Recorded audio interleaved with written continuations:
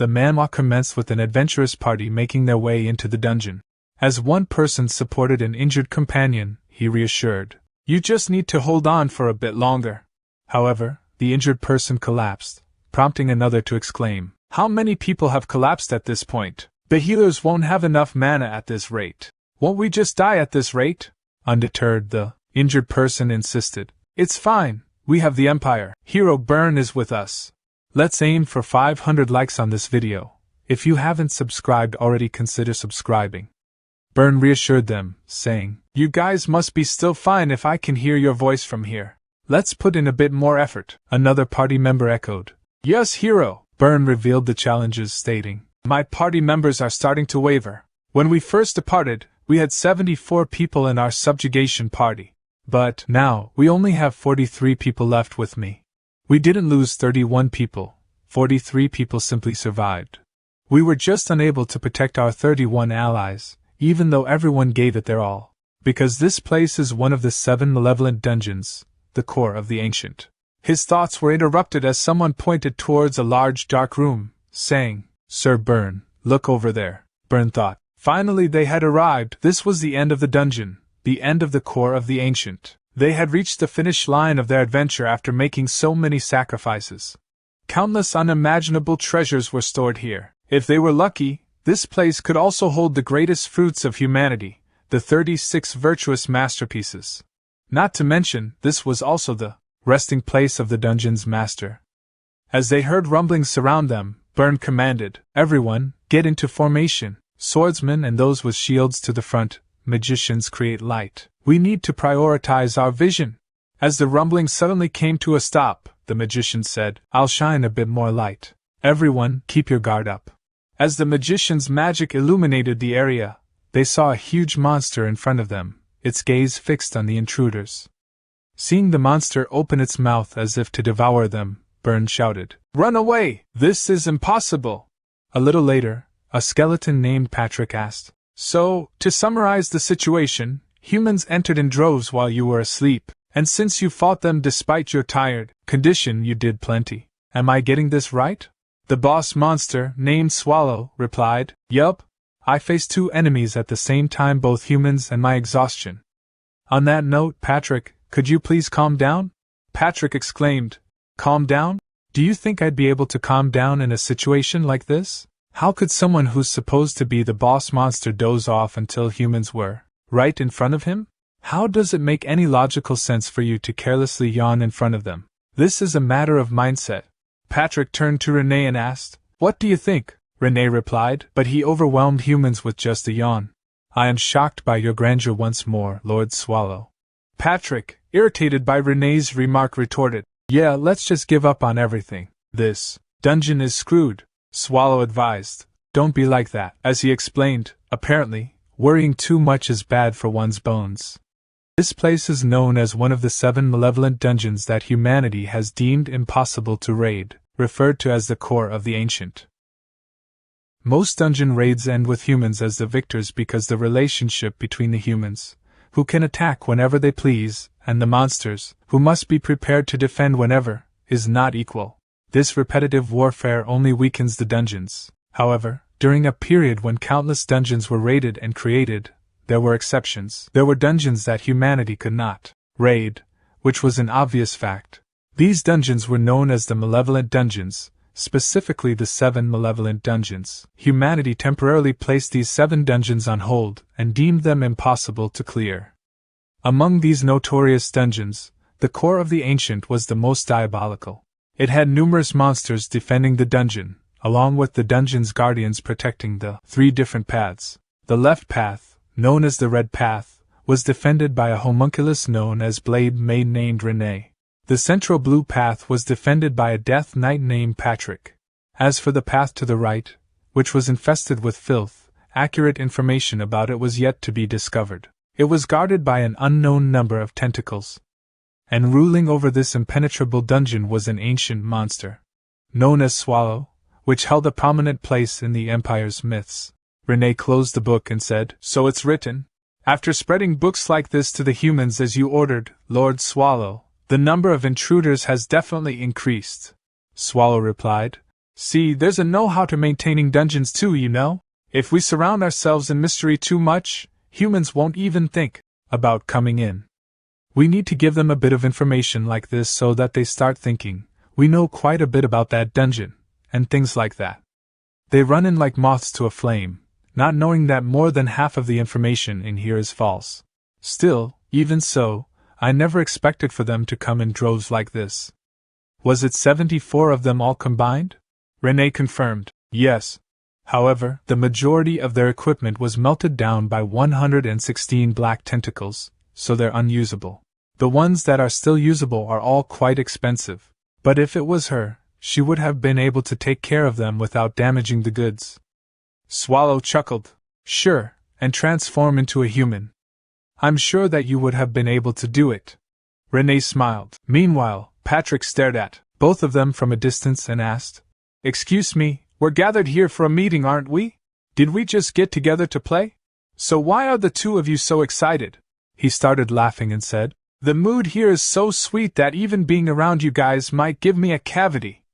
But I doubt it's just my teeth that would rot. I bet it would rot the rest of my skull too.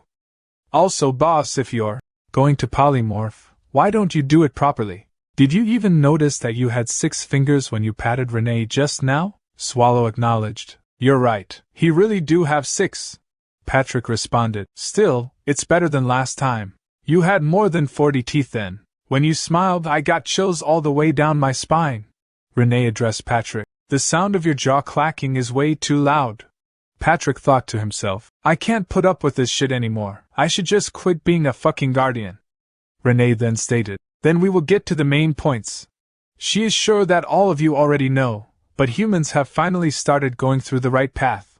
The problem is that during that process, 116 black tentacles who defended the right path received huge injuries. It is in critical condition. However, her talk was interrupted as Swallow interjected. Well, don't worry so much. Tentacles regeneration is no joke. We can watch over it for a while and find another guardian if it doesn't look too good. Patrick said to Swallow, Boss, in that case, could you look for 2 guardians while you are at it? I want to quit too. Swallow asked, What are you talking about? You're my slave for life. Swallow continued. Regardless, humans will start taking only the right path now. Patrick voiced concern. They could be forming another subjugation party right now. Renee added, Humans these days use communication spells a lot to message each other, so the information about the right path being opened could have spread everywhere. Swallow agreed. Alright, then we should also create an appropriate counter-strategy. Listen carefully, we're going to be changing our assignments. Swallow instructed Renee. First, you have been guarding the red path up until now, right? I want you to take the infected path to the right now. The subjugation parties will swarm in there thinking that there's an opening, so I just need you to protect that. Renee said, I can defend against any number of humans, Lord Swallow. Swallow turned to Patrick and said, I want you to take care of the red path that Renee had been defending. Patrick asked, Me? Why? Swallow replied, When the humans realize that Renee is on the infected path, they will change their direction to the red path instead. You'll be there to defend that, Patrick. If we do this, we'll be able to defend against 2 attacks. Patrick exclaimed, Hold on, boss! What are you going to do if humans take the central blue path? Swallow sighed and said, We'll have no other choice. They'll just get a direct date with me. Patrick questioned, What kind of shitty plan is this? Renee chimed in, This is so perfect, Lord Swallow. It seems like the most pressing matter is taken care of. Now the only thing that's left is to handle what to do with that sword. Swallow asked, What sword? Patrick explained, She's referring to the sword that the leader of the subjugation party used. I can't believe he was using a sword like that. The humans that came this time were quite strong. Swallow asked again, Like I said, what sword? Patrick replied, I'm sure you've heard about it before too, boss.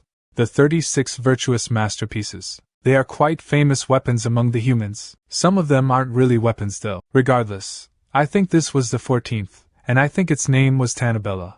Swallow recalled. I remember now. The 36 master chefs or whatever? I think we have a few more like them in the storage, Patrick mentioned. No masterpieces, just informed Swallow that Renee wields one of the 36 masterpieces. Swallow noted, the humans had formidable weapons this time, Patrick pondered. What to do with this? Giving it to a monster near the entrance is risky. Retrieving it from humans would be troublesome, right? Consequently, Patrick suggested, Swallow should handle this. Swallow, aware of Patrick's sword skills, suggested, Why not use it yourself? Patrick, surprised, asked, Really? Swallow confirmed, Yes. Patrick chuckled, conceding, Guess I have no choice then. Following Swallow's orders, I'll take care of it. In the core of the ancient, a domain with a formidable homunculus made, a death knight emitting deathly vibes, and a colossal ancient monster, Swallow quietly expressed. By giving Patrick the sword, I want him to discard that resignation letter hidden in his ribcage. Renee, a loyal sunflower solely focused on Swallow. Patrick, the dungeon's conscience and a boss grilling expert. Lord Swallow, an ancient monster embodying laziness. Renee asked Lord Swallow what they should do with the remaining profits. Lord Swallow replied that they should do what they usually do, using whatever they can and using anything that isn't useful as bait for the next adventurers. Renee assured Lord Swallow that she would take care of the distribution. Lord Swallow agreed. Renee then mentioned that the problem was that there weren't any monsters in particular who needed magic items. She suggested selling the mana stones instead, as it would bring in quite a bit of money. Lord Swallow questioned if that was the case and wondered if he should go to the human village. Both Patrick and Renee was surprised by his suggestion, and Swallow asked why. Patrick chimed in, suggesting that it would be better if Renee went instead, as Lord Swallow was clumsy at transforming into a human and his tail was showing. Lord Swallow agreed and told Renee to bring back lots of tasty things. The next day, Renee commented on the good weather and stated that she would be going. At the nearby town's Adventurers Guild building, a person informed Renee that they couldn't possibly buy the mana stones from her. Renee asked why not, and the person explained that the stones she brought were bigger than a B-rank mana stone, which would take an average commoner 10 years to save up for. The person mentioned that stones like hers could only be used by an Imperial Palace magician or a high-ranking magician at a magic tower. Renee thought about going to the capital, or a magic tower, but preferred not to go to a magic tower unless it was for Lord Swallow. Finally, Renee declared that she would be going. The person said, Take care, kiddo. As he realized one of the stones was left behind, he said, Hey kid, you left one behind. Renee said, That is a tip, thanks for the information, human. The person said, What a strange brat, you're a human as well, you know.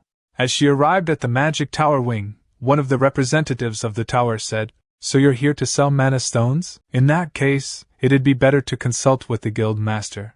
I'll guide you to the office, please follow me. As Renee followed him, she thought, so it's structured so that the head of the tower resides at the top. The humans' magic towers are similar to dungeons. Her thoughts were interrupted as the person said, This way. As she entered the room, she was welcomed by the guild master saying, Thank you for coming all the way here. I'm Graumitz, the leader of this magic tower wing. And what is your name? Renee thought, this human has some quite impressive mana, and she said, I'm Rin. Graumitz said, I was going to ignore you since you're a kid, but the guard said you brought a bunch of mana stones with you. You're probably familiar with our magic tower wing's reputation, right? I trust you bought high-ranking mana stones suitable for our status. Renee said, See for yourself. Seeing the mana stones, Graumitz was surprised and thought, These are A-rank mana stones? They're all of the highest quality, comparable to the highest-ranking A-rank mana stones. These aren't something a kid should have. This kid, who is she? And Graumitz asked, Where did you find these? Graumitz thought, Hang on, now that I think of it, that hair. There's a family with silver hair among the 8 great houses of the empire. Could it be that the daughter of that house ran away from home and secretly brought the stones here? I can't think of any other way for such a young girl to have mana stones like these. In any case, she's a noble lady and the world's a dark place. Graumitz apologized for their rudeness and expressed surprise at the high quality of the mana stones. Their wing wished to purchase all of them, offering 50 ounces of gold for each stone and a special price of 80 ounces for the particularly good ones. Renee questioned the price, recalling what the guild representative had told her earlier about the difficulty of saving up enough gold for one stone. Renee calculated that an average commoner earns about 10 ounces of gold per year, so it would take 10 years to save up 100 ounces. Renee warned Graumitz about the consequences of joking around. Graumitz admitted that they couldn't afford to buy all, The stones, even if they used all of their wings' money, Renee suggested buying as many as they could. Later, Graumitz revealed that they had 2,000 ounces of gold, which was everything they had. She asked if she could offer items of value in addition to the money in exchange for all the mana stones. Renee questioned the quality of the items and expressed the need for them to be easy to sell. Graumitz assured Renee that she didn't have to worry about that and invited her to a forbidden storage area in their tower.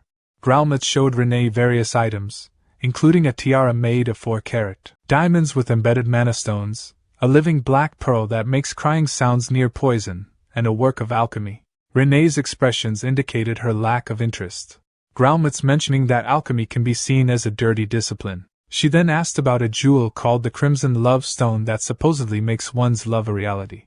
Renee was captivated by the idea of a jewel that could make love a reality. She turned to Graumitz and inquired if it truly worked for anyone. Graumitz, with utmost confidence, assured her that infusing mana into the jewel in front of someone she liked would activate the spirit within, resulting in eternal love between the two individuals.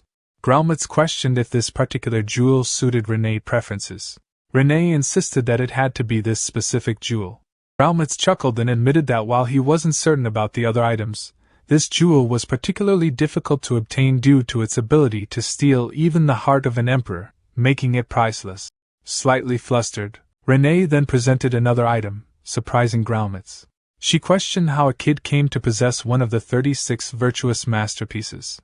Renee exclaimed combine all the mana stones from earlier, along with this masterpiece, and demanded that Graumitz hand over the jewel. As Renee leaves, a green-haired man with glasses urgently speaks to Graumitz Amr, guild master of the magic tower. He's concerned about her decision to give away a heart gem, warning that sending Rin away with it could lead to her death.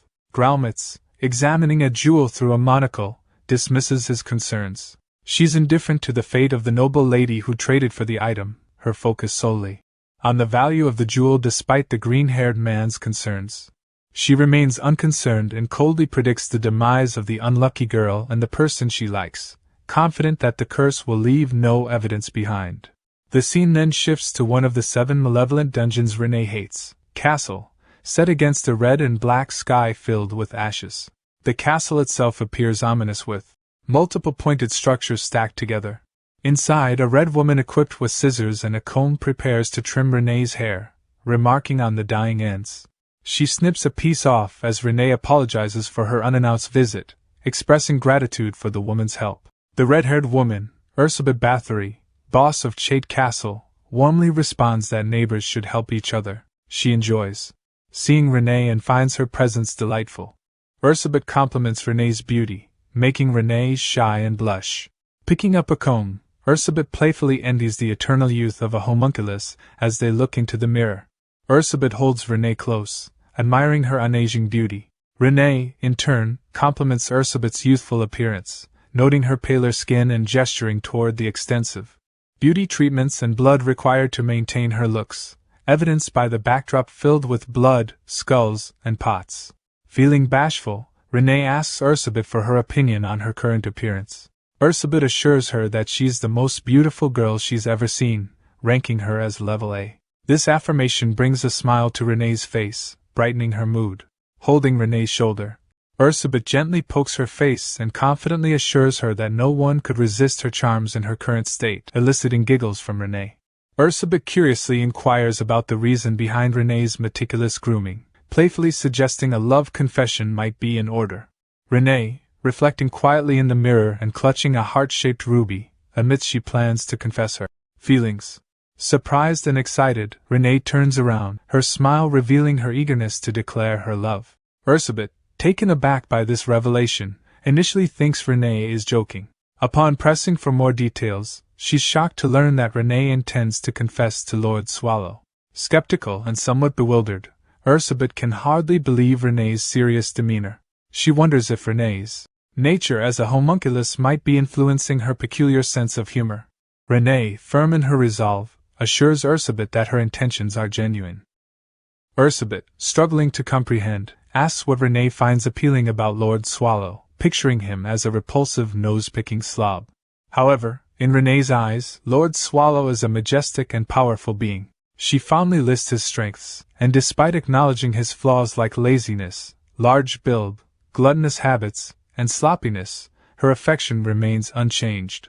Meanwhile, Lord Swallow is seen sprawled on the floor, drooling and asleep, embodying the very traits Renee candidly admits to. Renee asserts that these shortcomings are inconsequential compared to her admiration for him. Ursabet, hearing all this, realizes with astonishment that Renee genuinely cherishes Lord Swallow despite his unappealing traits. Renee confirms her affection for Lord Swallow, and Elizabeth, placing a comforting hand on her shoulder, expresses hope for her success but also suggests that Renee deserves someone better.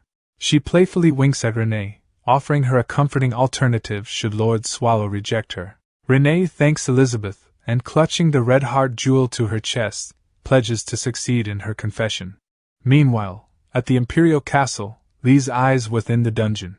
Subjugation Coalition, a blonde-haired man reports the presumed annihilation of the hero Byrne and his Towel's subjugation party. This announcement causes a stir among those gathered around the table, with one member slamming their hand on the table expressing disbelief. Questions arise since the party had supposedly defeated the Guardian, and skepticism emerges as the bodies haven't been found yet. Despite some insisting that Sir Byrne couldn't have fallen to a monster, another member silently contemplates the reality, suggesting that within a day it would be clear if they were victorious or defeated. With 2 days past and no word from Byrne, he concludes that Byrne is likely dead, and his powerful weapon, one of the 36 virtuous masterpieces, is lost. The man smiles mischievously, pondering the whereabouts of Byrne's sword, Tambella. The blonde-haired man explains that their communication magic failed upon reaching the ancient heart's core, making it impossible to retrieve Tambella without returning to that area. The group considers their next move, debating whether to venture into the dungeon in search of the lost masterpiece. Discussion intensifies as another member advises against entering the dungeon, citing the failure of Byrne's team and the need to avoid further loss of life. Contrarily, another voice argues for persistence, speculating that if Byrne, heralded as a hero, engaged the boss monster, he must have inflicted significant damage. This person suggests mobilizing their main forces to take advantage of the dungeon's weakened state. An older man at the table, weighed down by the losses already incurred, including one of the Imperial family's prized heroes and a virtuous masterpiece, grapples with the gravity of the situation. He fears the repercussions of another failed mission or the backlash of an action from the Imperial family. Consumed by doubt, he ponders the possibility that Byrne failed to harm the ancient boss monster, raising the grim prospect that the dungeon might be insurmountable.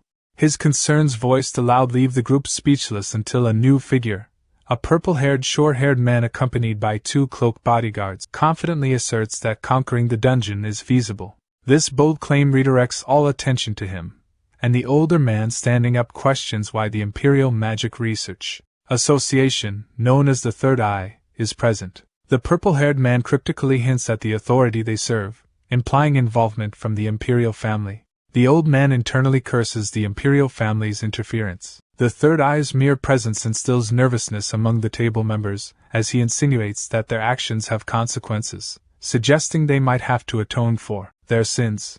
The Third Eye, glaring with scorn and anger, berates the old man and his colleagues for their ineptitude, blaming them for the death of the revered hero Sir Byrne and the loss of one of the Emperor's valued virtuous masterpieces. The old men at the table, overwhelmed with fear, struggle to respond. The Third Eye, resting his hand on an old man's shoulder, chillingly suggests that their lives could be spared, but only if they agree to his conditions. He leans in and declares that the Emperor demands another raid on the core of the ancients. The old man, skeptical and fearful, questions how they could succeed where Sir Byrne failed. The Third Eye interrupts, introducing Nifrim as the key to their success. This mention of Nifrim stirs whispers and disbelief among the group. One old man expresses doubt, recalling Nifrim as a hybrid with numerous problems. The Third Eye corrects him, asserting Nifrim's success and not a failure. He then challenges the group, asking why Sir Byrne and his team failed. The answer he reveals lies in a crucial element they lacked, something that Nifrim possesses. As a blonde-haired warrior with blue eyes observes the conversation, the Third Eye instructs the group to ensure the success of the upcoming raid. In a different scene, Lord Swallow sneezes, feeling an ominous premonition of an impending storm as dark energy emanates from him. He sneezes again, reverting to his original form.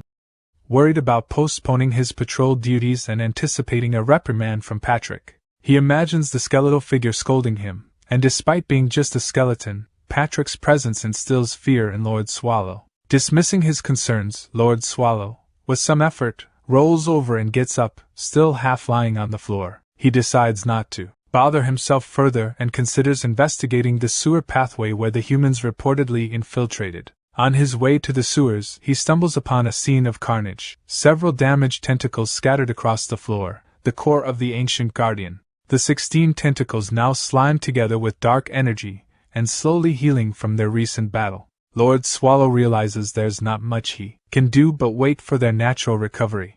Next, he visits the 5th room administered by Anthropo and lands amid a group of mysterious plants.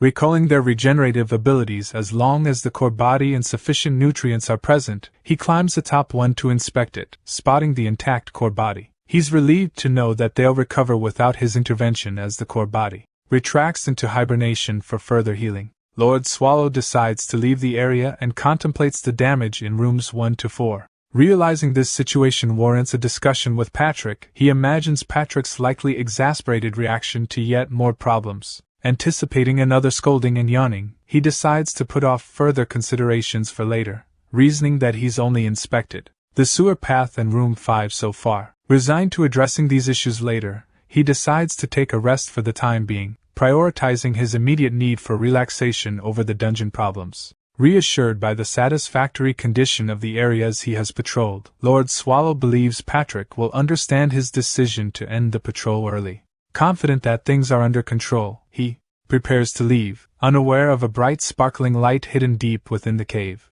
Just as he turns to leave, a weapon propelled with great force whizzes past his face and embeds itself in the wall. Startled, Swallow immediately radiates a surge of demonic energy, ready to confront any threat.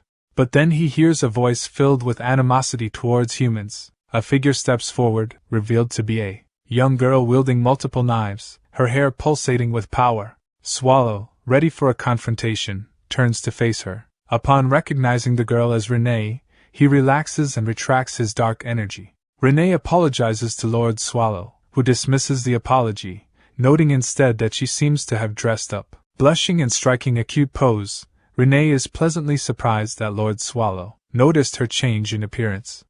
She asks him how she looks, and Lord Swallow, momentarily taken aback, compliments her, suggesting she's dressed for a special occasion. Internally, he fears she might be resigning, especially since she's not in her usual maid uniform. Renee, playing with her hair, confirms that it is indeed a special occasion and asks Lord Swallow if he can spare some time for her. Swallow, fearing the worst, agrees silently, praying she's not about to hand in her resignation. Renee then leads Swallow to a secret spot she has prepared in the lair, complete with a table and 2 chairs. She invites him to sit, promising to bring something for him. Swallow, still anxious about the nature of her request, apprehensively takes a seat, waiting to see what Renee has in store.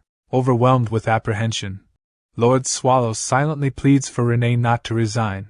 As they approach the table she set in their secret spot, Renee serves him smutty tea. Lord Swallow's nerves are palpable, his mind racing with thoughts of her potential resignation. Renee shares that the location was once her private haven, but now it's a secret they both hold. Lord Swallow responds nervously, his anxiety evident as he sips his tea, bracing for what he fears might be her resignation. However, Renee shifts the conversation to reflect on the past. She mentions it's been 8 years since Lord Swallow took her in, a fact that momentarily distracts him from his worries. He fondly remembers their first meeting amidst the chaos of dungeon subjugations and Renee's rise in status. He inquires about her right eye, showing genuine concern and feeling relieved she hasn't mentioned resigning. Renee, touched by his remembrance of her injury, expresses her joy at having been able to protect him all these years. But then Lord Swallow catches on to her phrasing, "was happy," and panics, interpreting it as a farewell. As Renee moves closer to him, his anxiety peaks, and he internally begs her not to resign. In this heightened state of worry, Renee softly confesses her feelings for him. The simplicity and sincerity of her confession catch Lord Swallow completely off guard, leaving him stunned and questioning her words, unable to process the unexpected turn of events. Renee reaffirms her feelings for Lord Swallow, revealing that she has harbored affection for him over the past 8 years. Swallow, overwhelmed by her declaration and the weight of their precarious existence on the edge of life and death, rises, his tail wagging nervously. He acknowledges her feelings but reminds her of the constant danger they face, hinting at the potential pain of loss and solitude that could follow from such a bond. Renee, visibly shaken by Swallow's response, admits she had feared this outcome but felt compelled to confess her feelings, unable to bear the burden of silence any longer. The thought of rejection terrifies her, driving her to a desperate act. She presents a heart-shaped gem that she got from the guild master of the magic tower as her solution to ensure Swallow's love. However, as she approaches him with the jewel, Swallow reacts with caution, asking her to calm down. As Renee explains the jewel's purpose, Swallow, recognizing the mana imbued in it, grows increasingly angry, suspecting malicious intent. Transforming into a shadow demonic figure, Swallow confronts Renee, accusing her of attempting to harm him. In fear, Renee drops the jewel, which shatters on the ground, releasing a terrifying curse. In the present, Patrick praises Lord Swallow, reaffirming his loyalty and admiration for him. Playfully teasing Swallow about his success in driving away the humans, Patrick highlights the respect and camaraderie that exists between them. However, Patrick, the skeleton warrior, expresses shock at Lord Swallow's uncharacteristic behavior, sarcastically questioning Swallow's conscience for driving Renee away and chastising him for biased actions. Patrick is astounded that even Renee, usually spared from Swallow's wrath, wasn't exempt this time. Lord Swallow, still in his demonic form, dismissively responds to Patrick's clanking teeth, seeking guidance on how to resolve the situation. Patrick points out that Swallow is responsible for the predicament. Examining the shattered pieces of the red ruby gem Renee brought, Patrick reflects that while not all the blame lies with Swallow, he did play a significant role in the current chaos.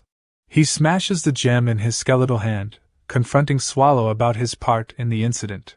Swallow, confused and anxious, denies remembering anything, leading Patrick to offer to help him recall the events. Flashback to the moment of Swallow's rage. Patrick intervenes to prevent Swallow from harming Renee. Swallow, engulfed in fury and about to attack, is grabbed by Patrick, who attempts to calm him down. Observing Swallow's chaotic half-human, half-monster form, Patrick realizes the severity of the situation. Turning to Renee, Patrick finds her in despair and confused about the consequences of her actions with the ruby. He urges her to leave, but she's too distraught to comprehend. Recognizing she's a hindrance in her current state, Patrick reluctantly decides to use force. Drawing his sword, he propels Renee away, inflicting significant damage and rendering her unconscious. This drastic measure reflects the urgency and danger of the situation, with Patrick acting to protect both Renee and Swallow from further harm. He manages to create some distance by launching Renee away, then turns to confront the frenzied and chaotic Lord Swallow. Swallow, overwhelmed by his demonic transformation and confused, questions if Patrick is also trying to kill him. Flashback reveals the intense, chaotic events that transpired, leading to Swallow's current state of remorse and confusion. In the present, as Patrick recounts the story, Swallow cringes at the memory. Patrick questions if Swallow truly doesn't remember the incident, to which Swallow, burying his face in his hands, admits his guilt and confusion.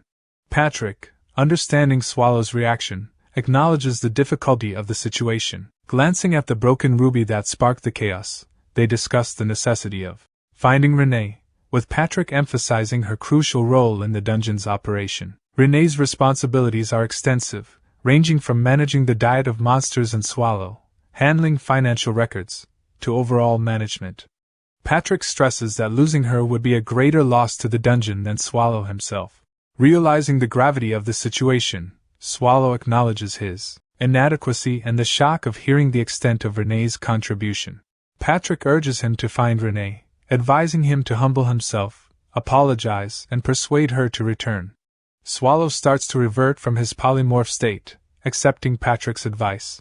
Patrick emphasizes the urgency and importance of the matter, even suggesting Swallow go as far as to kiss Renee's shoes to win her back. Swallow, understanding the seriousness, agrees to take action to rectify the situation and bring Renee back to the dungeon.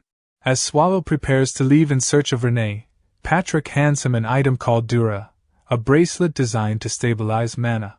The bracelet, adorned with a green emerald, catches Swallow's attention. Patrick explains its significance, noting that it's an expensive item and may not be entirely effective on Swallow due to his strong mana reflux and unusual number of fingers. Patrick emphasizes that the Dura might help prevent severe fluctuations in Swallow's polymorph state. Intrigued by the level of preparation, Swallow half-jokingly questions whether Patrick foresaw the incident. He learns that Patrick found the Dura on the floor and is reminded to handle it carefully due to its fragility. Swallow dons the bracelet, promising Patrick to take care of it and to manage the dungeon in his absence. Patrick, however, clarifies that Swallow isn't merely going for a stroll but must return within 5 days. Anticipating the human return, Patrick stresses the importance of Swallow's timely return, as he alone might not be able to fend off intruders while Swallow is away. He assures Swallow that the dungeon can be secured for at least 5 days.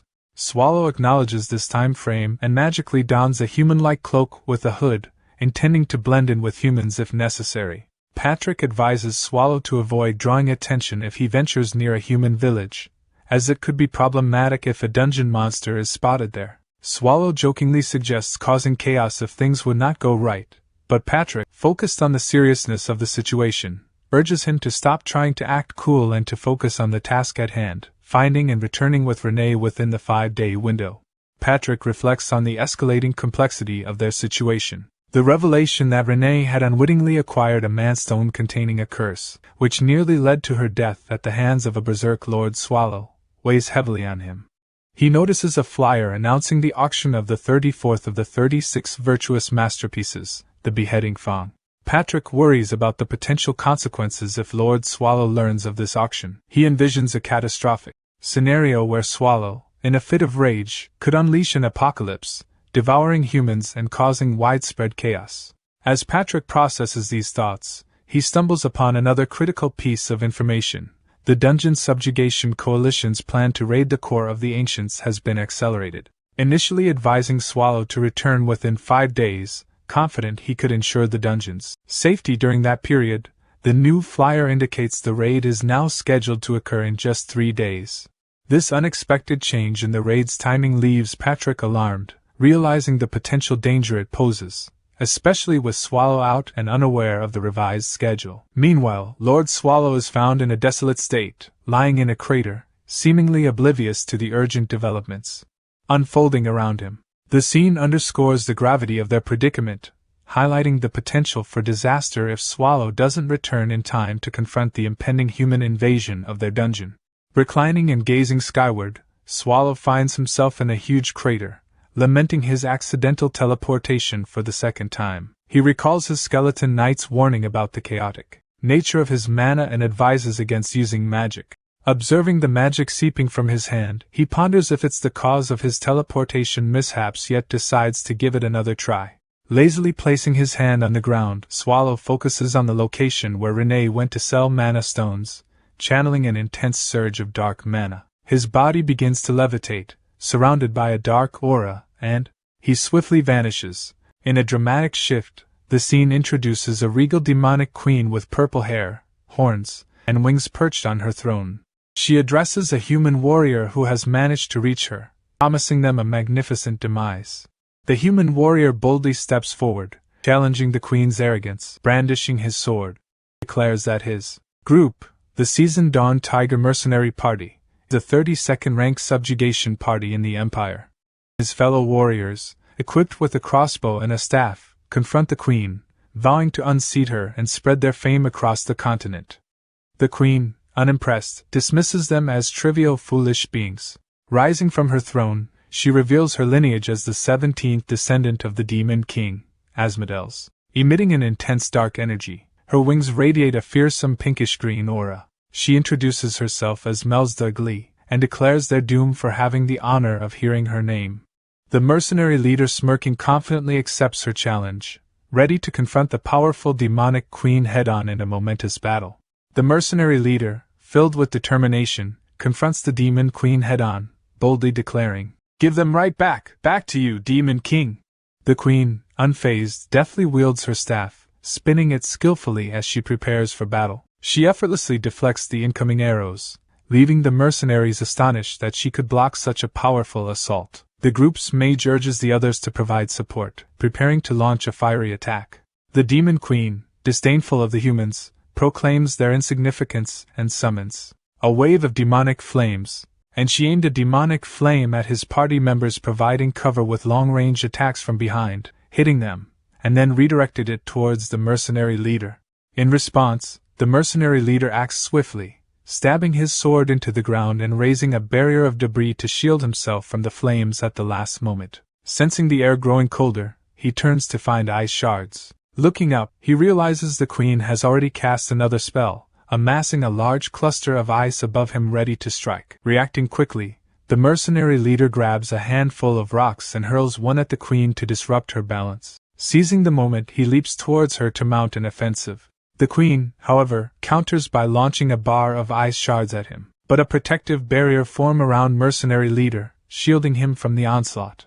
The queen, surprised, wonders who activated the barrier, having believed the party's mage to be incapacitated. In a moment of realization, she discovers that the mage and archer, though gravely wounded, are still alive. The mage, using his last reserves of magic, conjured a barrier to protect.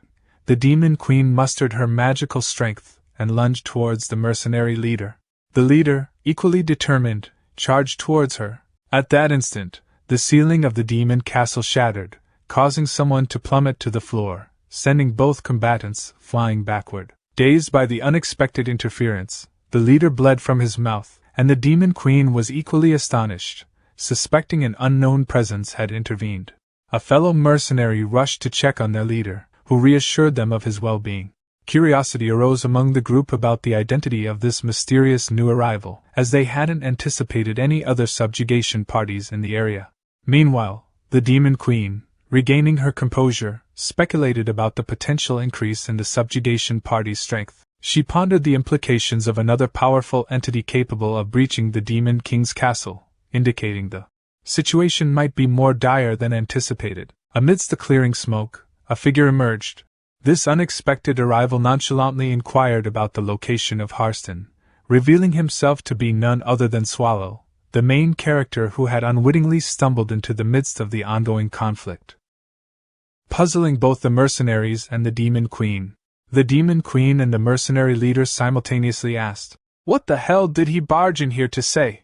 The mercenary leader conveyed, "Their appearance seems human enough, but you better stay away from that demon king." Swallow, hearing about the demon king, turned around and pondered to himself, "That demon is a demon king? The vibes. Totally different from the other demon kings I've run into." Meanwhile, the demon queen declared, "Send however many trifling humans you want. It'll never be enough to take down someone like me. Lowly scum. You will pay in spades for damaging my castle." One of the party members informed, "Leader, the support squad has arrived." The mercenary leader eagerly responded, "Great. Let's take down that demon king together." However, Swallow interjected, "No, hang on, you guys. First, tell me what I asked for." Ignoring him, they continued their fight with the demon queen.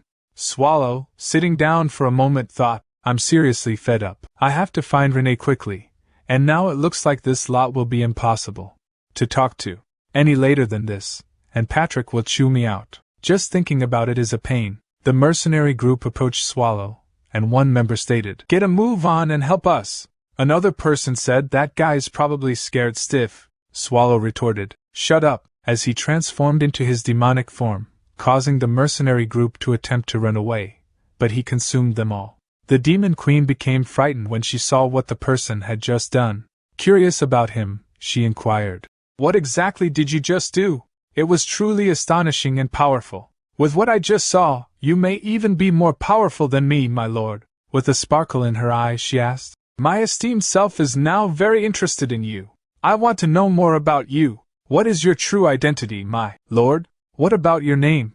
What's the secret to your strength?" Swallow, flustered by her persistent questioning, upon noticing Swallow, the demon queen also grew nervous. She said, "Pardon my manners. Allow me to introduce myself. I am a great, well-renowned demon king, the 17th descendant of Asmodeus, Mels de Agria." She then asked, "Now then, what's your name?" Swallow thought to himself, "I hate all of this, but if it is for the sake of intel, He remembered what Patrick had warned him earlier, thinking, if I reveal my identity, wouldn't news of it spread everywhere? Patrick warned me not to let that happen. Besides, there's no need to reveal it now. Swallow then said, I'm Swaldo Rolnir. The Demon Queen, intrigued, asked, Swaldo Rolnir, can I call you Lord Swaldo? Swallow replied, if you want. The Demon Queen expressed her gratitude, saying, okay then, Lord Swaldo, first of all, heartfelt thanks for coming to my rescue, though it was rather overkill. Before she could continue, Swallow interrupted, saying, say less. The Demon Queen insisted, no, if it wasn't for your help, my lord, it's shameful to admit, but they may have landed a single attack on me. You did save me, but it's not like I needed saving. Anyway, since you helped me out, Lord Swaldo, I want to be of help too. Anything you want from me? Swallow exclaimed, indeed, are you familiar with the route to Harston? The Demon Queen responded, Harston, you say? Swallow pondered. Good, she's aware. Opting to spare her instead of the humans was the right decision. Just a bit more patience, Renee. The Demon Queen inquired. So, what exactly is Harston? Swallow, surprised by her question, thought, Harston?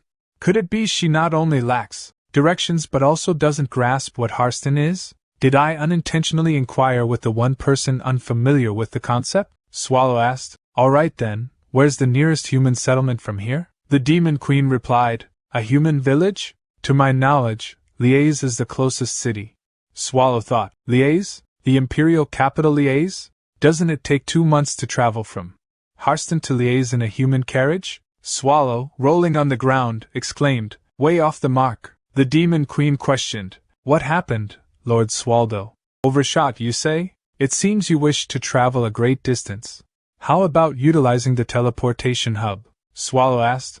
What's a hub? The Demon Queen inquired. You're not aware? It's a human invention involving magic and alchemy. Supposedly, this device possesses technology that forcibly transports individuals through space. Swallow questioned, where can this be found? The Demon Queen replied, the teleportation hub is located in Liège. After a short time in Liège, Swallow inquired whether this city is where we locate the transportation hub. The Demon Queen assured Lord Swallow that Liège was an ideal place for gathering information. While Swallow was doubtful about finding Renee there, he recognized it as a starting point to collect leads, considering he was unsure if Renee had gone to Harston. Upon hearing Swallow's description of Renee as a woman with silver hair, the Demon Queen confidently promised to aid him in his search. Swallow, puzzled by her willingness to help, questioned why she, as the ruler of the Demon King's castle, would leave her domain. The Demon Queen, with a hint of pride, declared that her physical location was irrelevant to her rule. Wherever she stood was her domain, and the demons by her side were her soldiers. This proclamation was accompanied by an aura of powerful malice, showcasing her dominance. Swallow, intrigued, asked if her ability to command demons was a unique power of the Demon King lineage. The Demon Queen boastfully affirmed, though she admitted she had never actually tried it herself. Her confidence, however, remained unshaken, as she believed she could emulate her father's feats. She then casually mentioned that the Demon King's castle, a legacy from her father, was partially destroyed, which explained her current freedom from its confines.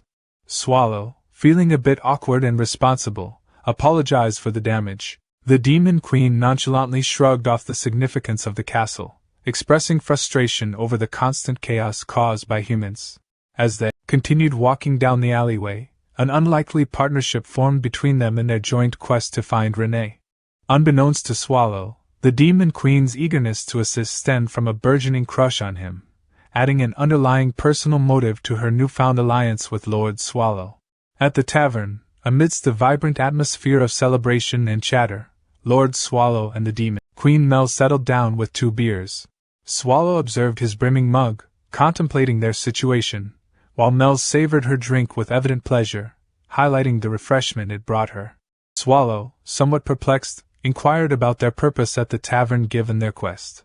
Mel's, wiping her lips after a satisfying gulp, explained the strategic importance of such places in human villages. Pubs, she noted, were hubs of information where adventurers and locals congregated, sharing news about everything from gossip and monster sightings to equipment and raid strategies. The conversations in these settings were rich sources of unpolished gems of information.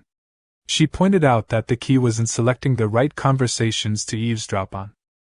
As Swallow scanned the room trying to understand what she meant by pick and choose, his attention was drawn to a board full of flyers. Approaching the board, Mel's commented on its significance as a nexus of information. Seemingly surprised by its presence, Swallow examined a flyer, which Mel's identified as a list of subjugation parties currently involved in dungeon activities. She explained that the system was in place to prevent multiple parties from entering a single dungeon simultaneously, as it could lead to conflicts over payment distribution. Swallow, absorbing this new information, realized the practicality of their location. Amused by the sight of humans voluntarily venturing into danger for greed, Mel's mused on their likelihood of success, which she deemed low if they didn't work together. Swallow expressed it better for us.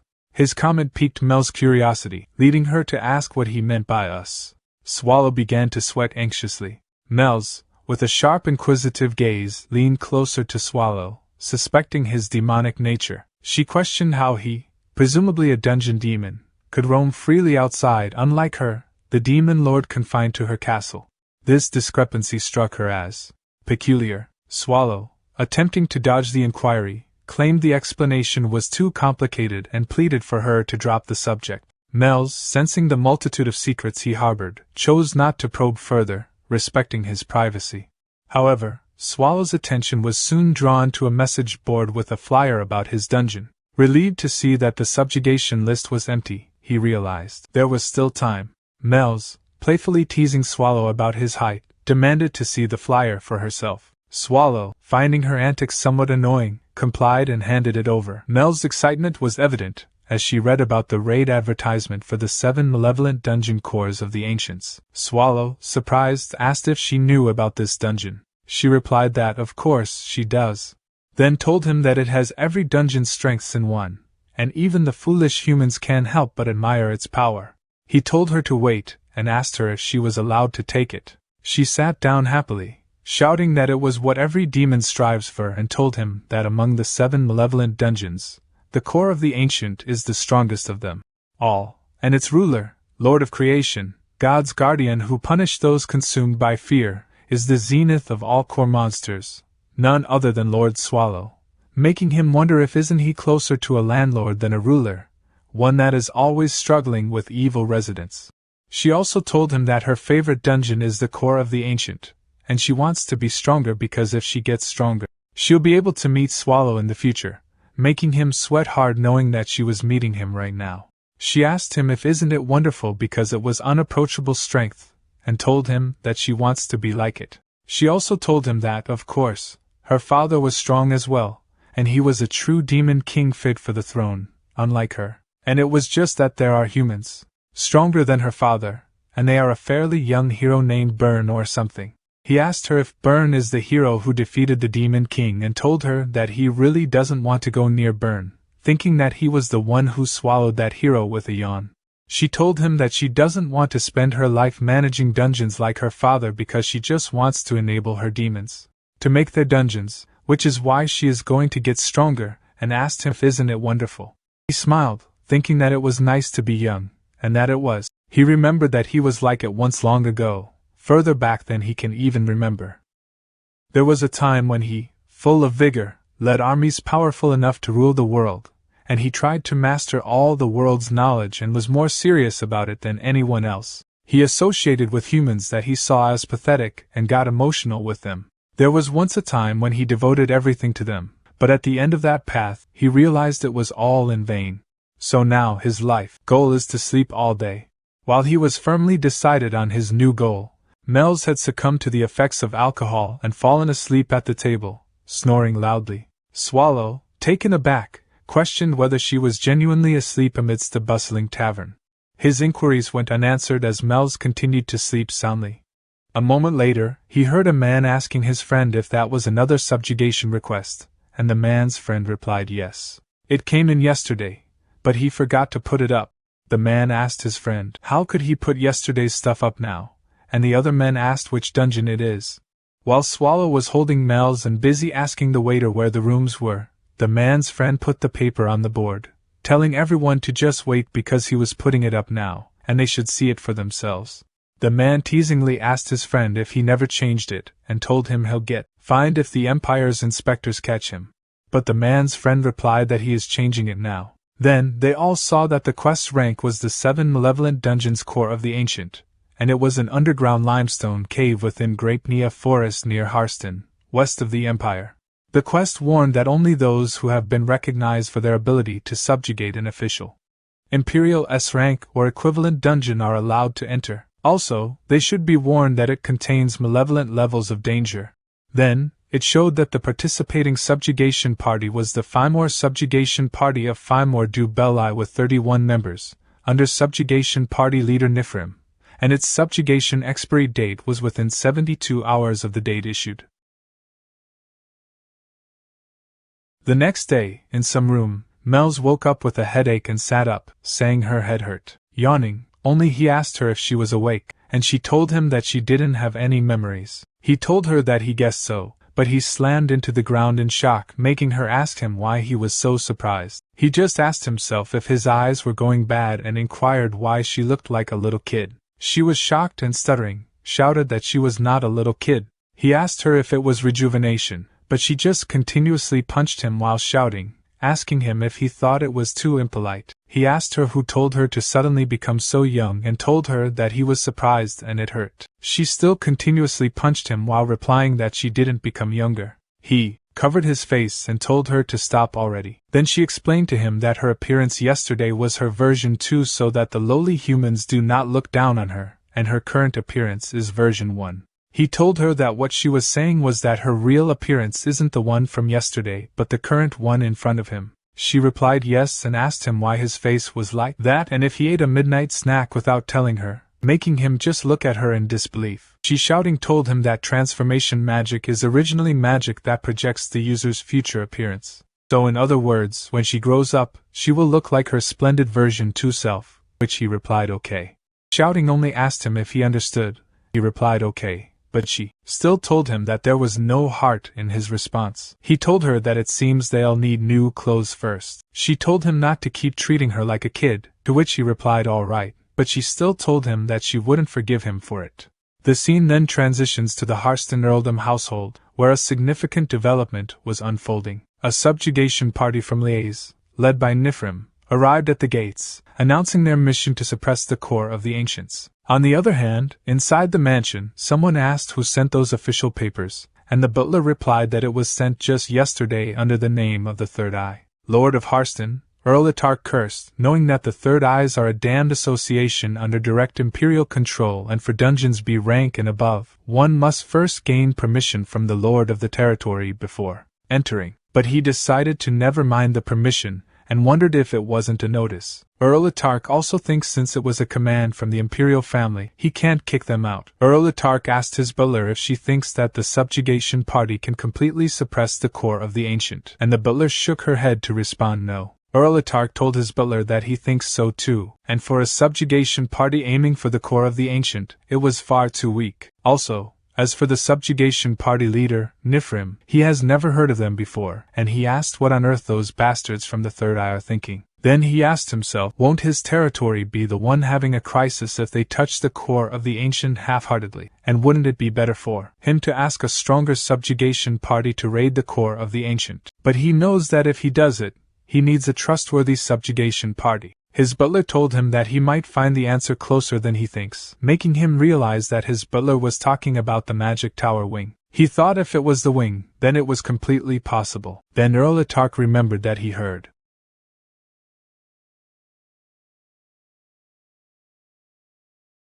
Even with the rapid growth, an A-rank magic tower attempting to suppress the core of the ancient is insane. But if the rumors he has heard are true, then he had a chance, making him smile. Earl Itark also knows that the only monster left on the right trail where even the Guardian has been defeated is the boss monster who confronted the hero Burn's subjugation party, Swallow. Then Earl Itark ordered his butler to send someone to the magic tower wing with a request right away, and in his name, he would promise a large sum and fame. She should tell them to first suppress the core of the ancient however possible. Suddenly, someone shouted that they couldn't go in there, but then at Earl Itark's office barged open, making him panicky. He asked who it was. Nifrim asked him if he was Lord Erlitarch, but he just asked Nifrim back who he was. He replied that his name is Nifrim and told Erlitarch that since he didn't open the gates, no matter how much they called, they let themselves in. Erlitarch asked Nifrim why he was there without any previous notification, and he sat down while asking Erlitarch if he didn't get the official papers from the imperial family, and if there is a reason they can't come. Erlitarch, shivering, replied no while feeling the bloodthirst from Nifrim. The lady asked Erlitarch if she is right that they are guests, and what is with his face, then told Erlitarch to smile, and that she wants to eat something sweet, so he should give her some tea, snacks and chocolates. Erlitarch clenched his hand in anger but then ordered his butler to hurry and prepare them. A moment later, Erlitarch asked Nifrim why he came looking for him, and he replied that they had come to crush the core of the ancient. Erlitarch told him that it had only been a day since the official papers had arrived, so he was quite fast, and asked him when he was going. He replied that they were actually planning on going today, but something just came up, so he thinks they'll go tomorrow, and asked Erlitarch if it was okay. Erlitarch asked him if tomorrow wasn't too soon and if it wouldn't be better to go after fully recovering since it was an important task, then told him that he will provide shelter and amenities, so they should enjoy to their heart's content. But he tells Erlitarch that it is all right even if he isn't so concerned about them, and they will just visit the magic tower wing and head off immediately. Erlitarch worriedly asked him why he was going to the wing and if he had an acquaintance there, but he replied that it was not for such a courteous reason because he would go there to just kill them all. Erlitarch stuttering asks him what he means, and he replies that for an earldom's security to be so flimsy, eavesdropping with magic was too easy, so he heard it all on their way there. Then he asks Erlitarch if he is going to entrust the subjugation to the magic tower, and if he thinks they would obediently give up when they also came to that border for subjugation, so he thinks they should get rid of everyone who'd be a disturbance. He also tells Erlitarch that it was quite beneficial for him since between them and Wing, the stronger party would go to subjugate the core of the ancient. Erlitarch apologized to him for his lapse, and told him that he would not request any other group, so he should start the raid whenever he wished. He grabbed one of the cookies while asking Erlitarch if it was so and bit on it while telling Earl that he was beside himself seeing the Erlitarch favor. Meanwhile, in the core of the ancient boss dungeon, the stones formed as humans stood still. Then Patrick slashed their heads easily, and he knows that it's almost time for their arrival. Meanwhile, in Liaise, Swallow and Melz are walking in the street. Then he saw something and thought that it seemed familiar to him. Melz tells him that it must be there. He tells the guard that he wants to go to the teleportation hub, and the guard informs him that if he means the hub, then he has still got a long way to go.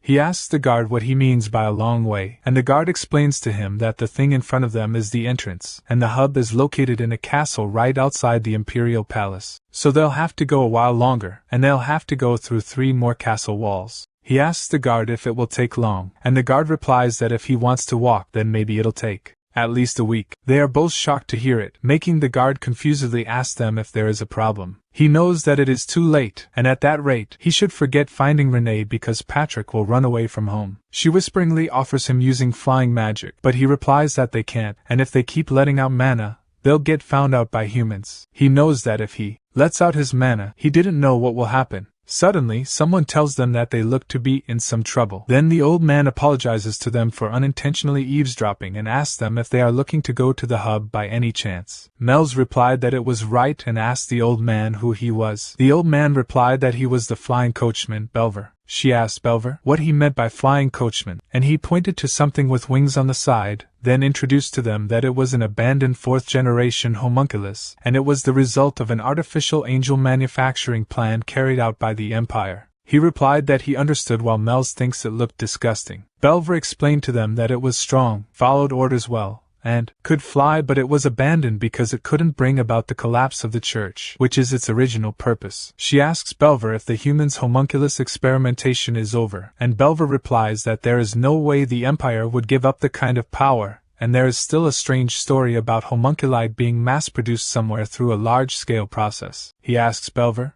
if aren't they usually incubated in giant flasks, but Belver replied that it was from ages ago, and it was for the 1st-generation homunculus incubation done 150 years ago, making him wonder if it has already been that long since Renee was born. Melz goes on the carriage while telling them that it looks durable enough. She doesn't think Belver is lying and asks how long will it be until they reach the hub if they take it. Belver replied that the flight would take 3 hours, and the inspection would take 1, so about 4 hours in total because even if they fly, inspection at each castle wall is essential. He asked Belver how much it was and Belver replied that for the two of them, it's 8 ounces of gold, making them shocked. Knowing that 8 ounces of gold is 800 ounces of silver, the cost of staying at the tavern was 8 ounces of silver, so it was 100 times more expensive than yesterday's accommodation fee. Mel's apologizes to him because she doesn't have that much money, and he asks her if he looks like he does. But then he hears something clicking in his pocket, grabs it out, and sees that it is paper. Then in the letter, Patrick calls him their clumsy boss, and tells him that there'll come a day when he'll be thankful for him. Then he sees that with the letter, gold coins are inside. A moment later, they are inside the flying homunculus. When Mel's calls him, making him ask her what it is, she asks him who gave him that much money, and he, yawning only, replies that an associate from the dungeon who seemed to have secretly given it to him. She tells him that now she is thinking about it, and asks him if isn't he a monster from a dungeon, and how is he able to go around so freely. He asks her if saying he got kicked out is a suitable response, making her ask him if the associate he was looking for is someone who also got kicked out, and he replied that it was something like it. She tells him that she is jealous because even after leaving the dungeon he cares for his associate right to the end, and she wants a colleague like that as well. Also, she wants to live a life like him. A life where he has someone to take care of him, and he takes care of them. But he just asks her if it is so. Later, in the Street of Gold and Pleasure Survey Rose, he asked the man if he was telling him that they couldn't use the teleportation hub now. The man replied yes and apologized to him for the inconvenience. Mel's tells him that she didn't think it would happen and that she was ashamed. The man tells them that if it was not urgent, they should come back at around 8 p.m. today because the hub had been shut down today to ensure the security of today's auction. After the auction was over, VIPs would use the hub, so the higher-ups will allow it if they are interested. They should take the paper. He asked the man if he said they were closing the hub because of the one auction, and the man replied yes. Then explained to him that it was because quite a rare item was exhibited this time, and the beheading fawn that had an unknown whereabouts for a long time was suddenly put on display a few days ago. So they closed the hub for an hour to prevent infiltration into the auction house by abusing the hub. She replied that she understood and told the man that it was a really well-made drawing while he was busy looking at the beheading fawn picture, thinking that he had seen it before somewhere. Then he remembered that it was the same as what his associate used. The man asked him if he was sure he was not mistaken, and he replied that it was exactly the same. Then he asked the man if isn't the thing where if they grip it tightly it flies and transforms into a large blade.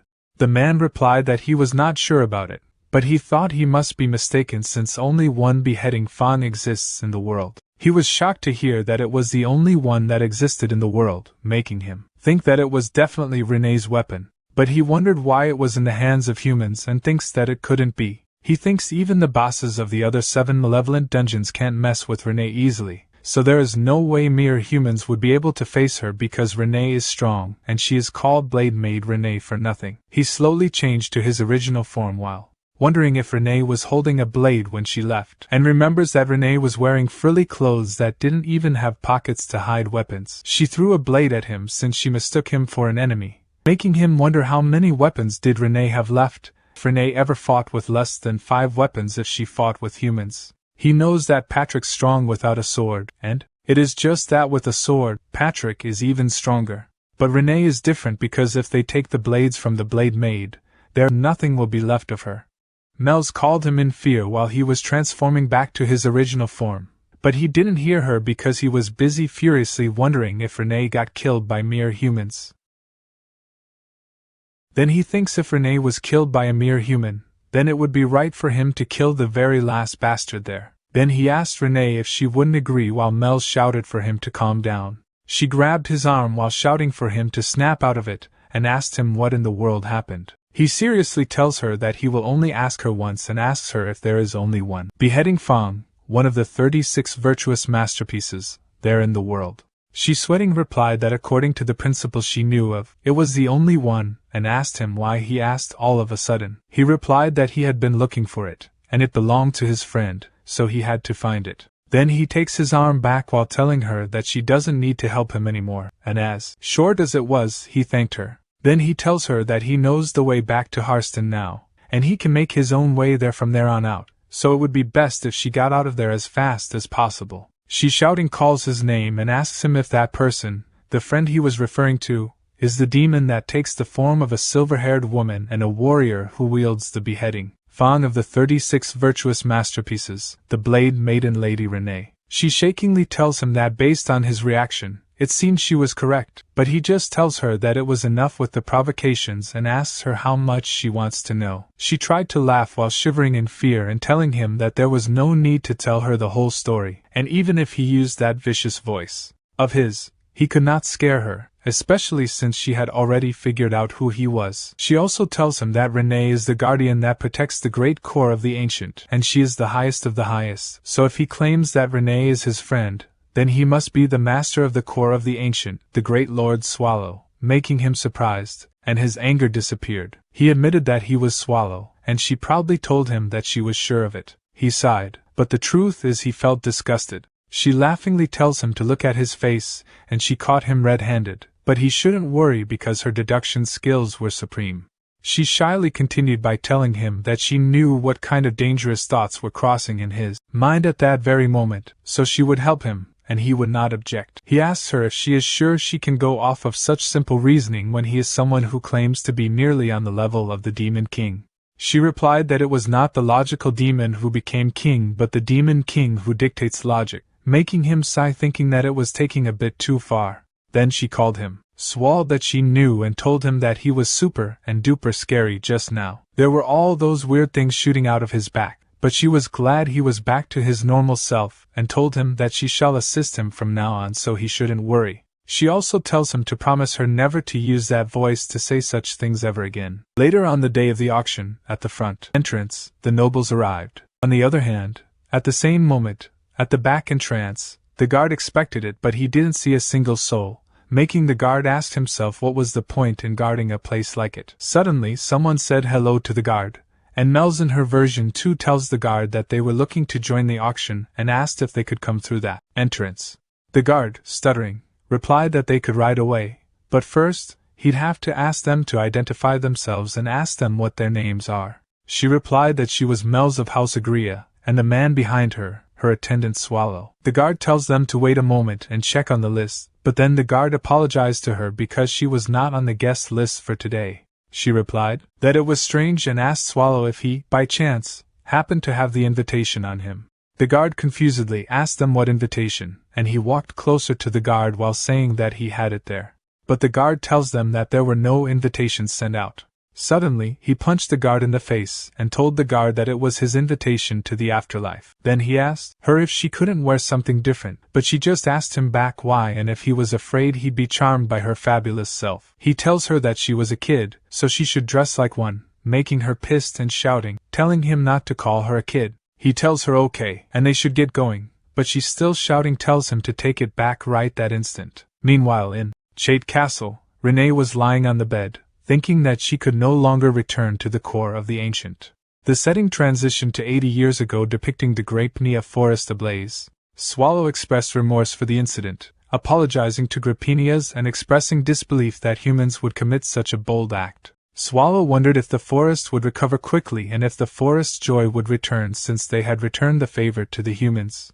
As the owner of Grape Nia Forest, Earth's spirit, Grape Nia sat on the ground in anger with the head of the human leader who started the fire. Swallow think about the ancient core using the forest as a natural fortress and the need to make a good impression on Grapenias. He questioned if all the humans who started the fire were dead and speculated that Grapenia's anger would gradually subside. Swallow found himself intrigued by the situation, wondering if the creature called the homunculus, a non-human created by a human, should be killed to eliminate any witnesses. He then informed the homunculus that her master's final words were that she were free to leave if she wanted. However, he clarified that he would not assist in her escape, leaving the decision of dying trapped in the forest or outside to the homunculus, named Lello. Swallow mentioned that Lello's master had been searching for a maid named Lello, and since there were no other maids present, it must be her. His curiosity-driven mercy ended at that point. Lello was the name of a maid who served the head of her household, and a title used to address the most talented maid. The current Lello was a middle-aged head maid, and this homunculus had never been called nor addressed by that name. because objects like her didn't have names. However, because of that, she was experiencing something like that, and she said Lello. Back to present at Chait Castle, Rene was sitting on the rock outside thinking about his past memories. His thoughts were interrupted as Ursabet said, "Rene, I heard the subjugation party sent by the Empire is heading towards the core of the Ancient." Rene replied, "Even if Ursabet says that, she won't go back to the core of the Ancient." Ursabet said, "I'm not telling you to go back. I value Rene's happiness, but I prioritize choice and freedom more. Shouldn't you make sure you settle all your problems? If it's those two, they'll look for you everywhere. If they find out you were tricked by a human and ended up like this, what do you think Swallow and even Patrick will do afterward? If you're going to keep living in the shadows, erase all your tracks forever? It doesn't have to be perfect. Even if it's clumsy, Patrick will know your intentions and take care of it. Because of the subjugation party, the core of the Ancient will be busy with cleanup for a few days. If you plan to tie the knot, it has to be now." As Rene contemplated her next move, she turned to Ursabet and informed her that she was planning on going somewhere far away to get some fresh air. Ursabet expressed concern, noticing that Rene's right eye seemed to be getting blurry, and asked if it was okay for her to go alone. Rene reassured her, saying that she was fine and thanked Ursabet for her concern. She then inquired about the whereabouts of her blade. The scene then shifted to an auction house, where Swallow confronted Guard and asked them to divulge everything he knew about the beheading Fong. The guard, feeling pressured, revealed that it was submitted by the magic tower of Harston, specifically the wing. He pleaded ignorance regarding any further information and begged Swallow to believe him. Swallow think that it was indeed Harston, and confirmed with the guard that he had mentioned the magic tower of Harston's wing. Thanking the guard for telling the truth, he decided to spare his life. As Swallow and Melz began to leave, the guard whispered to himself, expressing frustration and anger at the situation. He questioned why he, a mere guard, had almost lost his life and cursed those responsible. Suddenly, Swallow appeared behind him, stating that he had done nothing wrong, startling the guard. Swallow clarified that the guard had indeed done nothing wrong, but had unfortunately caught his attention. He questioned the guard about the terms used when stepping into his territory, mentioning words like massacre or slaughter. Swallow pointed out that they often use fancy words like raid or subjugation, and questioned if the guard had ever felt sorry for the monsters he killed. He asked if the monsters had done anything wrong to deserve being killed. He then declared that the guard was just his enemy, which was why he was taking action. In the auction room, the auctioneer declared, "Someone has bid 35 billion ounces of gold." Following suit, participants chimed in with bids of 38.4 billion, 39.8 billion, 50 billion, 60 billion, and 70 billion. Afterward, the auctioneer proclaimed, "We have 70 billion on the table. Is there anyone else?" and repeated the inquiry. The girl with blue hair named Win Historia, an executive hero of the Black Tiger's Order, said, "I'm bored. Should we join the bidding too? We can do it just for fun and fool around a bit." The girl with red hair named Garrett, an executive tracker of the Black Tiger's Order, asked, "What? Get a grip, Ms. Win. We're here for auction security, not to participate." Win replied, "Yeah, she can't seem to joke around with her." Garrett reminded her, "You shouldn't forget our purpose. Anyway, let's finish this up and go get something delicious to eat." Win suggested, "Maybe a salmon sandwich or a pumpkin tart. I also want some pudding." The auctioneer inquired, "Does no one else wish to bid? I will make the third call and conclude this auction." In that instant, Swallow emerged on the stage questioning, "By whose permission?" Employing demonic power, he swiftly dispatched the auctioneer, declaring himself as the one to conclude the auction. Witnessing Swallow's formidable abilities, both Win and Garrett were paralyzed with fear. Simultaneously, Swallow addressed the gathering, asking, "Are all of you here to buy the beheading fawn?" In the Empire, there were 3 warriors known as the Warriors of the Empire. However, when one of them, Bern Hischtolz, died while attacking a dungeon out of personal interest, public criticism arose. People questioned how a warrior, whose duty was to protect the Empire, could die in such a manner. Unable to blame the late Bern, the finger of blame was pointed towards the remaining 2 warriors. One of the 2 warriors believed that it was essential to instill trust in the people of the Empire. They wanted to suppress their survival instincts and ignite their fighting spirit. However, as Wun prepared to rush forward and attack, she was stopped by Garrett. Fear filled her eyes as she looked at Swallow and pleaded, "You can't go. Absolutely not. That thing is far too dangerous. With a sigh, Swallow responded. It was just a hunch, but it's actually real. I can feel Renee's traces emanating too strongly to call it a fake. As expected, Renee was done in by those human bastards, he continued. Though the situation is too complicated to explain in detail, this item actually has an owner already. So I'll be returning it back to its original owner. What a shame. It would have sold for a high price.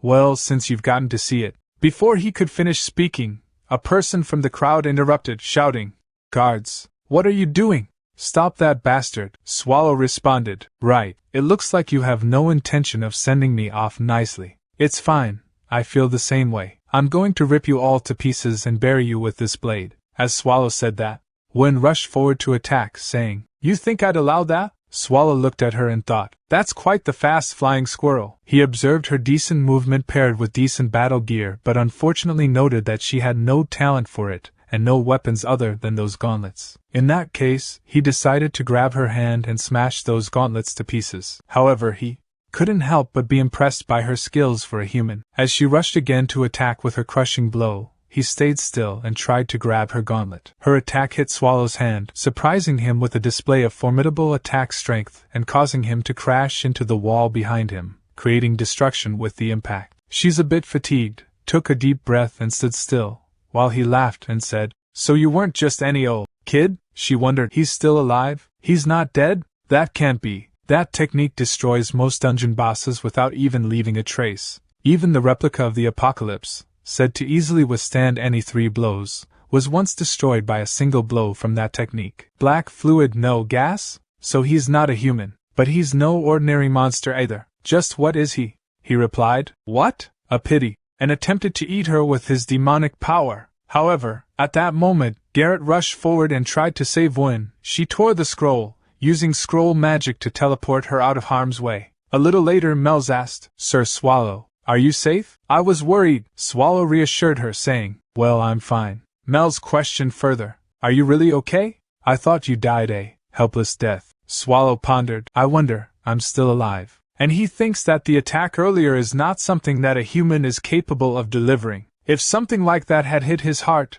he might have been so surprised that it could have undone his polymorph. And if his polymorph got undone, then Patrick would have definitely. He doesn't even want to think about it. He'd probably take death over that. But more importantly, he missed them all. There weren't 1, but 2 flying squirrels, that redhead especially. While he was distracted by Blue Hair, she evacuated everyone, cast several layers of protection magic on Blue Hair, and escaped the clutches of his magic at the same time. Interesting. As the scene shifted to a little distance from the auction house, where Wen teleported, she fell to the ground. An old person exclaimed, Something fell over there. A second person reacted, What on earth is happening? Hey, there's someone here, the old person asked. Are you awake? She's very injured. Call the guard. No, the healer. She thought, Even though I'm a warrior, I was defeated by an unknown monster with a single strike. Are the people in the auction house safe? What about Garrett? And she said, Garrett. In reply, Garrett asked, How can I hear you when you call so softly? This surprised her, and she said happily, You're alive, Garrett. Garrett said, Miss Wen, you should thank me quickly. If I wasn't there, preparations for her funeral would be underway. Then she noticed Garrett's severed arm, and Garrett reassured her, Don't fuss. It's no danger to my life. She, while crying, said, Sorry. Because of me, Garrett, I'm a failure as a hero. Garrett, I'm sorry. Her talk was interrupted as Garrett shouted, Wen Historia, get a hold of yourself. You are a hero. I'm sure everyone's going to love seeing a hero of the Empire cry their eyes out, yes? And she whispered, And if it's just 1 arm, it's nothing, alright? Do you not know who you were up against, Miss Wen? That monster was the core of the ancient Swallow. In response, Wen asked, What? What are you talking about? Don't make fun of me. There's no way a monster like that would come here. Garrett replied, I don't know the reason either, but I'm certain. He really is Swallow. That black calamity is the ancient monster Swallow. On that monster's foot were traces of hero Bern Hishtalt's fresh tracks that looked to be less than a month old. It's more serious than we thought, Miss Wen. If this continues, the Empire might fall. Wen exclaimed, If it's really Swallow, we must make more efforts to stop him. This is the territory of the humans. We have the upper hand, Garrett interjected. Miss Woon, this is not something we can figure out with our strength. You felt that immense power right in front of you. We have no chance of winning right now. We need to head to the Demon Subjugation Coalition for more assistance and report to the Imperial family. So, I will move by myself first. In my current condition, I can't teleport the both of us, so Miss Woon, you stay here for now. And she used whispers of light, cure, and said, it won't heal you completely, so please don't roam around and wait for me here.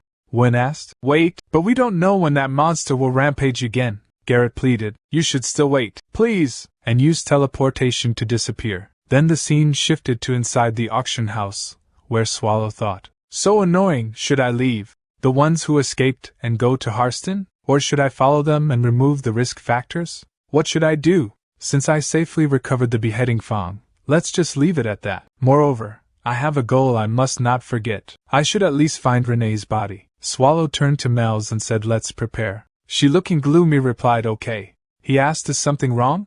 She responded, no, there's nothing wrong. He questioned, what is it? It doesn't look like it's nothing. She addressed him as Sir Swallow and continued, you truly are strong. She thought she knew it due to what she saw back at the Demon King's castle.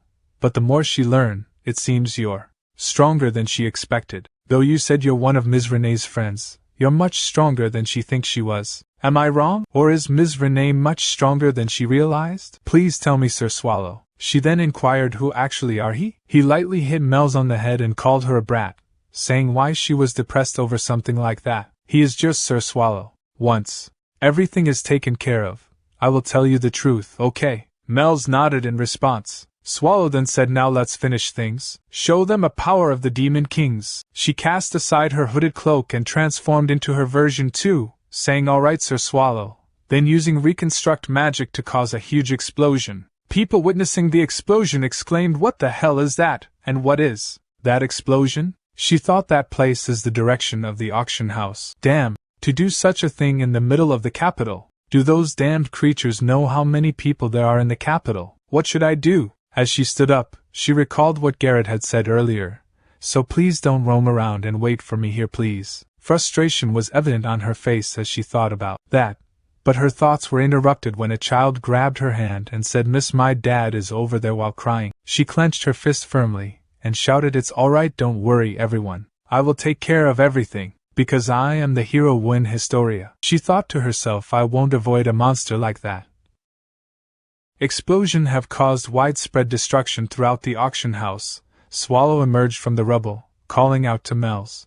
He asked her what the magic she had just used was called. In response, she replied that it was called reconstruction, a high-ranking magic that caused the ground to collapse. She then asked him if he thought everything was now tidy. He replied by asking if she really had nothing else she could have used in that situation. She defended herself by saying that he couldn't blame her for what had happened. He had started posing and said, let's finish things. So she had used the coolest and most stylish magic. She questioned why he was now complaining. She added that if he wanted her to use a specific magic, he should have told her beforehand. He said that he trusted her to use her best judgment. Nervously laughing, he thought to himself that things were getting complicated. He then asked her if she remembered the way to that hub or whatever it was called. She said she remember it well. He said then go there and take care of it, since the humans will definitely be flocking that way. And he will leave it to her to making arrangements so he can go to Harston as soon as he arrived there. She said got it. She asked, but Sir Swallow, he has been saying Harston for a while now. But where is Harston? He turned to her and asked, do you know where the core of the ancient is, right? She confidently said of course she does. She always says this. But her favorite dungeon is the core of the ancient. Her talk was interrupted as he said it's the town closest to there. She said to tell you the truth, she only know about the core of the ancient from books. He said it's fine, let's get going. As she walked away, she said you can leave the hub to her. She will protect it. He said sure, I'll follow soon. After a little walk he said they are already here. And he asked, how many people would that be? One of the individuals said they are of the Longlara House, one of the 9 pillars of the Empire, the Longlara Blue Crane subjugation team. He identified himself as the subjugation leader and asked, who is he? Swallow believed that the others were busy getting into formation, and he didn't understand why humans behaved in such a way. However, he was worried upon hearing that a large number of people had gathered around the auction house. only to discover that they were soldiers of someone inside. He questioned, "Do you want to know who is he? Must he tell them?" And he declared, "I am their enemy." At that moment, in the core of the ancient, Sylvia expressed concern. She warned Nifrim that entering the cave meant risking never returning alive and the possibility of his soul becoming corrupted and wandering the world indefinitely. She suggested turning back, stating that it was still not too late. An irritated Nifrim responded, telling Sylvia not to mess around. However, she persisted, asking what would happen if she did mess around and calling him boring. She pointed out the strangeness of finding a room full of monster corpses, but encountering a clean room. Nifrim's eyes widened in realization, and he turned to the other members of the party, asking for their thoughts. The other members began their discussion with each other. One of them wondered if the Hishtalt's subjugation team could have made progress while cleaning up the place. He questioned whether a highly intelligent monster could have been responsible for the cleaning. Another member interrupted and asked if the dungeon had been attacked up until room 5. Excluding the boss room. He expressed disbelief that a monster could have cleaned up everything. He also questioned why a monster would clean up another monster's corpse in the first place. As the discussion continued among the party, Nifrim scanned the room and shouted at the supposed prankster monster, telling him not to play such foolish tricks. He asked if he was trying to deceive them. Patrick exclaimed in surprise, commenting on how loud Nifrim was and how it made his ribs echo. Anyway, to his regret, he didn't deceive them. He had simply cleaned up because it was unsightly to see everything lying around. He had gone to great lengths to clean because he had heard guests were coming. However, he warned that if they were cursed at, he would become upset. Nifrim turned to Sylvia, asked to illuminate the room with her magic. In response, Sylvia agreed and used illuminate magic to lighten the room. Patrick exclaimed, "Oh my, so bright." Well, in any case, they worked hard getting to such a rare place, even though he didn't call for them. He then greeted them saying welcome. He thought to himself, "Skeleton," and addressed him as the Death Knight Patrick. Irritated Patrick muttered, he even prepared an introduction for them, but it seems that was pointless. Now he can't even use the introduction. Dialogue he strenuously worked on all day to prepare. "Thanks a lot for that, you damned bastards." Continuing, Patrick said, "No, their reactions are too savage. Everyone, calm down for now and put away their weapons. Ms. Mage, can she put back her staff? And you over there, lower your fists." He then asked, "Did he say something weird?" At that moment, Nifrim rushed to attack him, but his attack was blocked. However, Nifrim exclaimed, "His bullshit ends here." Patrick criticized his lack of manners, stating, "He don't even give him time to breathe." As he distracted by him, Sylvia used Ice Bolt Shower to attack, surprising Patrick slightly. He commented,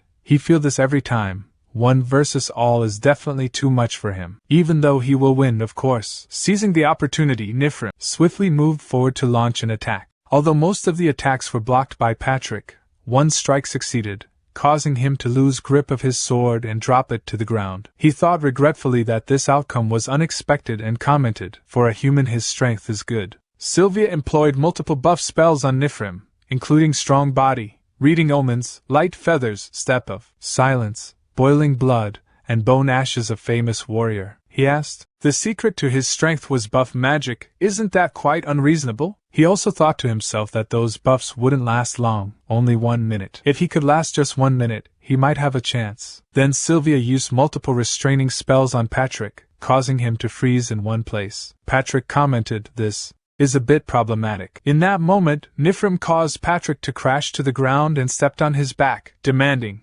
"Say that again. Who'll beat who?" He laughed and said, "Impressive." He never thought they would use magic to drive him into a corner. Other members of the party began to murmur quietly, "What is it? Already over?" "The core of the Ancient's Guardian isn't all that much," Patrick said as expected. Should he have gotten rid of the green-haired mage first? Nifrim stepped on him forcefully, causing the ground to break, uttering, "Shut up," and tried to deliver a lethal strike, but Patrick effortlessly blocked it with 2 fingers. Patrick started laughing, stating that was fun this time.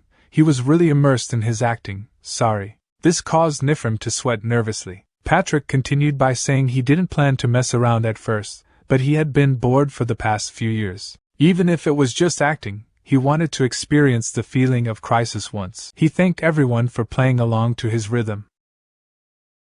A little later, Nifrim shouted in confusion as he woke up and asked, "What just happened?" Patrick, noticing Nifrim's awakening, asked, "Oh, you're awake?" He replied it only took him just a few seconds to wrap things up after he collapsed. He said to him that it would be quicker for him to see it by himself. Out of all the humans to have encountered him so far, not one has ever survived, not a single one. He believed he knew these details since he knew his name, but it seems all he knows is his name, and nothing else. He threw the girl toward him and said, "Oh, still, that green-haired magician was quite challenging to deal with. Using wide-range divine magic makes his bones itch just thinking about it." He continued, "Anyway, is he Nifrim, right?" That magician kept calling out that name, until the very end. She called for him so desperately. He said that he had hoped for a more emotionally charged reaction, but his response was quite boring. Nifrim was quite ruthless. He said that now it was time for a survivor question and answer session. Even if Fimor was a moron, he wouldn't have sent just 30 people. And honestly, he was sorry to say this, but this subjugation party was subpar. And he asked, "So tell me, what is he hiding?" He said that since he was a very kind and generous skeleton,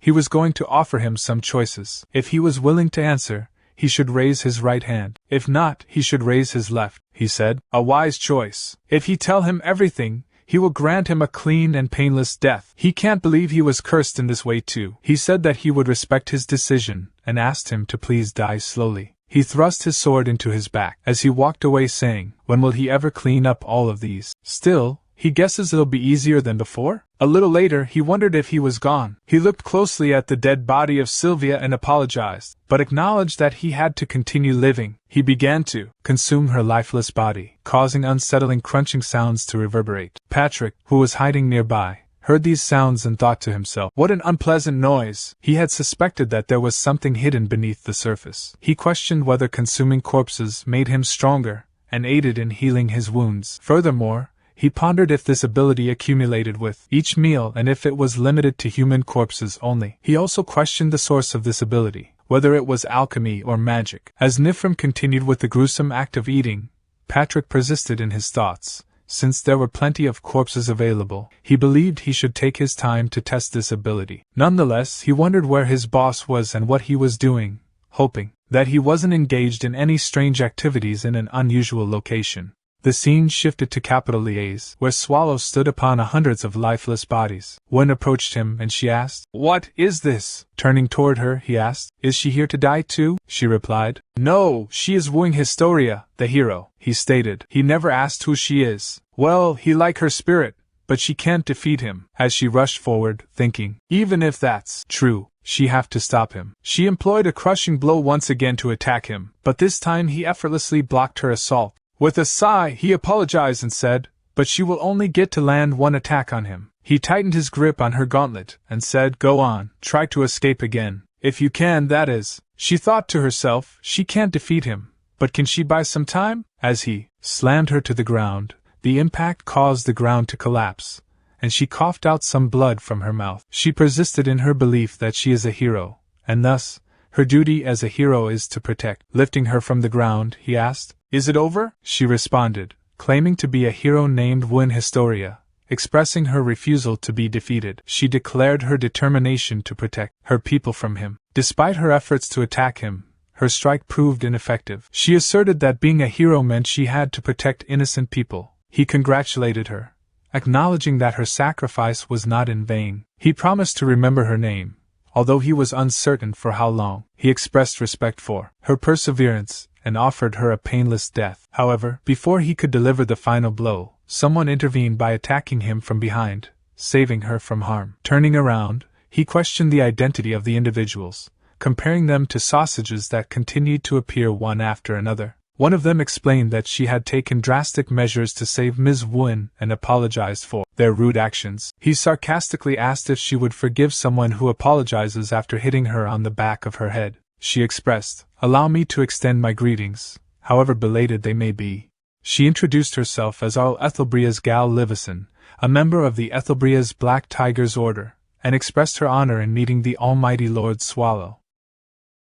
He inquired, "Did she just call him Lord Swallow? How did she know?" She replied that she simply had a talented person under her command who was able to recognize him. He thought that her smile was hiding something. He said, "Well, fine, but right now, I am in quite a bad mood and you are wasting my time. If you are planning to attack me after running your mouth, then just get it over with." She assured him that he was mistaken and they wouldn't dare to fight against him, Lord Swallow. They had no intention of fighting and had simply come to offer him a deal. He asked what kind of deal when he had nothing to regret. She better read the situation carefully, as insulting him would not result in an easy death for her. She believed that this was a gamble with the safety of the Empire on the line. She revealed that the original owner of the beheading Fong was still alive. She assumed that he didn't come all the way there just to retrieve a virtuous masterpiece. Lord Swallow, they had come to offer him aid in fulfilling his desires. He asked what she would do if he said he didn't have anything he wanted help with. He wondered if she would still be willing to assist him. Furthermore, he questioned what she would do if he came to obtain the beheading Fawn out of boredom,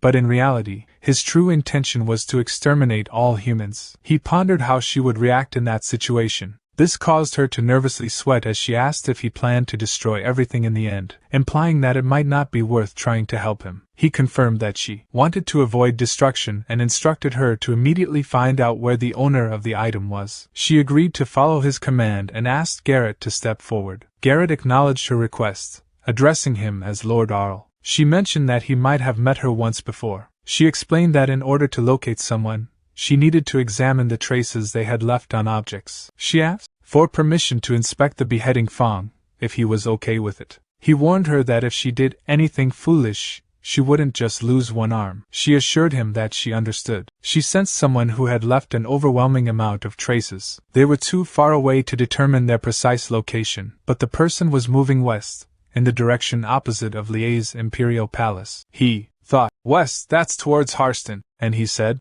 "That information is enough." He believed Renee was still alive. With a sigh of relief, he expressed gratitude, saying, "He is in your debt. He remembers you too." Arl said that he was honored to have helped him. He moved towards the teleportation hub while telling people in front to move. As he arrived at the hub, she said, "Sir Swallow, he is a bit too late." As he saw a large number of corpses in front, she said, "Look at this, I upheld my promise." She did well in defending the teleportation hub.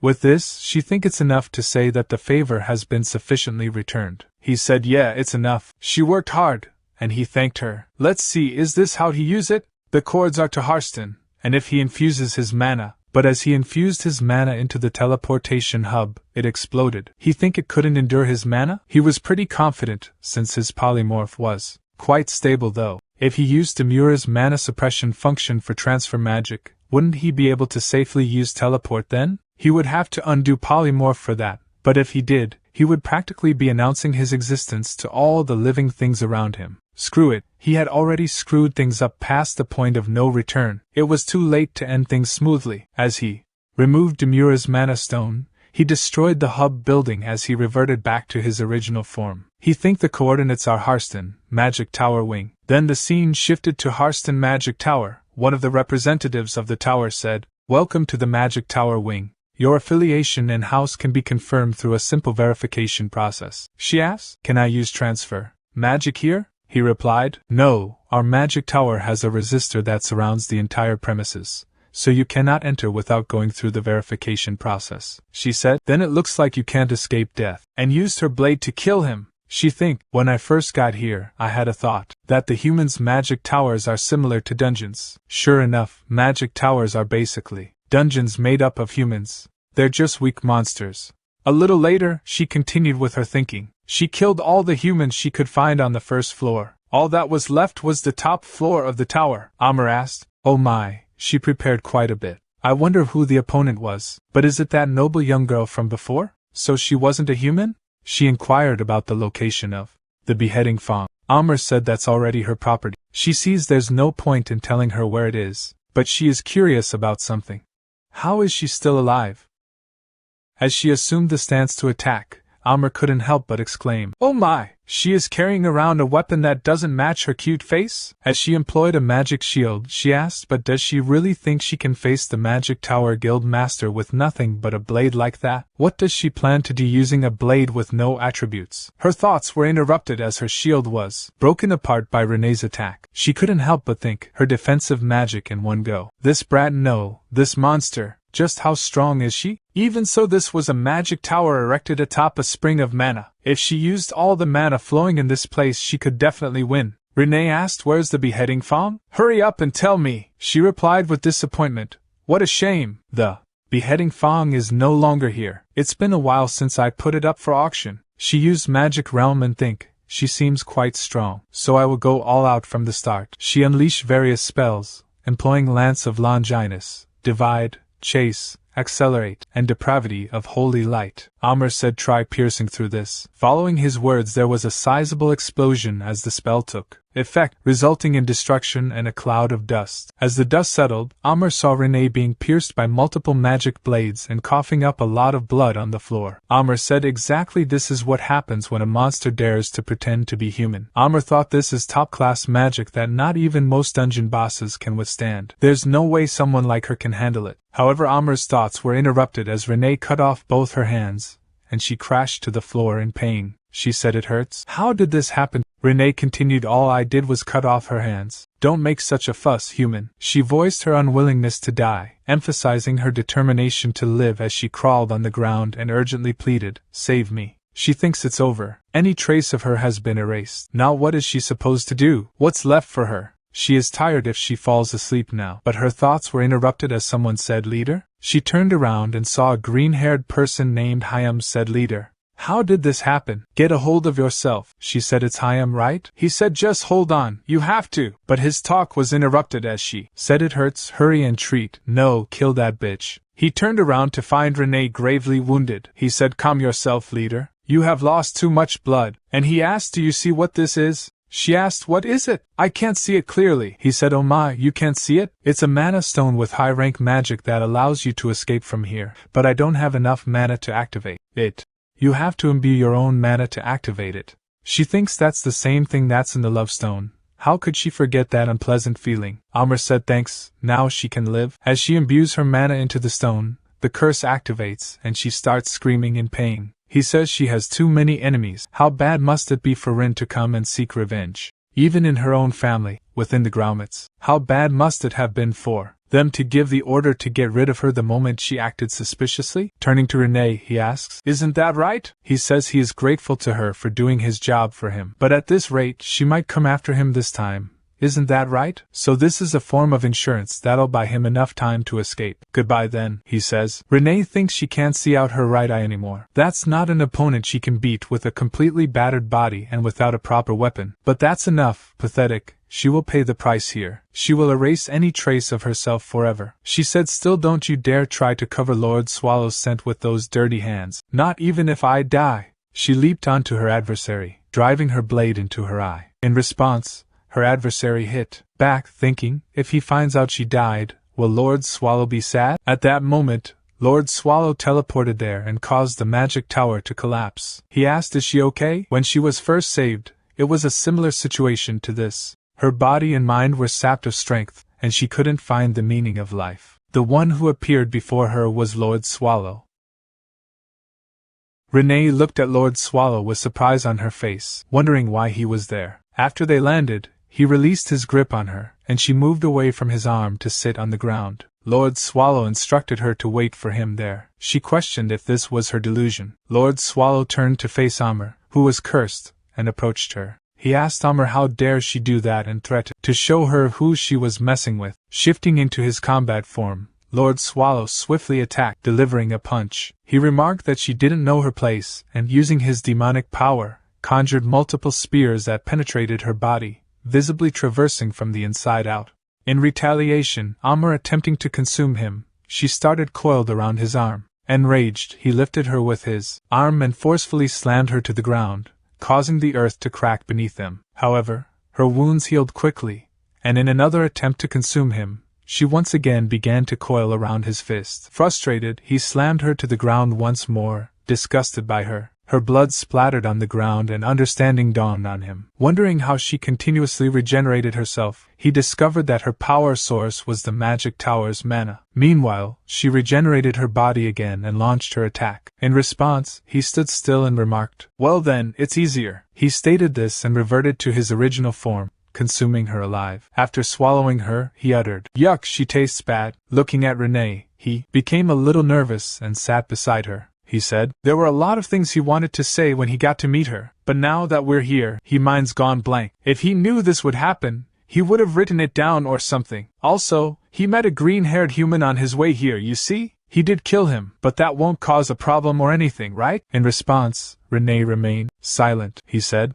Renee, he is sorry for what he did a few days ago, Renee stated. No, there's nothing Lord Swallow should be sorry for. It's Renee who doesn't have the right to face Lord Swallow, he said. But the core of the ancient needs a guardian named Renee. To him she is also a necessity. Renee questioned, Isn't Lord Swallow resentful of her? He stated he don't resent her. She questioned, Does Lord Swallow hate her? He stated he don't hate her. Standing up, he said, Oh yeah, he have something for her. It's the item she left behind. He handed her the beheading thong, and she tightly hugged it, starting to cry. While sobbing, she uttered she was scared of being abandoned and hated by him. He assured her that he wouldn't abandon her, and didn't hate her. Let's go back, Renee. Back to the core of the ancient. Renee reminisced about the past memory when Lord Swallow had taken her into the core of the ancient for the first time. Swallow exclaimed, That's a homunculus? He had met her during the previous arson case that had happened in Great Nia. But then, he had encountered her again at the lab, so he had decided to bring her along since it seemed like fate. Patrick asked, Then, that means this small body holds all the knowledge about homunculus research? Moreover, seeing how she was completely unfazed inside the room of the strongest boss in the core of the ancient, also known as the lair of demons due to the thick dark energy flowing in this dungeon, it implied she had the mental strength and physique to handle anything. Patrick inquired, Boss, what is he going to do with this child? Swallow replied, Well, he is going to let her live here. It seems like she has a lot of talent, so first, we're going to teach her how to fight. And if teaching doesn't seem to work, let's just let her live in peace. She has experience as a maid, so maybe we can have her cook or something? Patrick exclaimed, Wait a minute, boss! Is he being serious right now? Who's going to educate her? Swallow pointed towards him and said, You, so cheer up. Patrick asked. No, why him? Swallow replied. Don't play so hard to get. He was bored since he had nothing else to do, Patrick thought. Well, being a homunculus, her physical abilities will certainly be outstanding, and there may still be some lingering subconscious resentment toward humans. He then asked, So boss, what's the child's name? Swallow said, What was it? He believed he heard it before when they first met. Renee tried to speak and finally said, Lello. Patrick asked, Is Lello her full name? Nothing more? Swallow asked, Do he need more? Patrick asked, Since boss is the master, why not make her a new one? Swallow thinks to himself, after a little thinking, What about Renee? Patrick replied, That's nice. Then it would be Renee Lello. And he's sleeping again, damn boss. He sat down and said, Alright then, Renee, let's start by learning how to smile. Back to the present, Patrick asked, Is he smiling in this situation? What on earth did he do at Harston to make the ground shake like this? Did he dance wildly in the middle of the village or something? Swallow responded, He know there's always an exception in a monster's life. Patrick pointed towards Mel's and asked, So what's that exception? Swallow replied, Well, this is also quite a long story. Patrick interrupted, Wait boss, did he just kidnap a child? Swallow scoffed, Does he really think he bothered to do something that troublesome? Patrick questioned, Anyway, where's Renee, and why did he bring this kid instead? Swallow explained, You see, he met Renee at a human village. Patrick exclaimed, So he did meet her. Was she injured? Swallow replied, She looked tired.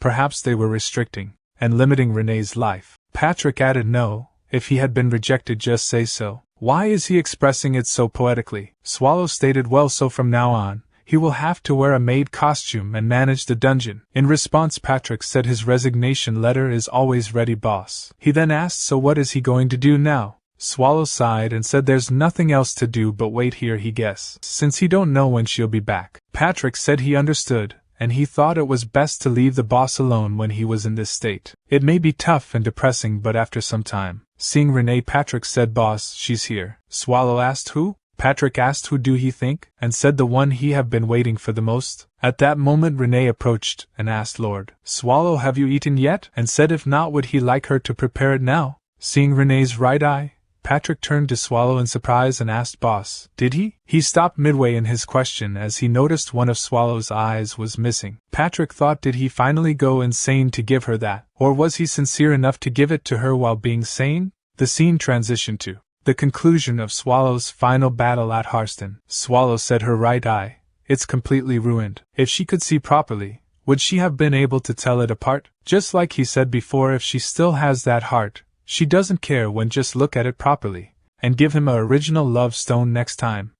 Back to the present, Renee happily said now, she will always be with Lord Swallow. The following day as Mel's woke up, she wondered where she was and what had happened while rubbing her eyes. Mel's was shocked as she saw Patrick in front of her sharpening a knife. Trembling, Mel's said she is dead and asked, is he the Grim Reaper? And is this hell? Patrick stated, excuse me, but this isn't that kind of place. This is the core of the ancient. Mel's questioned what? And she stated then he is not the Grim Reaper. But Patrick? In response, Patrick stated she is quick to catch on. As he stood up, he said, he don't know when he will wake up. He moved towards the nearby sleeping Swallow, and while hitting him stated, boss, wake up. Swallow questioned, he was just having a nice nap, what now? Observing Mel's wakefulness, he understood why Patrick had awakened him. Mel saw Swallow and became frightened, sweating, nervous. Kneeling before him, she stated, greeting to the owner of the core of the ancient and the embodiment of all things, the guardian of God who punishes those trembling in fear, the ancient beast that stands above all things, Lord Swallow. Mel's, said the king. No, that's not it. My apologies. Let me introduce myself. Swallow stated she is the 17th descendant of Demon Asmodeus, Mel's de Agria. He already memorized it. She questioned, how does Lord Swallow know her name? Did Swald tell him this? By the way, have he seen Swald? She definitely remember him punishing the humans in Liaise and retrieving the beheading fawn. But, Swallow said it, him. She asked Lord Swallow, what did he just say? Swallow stated he is Swald, making Mel's nervous again while Mel's thinks then, what disgrace have she shown toward Lord Swallow? As Patrick turned to Swallow, he questioned, boss, the words that Demon King Mel's stated about the topic of punishing the humans in Liaise. What have he not told him? Swallow became aware that Patrick was now interrogated him intensively. At that moment, at the border of Grapenia Forest and Harston territory, an individual chuckled and inquired, what's going on? They said not to enter, but nothing happened. This forest is teeming with herbs and mushrooms. Soon after, he spotted a person lying nearby, visibly wounded. As he drew closer, it was Nifrim in need.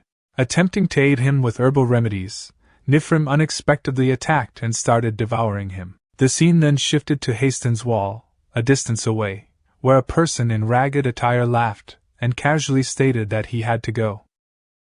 At the core of the ancient dungeon, the battlefield was set. To survive in such a hostile environment, there were several virtues one must possess, and one of those virtues was maintaining a minimum level of tension. Renee sternly told Mel's if she truly consider herself a demon king, please stay still for a moment. She has mentioned multiple times that silence is a basic rule in Lord Swallow's room. Mel's defiantly replied no. She refused. She is a free dungeon monster. Furthermore, she lived here in the core of the ancient before becoming the Demon King. She came here to speak with Lord Swallow. Renee sighed and explained she already told her that Lord Swallow is resting right now. Mel's argued that is exactly why she is needed. Until Lord Swallow can comfortably fall asleep, she planned to stick close and share her warmth by Lord Swallow's side. Renee is too conservative in this aspect, too inflexible, like a boomer. An irritated Renee exclaimed, did she just call her a boomer? Renee chased after Mel's, shouting, just die. Meanwhile, Mel's laughed and ran away from her. Patrick, who had been observing the situation,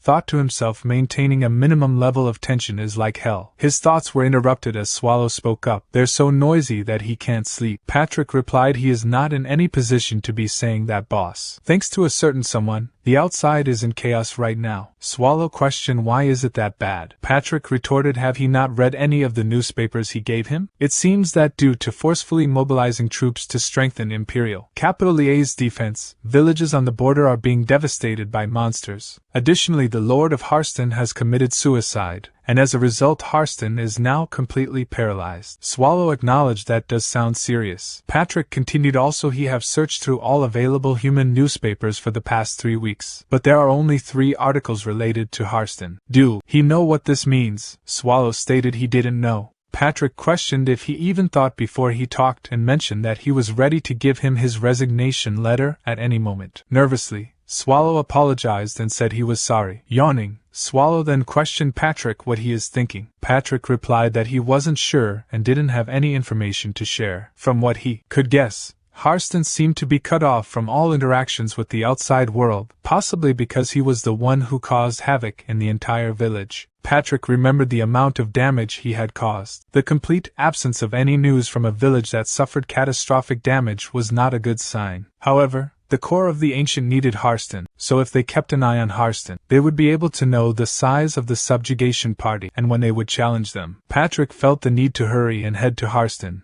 as he didn't know what might happen if he waited any longer. Swallow wished him a safe trip, and told him not to push himself too hard. He thinks, hoping that Patrick would go on his own. Patrick assured him that he would come back as soon as possible. Swallow was surprised by this, and waved his tail in excitement. He thought to himself that he just had to tell Patrick to go so that he could finally get some sleep. However, Patrick interrupted his thoughts by mentioning that he thought it would be tough for him to go alone. He suggested that it would be better if at least one person accompanied him. Swallow turned around to select a person to go with Patrick, but noticed that Renee and Mel's were fighting with each other. Swallow considered Mel's as a first candidate but realized that she was dangerous. He compared her to explosion magic, and if she used any of the magic she used back at the capital, the village would be destroyed forever. Then he turned to the second candidate, Renee, and thought about her nature. In his thoughts, he pondered she was good, and if she should stay here. He believed that Renee is far more dangerous than explosive magic, and staying still would be helpful. So he begged her to just stay still, please. His thoughts were interrupted by Patrick, who suggested that the boss accompany them on this mission since it was uncertain how long it would take. Swallow believed that he was already caught in Patrick's trap and couldn't escape. He felt like he was being dragged away. Realizing something, Swallow stated that it seemed like he was the best option for this situation, but unfortunately he couldn't use polymorph because he had broken the Daimalaira something bracelet. Patrick understood and said that if he didn't have the bracelet, he couldn't come with him. Swallow happily thought that it worked and he didn't have to go. Now he could finally get some sleep.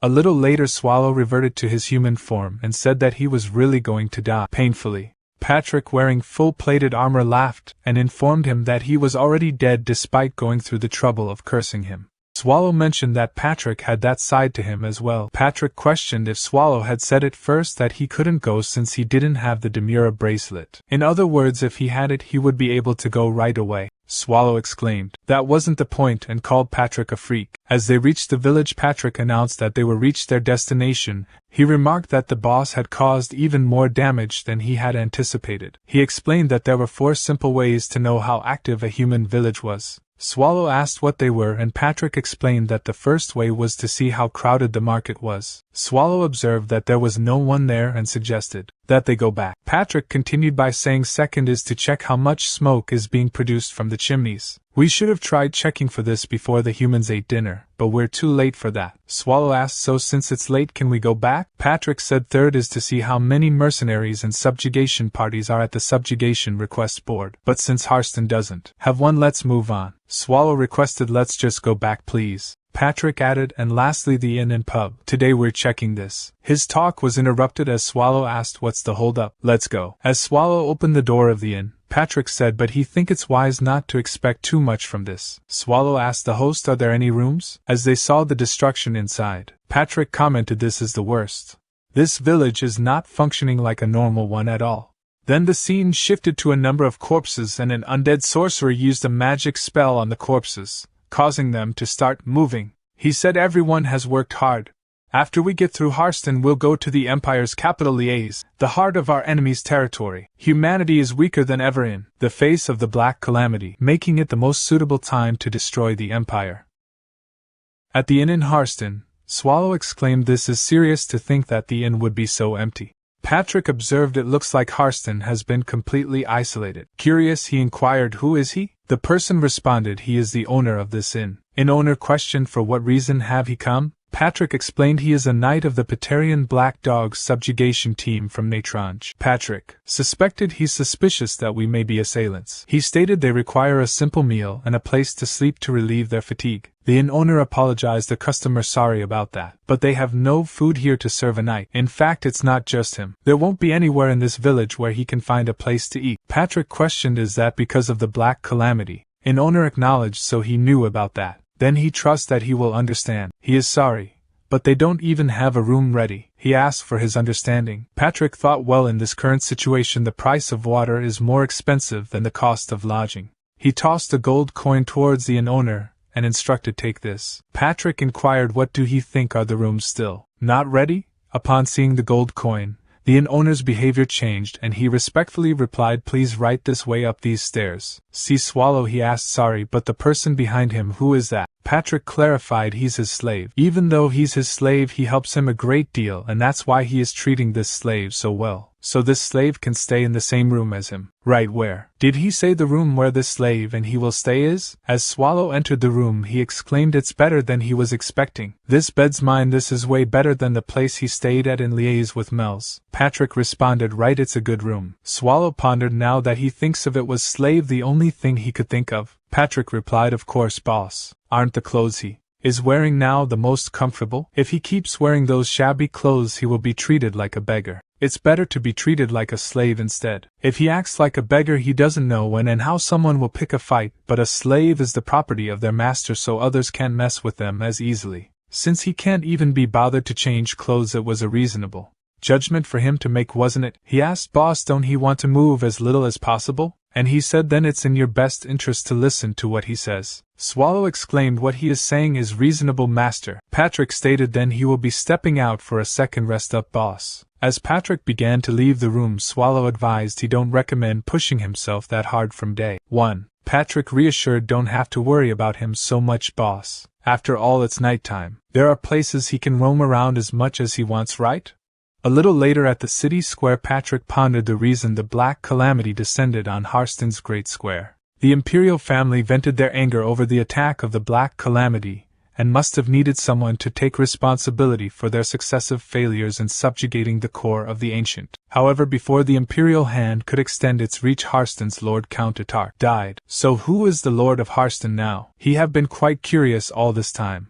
Patrick thought it was obvious that the royal family had lost their chance, and would direct their anger at the family. Given that, would Countertart's descendants really inherit the title? At Lord of Harston's castle, Patrick said, "Well then, let's go take a look at the new lord's face, shall we?" As he tried to enter the castle, Patrick realized he was in trouble. Security was tighter than he had thought. He could kill them or knock them unconscious, but that would just lead to more of a mess when the sun rose, wouldn't it? Sure enough, it was wiser not to rush. He had a specific place in mind when he came here. It seemed that humans couldn't sense it, but he could. To think that the strong lingering scent of corpses would be here. "Let's go this way first," he decided. Back at the inn room, Swallow thought, "Well, it's nice to sleep well in a cool dungeon, but this isn't so bad every once in a while either." At that moment, someone knocked at the door. Swallow thinks, but they never let him sleep comfortably. The inn owner shouted, "Sir Knight, is he inside?" Swallow replied, "No, master went for a night walk." The inn owner said, "I see. Then would he come downstairs?" "It's been served a little earlier than normal, but he prepared a meal. They say starving his customers is something an inn owner should never do after all, and since Sir Knight paid a very high price, he have to at least pay in kind as he can." Now that he think about it, they haven't even introduced themselves. "His name is Novin Hedeker. Please feel free to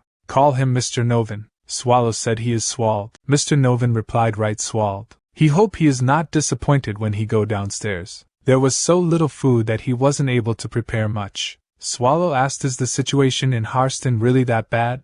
Mr. Novin stated that, as the name suggests, it was quite literally a calamity. Most of the residents who saw the calamity with their own eyes immediately lost their minds. Immediately after that incident, the Lord committed suicide. And after that, as he can see, all traffic to Harston was cut off. Beyond the castle walls, the corpses of the starved line the streets. He doesn't know what he came to see in a place like this, but it would be best to leave as soon as he can. He is going to do the same he sees. He should know well himself what happens to a person when they are cornered. At that moment, a girl with red hair named Rosalina entered the Swallow room through the window.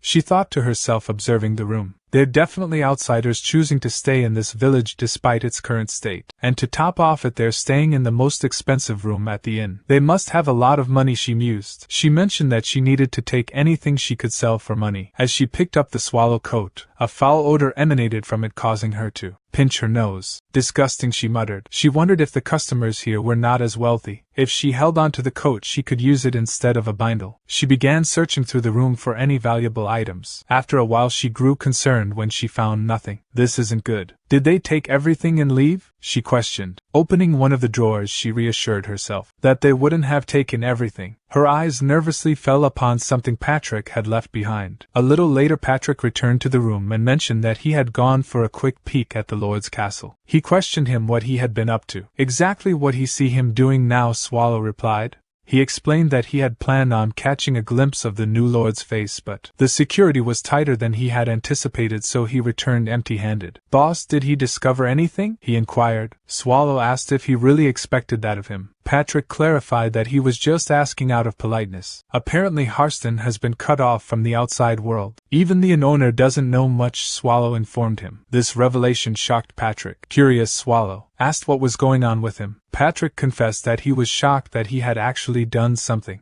So that's how it is. Harston has been isolated from the outside world, he exclaimed. He suggested that they learn more about it the next day. Patrick proposed. Swallow told Patrick to do it on his own. Patrick responded by saying they needed to do it together. He noticed that both windows were open despite his request to keep them closed. He expressed concern about the possibility of getting robbed. Swallow was confused and denied touching the windows. Patrick laughed at the idea of a ghost being responsible, and Swallow suggested that someone must have opened the windows. They quickly checked their belongings and discovered that Swallow's coat and Patrick's belongings were missing. Swallow mentioned that Renee had made the coat for him. Patrick revealed that his rib was also stolen. As Rosalina reached a narrow back alley, she expressed relief and questioned if it was good enough. Suddenly someone called her name. She turned around and was surprised to see Toth, who questioned her whereabouts and warned her about wandering around at night. She explained that there was a valid reason for her actions, as it was for the well-being of everyone involved. Toth disagreed, suggesting that it was pointless and only resulted in hunger.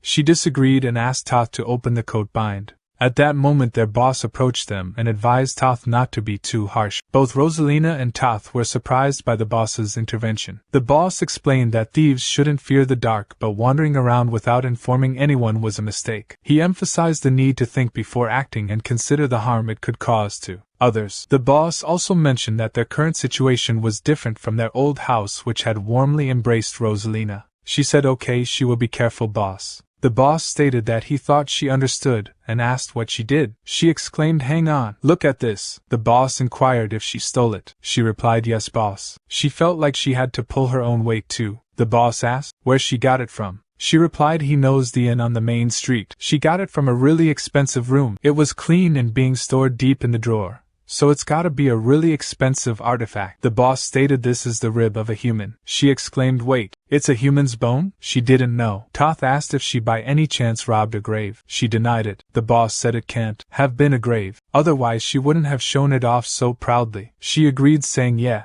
that's right." The boss explained this is a bone used either for someone's wicked hobby or for magic purposes. Toth asked if there is anyone that collects human ribs. The boss replied this world is overflowing with rotten trash that amputates the limbs of slaves to make ornaments out of them. He can't be sure. This could be a human's bone, or it could be the bone of someone who used to be human. The boss thought if by any chance it belongs to someone who studies necromancy or black magic, then it's even more dangerous. It's definitely suspicious, not to mention the clothes. Just looking at it, it seems like shabby clothes that a beggar would wear, but the fabric used is of the highest quality. As he lifted the coat, he heard a noise from the coat. The boss thought brat she was so out of it that she didn't even check the pockets. He checked the pockets and found gold coins in them, making them surprised. She asked, "How much is that?" The boss scolded them, saying, "Fools, this isn't the time to be happy." She protested, but she went through so much trouble trying to find it. This time she went to the right place. The boss believed that customers staying at a luxury inn in a crumbling village should have been noticed sooner. A human's rib clothing made from luxury fabrics and a large quantity of gold coins were involved. There was a realization that they had messed with something they should never have trifled with. At that moment, Patrick remarked, "It seems his precious items are doing well." He made a declaration to the thieves, "Hello there, we've come to collect back our things." Patrick exclaimed while he really wanted to see them all. "Looks like everyone is safe." Swallow let out a sigh of relief and stated he is safe now. Patrick then inquired, "Those clothes were a present from Renee, right?" In his thoughts, Patrick considered the consequences of leaving another hole in Renee's heart, and concluded he have no idea what would happen, so that's good. Continuing the conversation, Patrick stated either way this is as far as they go. The captain commanded all of them to get back. Patrick inquired is he their leader? The captain questioned how did they find them? Patrick speculated the item must have been crying out for its owner. Swallow interjected expressing her fatigue and stated let's hurry and get back so he can rest. Patrick thinks he will let it go just for today boss since he have been running around for so long. Patrick then addressed the captain saying hey captain of the back alley, you chose the wrong item to steal. Do he still have no thoughts of returning it nicely? The captain retorted is there any guarantee that you guys would just leave if he were to return the item? Patrick conceded that he is right when he thinks about it. The captain sensed something was amiss and thinks even if Rosalina had left traces, they found them too quickly in the dark. It would be impossible unless they were some kind of monsters. Could it be and check the bone and continue with his thoughts that a dark magic? The captain then inquired are you guys ones who live in the dark? Patrick replied well he guessed the cave is pretty dark. In his thoughts the captain concluded they must be dark magicians. He then inquired this rib bone must be really important to you guys. Patrick affirmed that's a given. It is a part of his body. The captain stated so you treat it with as much importance as a part of his body. Patrick clarified nope, it is a part of my body. Stop stalling for time and return it. Then bones were thrown into the air by the captain and, as Rosalina and Toth were ordered to retreat with the people who couldn't move well first, Patrick swiftly moved towards the bones exclaiming my ribs. Patrick leaped forward at full stretch seizing the falling bones. In the shadows a hidden figure quickly positioned himself and struck at Patrick's head with such force that the weapon broke upon impact. Patrick turned his gaze towards the assailant, surprised him and the attacker believed he had caused no damage. On the other hand Swallow yawned and remarked was that a rock just now? The condition of this place must really be bad. Suddenly someone approached Swallow from behind and attacked with a dagger, which also broke upon impact with Swallow's body. He swiftly grabbed the attacker by the neck and lifted him into the air. He exclaimed whoa, he guessed they do have decent weapons. What should he do with this master? Patrick replied wouldn't it be fine if they dropped the act now boss? Swallow told the attacker hey stay still. Patrick suggested well how about they knock them all out first? Swallow questioned he want to let them all live. Patrick clarified he is not saying they should let them live but to treat all of them the same. Swallow shrugged and stated whatever. He is so tired that he's not sure if he can control his strength properly. Patrick proposed well wouldn't it be fine if he is just tried? Meanwhile in the core of the ancient dungeon Renee inquired does she think Mr. Swallow is doing well? Mel's replied confidently of course. Renee expressed concern stating it has already been over half a day since Mr. Swallow left. Mel's responded oh I see. It has only been half a day. Renee inquired if nothing should have gone wrong with Mr. Swallow, expressing her worry about whether it is right for just the two of them to enjoy a relaxing break when Mr. Swallow could be starving out there. Mel's replied telling Renee that she is overthinking it and questioning if there is a reason for such a great person to skip meals. Mel's thinks about how many times Renee has brought up this topic. Renee admitted that Mel's is right and she is worrying too much, stating that Mr. Swallow and Patrick are just at a human village and couldn't possibly run into any trouble. Mel's wishes for Renee to stop. Mel's pointed out that the ancient monster is the ruler of all things and the Death Knight responsible for death. Therefore why is she concerned? In the present at Harston Patrick expressed that the situation is more troublesome than he thought. Meanwhile Swallow was happy to have his clothes back. Patrick commented that it wasn't bad for a human to actually surprise him a bit, and mentioned that he was hoping they would have a map since they are thieves but they seem to be unlucky. He suggested that it might be better to hurry and end this rather than dragging it out. He turned towards Swallow to ask a question but became shocked and shouted at him not to lie down already. Swallow responded by suggesting that he should try lying down too, as it's cozier down there than he would think. Their conversation was interrupted by a trembling voice apologizing and confessing to being the one who stole. The voice pleaded them to not involve others and asked to be taken her instead. Then Toth approached and told her to get up, questioning if she think they will let them off with just that. She mentioned the captain but Toth warned her that they don't have the slightest intention to let them off. Swallow realized that they know and ordered Patrick to take care of it. Patrick agreed and started moving towards them. Toth threatened to kill Patrick if he got close but he didn't stop and continued walking towards them. She pulled out a pendant and started praying causing mana to circle around the pendant. Noticing that Patrick trembled a little, he quickly approached her and inquired where she got it from. Patrick thinks a rosario in the shape of a phoenix that resembles a reversed cross, with mana leaking out from it. It is mana for surveillance to have a surveillance magic on a resident of the slums. He quickly moved towards Swallow and exclaiming, "Boss!" Swallow inquired, "What is it?" Patrick replied, "The people of Haston are being spied upon by someone. Once that young lady prayed with the Rosario surveillance, mana started leaking out. That means that the Rosario will activate under special conditions. If they can find out what those conditions are, they will be able to figure out what the person who gave her the Rosario is up to." Swallow responded, "It's not like Haston is a city known for magic. First a magic stone and now an item with magic in it." Patrick stated he will try to get the humans to cooperate with them, "So please cooperate, boss." Swallow inquired, "Why? How is he going to get them to cooperate in this situation?" Patrick confidently stated, "Of course, he have something amazing thought up in here, boss."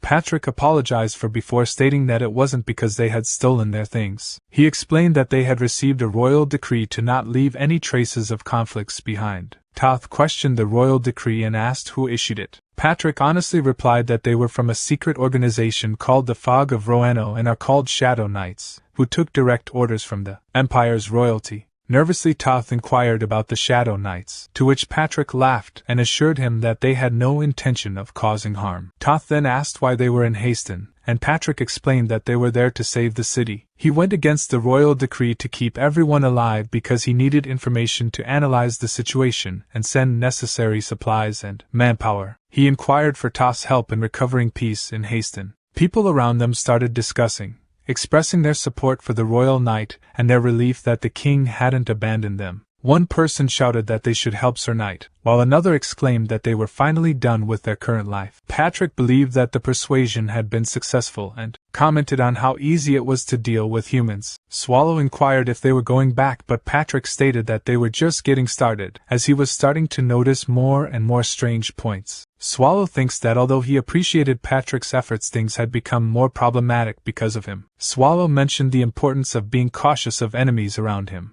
Confused, Patrick asked what Swallow meant by that sudden statement, but Swallow brushed it off as nothing. Patrick urged Swallow to get up and start working as the situation had escalated. Swallow sarcastically remarked that he seemed unusually fired up and questioned if he couldn't handle things on his own. Frustrated, Patrick inquired, "Is he serious?" He stated he will keep an eye out on the captain, who is the most suspicious, so he should stay with the people and try to get close to them. Swallow began sweating nervously and inquired if he was being told to get close to the humans. Patrick replied that they have no choice, boss. Between the knight in full armor and the beggar-like boss, who do he think will have an easier time getting closer to the people? Swallow questioned, "Did he just say beggar-like boss?" Patrick clarified he was just making an educated guess. Make sure to get close to them before he get back to him. Try mingling with them by following what they do. Swallow thinks like the humans? First, they must spend most of the day asleep. Most of the ones who are awake are in a daze. Even when working, they probably just half-ass it. He cannot see them having any motivation.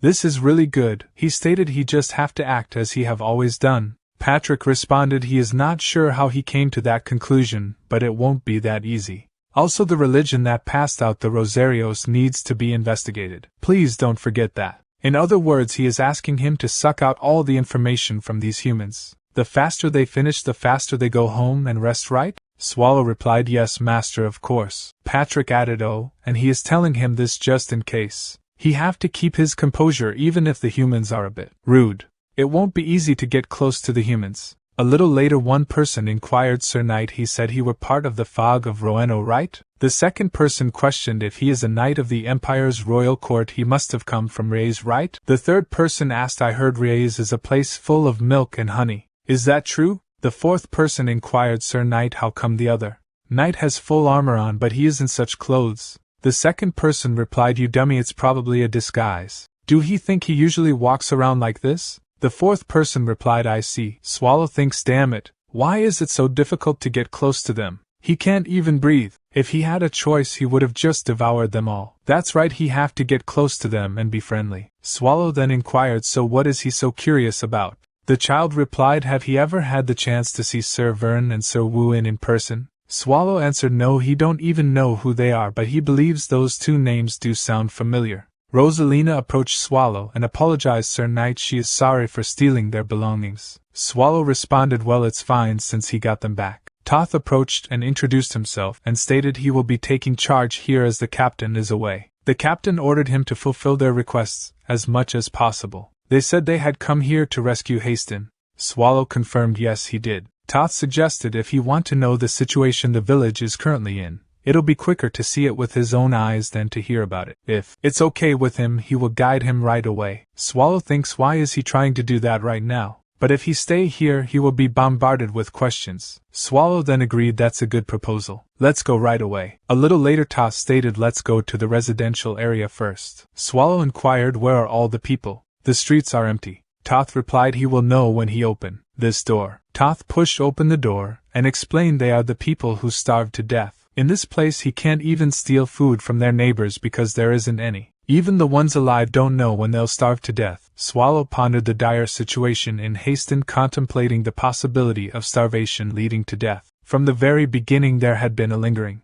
curiosity within him. In most cases when a village faced famine the anger and frustration would be directed towards the lord of the territory. The enraged citizens would rise armed with pitchforks and torches ready to revolt against their oppressor. The black disaster had brought Hasten perilously close to the brink of famine, yet the people seemed to be succumbing to starvation without putting up a fight. Toth addressing the matter informed him that it had been over a month since the black disaster had struck Hasten. Swallow, perplexed by the silence and lack of resistance from the villagers, questioned why the village remained so eerily quiet, and why the people had not risen in revolt against their dire circumstances. Toth inquired, is not he curious, Sir Knight?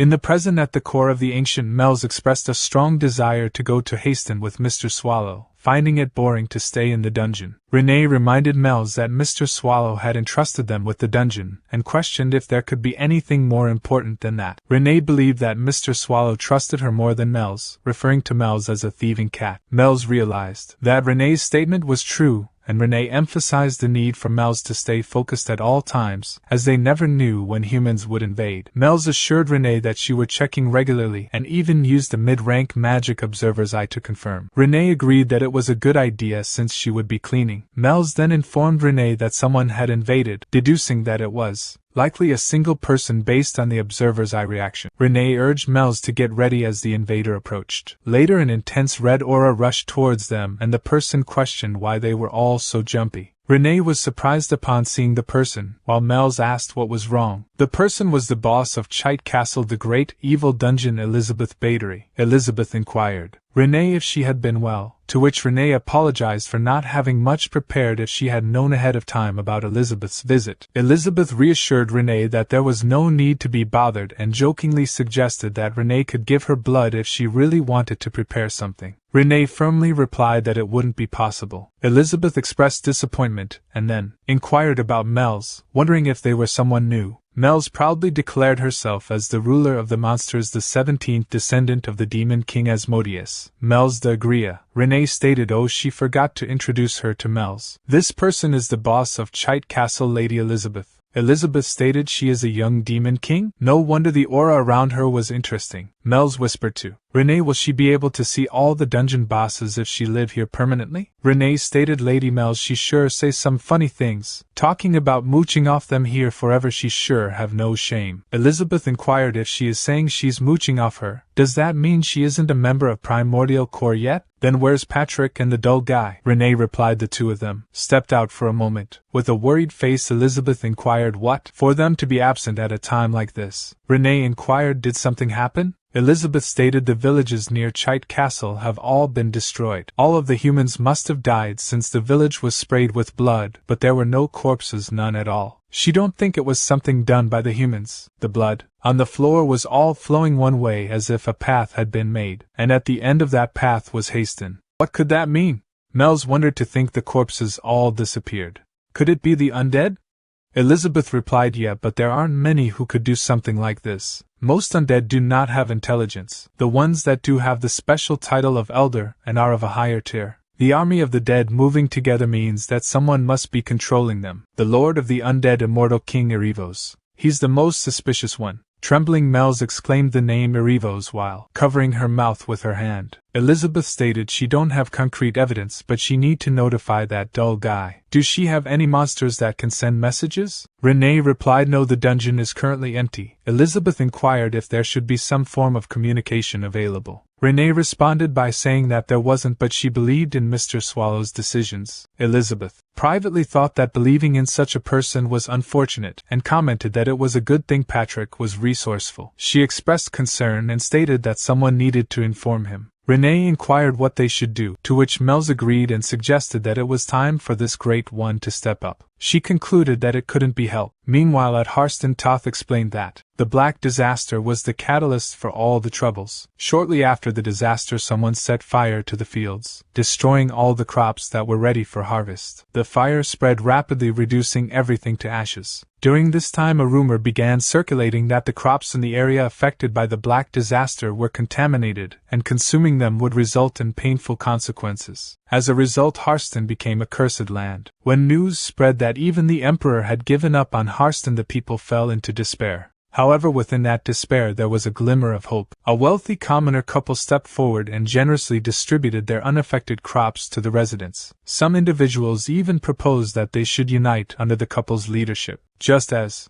everyone was starting to feel hopeful and believe in a better future, the couple was found brutally murdered in their home. It was assumed that someone with a greed for food had killed them. After that incident, trust among the residents vanished. With no trust, there was no cooperation, and everyone fought to protect their own food, ultimately starving to death. The inhabitants of the back alleys managed to survive thanks to the rumors of contaminated crops. Swallow stated unlike the rumors, they were fine even after eating the crops, right? Toth replied so far yes. Swallow thinks there's no way the crops that haven't even touched his body would be contaminated. Someone must have spread those lies with bad intentions. Toth stated then let's go to the next place. A little later Toth stated at first everyone thought that they would be able to overcome this disaster quickly. And this is the result of being self-assured, since bugs would gather if the corpses were left on the streets. They dug holes and started piling them up like this. Swallow inquired they don't burn them. Toth stated of the people who lost their family there are many who are still unable to let go. It's more about nobody wanting to assume such a troublesome role. Swallow inquired can't they do it? Toth stated he didn't tell him earlier but the couple that was killed had a daughter. Swallow inquired what about it? Toth stated he is saying that Rosalina's parents are also somewhere in that pile of corpses. Swallow stated I see and inquired do those soldiers always stand guard there? Toth stated yes, they guard in 2 shifts. They aren't really protecting but controlling it. Swallow thinks soldiers controlling the gates in a situation like this. They must be following the Lord's orders, right? Yeah, the Lord of this place is suspicious. Meanwhile the scene shifted to Patrick, who thinks there isn't a better way than to directly meet him in such a situation. They won't be able to see through his plans with normal means. For that reason he stole a harpy egg. The harpies should come after this egg, right? That's when he will appear and to get rid of them, allowing him to meet the Lord. It's a brilliant plan. He must be a genius. A little later Patrick stated that was the plan, but damn it, he didn't expect so many of them to come.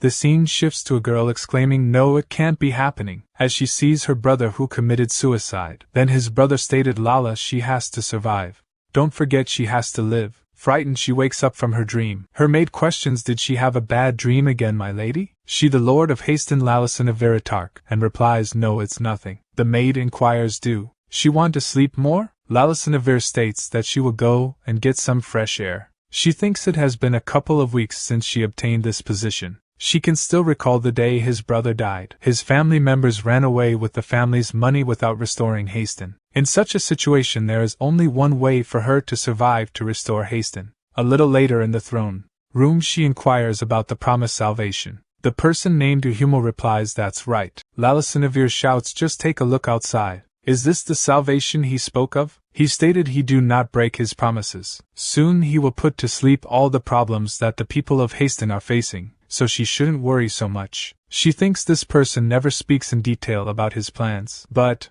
right now she have no choice but to believe this person. He stated everything is going according to plan, so my lady just keep living her comfortable life like she have been, and he thinks soon all the problems will disappear. She stated fine. She will believe her for a bit longer and wait. The maid enters the room and stated my lady, she have something to report in regard to the security of Haston. Lalisanavir questioned, what is it? The maid stated according to the guards there was an assault by a group of harpies, but a knight appeared out of nowhere and took care of it in one hit. Surprised, she questioned, in just one hit? Who is he and which knight order does he belong to? The maid replied the Northern Gates guard asked but was met with silence. Lalisanavir stated she will ask him herself. Where is that knight right now? The maid replied she have guided him to the reception room in the castle, my lady. Hummel interviewed, warning, my lady, please reconsider her choices. She can't rule out the possibility that he could be an assassin disguised as a knight. She stated him being a suspicious person doesn't negate the achievement of saving Haston.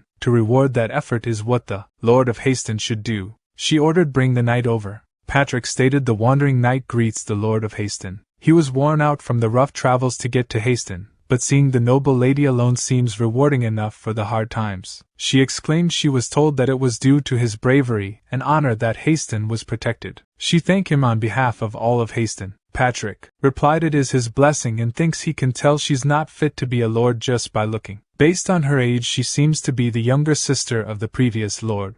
She questioned, so which family's knight is he? But Patrick remained silent. Then she inquired about his name. Patrick stated he regret to inform her, but he is unable to state his name either. He requests that she be understanding. She exclaimed, is that so? He sure is keeping many things hidden. Will he deny her request for him to remove his helmet as well?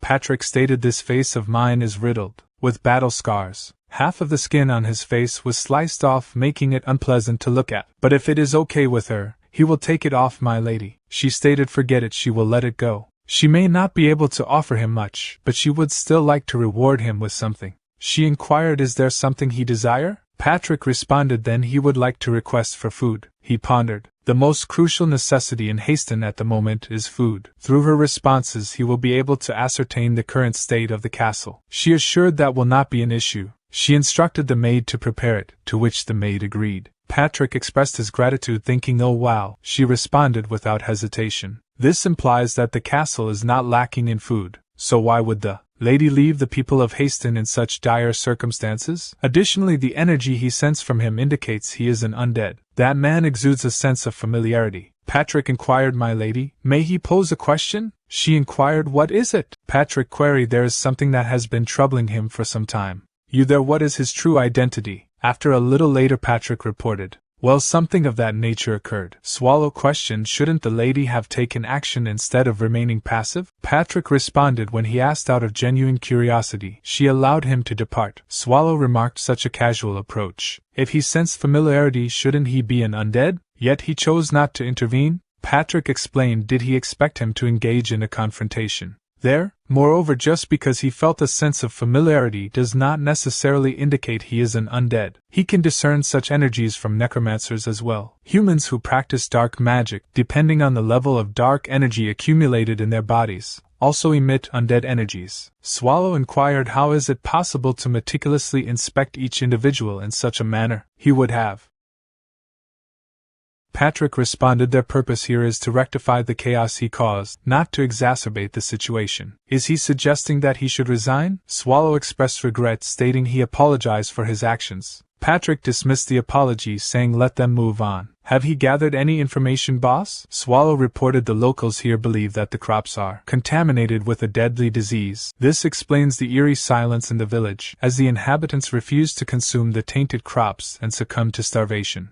As for the thief Rosalina, she proved elusive, evading his attempts to approach her. Patrick mused, if only they possessed mind control abilities. Perhaps bringing Mel's along would have been beneficial. Swallow retorted he suggests this after coercing someone unwilling to join him in the first place. Patrick countered they have other options at their disposal. Look at the provisions he received from the lady. Swallow, feeling hunger pangs, remarked, is he suggesting they dine before discussing their next steps? Patrick proposed no, let them attempt to win over Rosalina with this food offering.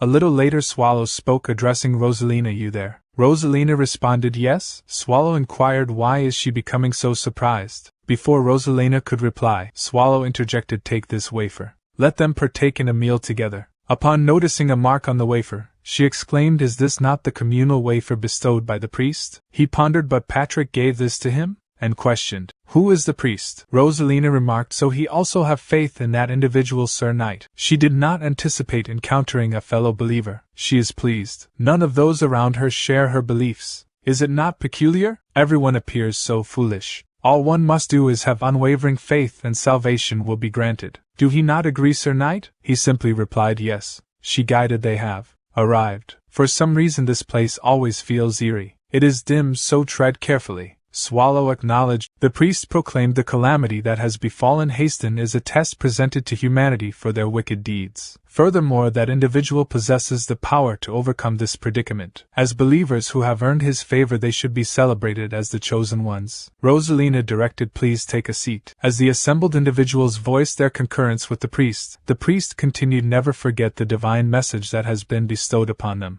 Today once again they shall partake in the blessings provided by that individual." Swallow reflected, "It does not appear particularly extraordinary. Is it merely a form of indoctrination?" Suddenly everyone rose from their seats, leaving Swallow bewildered. Meanwhile she chuckled and remarked, "It seems they have arrived at the perfect time. It is now time for the Eucharist liturgy." He inquired, "What is that?" She explained, "It is when the priest distributes the wafer." He pondered, "That is the same item Patrick received from Lord Haston. Why was it in the Lord's castle?" She quietly whispered, "Sir Knight, this is a secret she share with him alone. It is said that when the Savior of Haston arrives, those who truly believe in him will find eternal happiness." He inquired about this eternal happiness, to which Rosalina explained, "Yes, he will draw closer to them. It is believed that an even greater blessing will be bestowed upon them." Swallow pressed for details on this greater blessing, and Rosalina admitted, "She is uncertain, but surely it would be more significant than a mere wafer resembling meat." The priest approached Rosalina, recognizing her presence. She greeted him respectfully, and he presented her with the day's blessing.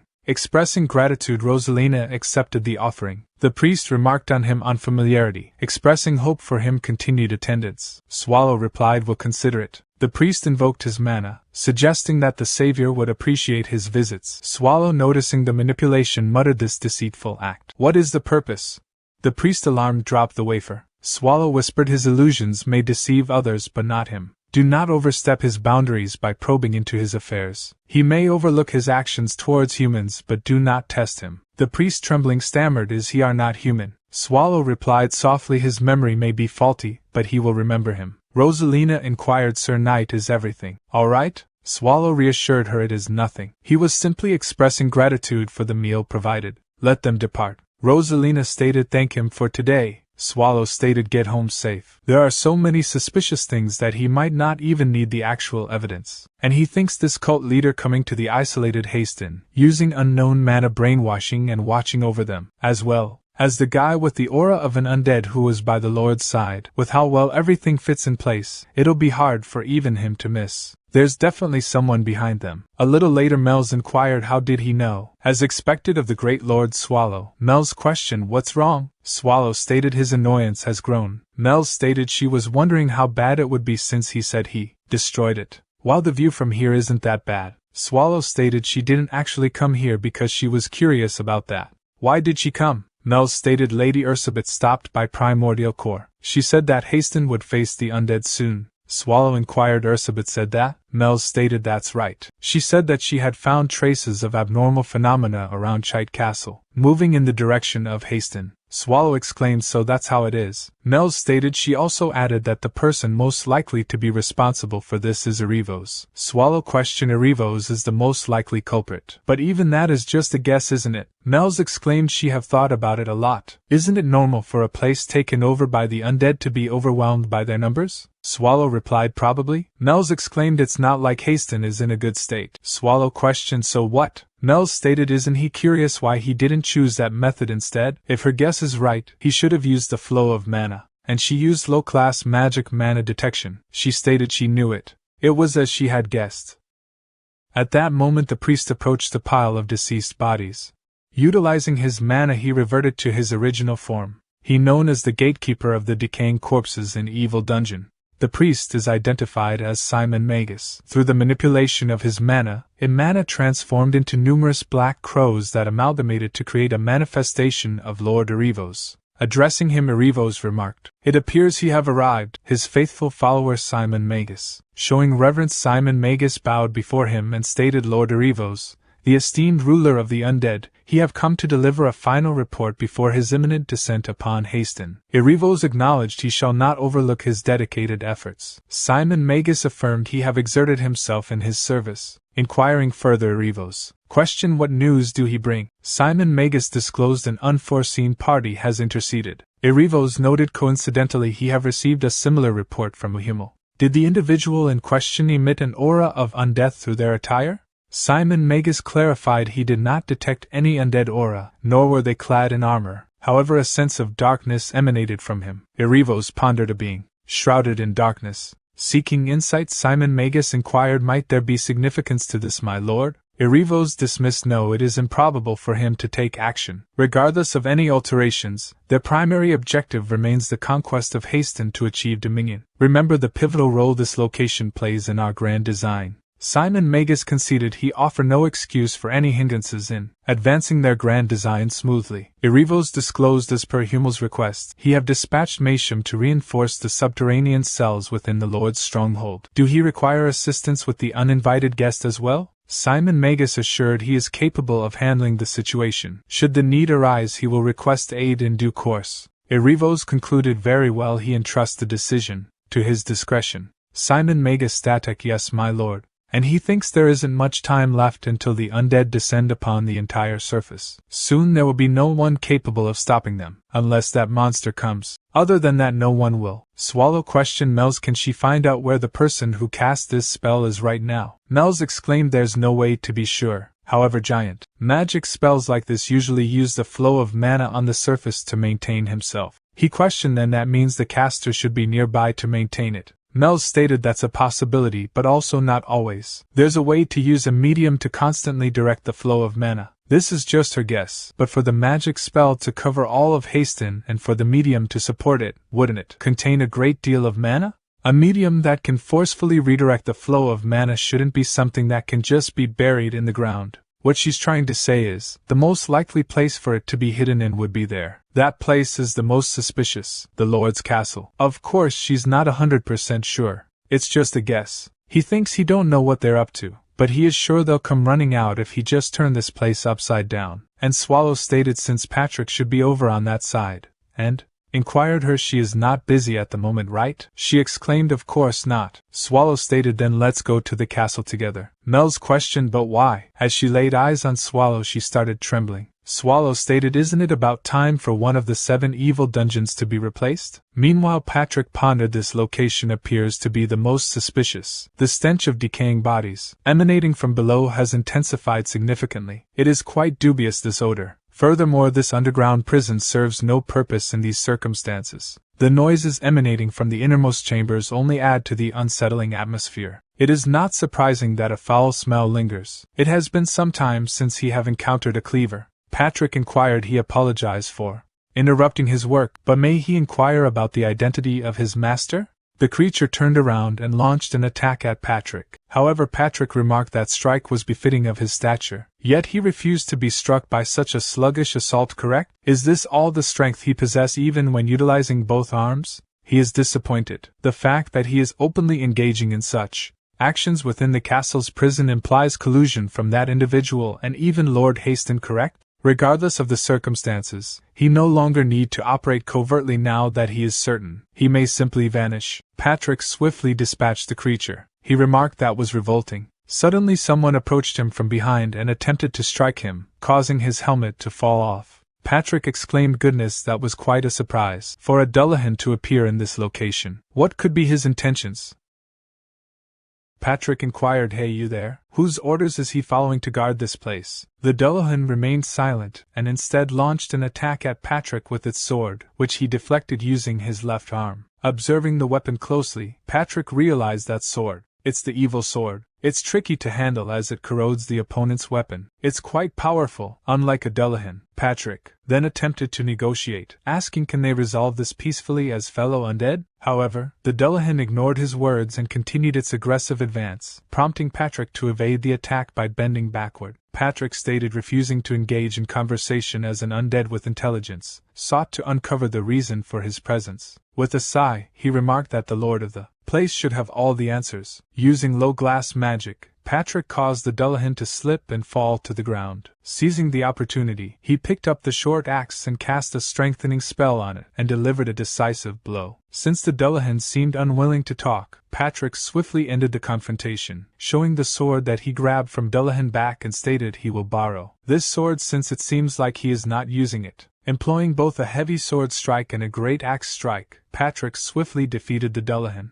Later, in the Lord's room, Lala awoke feeling cold, only to find Patrick standing before her, and inquired about her sleep. She widened her eyes in surprise. Then, she angrily exclaimed, "How dare he intrude here in the middle of the night?" Patrick responded, "Isn't it obvious that he has some business with her?" He then asked was her name Lala, and then he greeted her, and stated he would give her exactly 5 minutes. Summon the man who was with her earlier. After 5 minutes, Patrick apologized for calling them so late at night, but he happened to pick this up on his night walk, as he placed the Dullahan head on the table, which startled Lala. She inquired, "What is this?" Patrick questioned, "Do he really not know what it is?" "This is the helmet of a Dullahan, Lord of Haston Lalison of Veritark." "Why is he working with an undead?" Lala asked, "What is he talking about? What undead?" Patrick expressed his disappointment. "Is she going to keep up the act until the end? If she isn't acting, is she really unaware of who she is working with?" Well, he is not surprised, seeing as she is the unfit lord of this place who does not know what is going on in this land of hers. Yahello raised his voice and declared, "My lord, there is no value in listening to more of this nonsense. Summon the guards and apprehend him."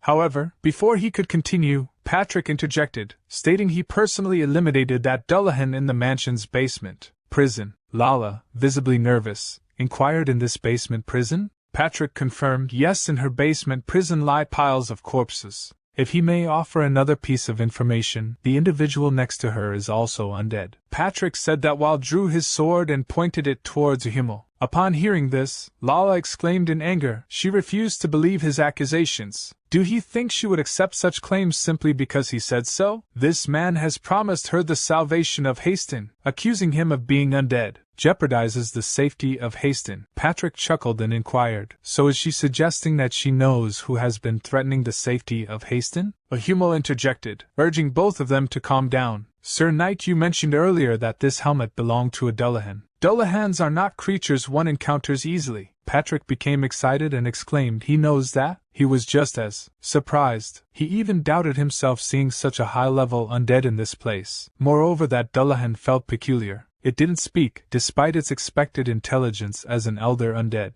Its movements during the fight were also abnormal. So, after burning its soul, he investigated further and found a mind control magic circle engraved on the inner side of its armor, along with the name, Masham. It appears to be the name of the vice-captain of the raid force, Masham and Harda brothers, who gathered to raid a brutal undead 30 years ago. It was rumored that he was a formidable knight, but he vanished after the raid. Now, for the question. Who does she think was the brutal undead they were attempting to raid? Lala inquired about the identity of the individual. Patrick, with his sword directed at Yahello, said he will pose the question in a different manner this time. He would like him to respond from in her place. "Where can the brutal undead known as Arivos be found, Mr. Undead Underling?"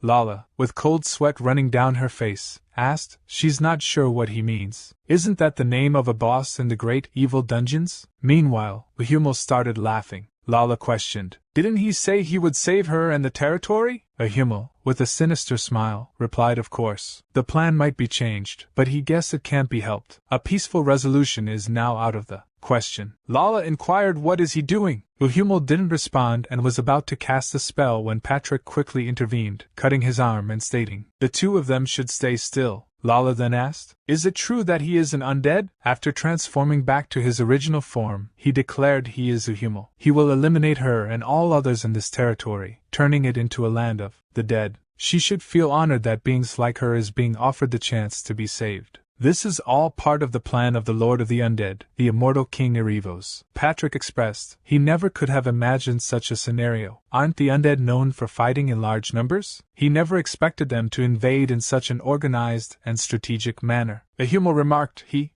took an interest in Patrick from the moment he saw him. He commended him for exceeding his expectations by defeating Masham. Patrick responded, "It's the first time someone has praised him for defeating their subordinate." Yahello noted, fascinating. He is becoming more intrigued by him. He is undead like him. Why isn't he serving Lord Arivos? Lala inquired, is he also an undead like him? Patrick believes that he may have been discovered. They still require a leader to manage the land and collaborate with them. He didn't intend to harm her. Patrick then mentioned that his mood suddenly changed. He proceeded to sever the other arm of Yahello and advised that it would be in his best interest to follow his commands obediently. Yahello inquired if threats would be effective against an undead being. Patrick responded, stating that threats would not work, but Yahello should consider the consequences of not cooperating. He warned that the individual accompanying him is much more powerful than Yahello realizes and could disrupt their plans easily. Yahello found this information intriguing and suggested that it could also impact humans.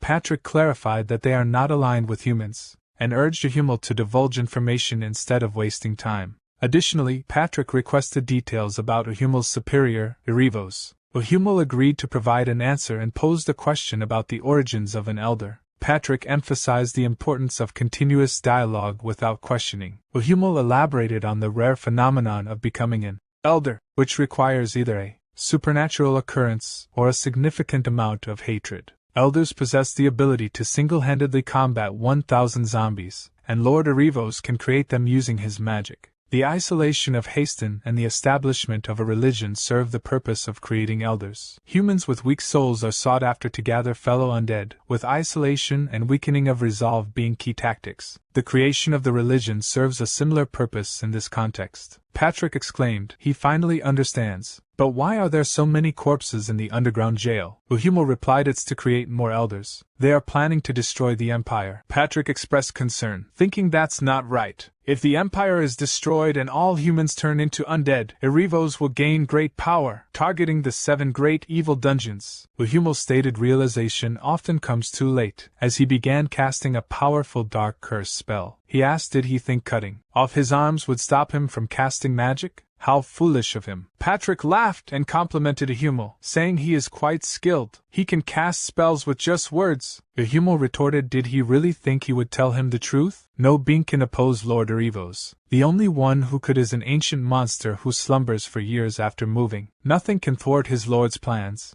As Yahello prepared to attack Patrick with another spell, Patrick broke free from the binding spell using sheer strength alone. Patrick inquired, is that so? May he ask one question? If he was to organize all that he has said, whatever his great plans might be, if the ancient monster appears, whether it be him or Erevos, their plans will be ruined, correct? But Yahello exclaimed, what nonsense is he talking about? Suddenly, the roof of the mansion collapsed and fell on Yahello, with Swallow sitting in front of Patrick. See that? Patrick remarked, that was such perfect timing.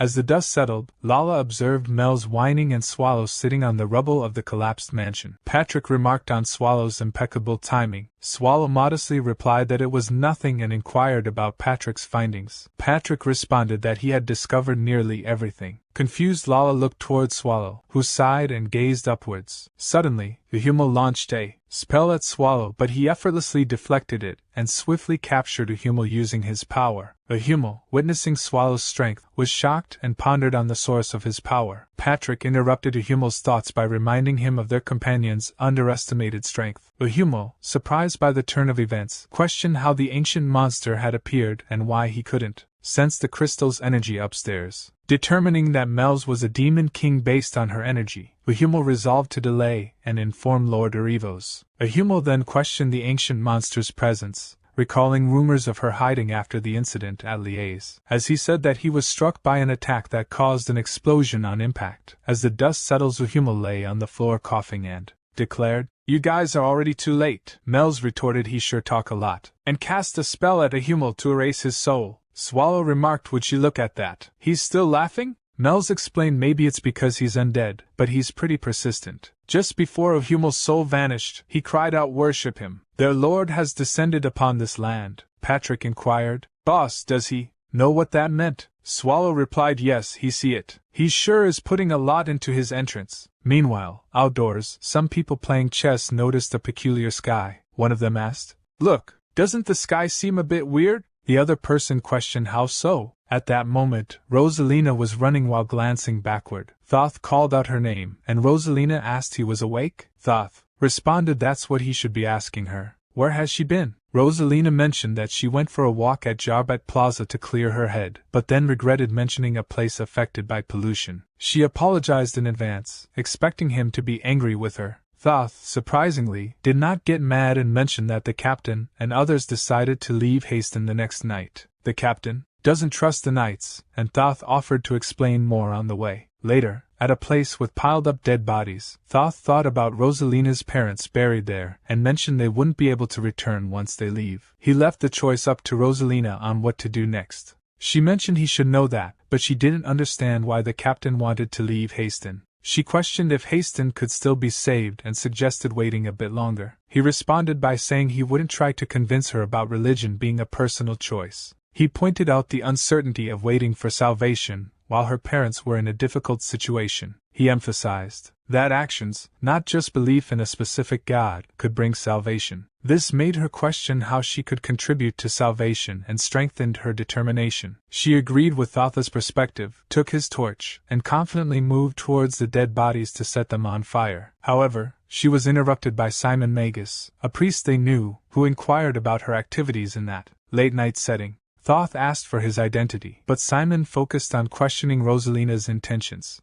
Rosalina inquired about Simon Magus's presence, but he remained silent. She then urged him to stop, but the torch accidentally set fire to his clothes. Thoth, concerned, advised Simon Magus to let go, while Rosalina suggested he put out the fire. Ignoring their pleas, Simon Magus pushed Rosalina, causing Thoth to catch her before they both fell to the ground. As the fire consumed Simon Magus, revealing his undead nature, Thoth and Rosalina were shocked. Thoth identified him as undead, but Simon Magus silenced them, and he used his spell to make dead bodies start moving. Confused, Rosalina asked what was happening, prompting Thoth to urge her to run to safety. Shortly after barricading the entrance, Thoth remarked, "This should buy them some time." However, Rosalina suddenly fell to the ground, stating she can't move anymore. Thoth turned to her and acknowledged they don't have a choice. While staying inside may be safer than venturing outside, the first floor isn't secure either. Let's head to the second floor. Rosalina agreed, but expressed difficulty in moving her legs. Thoth then offered her to climb onto his back. They need to move quickly. Grateful, Rosalina thanked him, noting his potential fatigue. As Thoth glanced out the window, he pondered,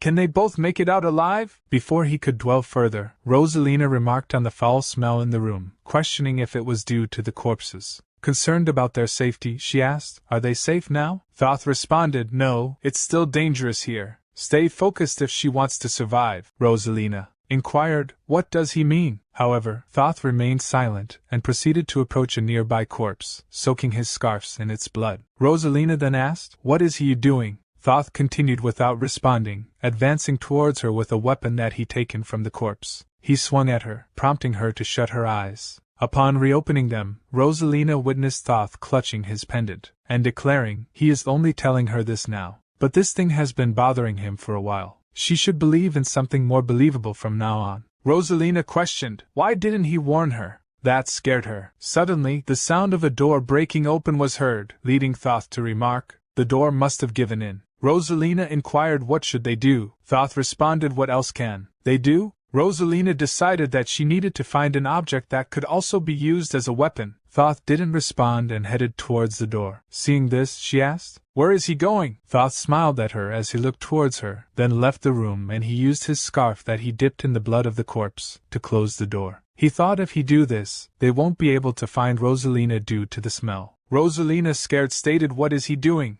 Don't leave her. Please don't. Leave her here. Thoth replied, for how long will she depend on others? She has been a burden long enough. Listen well, don't make any noise, no matter what you hear. Don't make a sound and don't move without thinking. She immediately covered her mouth. Thoth stated she is finally listening, that's good. He thought it's better to do this than to die together. He charged towards the incoming zombies, apologizing for picking on her all this time, followed by a bone-shattering sound. Simon Magus ordered his minions to attack.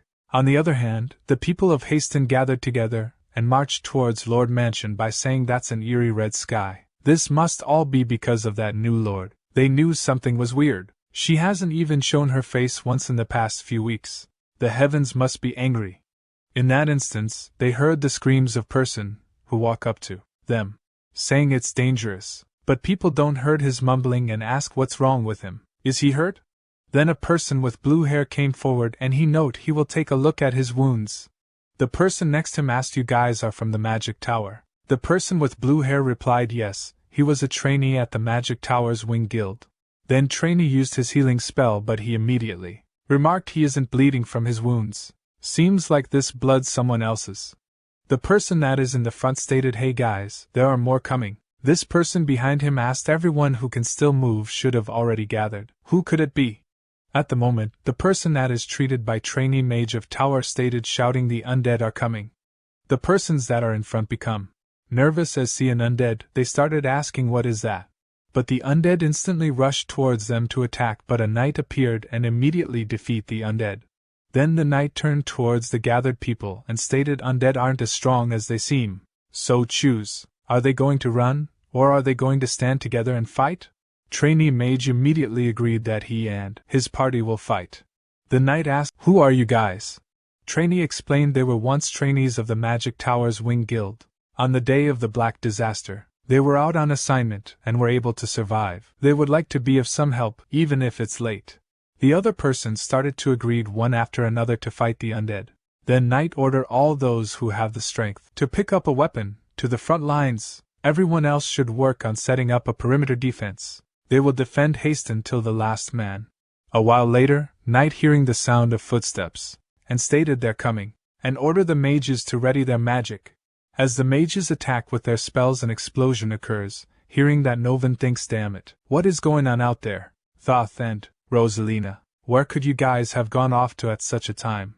At the moment, he saw Rosalina sitting nearby with the support of wall. He quickly approached her, asked is she okay, and asked what happened to her. She replied Thoth, he told her to stay put, but she came all the way out here, because she was afraid. She said, Captain, Thoth, he is dead because of her. Novan asked, did Thoth resent her when he died? And he stated no, he's not the type of person to do that. So, Rosalina, it isn't because of her, it's thanks to Thoth that she was able to live. She note, Captain, those weren't normal undead, they need help. Novan asked, what is he saying? They need the help of those knights. Novan remarked, those guys are probably in the Lord's castle. She asked, Captain, what is he doing? He replied, she probably don't even have the strength to walk, drink this, and make the trip. Novan stated, he is the captain, he can't just leave his comrades to fight. Rosalina, go bring those knights, they will hold them here, and he is sure the inner parts of the castle will be safer than this place. Thoth, he can't put Rosalina, whom you've sacrificed your own life to save, back in danger. However, Patrick note they really made a mess of things. He should come take a look as well, boss. It's no joke. Mel's added, they're really struggling out there. Swallow replied, why would he take a look when it doesn't have anything to do with them? Patrick stated it does have to do with them, and he is already lying down. There goes his habit of giving up just because things got a bit troublesome. Patrick note, looks like the humans are at an advantage at the moment. They aren't doing bad? While yawning, Swallow asked, how long do he think it'll take? Patrick replied, it won't be long. They have plenty of arms, and the perimeter defense is pretty good for something put together in a rush. However, if that's all they have, they will quickly tire out and be run over by the thousands of undead. On top of that, according to Hummel's words, there should be an elder mixed in with the undead.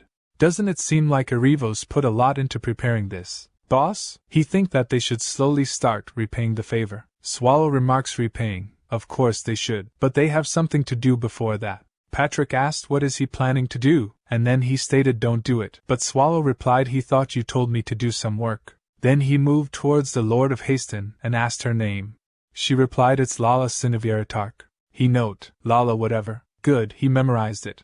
Then introduced himself by saying he is Swallow, and asked, she want to live, right? Patrick asked, hey boss, what is he saying? We need to kill her. Swallow noted that was what he was planning to do at first, but he changed his mind. Patrick asked, what is he thinking? Isn't Hasten already past the point of no return? Swallow remarked, think about it, Patrick. Isn't the reason why they are about to give up on Hasten because of the undead? Patrick stated, yeah, pretty much. Swallow noted, if all the undead in Hasten were to disappear and the Lord of Hasten were to act according to their words, there's really no need to give up on it, right? Patrick remarked, he thought you would say something weird, but he guessed it's something worth considering. Then he thought to make use of the Lord instead of killing her might not be such a bad idea. Patrick asked, but don't the humans have loose lips? Mel's added, that's right. There's no way the humans who have learned the truth will keep it a secret. Swallow replied he don't think they're all like that. He believed that this human has a reason to stay alive. While she might have been scared after seeing him, she didn't avoid looking at him, even after seeing his true form. She seems useful. Patrick remarked, that's true. For a normal human, that's amazing. Swallow thought, does she have something special about her? All the heroes he has met thus far had something special about them, something that couldn't be attained through effort alone. As for this lord, she has the mental capacity to stay sane even after seeing him. She said, that's right, she has a reason to live. Swallow stated he is sure a human like this wouldn't go out of their way to die, right? Patrick asked, is that the only thing you're going off? Swallow said at his gut feelings to that. Patrick remarked, please add something more tangible than his gut feelings. Then he thought, well, it's not really trustworthy. Then he noted, well, what can he say when the boss is adamant about it? However, if things were to go wrong, he will take care of the aftermath. Swallow stated, well, he will think about it. Now, she got the gist of it, and now chose. It'll all be done as long as she say the words, please save us. She asked, then what will happen after that? Swallow explained, it's simple, the undead will be chased away, and until Haston regains peace, Patrick over there will do his best to help out. Hearing that, Patrick shouted, boss, is he trying to sell him off? She asked, then what will she have to do in return? Swallow stated he guessed sticking with something simple would be best, and she just has to offer up her everything to him. Nervously, she asked, what is he saying? Swallow stated, offer everything to us. She thought she will most definitely die if she was to decline, whether it be by this monster's hands or from being bitten by the undead. On the other hand, if she was to accept, but she will have lost everything. Would his brother have committed suicide if the black disaster had not occurred? If his brother were still alive, would he have become the Lord of Haston? Would she have been in this position if she wasn't the Lord of Haston? As she did not reply, Patrick turned around, saying, let's just get rid of her. Where did he put his sword earlier? Then Swallow heard footsteps and remarked, someone's coming? Mel's asked how would he like to handle it. She can block it with magic. Swallow remarked, forget it. Just open it. Mel said, got it, and she opened the gate. The person was Rosalina, and she said, they are really here, please help us. The village is overrun by the undead. Everyone is trying hard to fight back, but it's just too much. They need their help. Thoth has died, and the captain said he would be waiting for her. Everyone is holding on as best they can, so please help us. Didn't he say that he would save Haston? As she looked up, she saw Patrick, and she stated, a skeleton. Patrick replied, yes, he is a skeleton. Regrettably, the current situation has turned to the hands of that human over there.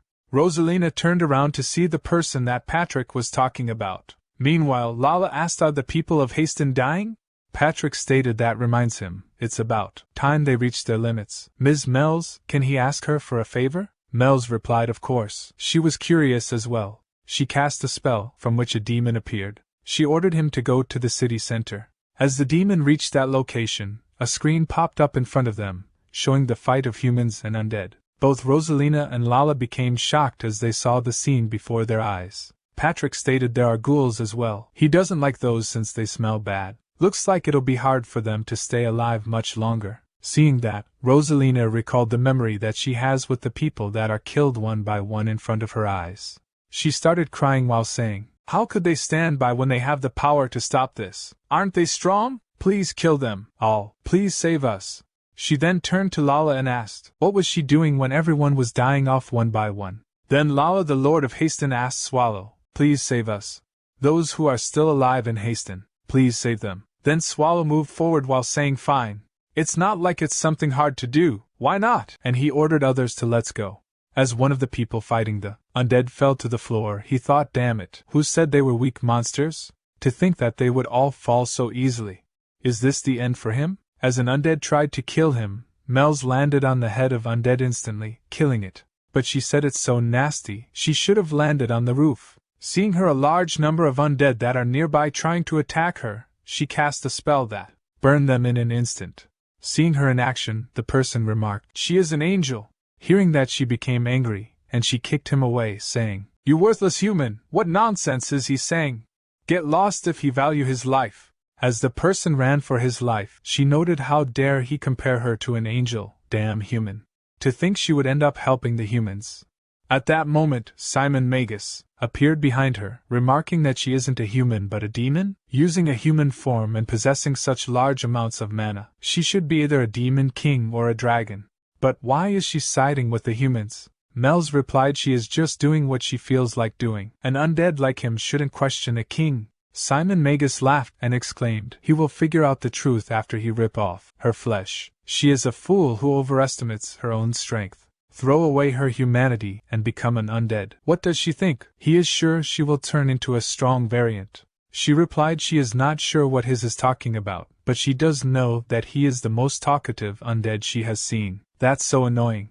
He stated he is the one serving the commander of the undead, darkness of the 10 evils. How would he, Simon Magus, lose to the likes of a demon king like her? She replied she is not sure what he is talking about. She is not the one that will be facing him. At that moment, he noticed the presence of Swallow from behind. Swallow grabbed him by the shoulder, saying he found him, you bastard, and swung him towards himself, punching him hard and causing him to crash to the ground. Then he said he told him that he did make sure to remember him. That wasn't a bad feeling. He think if his guess is correct, the one over there should be the gatekeeper of the undead army, meaning he should be a gatekeeper of the 7 great dungeons. And he remarked, hey, you wouldn't die from that punch, so get up quickly. Meanwhile, Mel's think taking down someone like that with just a punch. On top of that, it seems like he was holding back. Did she see it wrong? She asked him. You seem to have a grudge against him. Is he someone he knows? Swallow think a few hours ago, he tried sending his mana to him to look into him without permission. He replied, well, he just don't like him. He should hit him some more. Anyway, nothing good will come of staying here for too long. And he asked, does she think Arivos is in this village? She noted, probably not. That's a barrier made to trap those who are inside it. Swallow remarked, so that's a barrier? He just thought that it was a crimson sky. She explained, so that would mean the caster is most likely on the outside, though she is not sure what he's up to. Regrettably, she doesn't think she can break this barrier. Swallow remarked, well, he was going to take care of it himself. And he asked, can she take care of all the extras from now on? She asked, is he talking about those undead? Swallow stated, yeah, it'd be good if she could minimize the loss of the humans. Although it might be a bit late. There needs to be a certain population of humans for this village to function. She exclaimed it won't be perfect, but if it's just that, she thinks she will be able to take care of it. Swallow noted, as expected of our demon king, she is awesome. Then he will clean this place up a bit before heading to have a one-on-one with the Revos. She replied confidently, he can leave it to her, sir. And as she saw the undead force, she asked, sir, can she ask how long he will take? He replied, about 15 minutes. Maybe 20? She stated determinedly, if it's only 20 minutes, she will be able to hold out just fine. Swallow noted how reliable. She remarked, then have a safe trip, sir. Swallow stated, now then, he should finish things up here. Simon Magus remarked he had a guess, but is he an ancient monster? Swallow said he wonder. He is partially right. Simon Magus asked, then just who is he? Swallow replied, probably Patrick's slave. Simon Magus stated, what nonsense, ancient monster. Did he think that he would foolishly wait here without preparing anything?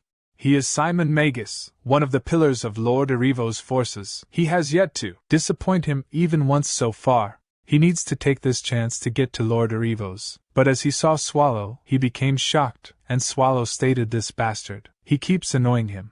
Simon Magus think, damn it. Really, he didn't get any injuries. The great evil dungeon Swallow.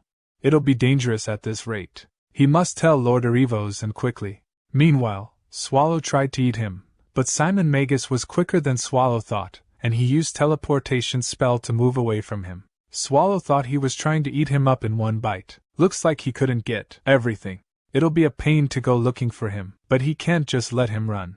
Recalling his promise to Mel's that he would finish in 20 minutes, Swallow worried about Mel's. So he can't waste time here like this. That bastard probably went to look for his mommy, and Erivo's should be somewhere outside the town. So he should have run toward the walls, right? Well, whatever. He is sure blasting the whole area in the direction he ran off and should take care of him. If it's just this, the village won't be too badly damaged. Then he heard a voice, and he thought, is that Patrick's voice? He must be imagining things. He found the corpse. Wait, should he call the corpse he killed that was once alive a corpse? He picked up and said, well, whatever. Because of him the village is in ruins. What is he going to do about it? What? Don't blame others? If he didn't like it, he should have stayed alive. He can explain it to Patrick himself. Did they call this the barrier? A power that Mel's couldn't break alone. So it's a pretty strong barrier, he guessed. But how strong can it be?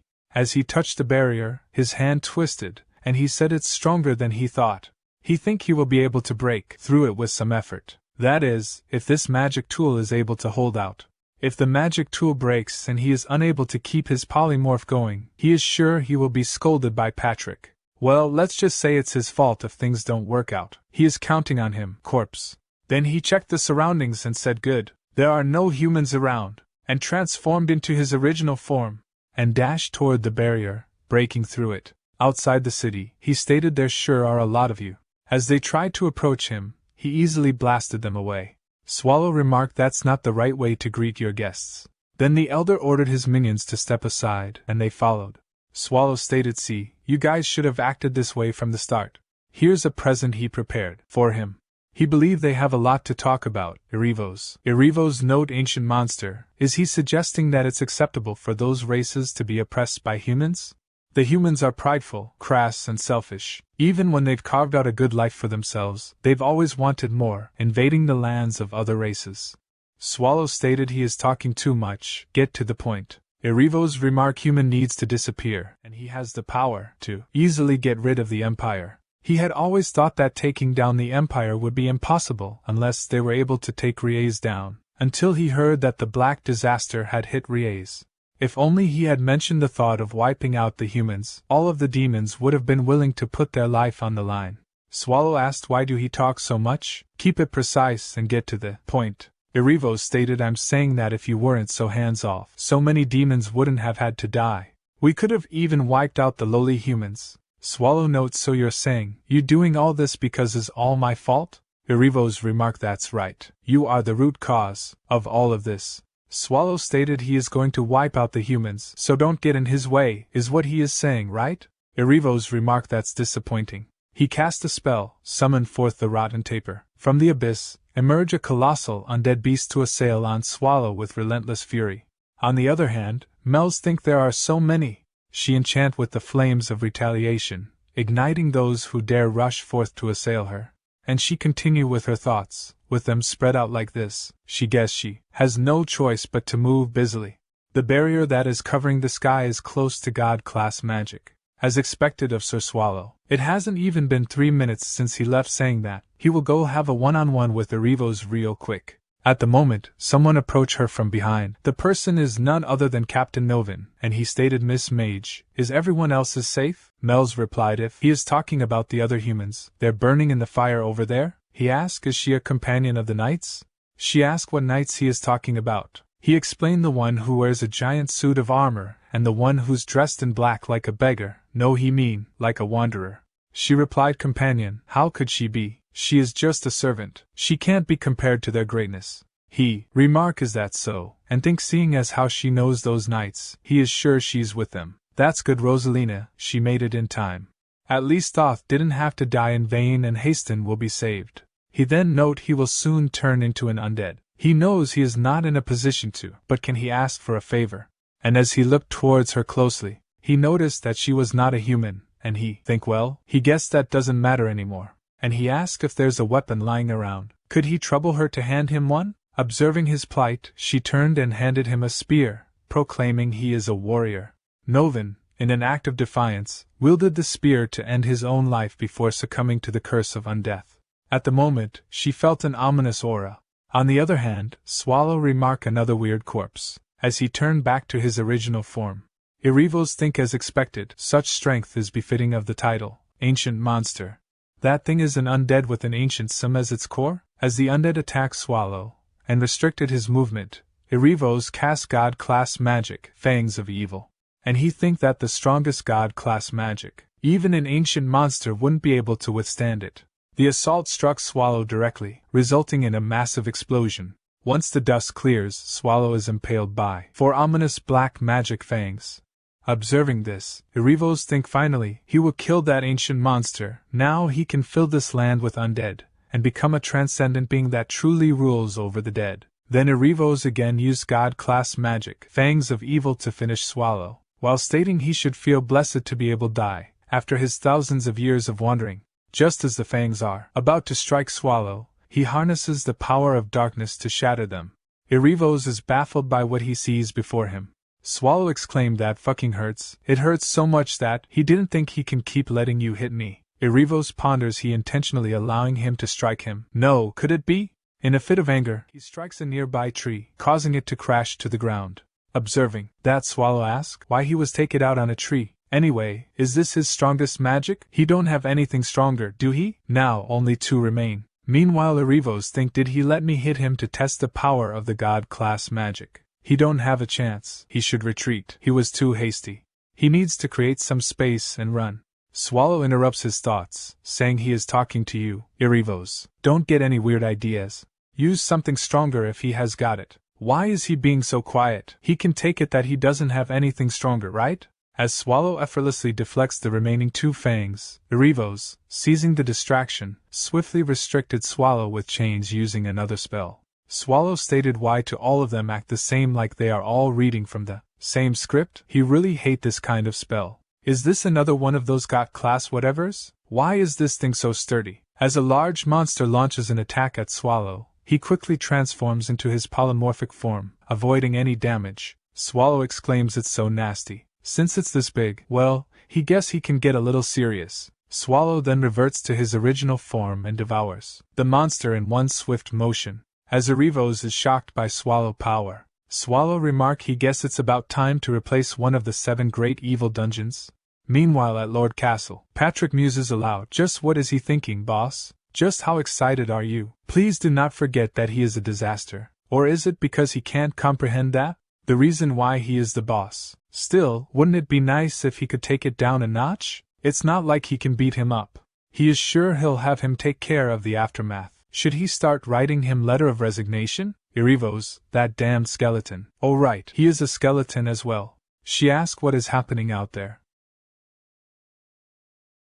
He means, it's him taking care of the undead army. She asked, is he saying that Haston will be saved? Is that what he means, sir? Patrick replied, well, it'll work out somehow, so she shouldn't worry too much. Also, his bones are starting to get goosebumps. She can speak as she normally do. Thankfully, there do not seem to be any more undead in the village, as expected of the Demon King Mel's. At the moment, Mel's teleported there while saying that was tiring, and Patrick remarked perfect timing. She exclaimed she finished everything she had to do. It's been a while since she have had to use so much mana. Patrick stated she has worked hard. If she hadn't been here, Lady Mel's, he don't know how this would have gone. She asked, isn't Sir Swallow doing most of the work? He replied no, he thinks she have done a better job. She asked, is he not done yet? He note the boss, as she can feel, is still in the middle of fighting. She remarked that power is a sight to behold. He note it's even greater when she think about the aftermath of that. Also, there's the fact that he always ends up causing more work whenever he goes out to fix things.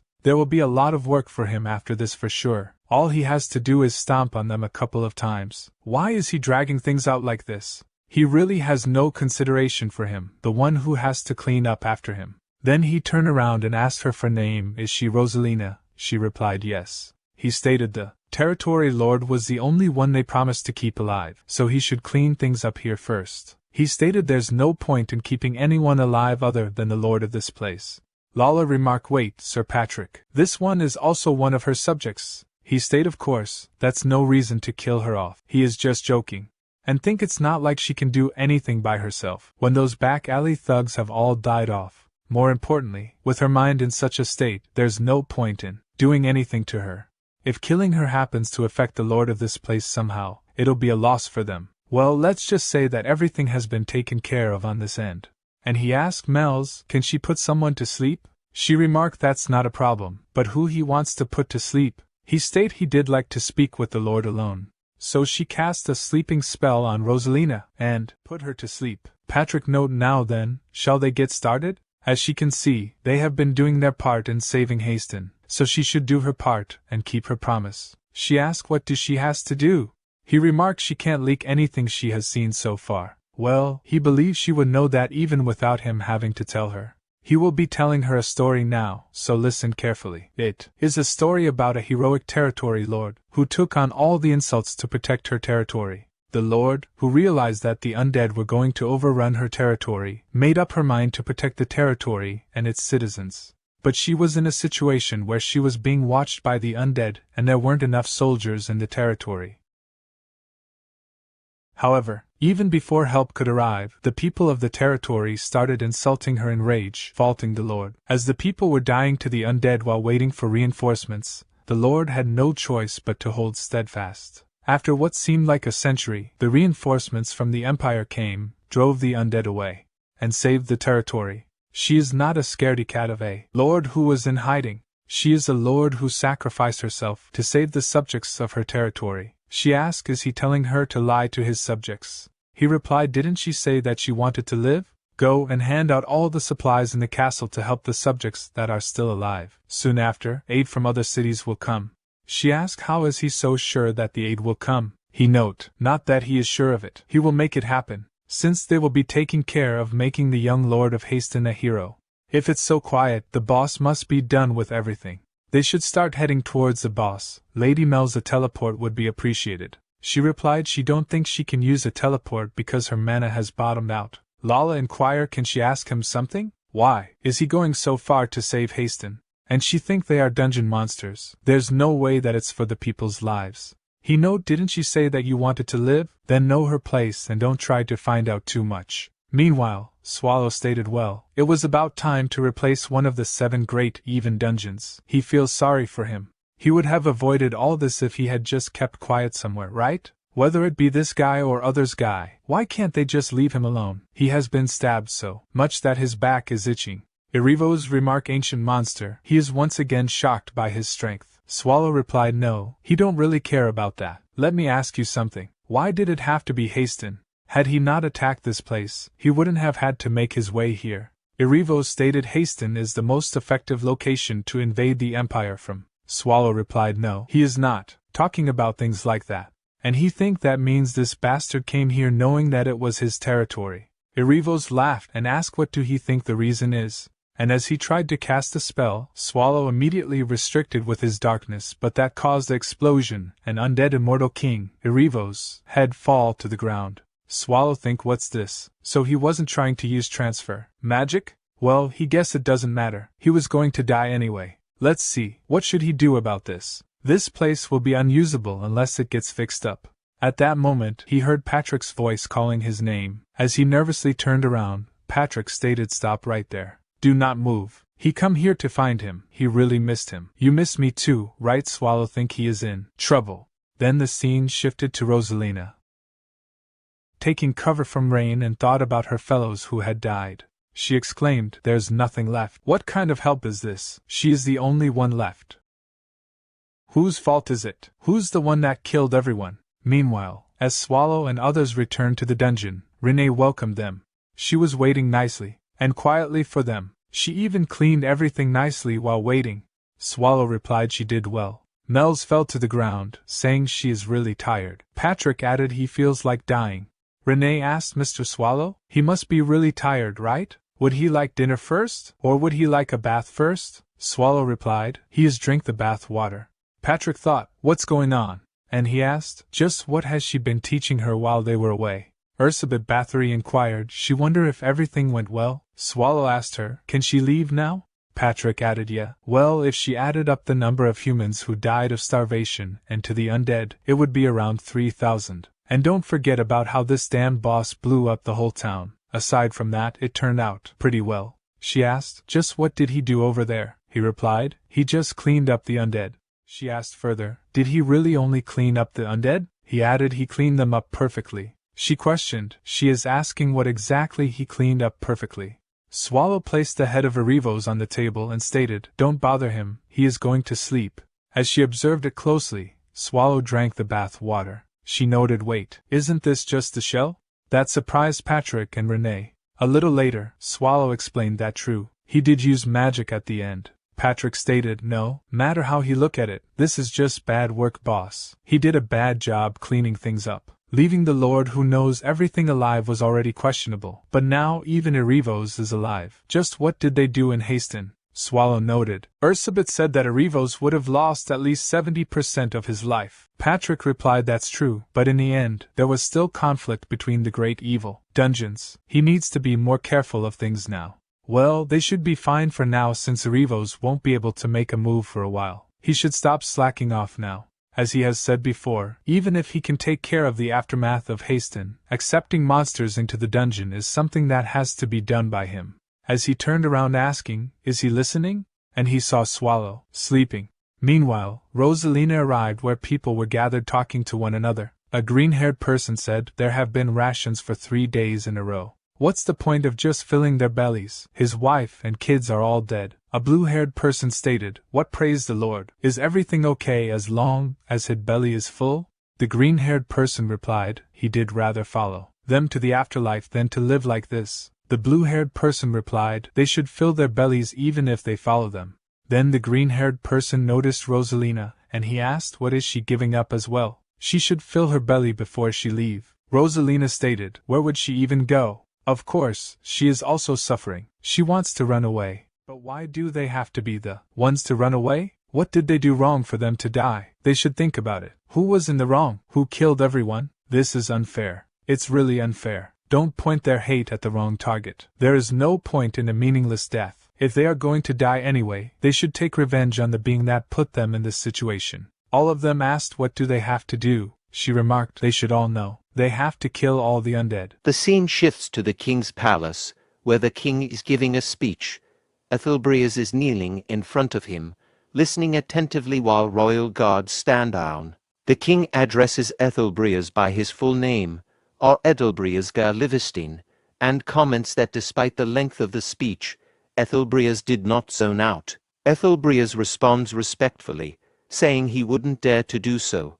The king emphasizes that the lives of the raid force rest on Ethelbreus's shoulders and expresses his high expectations of him. Ethelbreus assures the king that he will live up to these expectations. As Ethelbreus leaves the king's palace, he is accompanied by Garrett, an executive tracker from the Black Tiger's order. Garrett inquires whether Ethelbreus received the full rights to lead the dungeon raid.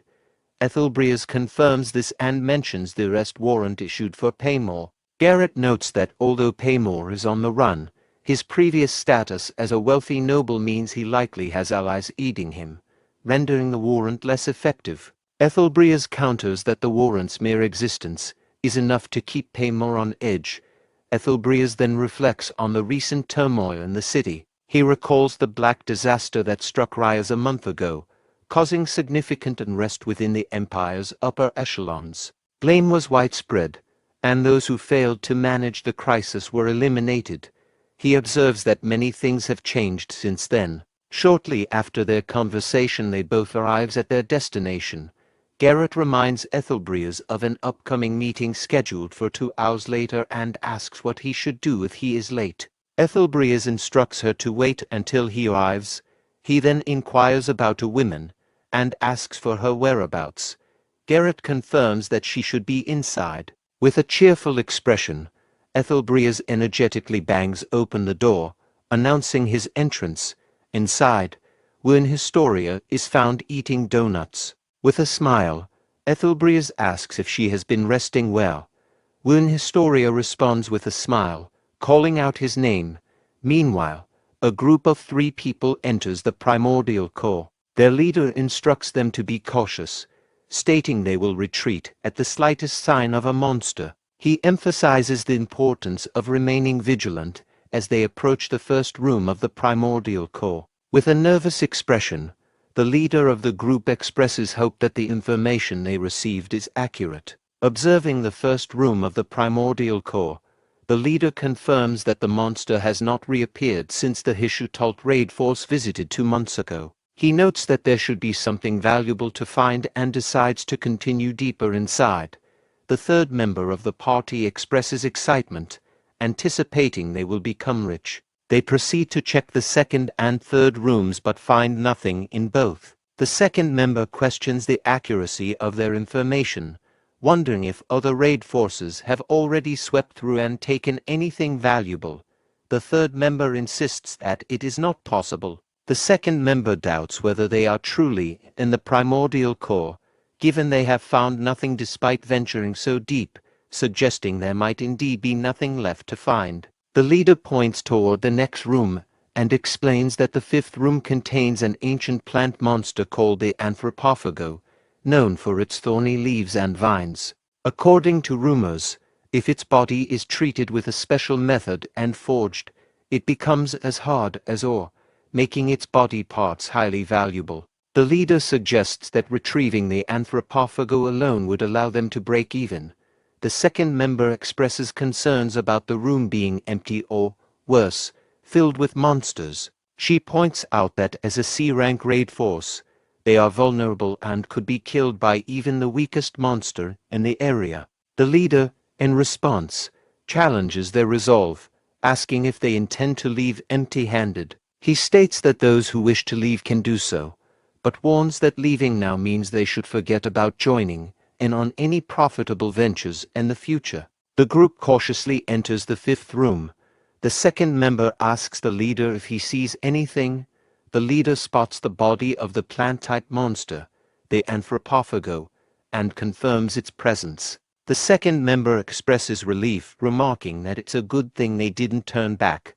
The leader instructs the group to gather the monster's body quickly, so they can leave. As the leader is about to cut the monster's body, he notices something alarming and starts sweating profusely. He shouts away, prompting the third member to turn to him and ask what he said, not hearing clearly. At that moment, Swallow appears, poised to devour them. The leader tries to escape while urging the others to run away.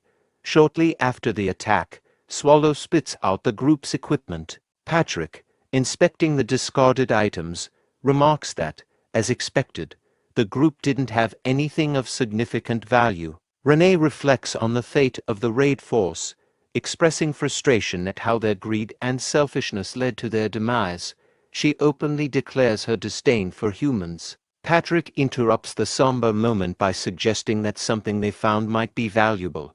He asks for the leader's opinion. Swallow comments that they taste better than undead creatures, indicating their potential quality. Patrick identifies the origin of the fallen raid force based on the coat of arms on their clothing, noting they are from the West Crantal Kingdom, not part of their own empire. Renee adds a touch of dark humor, laughing at how far the raid force had come, only to meet their end in such a manner. Swallow reflects on the convenience of receiving a local specialty delivered right to their front door. Patrick questions how Swallow concluded the origin of the fallen raid force. He emphasizes the urgency of reinforcing the dungeon, indicating a concern that rumors about the dungeon being safe are spreading too quickly. Privately, Patrick reflects on his own feelings of detachment towards the dungeon's issues. He directs his frustration at Swallow, who seems indifferent despite it being his own dungeon. Patrick threatens to resign if Swallow doesn't take the matter seriously. Swallow, feeling nervous, agrees to prioritize the dungeon's security. Patrick shifts the conversation, acknowledging Lady Mel's role in using detection magic to quickly identify intruders. Mel's responds with laughter, and Swallow agrees that her detection magic is reliable. Renee, overhearing their praise of magic, becomes angry and asserts her own ability to use magic. Swallow praises Renee for her abilities, calling her awesome and amazing.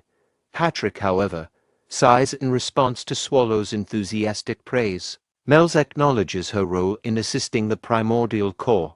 Patrick expresses gratitude to Mel's, stating that her help has saved them from a lot of trouble. Meanwhile, Mel's queries about how long she will need to stay as a guest. At the same time, a three-eyed monster addresses Yuba, referring to him as Majesty. The monster states that preparations are complete and suggests heading towards Judecca. Mel sits on a rock outside during the night, contemplating her future as a demon king. She feels despondent about her lack of wealth and a stable home. She realizes she needs to make a decision soon, especially with an upcoming gathering for demon kings in a couple of days.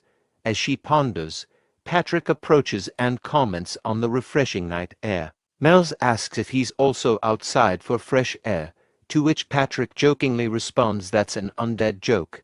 Mel's doesn't find the humor amusing. Patrick then asks Mel's why she's there. She explains she's simply getting some fresh air and inquires about his reason for being outside. Patrick reveals that he doesn't require sleep and spends his time training during such moments. Mel's questions Patrick about whether he has any more improvements to make, to which Patrick replies with a metaphor about swords and rust, implying that continuous practice and improvement are necessary for skill. Patrick reflects on this being the first time he's spoken to Mel's alone like this. Patrick informs Mel's that Mr. Tentacles has nearly finished recovering. He suggests they go together to see him. Upon arriving, Mel's comments that Mr. Tentacles doesn't appear fully healed. Patrick explains that his current state is likely the best recovery possible, considering it a miraculous improvement. Renee interrupts, counted up to 68 tentacles, then jumped down, and noting that while Mr. Tentacle's recovery is ongoing, the rate is slow, she expresses doubt that he will regrow more than 5. Mel's asks Patrick if Mr. Tentacles fought against the Hishutal trade union. Patrick confirms that Lady Mel's, who had a Demon King castle near Rios, was indeed involved with them. Mel's acknowledges this, expressing her awareness of the raid force that killed her father, making her relationship with them fraught with personal history. Mel's reflects on Mr. Tentacle's strength in surviving such formidable enemies, contrasting it with her own doubts and dreams of staying in Primordial Core. Patrick shifts the conversation, suggesting that now that Mr. Tentacles is almost recovered, they should consider recruiting more monsters for their cause. Renee interjects with a suggestion to recruit only male monsters, specifically referencing golems that protected a certain room. However, Mel's interrupts their discussion, calling their attention. She announces her decision to leave for Judeca. Garrett checks on Wound Historia's wounds, advising her to act like she's still recovering to avoid suspicion from others. Wound Historia agrees reluctantly. Meanwhile, Ethelbrias checks the cupboard, suggesting tea since they have snacks available. Wound Historia declines, stating she's getting ready for the upcoming meeting. Ethelbrias remembers the meeting and asks Wound Historia if the maid has been around today. She's unsure since she went out to buy snacks. Ethelbrias instructs Garrett and Wound Historia to head to the meeting room first while he takes care of some remaining paperwork, assuring them he will join shortly. Garrett urges Ethelbrias to hurry up, emphasizing the importance of his presence. As they leave the room, Ethelbrias asks about the maids who clean the tea set. A person with red eyes emerges from the shadows, stating they will find out promptly. Ethelbrias instructs them not to report on their progress, indicating secrecy in their actions. He privately reflects on the thousands of confidential files in his office, concerned that someone may have tampered with them while cleaning the tea set. Ethelbrias decides that the maids involved should be located and removed precisely 4 days from now. Later, at the meeting room, Ethelbrias addresses the attendees, thanking them for their attendance despite their busy schedules. He introduces the purpose of the meeting, to discuss the Black Disaster, a threat jeopardizing the Empire's peace. Squad leader Cart challenges Ethelbrias, stating that the royal courts have announced that the Black Disaster is not Swallow.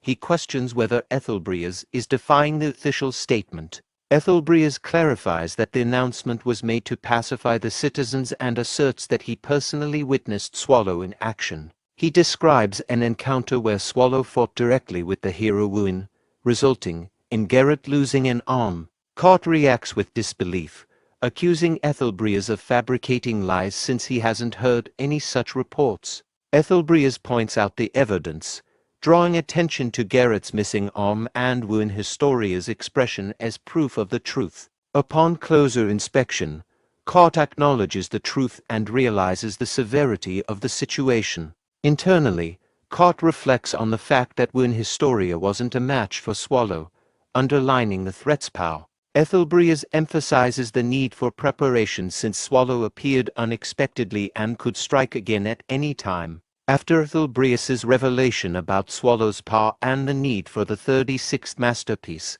A moment of silence ensues as everyone contemplates the gravity of the situation. Duke Rolthers breaks the silence, questioning the plan to stop Swallow and expressing skepticism about the effectiveness of current defenses, given Swallow's overwhelming strength. Ethelbreas acknowledges the futility of conventional defenses against Swallow and reiterates the importance of the 36th masterpiece. Duke Rolthers notes that efforts to find the 36th masterpiece have been ongoing without success. Ethelbreas privately reflects on the difficulty of finding the 36th masterpiece, citing past failures where even valuable artifacts ended up in Swallow's possession. He emphasizes the disparity in power between Swallow and the assembled talents of the Empire, noting that without the 36th masterpiece, they cannot hope to challenge Swallow effectively. He underscores the necessity of the 36th masterpiece to bridge the overwhelming power gap and to stand a chance against Swallow's formidable presence. Ethelbreas mentions the Pope's recent movements, describing how he spread rumors about the Swallow being God's punishment towards the Empire. The girl with dark blue hair reacts strongly, standing up and denouncing the idea as nonsense. Ethelbreas acknowledges her reaction, attributing the Pope's statements to the Empire's history of religious suppression. The girl confronts Ethelbreas, warning him to watch his words as they could be considered treasonous. Ethelbreas responds calmly, smiling at her outburst but reaffirming that he's stating the truth. Suddenly, the girl grabs Ethelbreas by the collar in anger. Ethelbreas's shadow man intervenes swiftly, pointing a sword at the girl's neck, ready to act if necessary to protect Ethelbreas. Ethelbreas calmly responds to the girl's outburst, remarking that she may be overestimating her influence. He swiftly orders his shadow man to withdraw his sword, causing the girl to become flustered by the sudden turn of events. Ethelbreas continues, emphasizing the seriousness of the situation. He warns that ignoring the Pope faction's plans could lead to the Empire's division. Internally, Ethelbreas reflects on the Pope faction's possession of 3 of the 36 masterpieces, which they call holy relics. He contemplates that seizing these artifacts would necessitate starting a war, a great holy war. Meanwhile, elsewhere in Primordial Core, Swallow reacts to Patrick's news about Lady Mell's departure with curiosity. Patrick presses Swallow for more substantial reaction. Patrick informs Swallow that Lady Mell's has left the dungeon. Swallow responds nonchalantly, stating that he already knew and questioning why it's a problem. Patrick becomes frustrated and grabs Swallow's hand firmly, causing him pain, and begins to nag intensely. Patrick emphasizes his concern that Lady Mell's might not return, pointing out the uncertainty of their departure. Swallow reacts to Patrick's grip and nagging, acknowledging the discomfort and commenting on Patrick's tendency to use strength unexpectedly. Swallow reflects inwardly on Patrick's behavior, noting his peculiar habit of exerting strength in unusual situations. Patrick reveals to Swallow and Renee that he's noticed Lady Mell's behaving strangely even before she mentioned going to Judeca. Renee confirms Patrick's observation, noting that she also found Lady Mell's remarks unusual. Renee enters carrying something, catching Swallow's curiosity. Patrick speculates that Lady Mell's might be planning to start her own force again, prompting discussion about her intentions. Swallow, puzzled, asks Renee about what she's carrying. Renee places down a pot and explains that it's a stew she prepared, aiming to lift Swallow's spirits. Swallow in shock, suggesting the stew might be deadly. Patrick laughs off the misunderstanding but suggests the stew's effects could be similarly dire. Renee, in anger, hits Patrick on the head, causing him to fall to the ground. Swallow, seizing the stew Renee prepared with his tail, questions the purpose of their gathering and asks if there's more they need to discuss. Patrick emphasizes the urgency of replenishing the dungeon's monsters, addressing the issue directly. Renee acknowledges Patrick's point with a resigned tone, indicating acceptance. Swallow challenges Patrick, questioning why he always assigns tasks to him. Patrick responds defensively, asking who's really shifting responsibilities onto whom. Swallow refuses to budge from his position, expressing frustration and questioning Patrick's role as a guardian. Patrick concedes Swallow's point, acknowledging the responsibility that comes with his role. Swallow expressing surprise at his agreeing with him, and Patrick responds assertively, reminding Swallow of their prior agreement regarding Haston and the associated responsibilities. Swallow expresses surprise that Patrick agreed so easily, questioning who else could go if he didn't. Patrick confidently states Lady Renee will handle it. Swallow reacts with concern, mentioning Renee's eye problems and potential suspicion from others. Patrick dismisses the concerns, reassuring Swallow to leave it to Renee. Swallow, feeling outmaneuvered, hears Patrick mention Lady Mel's possibly returning, raising further questions or concerns. Mel's arrives at Mercenary City Nehet, and as she come out of the carriage, coachman remarks on her young age and advises her to take care. Mel's reflects on her journey to such a place, noting its dangerous reputation. Nehet, situated between the Empire and the Kingdom Alliance, is known for its lack of affiliation with any major force and its focus on dungeon raids. Mel's observes the city's unfriendliness and decides to rely on the stars to navigate her way to Judeca, indicating her unfamiliarity and the challenging nature of her surroundings. Mel's arrives at a large building in Mercenary City Nehet, comparing its size to the Demon King's castle. She senses dense mana inside, indicating the presence of about 10 individuals with mage-level strength similar to those she encountered in Rios. The building seems to be a hub for raid requests and information. As another person tries to enter, they show a brown plate to the door guard, who permits them entry. Mel's observes this and wonders if the plate is proof of participation in raids. She realizes that gathering information won't be easy without such proof, implying the strict access control to the building. Mel's follows the trail of demonic mana and arrives at a location where numerous demonic monsters are roaring inside cages. She wonders if these monsters have been captured. Suddenly, a person approaches her and remarks on her presence in such a place, commenting on her appearance as a pretty young lady. He inquires about her reason for being there. Pun from Albright Merchants introduces himself to Mel's and asks if she is looking for something specific. He quickly realizes she might not be a typical noble child due to her presence in such a place alone, deciding not to risk offending her. Mel's introduces herself as Mel's of the Agria family and asks about the purpose of the place. Pun explains that the location is essentially a storage warehouse for dungeon items. These items are typically used as materials for equipment or decorations, and he sells them as they are. This sets the stage for Mel's to learn more about the warehouse and potentially engage in further conversation or activities related to dungeon items and their trade. Mel's decides to explore the warehouse, as she plans to recruit for her army once her castle is rebuilt. Pun invites her to browse their wide selection of items. Mel's notices a lycanthrope in a nearby cage, recognizing it as a strong demonic being that fought bravely as an army commander in a war. She expresses interest in purchasing it. Pun, nervously surprised by her interest, warns her about the danger of such creatures. He mentions that it took sacrificing for B-class raid members to capture this particular lycanthrope, implying both its strength and the risks involved in handling it.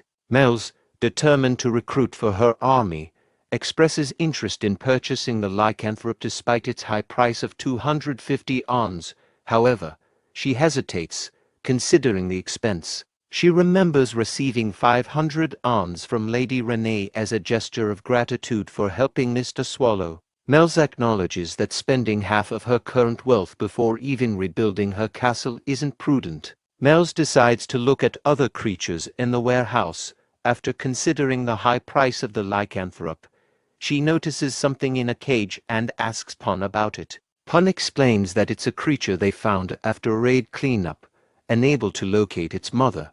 Despite its appearance, it hasn't shown aggression, being seen more like a large dog. Mel's empathizes with the creature's situation, likening it to a lost child. Mel's disregards the potential danger and extends her arm into the cage towards the creature, prompting a shocked reaction from Pun, who warns her about its demonic nature. Despite this, the creature doesn't react aggressively. Mel's reassures Pun that she won't hold him responsible for any harm that might occur. Pun expresses relief but also warns her about the risk of being bitten.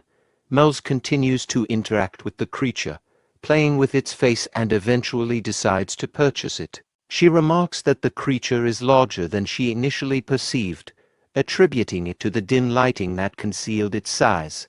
Mel's affectionately names the creature Two Ons. After adopting the creature and naming it Two Ons, Mel's notices that night is falling earlier in Nehit than elsewhere. She reminisces about the beautiful sky in the primordial core but quickly refocuses on her mission to reach Judecca. Mel's and Two Ons start moving towards their destination. Along the way, they encounter a large deer. Mel's perceives this as a sign that they are headed in the right direction and addresses the deer. She calls herself Great One and asking the deer demon to lead the way. After encountering a deer that turns out to be a demon welcoming her as a demon king, Mel's is directed to head towards the fallen monastery behind the mountains where other demon kings have already gathered. Mel's agrees and begins her journey towards the monastery.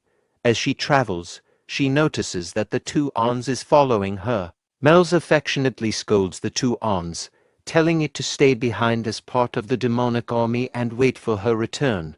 She worries about the Two Ons' safety among humans due to strict scrutiny. Despite her thoughts on the name Two Ons, Mel's decides to rename the Two Ons to something more fitting. Upon deeper reflection, she decides to name the Two Ons Sodevd, finding a resemblance to Swallow in its features. Mel's forms a pair of wings on her back and tells Sodev to wait quietly while she goes on her mission. She reflects on using Swallow's name for the Two Ons, hoping he will forgive her since she won't see him again soon. Meanwhile, Swallow expresses anger towards Patrick, stating he won't forgive him and wishing he wouldn't die a peaceful death. Patrick responds, noting Swallow's long-standing curse and joking about it lasting over 100 years. Swallow retorts with a humorous curse, wishing Patrick gets osteoporosis. Patrick responds casually to Swallow's curse, suggesting Swallow view their situation as more of a leisurely activity than a mission. He then tosses something to Swallow. Swallow catches the object, which turns out to be a bracelet designed to suppress his darkness and help him maintain his human form. Swallow questions Patrick about how many of these bracelets he has. Patrick admits to having around 30 of these bracelets left, prompting Swallow to inquire whether Patrick spent all of their dungeon funds on them, given their previous discussion about their expense. Patrick dismisses Swallow's concern about the cost of the bracelet, claiming it's a cheap item. There's a moment of silence, after which Swallow questions whether Patrick was lying about the bracelet's value. Patrick clarifies that he meant Swallow should use the bracelet with care. Before further discussion, Renee arrives and addresses Swallow enthusiastically, likening their upcoming activity to a honeymoon and expressing her anticipation. She looks forward to spending time alone with Swallow, emphasizing shared meals and intimate moments together. Swallow agrees to Renee's suggestion to proceed with their plans the next day. However, Patrick stops him abruptly by grabbing his hair and reminding them both not to stray from their purpose. He emphasizes the importance of returning without causing trouble. Later, as Swallow and Renee leave the primordial core, Swallow asks Renee about their destination. Renee replies that they are heading to Nehit, a mercenary city known for its abundance of information. Swallow acknowledges their destination, Nehit, while Patrick watches them leave. Patrick reflects on his decision to send Swallow and Renee, wondering if it was a mistake and anticipating potential problems. Despite his concerns, he hopes that as long as they use their heads, everything should be fine. Mel's enters the fallen monastery for a meeting of the demon kings and feels a sense of nervousness, having not attended in a while. Upon her entry, the other demon kings mock her, exacerbating her feelings of irrelevance compared to when she attended with her father and was the center of attention. While trying to drink, someone bumps into her, causing her drink to splash onto her face. Angered, Mel's turns to confront the person, noting that he is not a demon king. Enraged by the disrespect, she prepares to attack, determined to make an example of him for daring to bump into a demon king. Mel's initially prepares to attack the person who bumped into her, but she holds back her anger when she notices him smiling before he moves away. This incident prompts the other demon kings to mock her, questioning her status as a demon king. Feeling humiliated and aware of her current inability to retaliate, Mel's resolves to endure the mockery and focus on building a powerful army to regain her standing. Her determination is interrupted when someone grabs her shoulder. Assuming they are trying to provoke her again, she turns on angrily, demanding to know who dares to touch her. Mel's is approached by Marmolia, who introduces herself and confirms Mel's identity. Marmolia, overjoyed, immediately hugs Mel's and expresses relief that she is alive, reminiscing about their childhood together. Mel's, initially taken aback, tells Marmolia to let go and criticizes her for being indignified for a demon king. Marmolia responds playfully, reminding Mel's of their close friendship and informality. Noticing the attention from other demon kings, Marmolia suggests they move to a different location to talk. Meanwhile, Swallow and Renee arrive at Mercenary City Nehet. Swallow hands over to Ons and requests the best room available. Upon seeing Swallow and Renee, the guide becomes nervous and quickly leads them to their room. Swallow immediately drops onto the bed, expressing his desire to rest. The guide, after giving a brief tour of the room, wishes them a good rest and offers assistance if needed. Swallow enjoys the comfort of the bed, but Renee urges him to get up, reminding him that they need to visit a nearby dungeon store to pick out some monsters. She encourages him by emphasizing that if he accompanies her, they can finish their task quickly. As Swallow remains on the bed, Renee considers the need to get moving despite his exhaustion. She recalls a conversation with Patrick from earlier, when she was making stew for Swallow. Patrick had suggested that Renee take the opportunity to spend some quality time alone with Swallow. Surprised, Renee had responded by asking if it would be like a date. Patrick clarified that instead of calling it a date, she could simply tell Swallow that she would be going alone a few times. Renee had then excitedly asked if that meant they could go on a honeymoon, to which Patrick affirmed, playfully noting her shift in terminology from date to honeymoon. Swallow, reluctantly getting up, expresses his frustration about not being able to rest properly and agrees to get the task over with. Meanwhile, Renee internally celebrates, feeling validated by Swallow's willingness to accompany her and believing it demonstrates her importance to him. She resolves to accomplish their tasks quickly so they can proceed with what she envisions as their perfect honeymoon, feeling confident and clever for following Patrick's advice. Swallow, noticing Renee's sudden laughter, becomes nervous and starts to sweat, unsure of her thoughts and plans. At the fallen monastery, Marmolia tells Mills that her castle's location has been taken over by humans. Despite sending monsters to investigate, they confirm that the area is now human territory. Mills acknowledges this transformation, expressing resignation.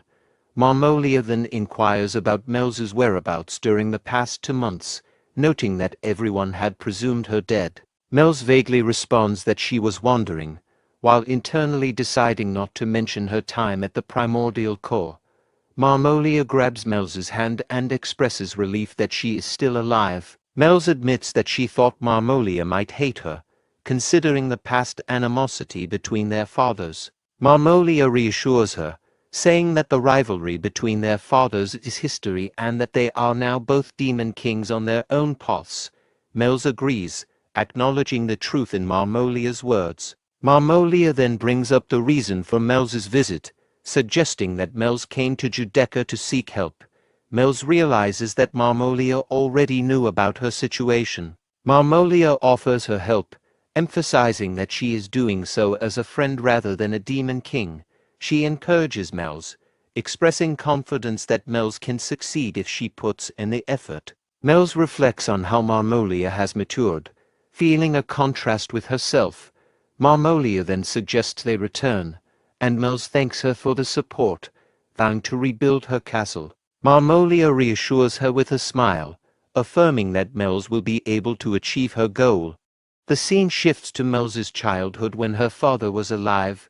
During this time, Mel's told Marmolia that her father was stronger and the true descendant of Asmodeus. Marmolia retorted that her father was stronger because he had a cooler-looking horn. Mel's reflects that even as children, they were always fighting, not because of differing personalities or outlooks, but perhaps due to their father's influence. Their fathers were always on bad terms, yet they could still be considered friends in some way. Meanwhile, during a significant moment in their childhood, Mel's used her magic for the first time, accidentally blowing away a wall of the castle. This event astonished everyone who witnessed her power. Mel's believes that this incident marked the beginning of a change in their relationship. Returning to the present moment, Marmolia directs Mel's, urging her to follow along. Mel's, sweating nervously, admitted to feeling childish.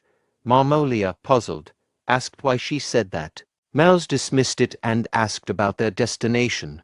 Marmolia explained that rebuilding Mel's forces was too difficult alone, but some demon kings shared their goals. As they entered a room, Mel's expression turned sad, seeing numerous angry demon kings. Before Mel's could question Marmolia, Marmolia bowed to the demon kings, announcing she had brought Mel's. Mel's thought to herself that she was still too young and Marmolia hadn't changed.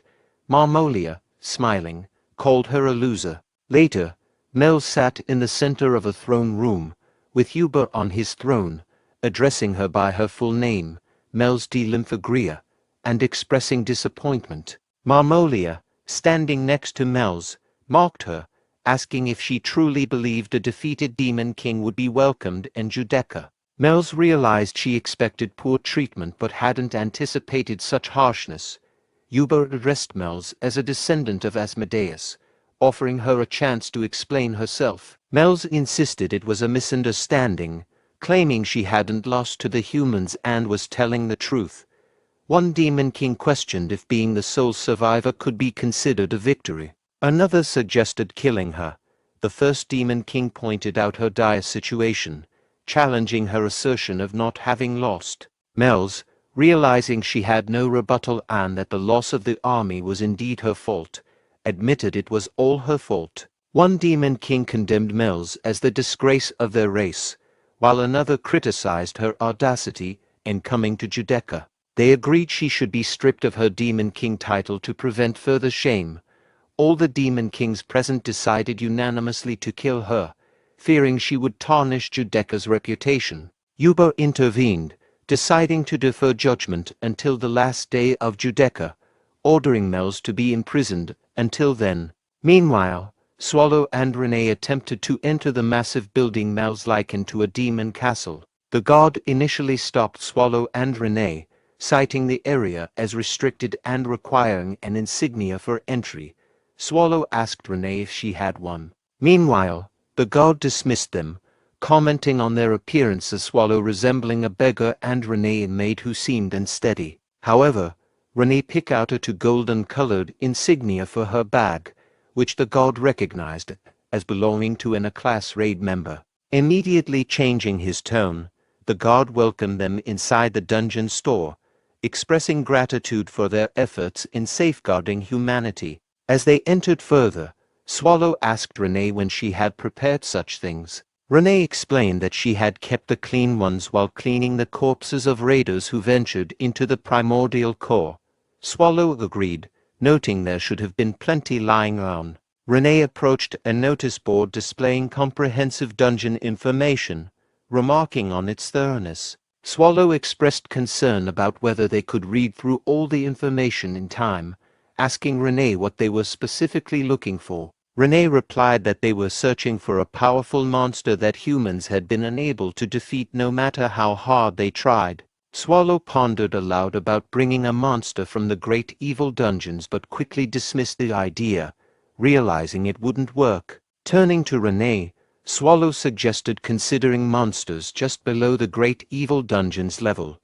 Renee agreed after a moment of thought, confirming those would be suitable. However, Their discussion was interrupted by a staff member approaching them, requesting them to leave as they needed to start cleaning. Renee asked if they could stay longer, but the staff member explained that everyone else had left, and they couldn't keep the place open just for them. Swallow, frustrated at the idea of having to return tomorrow and potentially disrupt Renee's plans, briefly considers drastic action, but is interrupted when Renee signals to a staff member and inquires about more raid requests. The staff member, noticing the extensive pile of requests already on their table, wonders why they would need more. Renee directs them to a specific set of raid requests. Later, Swallow and Renee sift through the papers but find that most of them lack information on useful monsters, disappointing their search for formidable monsters. Swallow suggested considering an ancient metal slime from one of the raid requests. Renee agreed it sounded promising, but noted the dungeon's distant location as a drawback. Swallow lamented not recruiting Mel's instead. Renee explained she had considered Mel's but envisioned her more suited as a room manager due to her perceived weakness. Renee also speculated that Mel's would reach her limits within 3 years compared to humans who challenged the great evil dungeons. She added that, in her opinion, Mel's appeared the most impressive in her role as a demon king. Swallow reflected on Mel's previous assistance, acknowledging she had been helpful in getting Renee back home. He regretted letting her go so easily. However, he also recalled having destroyed her castle, leading him to question his actions. Turning to practical matters, Swallow asked Renee about the duration of Judecca. Renee informed him it was a 2-day event and emphasized the importance of arriving before it ended. Swallow expressed determination despite the distance involved. Renee mentioned that reading the stars was crucial to finding Judecca's location, a skill traditionally known among demon kings. Swallow confidently stated that he knew how to read the stars. A short while later, the deer demon noticed something in the distance, expressing unease. As Swallow approached the deer demon, ignoring the warning to halt, the deer demon reiterated that only demon kings were allowed past that point, threatening Swallow with his life if he persisted. Swallow continued forward, observing the transformation of the deer demon into his battle stance, declaring himself as Bamat, servant of the great Yuba. He vowed to prevent any intruders from passing alive.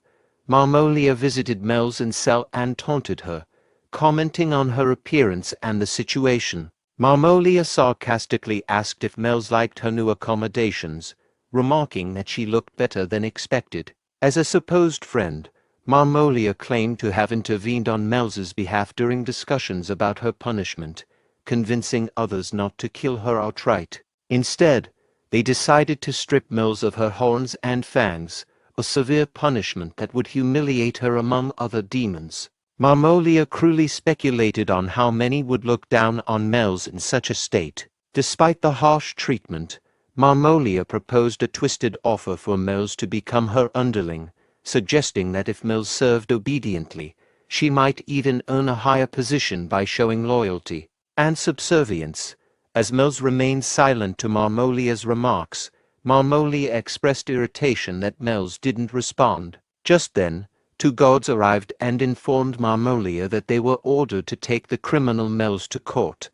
Marmolia instructed them to proceed, and the guards escorted Mel's away. Later, at the court, a demon king announced the beginning of Mel's trial to determine her punishment. The demon king accused Mel's of losing the trust of demons under her leadership and bringing shame upon the demon king title. They specified that as punishment, Mel's would have her horns cut off and her fangs pulled out, addressing her by her full name, Mel's de Lymphagria. The demon king offered Mel's a final chance to defend herself, asking if she had anything to say in her defense. Mel's responded, reflecting on her time in the cell and pondering the concept of strength and weakness. She questioned why the weak perish while the strong survive, emphasizing that the demon king army was meant to protect her. She argued that the weak soldiers died while the strong demon king survived, failing to understand what the issue was. In response, all the demon kings present reacted with disdain,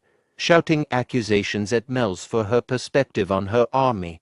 Mel's countered, asking if they were accusing her of abandoning her soldiers and questioning if they understood how she and her army had treated each other. This caused a moment of silence among the demon kings. However, Marmolia broke the silence by laughing mockingly at Mel's. She derided Mel's for speaking boldly despite her army being wiped out and her current sorry state, suggesting that Mel's had lost her sanity. Mel's, maintaining her composure, asserted that she had finally come to her senses. She argued that the trial was unjustified since she believed she had committed no wrongdoing, criticizing the preemptive discussion of her punishment before a ruling was made. Mel's challenged the legitimacy of the proceedings. Her remarks made Marmolia visibly nervous. Mel's continued, addressing Yuba directly and dismissing Marmolia's authority, referring to him as Sir instead of Lord. This shocked Marmolia, who was accustomed to referring to Yuba with utmost respect. In response to Mel's defiance, the other demon kings reacted angrily, shouting at her for daring to speak to Lord Yuba in such a disrespectful manner. They suggested even harsher punishments, including the removal of her tongue along with her fangs. Yuba, however, remained unperturbed by Mel's words. He remarked that someone who had lost everything like Mel's had little impact on him. As Mel's resigned herself to the inevitability of her situation, she reflected on the ignorance of those who considered themselves demon kings, finding it laughable. Despite the impending punishment, she felt a strange sense of relief. Just as a demon king announced the commencement of Mel's punishment for insolence, another demon approached to cut off her horn. Laughing cruelly, he taunted Mel's about the pain she was about to endure, sarcastically inviting her to enjoy it to the fullest. Suddenly, amidst the tense atmosphere, they heard a loud noise of dogs barking. Amidst the commotion in the court, a demon king questioned the source of the barking noise, while Marmolia expressed disappointment that the proceedings were interrupted. The demon making the announcement expressed disbelief that dogs would be heard in Judeca, considering it a sacred place. Meanwhile, Mel's wondered if Swallow had indeed come all the way to Judeca. She doubted it but found the thought comforting amidst her turmoil. She hesitated to believe he was there but couldn't shake the hope. As she turned around, her eyes welled with tears. Then, unexpectedly, Swallow addressed Mel's, noticing her distress and asking if she was having a tough time.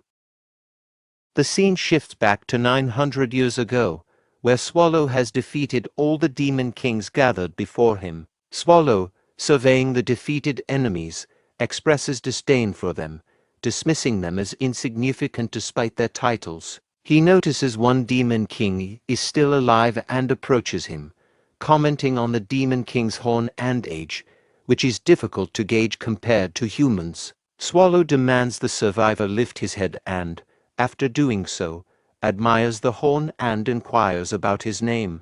The surviving demon king, a child named Yuba, is visibly frightened and sweat-covered as he answers. Yuba, now an older figure, recalls his past encounters with Swallow and becomes visibly nervous and sweaty while observing Swallow, who is seated calmly. Meanwhile, Tuans happily leaps onto Mel's and starts licking him.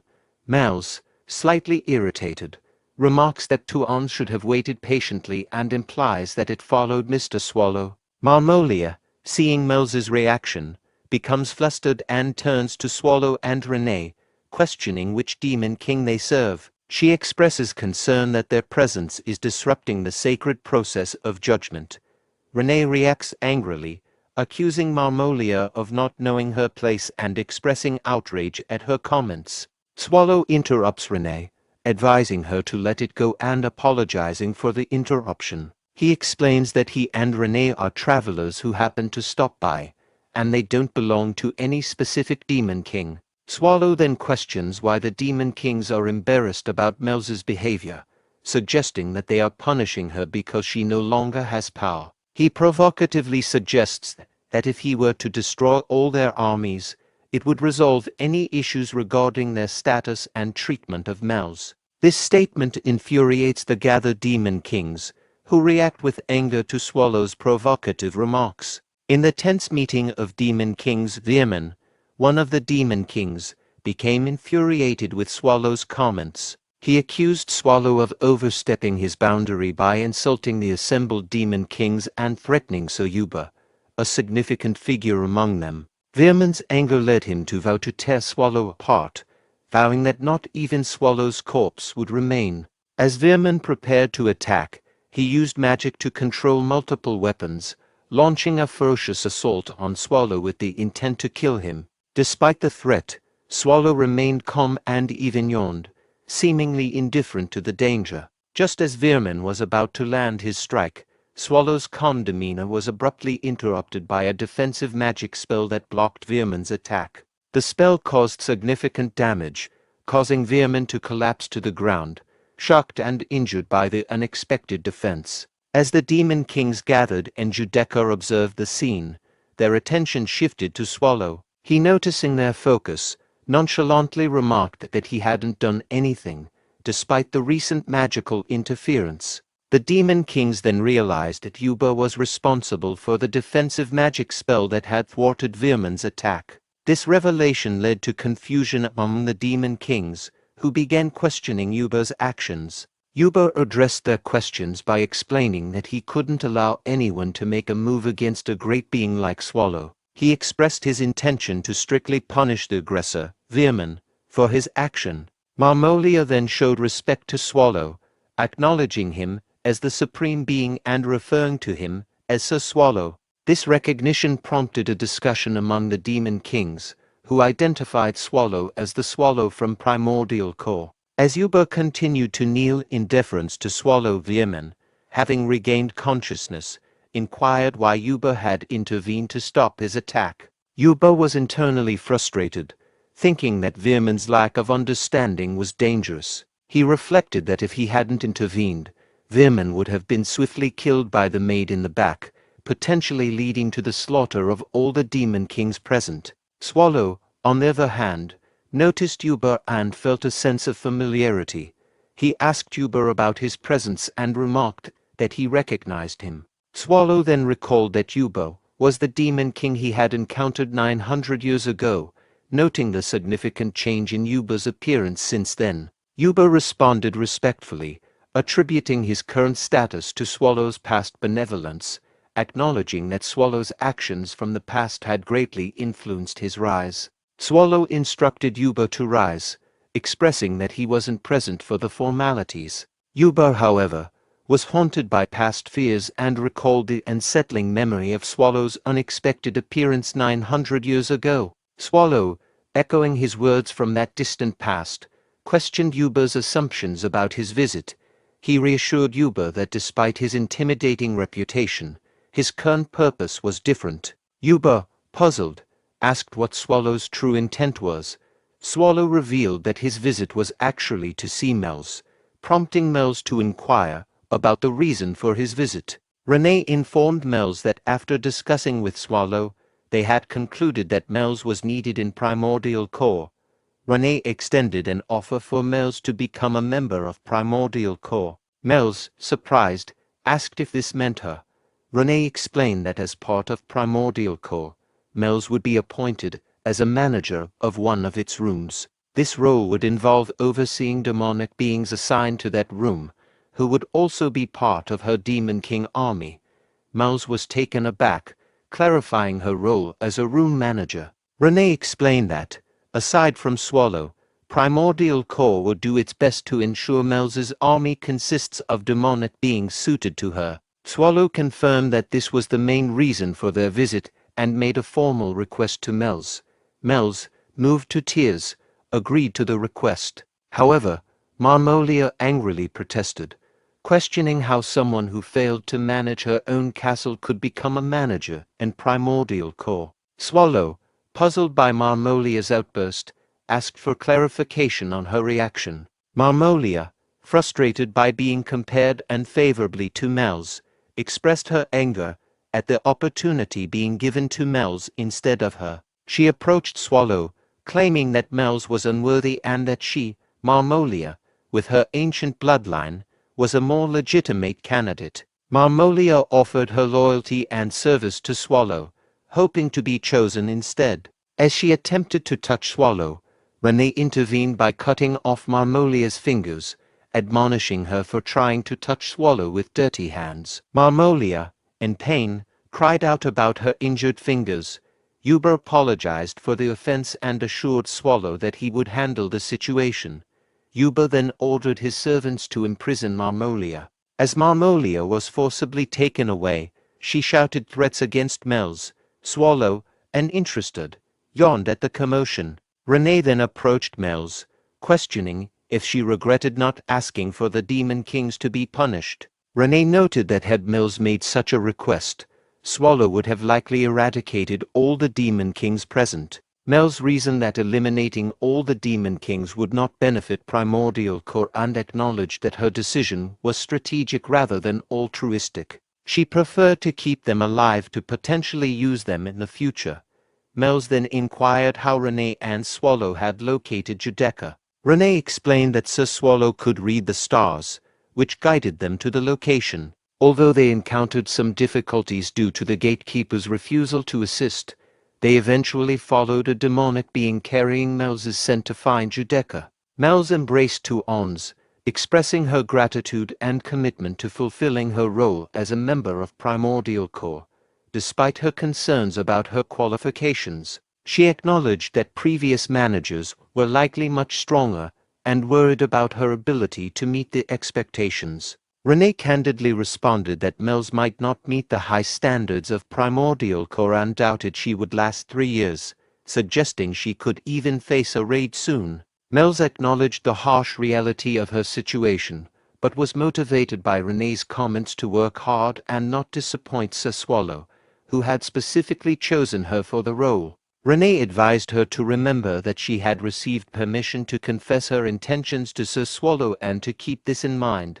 Mel's agreed and then inquired about Sir Swallow's whereabouts. Meanwhile, at the gathering of Demon Kings, Yuba was seated on ground after Sir Swallow had departed from the room. Veerman, representing the Northern Demon Kings, approached Yuba to express concern. He acknowledged Swallow's formidable power and status as an ancient beast from the great evil dungeons but questioned whether Yuba's actions had been excessive and possibly brought shame to the title of Demon King. Yuba, standing, reassured Veerman, acknowledging the concern and indicating he took such matters seriously, suggesting that he understood the gravity of the situation and the importance of maintaining the Demon King's honor. The other Demon Kings attempted to clarify Veerman's intentions, but Veerman continued to voice his concerns. His remarks were abruptly interrupted when Yuba, enraged, used his giant hand to lift Veerman into the air. Yuba accused Veerman of insolence, questioning whether he saw an opportunity to challenge his authority. Despite pleas from the other Demon Kings for Yuba to spare Veerman, Yuba continued to tighten his grip and ultimately killed Veerman, showing his unforgiving nature and absolute control over the Demon Kings. After killing Veerman, Yuba addressed the remaining Demon Kings, challenging anyone who thought he had shown weakness. All the Demon Kings kneeled and pleaded for forgiveness, which Yuba acknowledged, dismissing them. He thought to himself that the incident served as a sufficient warning to the others. He then wondered about the connection between the child from the Agria family and the ancient monster. At that moment, Swallow entered the room, prompting Yuba to turn and ask if there was something Swallow needed. Swallow expressed his dissatisfaction, noting he had forgotten something earlier. Yuba, already feeling he had done enough to appease Swallow, resigned himself to whatever might come next for the sake of his subordinates. Swallow questioned why the Demon Kings were so frightened and revealed a raid request, which Yuba immediately recognized. Later, outside the fallen monastery, Renee commented on the unexpected nature of the meeting, and Swallow remarked on the surprising extent of the Demon King's reactions, noting their friendliness was more extreme than he anticipated. Renee expressed surprise and happiness at Swallow's proactive role, to which Swallow responded that if Renee's happiness was secure, she needn't worry about it in the future. Swallow thought to himself that letting the Demon Kings handle certain matters was a smart approach. Mel's then approached Renee and Swallow, confirming that her business was complete, and offering to help carry luggage now that she was a member of Primordial Corps. She asked if any assistance was still needed. Renee reassured Mels that there was no need for further help and inquired if she needed anything else from the current location. Mels responded that she had obtained everything she needed and was committed to becoming a strong demon king upon returning to Primordial Corps. Mels then asked if their next destination was Nehit, to which Renee replied that they only needed to make one final stop. Swallow expressed his desire to rest. A few days later, a servant of Marmolia asked if she was feeling better. Marmolia, examining her hand and horns, realized her hand had been magically reattached and her horns were cut off, confirming that it wasn't a dream. A servant informed her that she had been asleep for over a day and asked if she was okay. Marmolia dismissed the concern and inquired about Mels. The servant explained that Mels had left with Swallow and reassured her that despite her broken horns, other demon kings would provide a suitable excuse. He emphasized that although support was limited, there were still many forces loyal to her, including his own. He urged Marmolia to move past their previous conflicts and consider reconciling with Mels. Marmolia, enraged, rejected the idea of reconciling with Mels, dismissing her as someone unworthy of being called a friend. She expressed a desire to kill Mels and stated that she could not rely on the other demon kings. Marmolia declared that she needed a more powerful ally who could challenge Primordial Corps. Laughing maniacally, she identified someone she believed could stand against Primordial Corps, indicating that she had found a potential powerful adversary. At the Nehitin, Mels and Renee were reviewing various raid requests. Mels noted that the requests were highly detailed, similar to those humans make, and attributed this to the efforts of the Demon Kings. Renee mentioned that, according to Swallow, the monsters selected were at least of a high level. Mels acknowledged this as a testament to Swallow's influence. However, Renee was not satisfied with a particular monster, the succubus Queen Elizabeth, whom she dismissed as unsuitable based on her race and profile. Renee tore up the raid request page, expressing her dissatisfaction.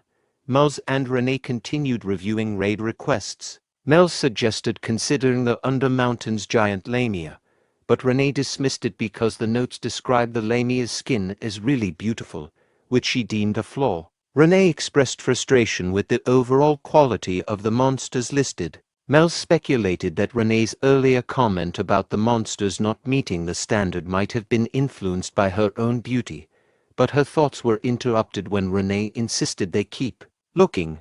Mels agreed to assist in the search, while Swallow remained asleep on the bed, snoring. Ethelbrias, at home, is searching through various books, frustrated by not finding what he needs. His thoughts drift to a previous conversation with Swallow, where Swallow questioned how Ethelbrias planned to handle the aftermath of a situation. Ethelbrias reflects that he must deal with Swallow for the sake of the Empire. However, his contemplation is interrupted when Garrett knocks on the door and informs him that it is ready. Ethelbrias responds with a request for tea before discussing further details with Garrett. Garrett uses her magic to pour and serve tea to Ethelbrias, then asks if the tea is satisfactory. Ethelbrias sighs and explains that the only somewhat credible information he found in the books was about the Primordial Corps, which was already known. However, as he delved deeper, he encountered troubling details that began to concern him. Garrett, curious, asks for clarification on what exactly is bothering him. Ethelbrias tells Garrett that what troubles him are the identities of the gatekeepers and the purpose of the dungeon. While they can disregard the tentacles since their origins are unknown, he has found no records about the gatekeepers or the dungeon's purpose despite extensive searching. He reflects privately that, considering many variables, the situation remains puzzling. Unlike other major evil dungeons that typically focus on expanding their forces, the Primordial Corps shows no indication of such activity. Ethelbrias expresses that the most critical issue is Swallow's unknown goal. Garrett interrupts, saying she has important information to share and advises Ethelbrias to listen first. Ethelbrias, eager, asks what the matter is. Garrett informs him that the Third Eye has sent an emergency message. Demon King Marmolia has requested a meeting with him. A few days later, Third Eye thanks Ethelbrias for agreeing to the sudden meeting. Ethelbrias inquires about the meeting with the Demon King, noting that it was arranged by Marmolia's side and that there was a sense of urgency, which made the Third Eye hesitant to recommend it to perceive danger. As Marmolia arrives, she remarks on Ethelbrias's youth and appearance, expressing surprise at his being young and handsome for the leader of the humans. Ethelbrias introduces himself as our Ethelbrias Garlivestein and points out that the message specified that Marmolia wouldn't be bringing any bodyguards. Marmolia comments that Ethelbrias isn't alone either, implying that there may be hidden forces present. The Third Eye suggests they sit down to discuss matters. Once seated, Ethelbrias proposes getting straight to the point. Marmolia, acknowledging Ethelbrias's impatience, warns that if the negotiations fail or if any deceit occurs, she will destroy a nearby village of 400 humans called Rosoid. Ethelbrias counters that Marmolia is the more suspicious party. Ethelbrias and Garrett then notices something odd in the teacup and destroys it. Ethelbrias declines the tea, expressing hope that there won't be any more tricks. Marmolia praises Ethelbrias for his carefulness, revealing that she tested him because she didn't sense any aura or mana from him, but she acknowledges his skills. Ethelbrias, eager to focus on the main issue, pushes for the discussion to proceed. Marmolia then requests that Ethelbrias assassinate a demon king named Mels, who will soon be leaving Nehet. She promises a handsome reward if Ethelbrias succeeds, suggesting that the demonic beings the robed figure needs for a living experiment should be sufficient motivation. Ethelbrias, however, declines the offer. Marmolia laughs at Ethelbrias's refusal, questioning if the issue is with the payment. Ethelbrias clarifies that payment isn't the problem. Marmolia then inquires if there's another reason, suggesting that as the leader of the humans, Ethelbrias must have his own agenda for attending the meeting. Ethelbrias responds that Marmolia seems to be in a hurry, noting her cut horns and lack of menacing presence. He perceives her demeanor as if she's being pursued by something, leading him to suspect that her sudden and unusual request for a meeting could be either a trap or indicative of a serious situation. Marmolia, standing up angrily, accuses Ethelbrias of looking down on her.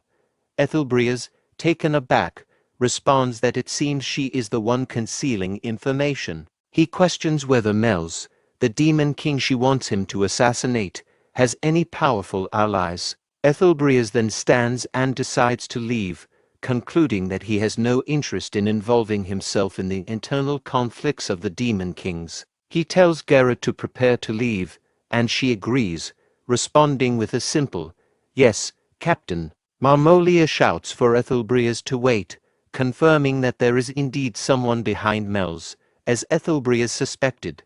Ethelbrias responds that if that's the case, they can consider the meeting over. Marmolia reveals that the entity behind Mels is the ancient monster from the primordial core, Swallow.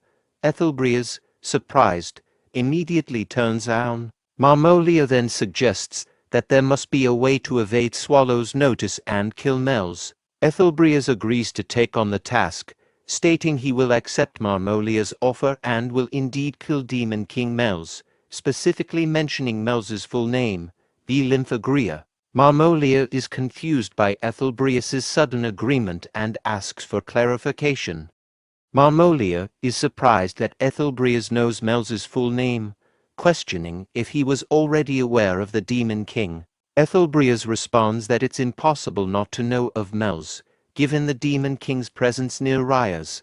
He emphasizes the urgency of the task, as Mels is about to leave Nehet soon. Marmolia, noting Ethelbrias's reaction to the name Swallow, suspects there may be a connection between them. She warns Ethelbrias to stop any pretense, reminding him that they are holding 400 villagers from Rosoid hostage, and urges him to remember this serious threat. Ethelbrias coldly responds to Marmolia's threat about the hostages, saying she can kill them all if she wishes. Marmolia is taken aback by his reaction. Ethelbreas explains that death in such a grand cause would be a glorious sacrifice for the revival of the great empire. Marmolia, outraged, protests Ethelbreas's callousness. Ethelbreas then demands the promised payment, asserting that, since the negotiations are complete, Marmolia must provide a demonic being for experimentation. He points out that the perfect subject for this purpose is already present, the Demon King herself. Marmolia's servant steps in front of her, angrily demanding that Ethelbreas show respect and Marmolia to get behind them. Marmolia expressed frustration, feeling that people are intentionally irritating her. She was offended by a human's attempt to demean her and responded with a ruthless command to eliminate everyone involved. The scene then shifts to Renee, who is attempting to wake up Swallow, saying it's morning. Swallow responds groggily, asking for just 5 more minutes. Renee points out that Swallow made the same request 3 hours ago. Swallow questions the importance of morning, implying that time of day is irrelevant to them. Renee, frustrated, turns to Mel's and suggests using a powerful and forbidden spell to resolve their situation. Mel's acknowledges the spell's destructive potential and begins to cast it, causing a bright light to shine from her staff. Swallow, now fully awake, asks her to stop the spell, expressing surprise and confusion about the use of holy magic by Demon. Mel's clarifies that the spell she is casting, called Genocide, is radiant magic, not holy magic.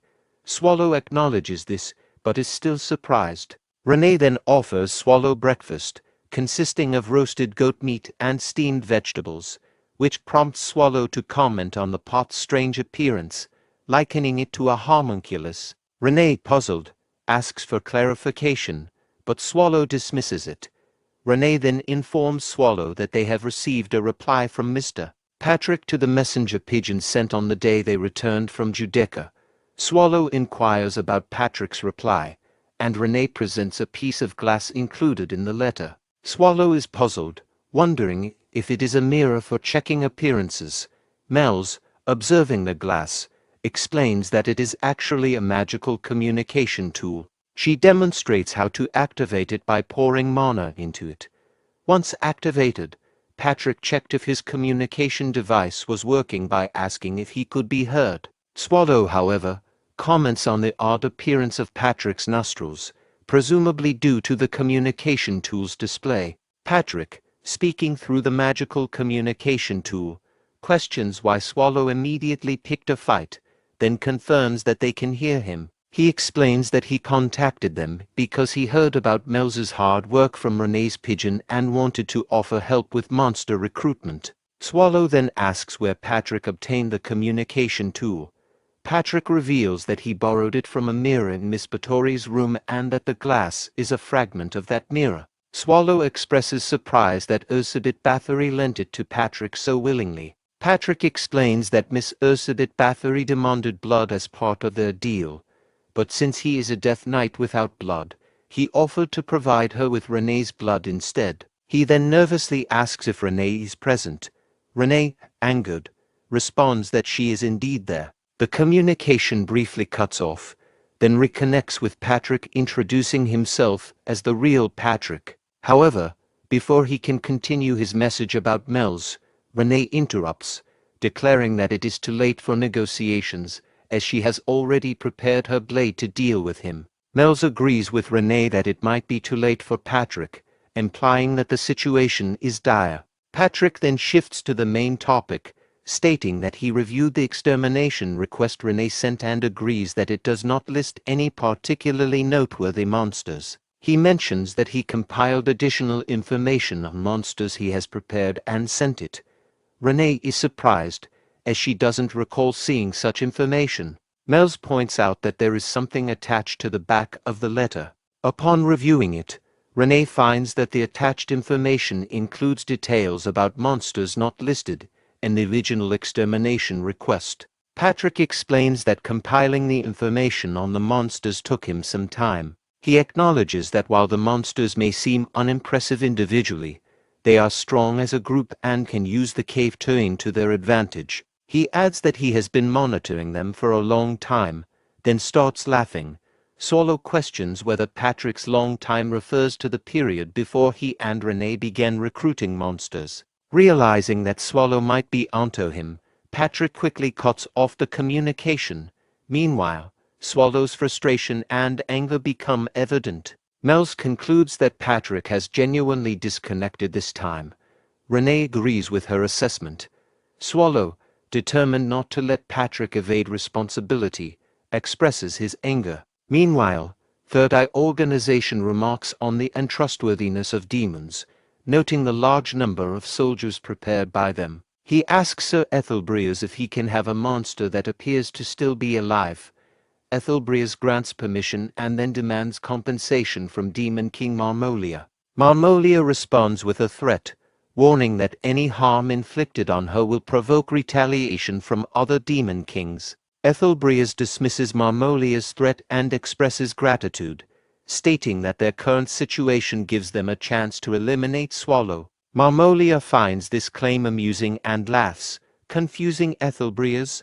When he asks what's funny, Marmolia responds that she finds the idea of eliminating Swallow absurd. She asserts that it is impossible and implies that Ethelbreas does not fully grasp the threat posed by the ancient monster, Swallow. Third Eye tells Ethelbreas that Marmolia is not worth further attention and expresses gratitude for the valuable material they have. Ethelbreas questions whether it's truly possible to use this material effectively. The Third Eye assures him that they will meet Ethelbreas's demand by creating the ultimate homunculus, based on a demon king. The scene shifts to a mountain range where Swallow, Renee, and Mels are riding on a one-eyed demon summoned by Mels's magic. Swallow reflects on the recent events, realizing they had an enemy within their ranks. He recalls Patrick's advice about the importance of trust between a lord and their vassals, and how he should personally handle recruitment to ensure loyalty. Swallow sighs, feeling deceived by Patrick's manipulation. Mels informs Swallow that they have arrived at their destination. Swallow agrees that it is about time. Earlier, Patrick had indicated that their top recruitment priority is the Guardian Golem protecting Nehet. The golem's ability to quickly gather and regenerate stones after destruction makes it ideal for a dungeon. Mels identifies the location they have reached as the place where this Guardian Golem is likely found. Renee asks if the golem they are looking at is the one Patrick mentioned. Mels explains that the golem endlessly regenerates, and if it is a magic stone golem, its regeneration is dependent on the core magic stone remaining intact. Swallow suggests that finding and taking the magic stone should solve the problem. Renee raises a concern about whether the golem can fit into the cave. Swallow responds, noting that if he can fit, the golem should be able to as well. Mels observes that the golem appears very strong and decides to restrict its movements, so they can retrieve the magic stone before it regenerates. She begins to cast a spell, but Swallow interrupts her. Swallow thanks Mels for bringing him to the golem and insists on handling it quickly. He then jumps down towards the golem, which attempts to punch him. The golem successfully lands the punch on Swallow. Mels is worried about Swallow's safety, while Renee remains unfazed. The golem tries to force Swallow into a collision with the ground, but Swallow manages to stop the golem's punch. Impressed by the golem, Swallow remarks that Patrick found a good one and then destroys the golem with a single punch. With a smile, he comments, "He is delegated." As the golem's shattered body falls to the ground, Mels is shocked by Swallow's strength. Renee, seeing Mels's reaction, urges her to stop hesitating and find the magic stone. Mels agrees to find the magic stone, and Swallow notes that his clothes are dirty and inquires about the next target on their list. The next day, a Cyclops mentions that the golem from Stone Mountain vanished after the ground shook the previous day. Another Cyclops reports rumors that the Silver Wolves, which once controlled the plateau above the canyon, were also subjugated. A third Cyclops speculates that these events might be the work of humans and expresses concern that they could be the next targets. The Cyclops leader interrupts the conversation, advising against worrying about potential future threats and asserting that their dungeon's location isn't known. At this moment, Mel's comments to Renee about the Cyclops' impressive size, noting their significant presence. Renee expresses surprise at finding them in such a location, praising Patrick's information as highly accurate. The Cyclop leader then turns around and demands to know who they are and how they arrived. Renee explains that they are there to make a proposal and are seeking monsters to work for their dungeon. One Cyclop realizes that they must be responsible for subjugating other monsters in the area, while another Cyclop expresses frustration over their presence. The Cyclop leader asserts that they will not be easily defeated. Renee sighs, acknowledging to Mels that it seems their words won't be effective in dealing with the Cyclops. Later, Renee, flustered, remarks that she didn't expect the Cyclops to be so weak and is surprised at how easily they were defeated.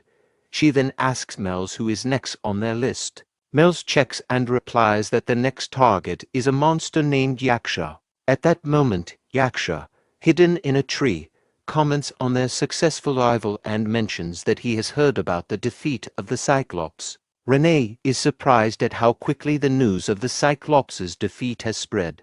Yaksha explains that their ability to remain undiscovered by humans for so long is due to their exceptional information-gathering skills. When Renee asks if Yaksha already knows their purpose, Yaksha confirms that they are indeed being asked to work for the dungeon. Yaksha agrees to the offer, but sets one condition and then addresses Swallow, confirming his identity.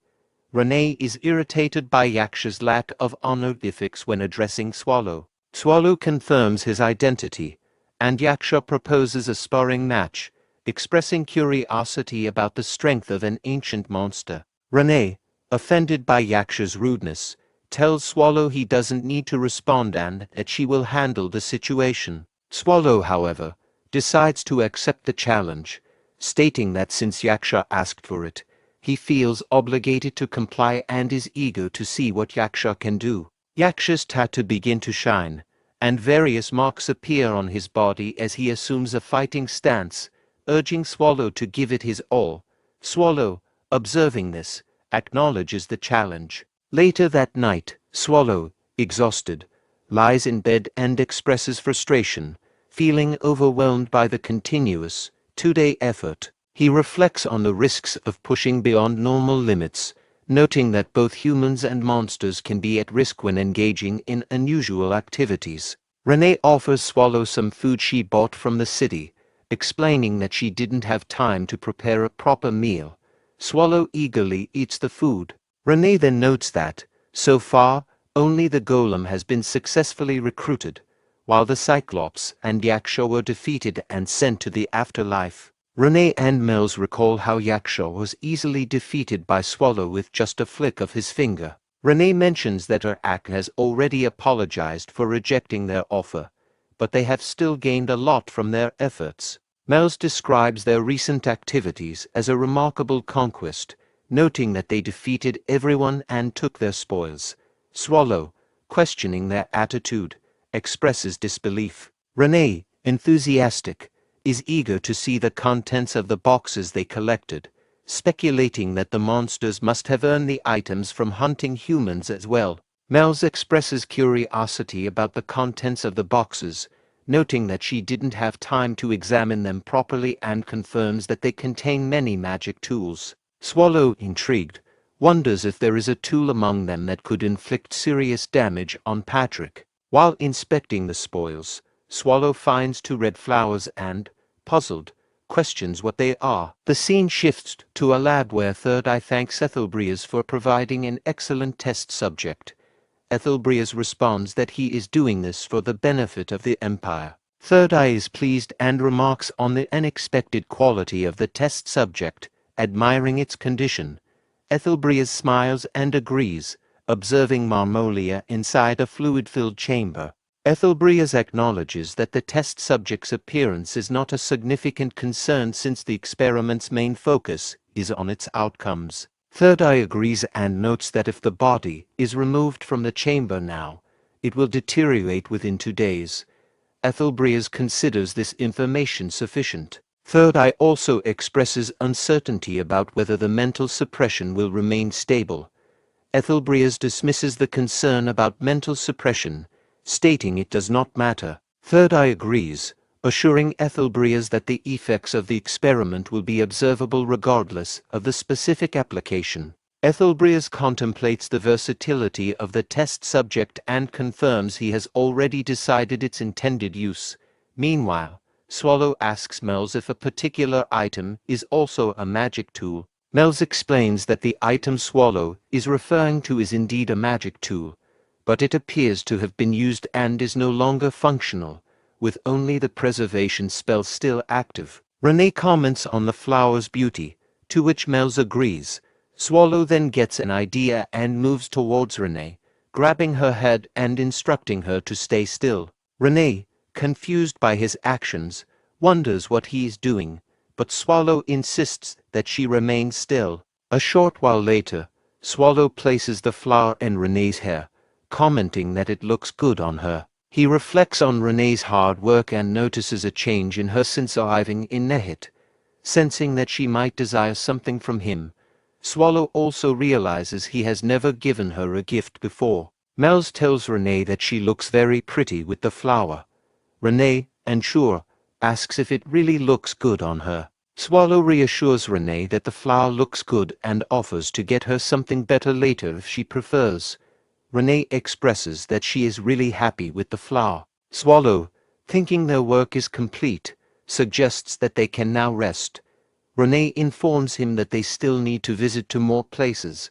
Swallow protests, saying he doesn't want to go. Meanwhile, Hero Win Historia, who has been recuperating at Ethelbria's house after an injury, grows bored of her prolonged rest and inactivity. Win Historia recalls Ethelbria's advising her to rest and avoid appearing too well, especially in the presence of nobles, to prevent being sent back to the front lines too soon. Despite understanding Ethelbrias's concern for her safety, Win feels that doing nothing is worse, as there may be people in danger. She wants to ensure that Rios is peaceful. Deciding to act, she prepares to sneak out of the balcony, convincing herself that it should be fine to leave briefly. At that moment, Ethelbrias appears behind Win Historia, startling her. He asks where she thinks she is going and requests to talk. Win, surprised, remarks that he should have announced himself before entering. Ethelbrias explains that he didn't announce himself because he suspected she might try to sneak out.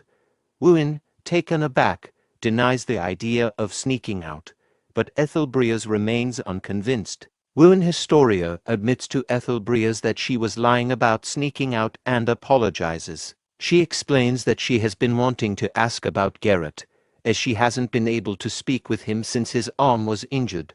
She expresses guilt, feeling responsible for the loss of his arm. Ethelbrias reassures Win Historia that she shouldn't feel like she has to bear all the burdens of the Empire alone. He acknowledges her noble mindset as a hero but reminds her that everyone in the Black Wolf Knights, including Garrett, is willing to sacrifice themselves for the Empire. Ethelbrias explains that Garrett sacrificed his arm for the Empire, but is not overly troubled by it, suggesting that his concern for her is why he hasn't expressed much distress. He advises her not to feel too guilty.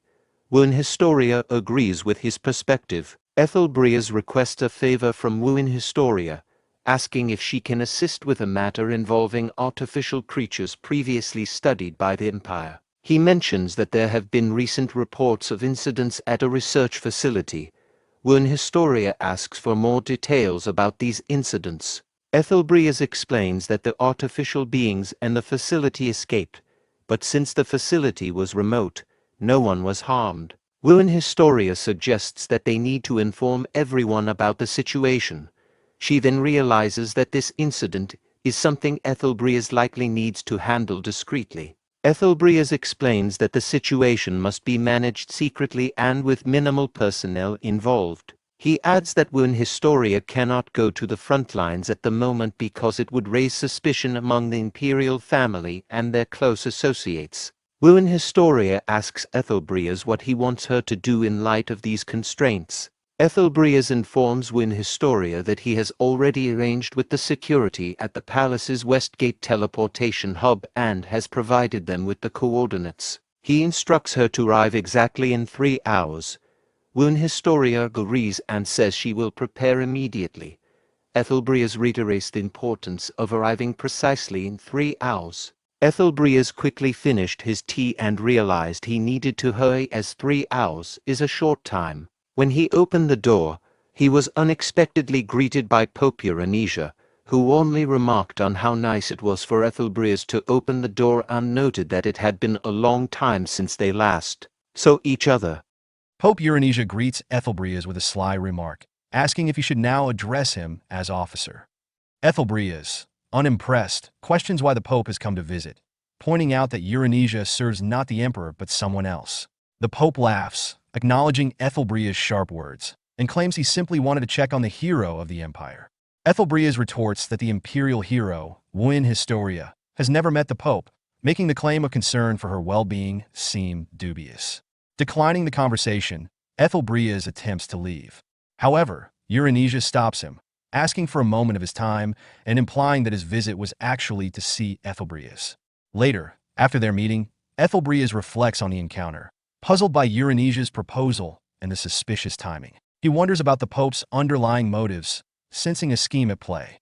As he contemplates, Ethelbreas observes a celebration in honor of the return of the Diana Silver Deer Raid Squad. Nihit, the mercenary city where the celebration takes place, has a significant portion of its population registered in raid squads.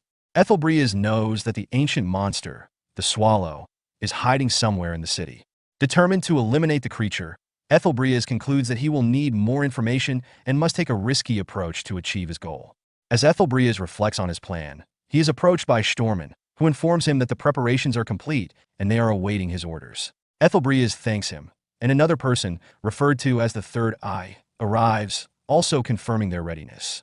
The Third Eye inquires about Ethelbreas' strategy to locate the Demon King, rumored to be hiding in the city. Ethelbreas explains that as an ordinary human, he has no unique method for such a task.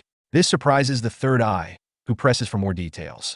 Ethelbreas reveals that someone else is already searching for the Demon King more desperately than they are, and he plans to use that person's efforts to their advantage. He then asks Stormen how much time remains before the hero arrives. Stormen reports that there are 78 minutes left.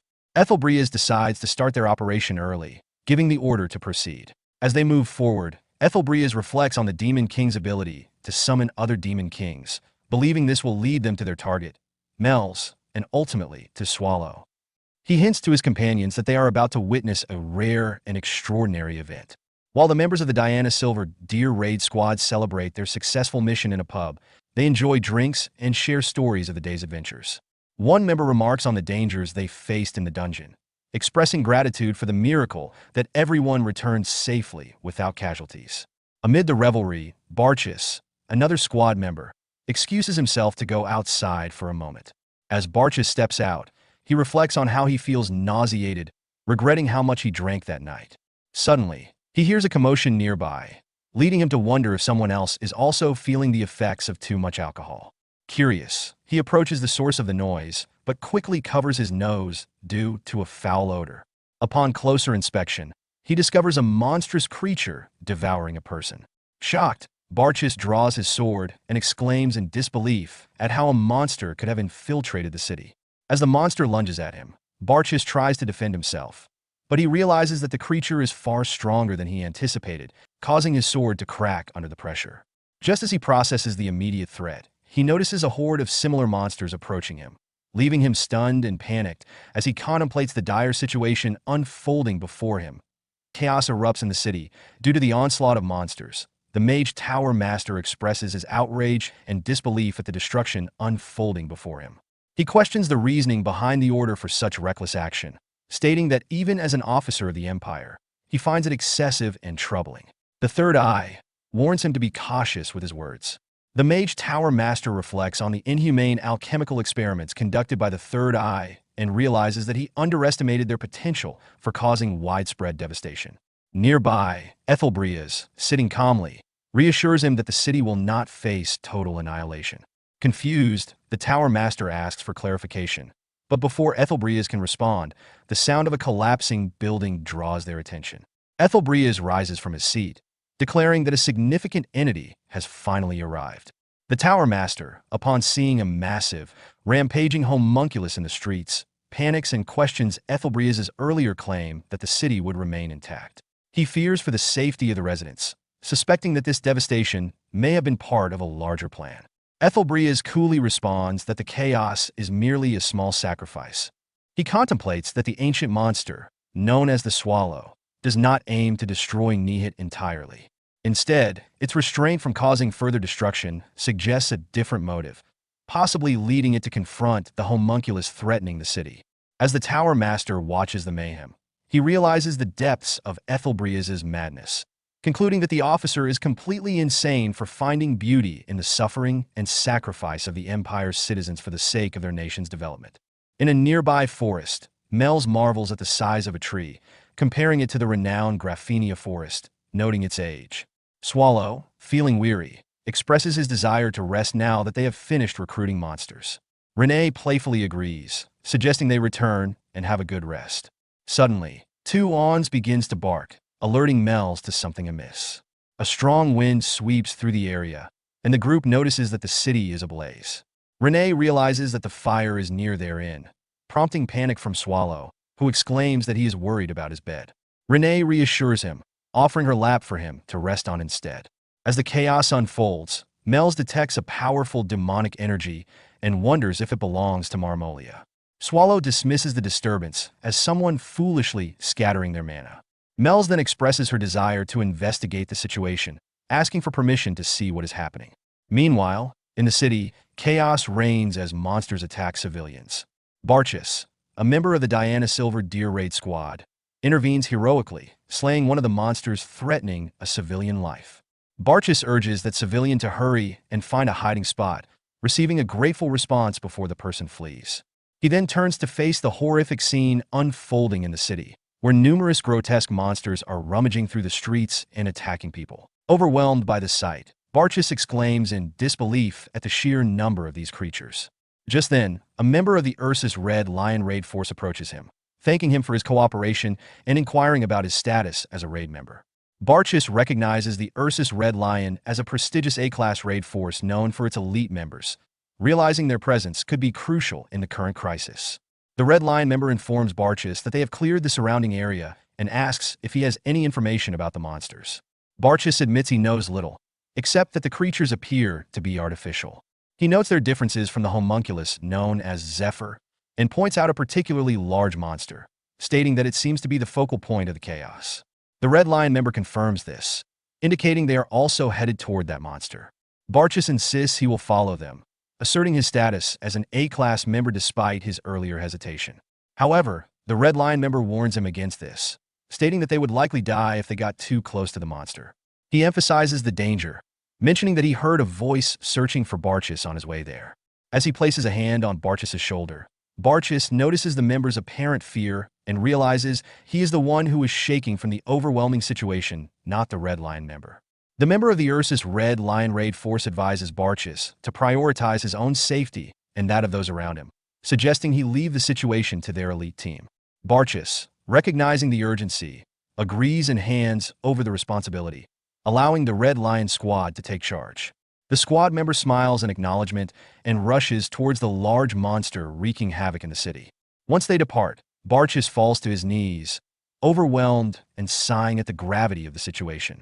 Meanwhile, the Ursus Red Lion Raid Force gathers in front of the massive monster, preparing for battle. One member complains about the noise, stating that his ears are ringing, while an older member expresses concern over a strange sensation in his eardrums, suspecting it may be magic. As the members assess the situation, they collectively wonder about the nature of the monstrous creature before them, with the older member pointing out that it is responsible for the chaos in the city. He warns them that the amount of mana emanating from the monster is substantial, indicating they cannot afford to underestimate it based on its appearance alone. Suddenly, multiple magic circles form around the creature, prompting the older member to instruct everyone to take a step back. A high mage from their ranks clarifies that the circles indicate a simple detection magic reaction, not an offensive spell. The older member queries whether the monster is searching for something, to which the high mage responds that if they intend to eliminate it, they should do so quickly and decisively. The high mage, along with other mages from the squad, begins casting various spells aimed at the monster. As the spells make contact, the creature emits a piercing scream, The High Mage of the Ursus Red Lion Raid Force confidently declares that their attacks are effective and urges his team to continue their assault on the monster. However, the older member, sensing something amiss, realizes that their attacks aren't having the intended effect. Before he can warn the others to retreat from the monster's range, a squad member rushes forward, sword drawn, and strikes the creature. This reckless action provokes the monster, which redirects its focus towards the Ursus Red Lion team and retaliates with a devastating attack. The force of the attack caught them off guard, resulting in casualties and injuries across the entire squad with a single blow. As the dust settles, the injured old man lies on the ground, coughing blood and recognizing the monster's overwhelming power. He grimly concludes that such a creature is beyond human capability to handle. At that moment, Mel's arrives at the scene, calling out to the monster by its name, Marmolia. The old man, witnessing her, marvels at her presence and momentarily thinks of her as an angel. Marmolia, now aware of Mel's presence, shifts its attention towards her. Mel's assesses the situation and comments on the monster's disheveled state, implying a shared history of resentment. Determined to resolve their conflict, she prepares to cast a high-level magic spell known as the Black Annihilation. The scene shifts to a flashback of Mel's flying towards the demonic energy she sensed earlier. She reflects on the recent events following the end of Jadika, noting that there shouldn't be a reason for Marmolia to remain in Nihit after what happened to her. However, the demonic power she detects unmistakably belongs to Marmolia, compelling her to investigate. Returning to the present, Mel's confronts Marmolia, stating that she is aware of the turmoil the demon has faced, but will not offer pity. She then casts a high-level spell known as the Black Annihilation, directing its destructive force at Marmolia. Observing this, the High Mage of the Ursus Red Lion Raid Force expresses surprise at a Demon King attacking the monster, questioning why a Demon King would target it. He notes that, fortunately, Mel's appears uninterested in the raid force, suggesting a tactical retreat as they are not in a position to fight. Meanwhile, Mel's begins to doubt the effectiveness of her magic, pondering whether such a powerful spell would be sufficient to kill Marmolia, especially given that the A-class raid members had only just retreated from the earlier confrontation. Suddenly, the body of the monster stirs, catching the attention of the High Mage.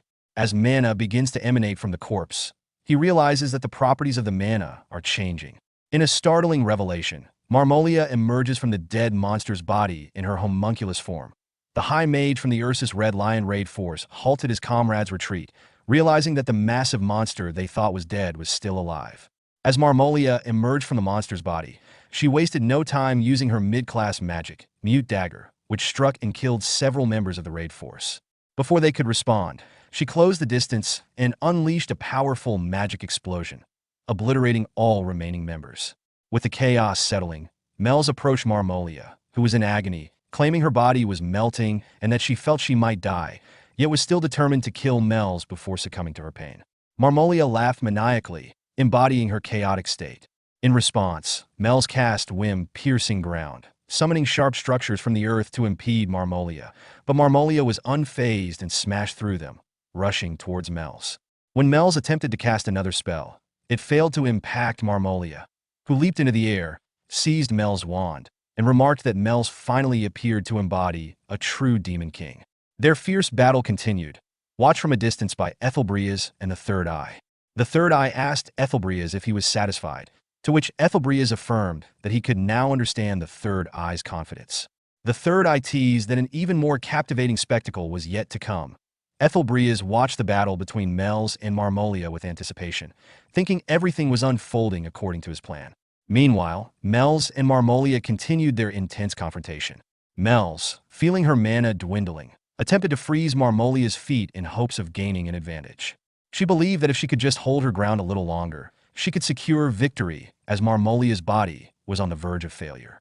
However, to Mel's shock, Marmolia managed to extend her arm from the frozen spot and pierced Mel's stomach. This sudden attack caused Mel's to lose focus and release her frost spell, allowing Marmolia to quickly close in and seize her by the neck. With a sinister laugh, Marmolia declared, "My dear Mel's, this one will hurt," before unleashing the spell Sylphid's Rejection. The spell sent Mel's flying backward, crashing to the ground in agony. As Mel's coughed up blood, she reflected on her dire situation, recalling a previous time when she had similarly fallen after trying to protect a teleportation hub under Mr. Swallow's orders. With her strength fading, She placed a hand on her bleeding wound and lamented the thought of dying, expressing regret that she hadn't yet completed the task entrusted to her by Mr. Swallow. She whispered an apology before succumbing to the ground. Meanwhile, Renee sensed Mel's presence fading and asked Swallow if Mel's would be all right. Swallow reassured her, saying Mel's was stronger than she appeared. Renee expressed concern over the demonic power that had just been unleashed, but Swallow cut her off, insisting Mel's was a very capable demon king, even if she wasn't fully aware of her own strength. Ethelbreas reflected on the situation, noting that they had successfully captured the demon king. The third eye commented on the effectiveness of changing the combination formula in their experiments. Curious, Ethelbreas inquired about the specific changes made to the formula. The third eye explained that, until now, his research had focused on obtaining powerful strength while minimizing side effects, similar to their work with Nifrim. However, the latest experiment disregarded side effects entirely in favor of maximizing power, resulting in an unstable yet substantial increase in strength. Ethelbreas recognized this power was crucial for the imminent subjugation, intended to measure Swallow's capabilities. He mused that Swallow seemed to be taking his time, pondering whether the Demon King Melge had any connection to Swallow. Concerned that the situation might resolve before one arrived, he realized he needed to gather as much information as possible about Swallow and wondered about his whereabouts. Just then, Stormin interrupted his thoughts, urging Ethelbreas to look towards the battlefield. Ethelbreas turned his attention to the scene unfolding where Mel's had regained consciousness. To her surprise, she found herself surrounded by a swirling black mana that resembled Swallow's energy. Marmolia was struck with fear as she sensed the black mana surrounding Mel's, feeling it pierce into her very soul. In a desperate attempt to attack, she transformed her hand into a sharp blade and charged at Mel's. Just as she was about to strike, Mel's countered with a spell called Frozen Spear. However, the sheer power of her attack surprised Mel's, causing her to drop her wand in shock. She was puzzled, wondering how she could produce such a potent spell despite being on the brink of mana depletion and blood loss. Reflecting on her situation, Mel's realized that Mr. Swallow's mana still lingered within her, healing her wounds and replenishing her strength. This led her to suspect that Swallow had intervened in some way during her previous encounter in Rie's. Before leaving, she decided to check if Marmolia was truly dead. Using a life detection spell on Marmolia's frozen body, she found no signs of life, declaring it finally over. However, she started to cough up blood from her earlier exertion. Mel's acknowledged that overusing Swallow's black mana had nearly cost her life. Recognizing the urgency, she resolved to return to Swallow and seek answers about the mana's effects on her. Just as she was about to leave, she heard a voice from behind and turned to find nothing, dismissing it as a figment of her exhausted mind. Suddenly, something emerged from Marmolia's frozen body, catching Mel's attention. Alarmed, she realized it was absorbing Marmolia's mana. Though concerned, she quickly reassured herself that she had fulfilled her duty to Marmolia as a friend and had no obligation to deal with this new threat. Mel's planned to divert its attention with a simple attack before using teleportation magic to escape the chaotic scene. Mel's found herself in dire straits as she suddenly coughed up blood and collapsed to the ground, realizing that the unfamiliar mana had taken a toll on her body. Desperately thinking that she needed to get up and flee before the monster could absorb Marmolia's mana and come after her, she understood the urgency of her situation. Just as the monster attacked, Renee swooped in to save Mel's, using wire to pull her away and throw her towards Tuons, who caught her safely. Overjoyed to see Tuons, Mel's felt a sense of relief. Renee expressed concern about the delay, admitting she had no idea Mel's would be facing such a formidable foe. Mel's offered her apologies to Renee, her mind racing at the implication that the presence of Tuons and Renee likely meant Mr. Swallow was nearby as well. At that moment, Swallow arrived, yawning and casually remarking on Mel's tardiness, almost falling asleep waiting for her. Turning his attention to Renee, Swallow inquired about her wire maneuver, asking if he could do something similar. Renee warned him that an inexperienced person might end up causing more harm than good, but she believed in his abilities. Swallow, now feeling nervous about trying, shifted his focus to the monster, expressing concern about its increasing size and calling it a bother. Renee declared her intent to end the conflict quickly, but Swallow interjected with a serious tone, insisting that he would take care of the situation himself. The scene intensified as the monster lunged at Swallow, attempting to strike him with a powerful attack using its tentacle. However, Swallow effortlessly blocked the attack with one hand, causing a strong gust of wind that blew debris away from the site. He sarcastically asked if he was looking for a handshake. Feeling the power of the Swallow, the monster began to shake. Meanwhile, Renee turned to Mel's and unexpectedly asked if she would like a cup of tea. Renee explained that such levels of preparation were essential for a maid. Mel's acknowledged this, though her focus remained on the battle. Swallow, undeterred by the creature's size or ferocity, grabbed one of its tentacles, lifted it high into the air, and then slammed it into the ground with immense force, causing the earth to crack beneath the impact. As he continued to smash the monster down, Mel's voiced her concern to Renee, questioning whether such treatment was acceptable. Renee reassured her, stating, "Don't worry. It's Mr. Swallow, after all."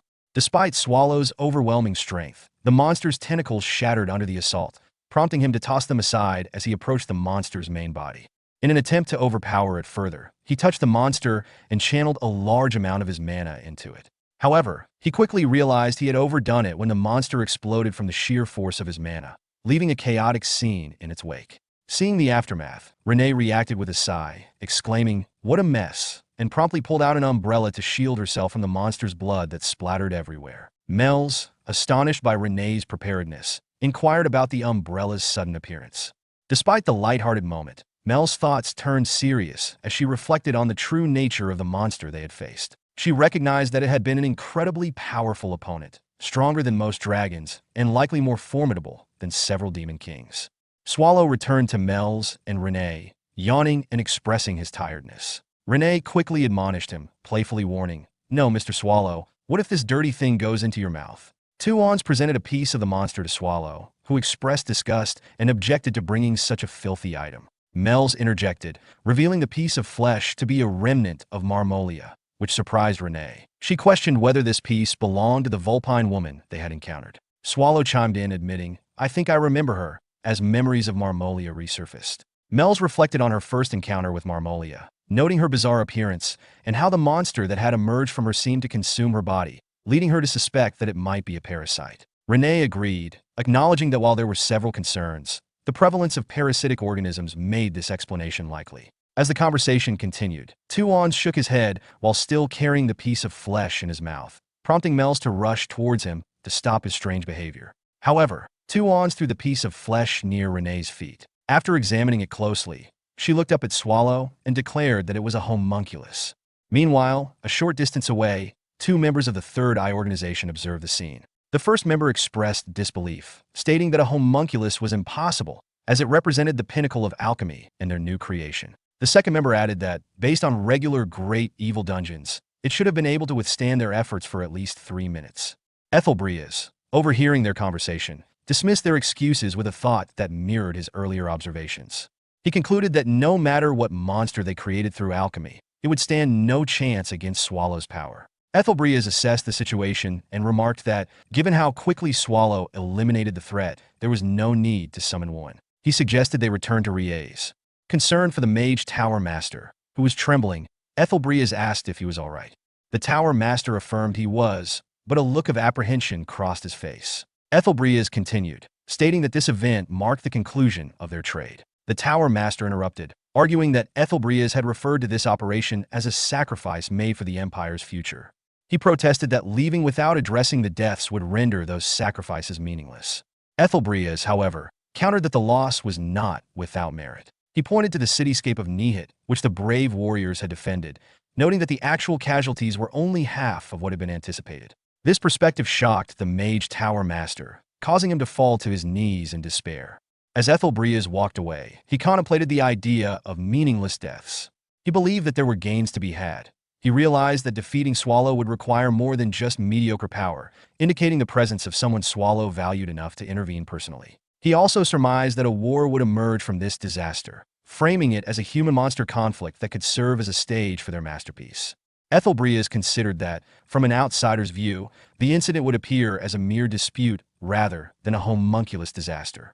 His thoughts were interrupted when Stormen informed him that they were near a hub that would lead them back to Riez. He had already contacted a subordinate planted in advance. Stormen then stopped and signaled for Ethelbreas and the others to halt as well. Ethelbreas inquired about the situation, prompting Stormen to report that an unknown intruder had appeared at the teleportation hub. This intruder was identified as a monster in the form of a maid. Realizing the implications, Ethelbreas thought that the dagger maid might be attempting to block their escape, and that she likely understood the involvement of humans in the incident. He speculated that a homunculus could recognize its kin. Ethelbreas ordered an immediate return to the Mage Tower to establish a temporary hub. He believed that the mana flowing around the tower would facilitate long-distance teleportation.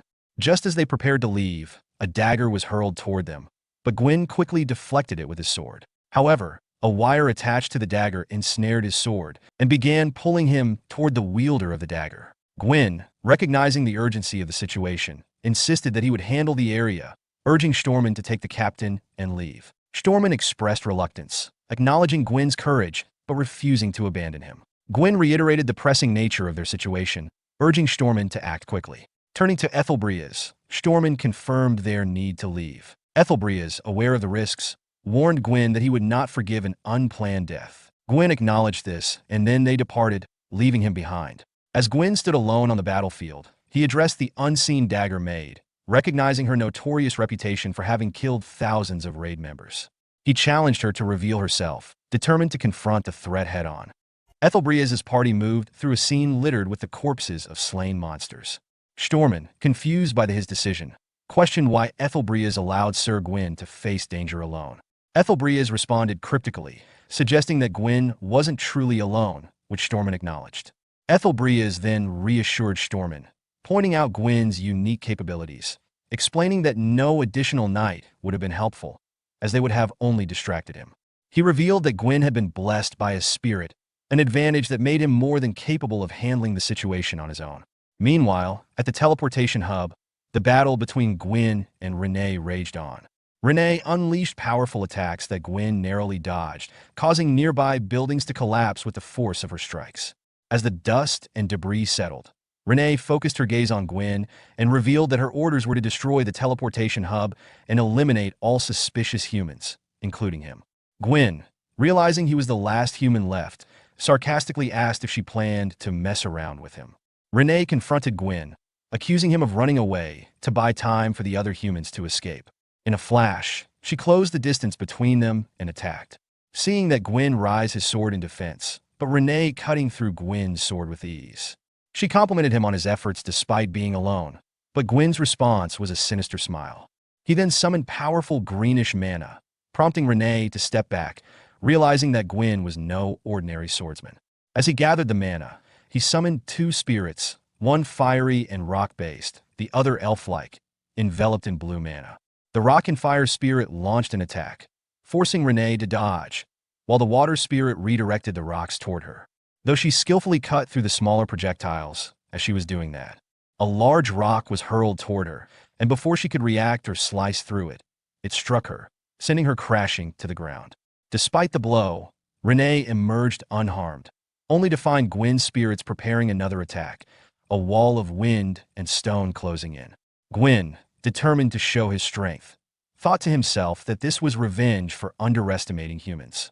Renee recognized the immense mana controlling the storm, realizing that Gwyn had cast a high-level spell to seal off the area. Acknowledging his skill in manipulating two high-level spirits simultaneously, she prepared for the next round of combat, tightening her grip on her weapons.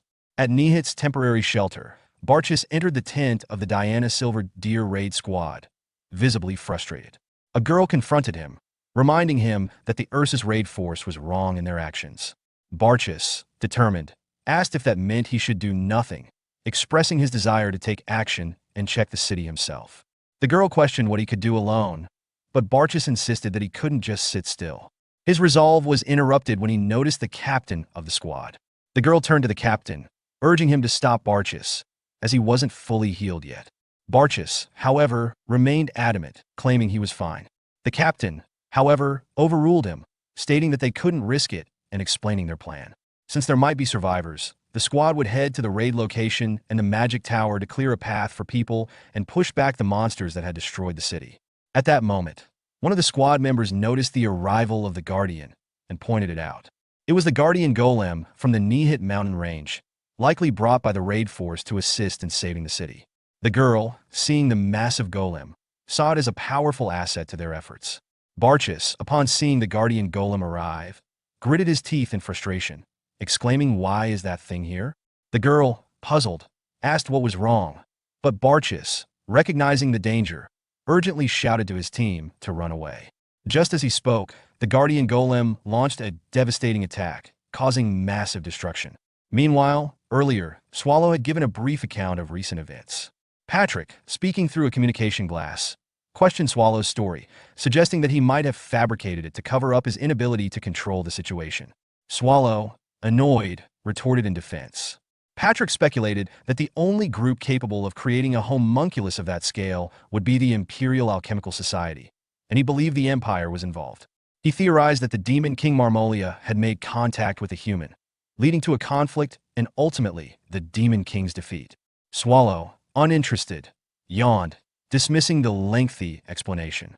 Patrick, however, continued, pointing out that when a human defeats a Demon King, the head is either sent to the Demon King's army or displayed in a public area, often as a morale-boosting symbol, though it was cruel. Swallow asked why this was done, and Patrick suggested that if the Empire had abandoned the Demon King's head to create a homunculus, something more sinister must be happening. Swallow agreed with the suspicion, recalling his encounter with a flying homunculus during his search for Renee. He noted that the homunculus he saw was vastly different from others and that the research data should be destroyed, as he had previously destroyed the materials associated with it. Patrick, observing the situation, pointed out that if the Empire's homunculus research continued, they could produce beings on the level of Renee within a few years, which he found concerning. Swallow, feeling the weight of the situation, admitted that it was scary, then placed the communication glass down in exhaustion, expressing his desire to give up on the search and destroy the village instead. Patrick, unexpectedly agreeing with Swallow's suggestion, affirmed that destroying the village was the best course of action. Swallow, surprised, asked if Patrick was serious, and Patrick confirmed that the human's use of the Demon King's head for experiments required a response. He speculated that the Empire was likely watching them and would do nothing as the situation escalated. Swallow then questioned whether the Empire had noticed him as well. Patrick responded that they had likely seen him while he was involved with Mel's and left the task of disposing of the homunculus experiment to him.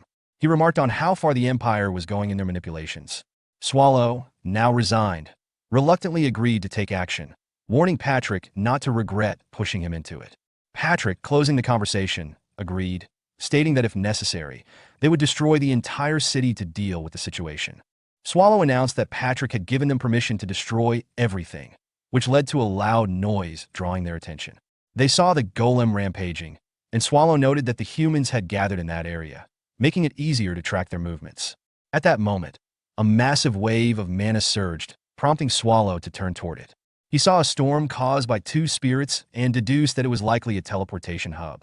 Sensing two powerful spirits in the area, Swallow realized that Renee was engaged in a fight with a strong opponent, implying that the Empire's top brass was still hiding somewhere. Mel's, having already healed, reassured Swallow that he was keeping an eye on the main gate of the city using shared vision and was ready to take action there. Swallow, noting that the main gate was on the opposite side, began surveying the area. He spotted a large bell under the rubble and, with one hand, lifted it into the air. Deciding to take action himself, he threw the bell at a nearby tower, causing it to collapse.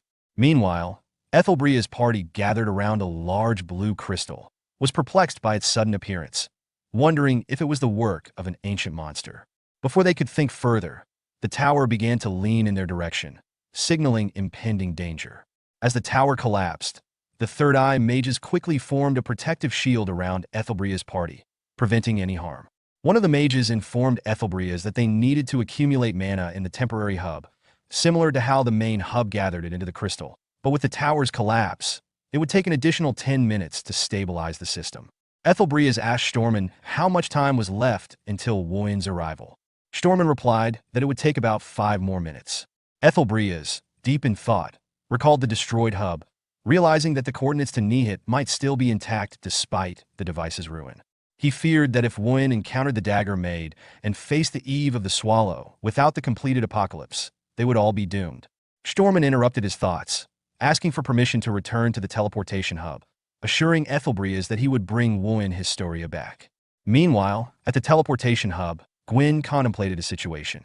He knew the spirit's power was not limitless, and summoning them took a significant amount of time and mana. The longer the battle dragged on, the more disadvantageous it would become for him. However, as long as the storm he had summoned continued, he still held the upper hand. He could block Renee's path with the Earth Spirit if she broke through. Gwyn's objective was not victory, but to hold out for 3 more minutes until his mana was fully drained. Suddenly, Gwyn began to fall, and before he could react, he saw Renee's weapon hovering above him. He reflected on the story he had read as a child, where he had once admired the herd. He recalled that the blade, initially small in the sky, grew larger as it descended, resembling a guillotine. Confused and alarmed, he wondered why a monster possessed one of the 36 masterpieces, the fangs of the guillotine. In a split second, the weapon struck him, cutting him in half. Severely injured and on the brink of death, Gwyn collapsed to the ground as the spirits he had summoned faded away. Before he could comprehend what had happened, Renee spoke, revealing the power of her weapon. She explained that her blade and wire could extend up to tens of meters, easily piercing through Gwyn's storm. She also noted that Gwyn possessed the blessing of spirit's protection, but since he was now split in half, even healing wouldn't save him. As she prepared to finish him off, Renee picked up Gwyn's sword and approached him. Just before delivering the final blow, Stormin appeared, momentarily halting Renee's actions. He thought to himself that as long as Gwyn had the spirit's blessing, his priority was to buy time, hoping for an opportunity to help. But to Stormin's horror, Renee ignored his presence and plunged her sword into Gwyn's body. Enraged, Stormin charged at her, but Renee casually responded, saying she'd get more out of dealing with him than finishing off the corpse before her. She then threw her weapon at Stormin, who initially dismissed it, thinking it was a small blade that wouldn't be a threat. To his shock, as the weapon neared, it grew exponentially, enlarging by over 100 times its original size. Stormin managed to deflect the weapon, sending it crashing down a short distance away. Seizing the opportunity, he rushed toward Renee, confident that her decision to throw her weapon away was a mistake. However, before he could reach her, Renee retracted the weapon, which hovered above him and suddenly moved vertically toward him. Stormin tried to block the strike with his weapon, but the immense pressure caused the ground beneath him to collapse. Struggling to hold his ground, Stormin was forced into a desperate battle to stop Renee's weapon. As Stormin continued his struggle, Renee demanded information about Marmolia and the homunculus, threatening him with her weapon if he didn't comply. She then increased the weapon size once again, pushing Stormin to his knees under its overwhelming weight. Despite the immense pressure, Stormin, showing his resilience, acknowledged her victory and admitted defeat. However, he warned her that she had wasted too much time dealing with him. Just as Renee turned her attention to him, someone approached from behind. It was Wuin Historia, who had prepared a gauntlet attack. She launched the attack at Renee. Wuin Historia stands tall after effortlessly defeating Renee, impressing Stormin with her immense strength. Stormin, recognizing Wuin's power, is in awe of her abilities. Meanwhile, Ethelbreeze is focused on the overarching mission, prioritizing their safe return.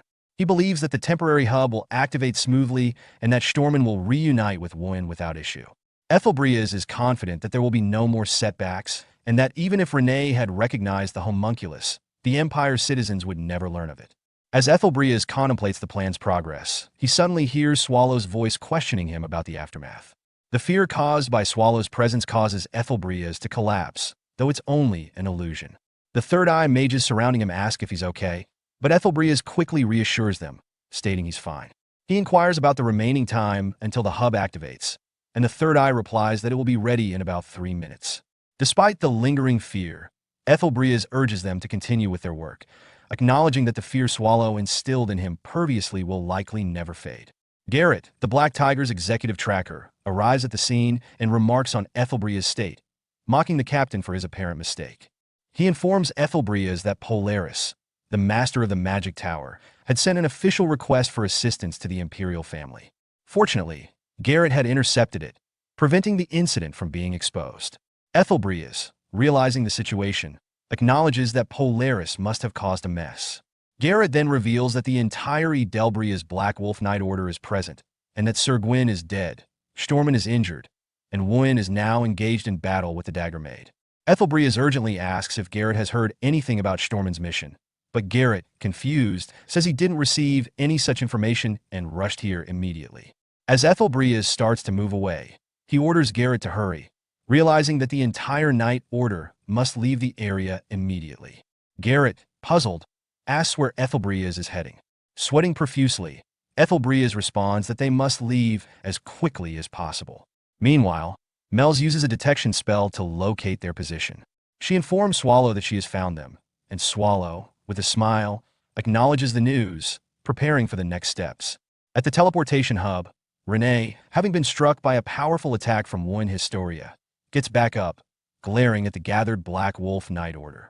Stormin warns the group, saying they cannot fight her, but a member of the Knight Order questions his statement, arguing that with Wen and the full Knight Order present, they should easily handle a monster like Renee. Stormin, sweating heavily, insists that they must follow the captain's orders and retreat quickly. Suddenly, someone shouts to Wen, urging her to fall back. Wen, determined, responds by saying she can defeat Renee if given a little more time. She readies herself to charge at Renee. However, before she can make a move, Ethelbreeze arrives at the scene and commands her to stop. Confused, Wen turns to him and asks why. Ethelbreeze explains that now is the time to retreat and reorganize. Wen protests, believing this is the perfect opportunity to eliminate Renee, who guards the primordial core. Ethelbreeze agrees that it's a good opportunity, but insists it's not the right time to act. He reassures her that another chance will come. After a moment of hesitation, Wen reluctantly agrees with Ethelbreeze, though she appears slightly deflated by the decision. Ethelbreeze orders his group to head to the temporary hub, but their path is blocked by Renee's weapon as she approaches, stating that none of them can leave. She reveals that Mr. Swallow sent her, trusting her to stop them. As she observes Ethelbreeze, she thinks he must be their leader, which could complicate things.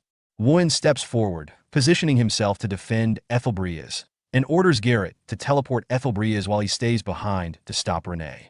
Renee, sizing up Wen, acknowledges his strength, noting that despite facing numerous A-class raid parties, she's never encountered a human capable of such destructive power with a mere burst of energy.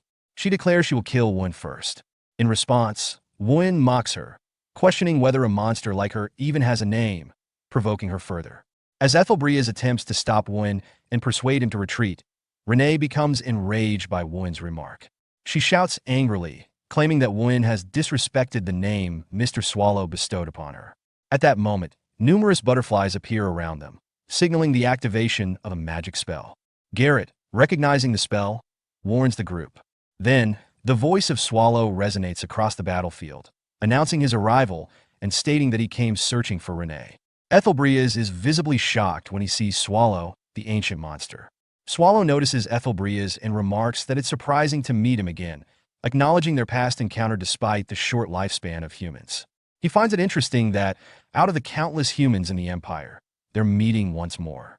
Ethelbreeze realizes that if Swallow had come here to investigate rather than simply destroying the city, there must be a specific reason. In respect, Ethelbreeze kneels before Swallow and greets him, expressing his honor at being remembered. Swallow dismisses the greeting, bluntly stating that this must be Ethelbreeze's doing. Ethelbreeze denies any involvement, claiming that the incident is unrelated to them. Swallow, aware of their connection to the Empire's capital, presses Ethelbreeze, implying that they must have come for a reason. Ethelbreeze insists they're only here to resolve the situation, offering their cooperation if Swallow wishes to find the true culprit. Swallow, seemingly uninterested, turns to leave, telling Renee that they should return, as he is tired. Renee agrees with Swallow immediately. Swallow becomes unexpectedly surprised when he notices that Renee is bleeding. However, Ethelbreeze, sweating profusely, wonders internally if his plan had worked. As Swallow begins to move away, Ethelbreeze smiles, thinking his strategy succeeded. To his surprise, Swallow notices the smile, and in an instant closes the distance, whispering near Ethelbreeze's ear to ask why he is smiling. This sudden closeness startles Ethelbreeze, and he collapses, questioning when Swallow had gotten so near. Swallow, having unleashed some of his power and now ominously close, asks Ethelbreeze if he truly believed he would let the situation slip by so easily.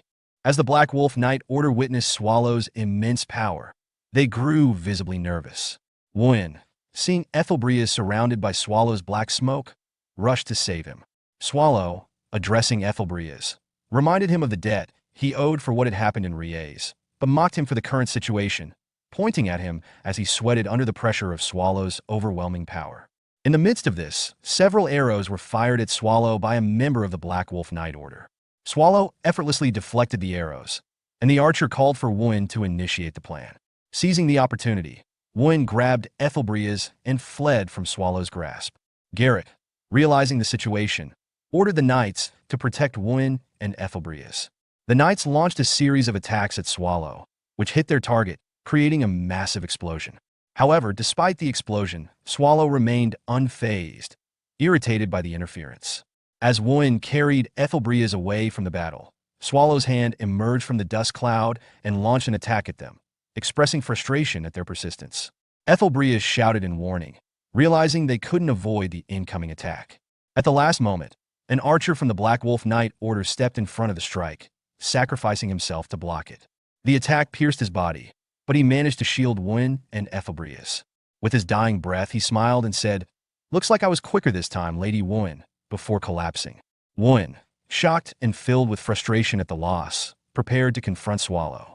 However, Ethelbreas stopped her, urging her not to engage. Wooin, confused and angered, demanded to know why he was stopping her. Meanwhile, Garrett, watching from a distance, realized that in order to prevent a clash between Wooin and Swallow, he needed to use teleportation magic. However, the black mana surrounding them was choking the air, making it harder to breathe and slowing everyone down. It was also interfering with their ability to calculate the teleportation coordinates. Garrett knew they needed to buy time and quickly called out to Einar, who acknowledged the plan. As Einar rushed toward Swallow, he saw Swallow preparing to launch dark spears. Realizing the urgency to push back the black mana and focus on the teleportation magic, Einar planned to block Swallow's energy. He deployed his shield, the Walled Heart, one of the 36 masterpieces. However, before he could activate it, his arm was severed by Renee, who taunted him, claiming that as long as she was present, he had no chance. Einar was then pierced by Swallow's black spears and died instantly. Seeing Einar's death, Wooin's eyes filled with rage and sorrow, and she tearfully shouted, vowing to kill them all. But Ethelbreas stopped her once again, begging her not to act impulsively. He pleaded for her survival, urging her to focus on staying alive no matter what. Swallow, observing their exchange, questioned their actions. Meanwhile, Stormin retrieved Einar's shield and activated the Walled Heart, creating a golden barrier around them.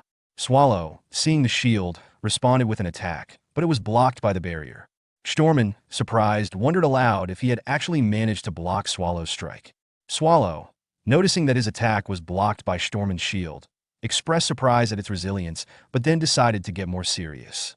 He transformed into his original, more powerful form, which made Stormin nervous. Swallow opened his mouth, forming multiple attack circles that rained down on his enemies. Garrett, focused on completing the teleportation spell, prayed for more time, knowing the magic circle would soon be ready. She hoped the shield, one of the 36 masterpieces, would hold up against Swallow's magic. However, as Swallow's attack hit the shield, it shattered in a massive explosion. The dust cleared to reveal Stormin, who had shielded Ethelbreas and Wooin with his body. In his final moments, Stormin urged Ethelbreas to flee, telling him to leave him behind and that Wooin would take over the responsibility of the empire.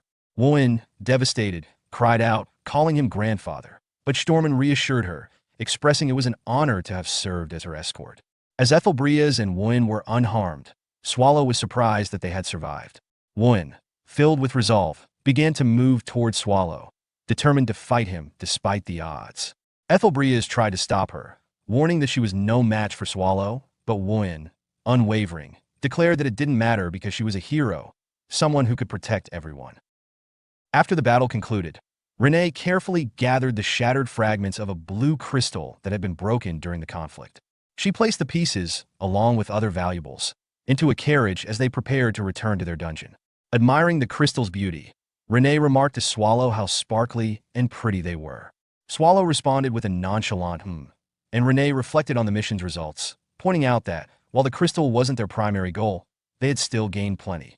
Swallow agreed, noting that the battle had gone relatively well. He explained how he had unleashed a golem on the village to test its destructive potential, acknowledging that it completed its purpose before exhausting its mana. He suggested they recharge it once they returned. Renee teased him, saying it had taken him longer than usual to show his true nature during this mission. Swallow shrugged off her comment, revealing his calculated mindset. While he could have killed their enemies immediately, he had deliberately prolonged their suffering, viewing a quick death as unworthy of the trouble they had cost him. The focus shifted to a graveyard, where hero Win Historia stood solemnly, placing a blue flower on the graves of her fallen comrades who had died in the same battle. She was overwhelmed with sorrow as she reflected on their loss. Marizik, a member of the Black Wolf Knights Order, tried to console her, reminding her of a similar past tragedy, the burn raid force that had challenged the Primordial Core. He highlighted that this time, they had lost only 4 members in a masterpiece, avoiding complete annihilation thanks to her leadership. Despite his reassurances, Woon was consumed by guilt. Closing her eyes, she admitted she understood his words, but could not shake her feelings of failure. Garrot approached, commenting on the flower's beauty and suggesting that Woon's comrades would surely be grateful.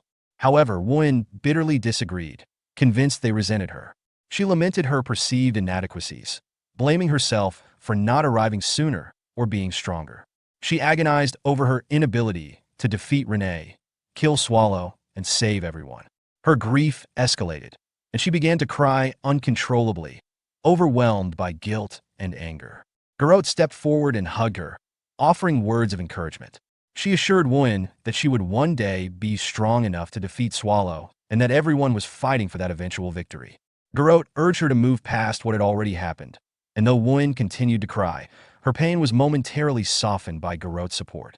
The perspective then shifted to a dimly lit room, where Ethelbreas sat alone, deep in thought. Troubled by his survival, he questioned why Swallow had spared him during the fight. Recalling the moment when Woon intervened, the teleportation magic, and Swallow's cryptic words, Ethelbreas was haunted by the implications of what had happened. He suspected Swallow's actions were deliberate and calculated, leaving him alive for an unknown reason. However, wary of the watchful eyes around him, Ethelbreas decided to act cautiously, focusing on reports and delaying his investigation into the matter.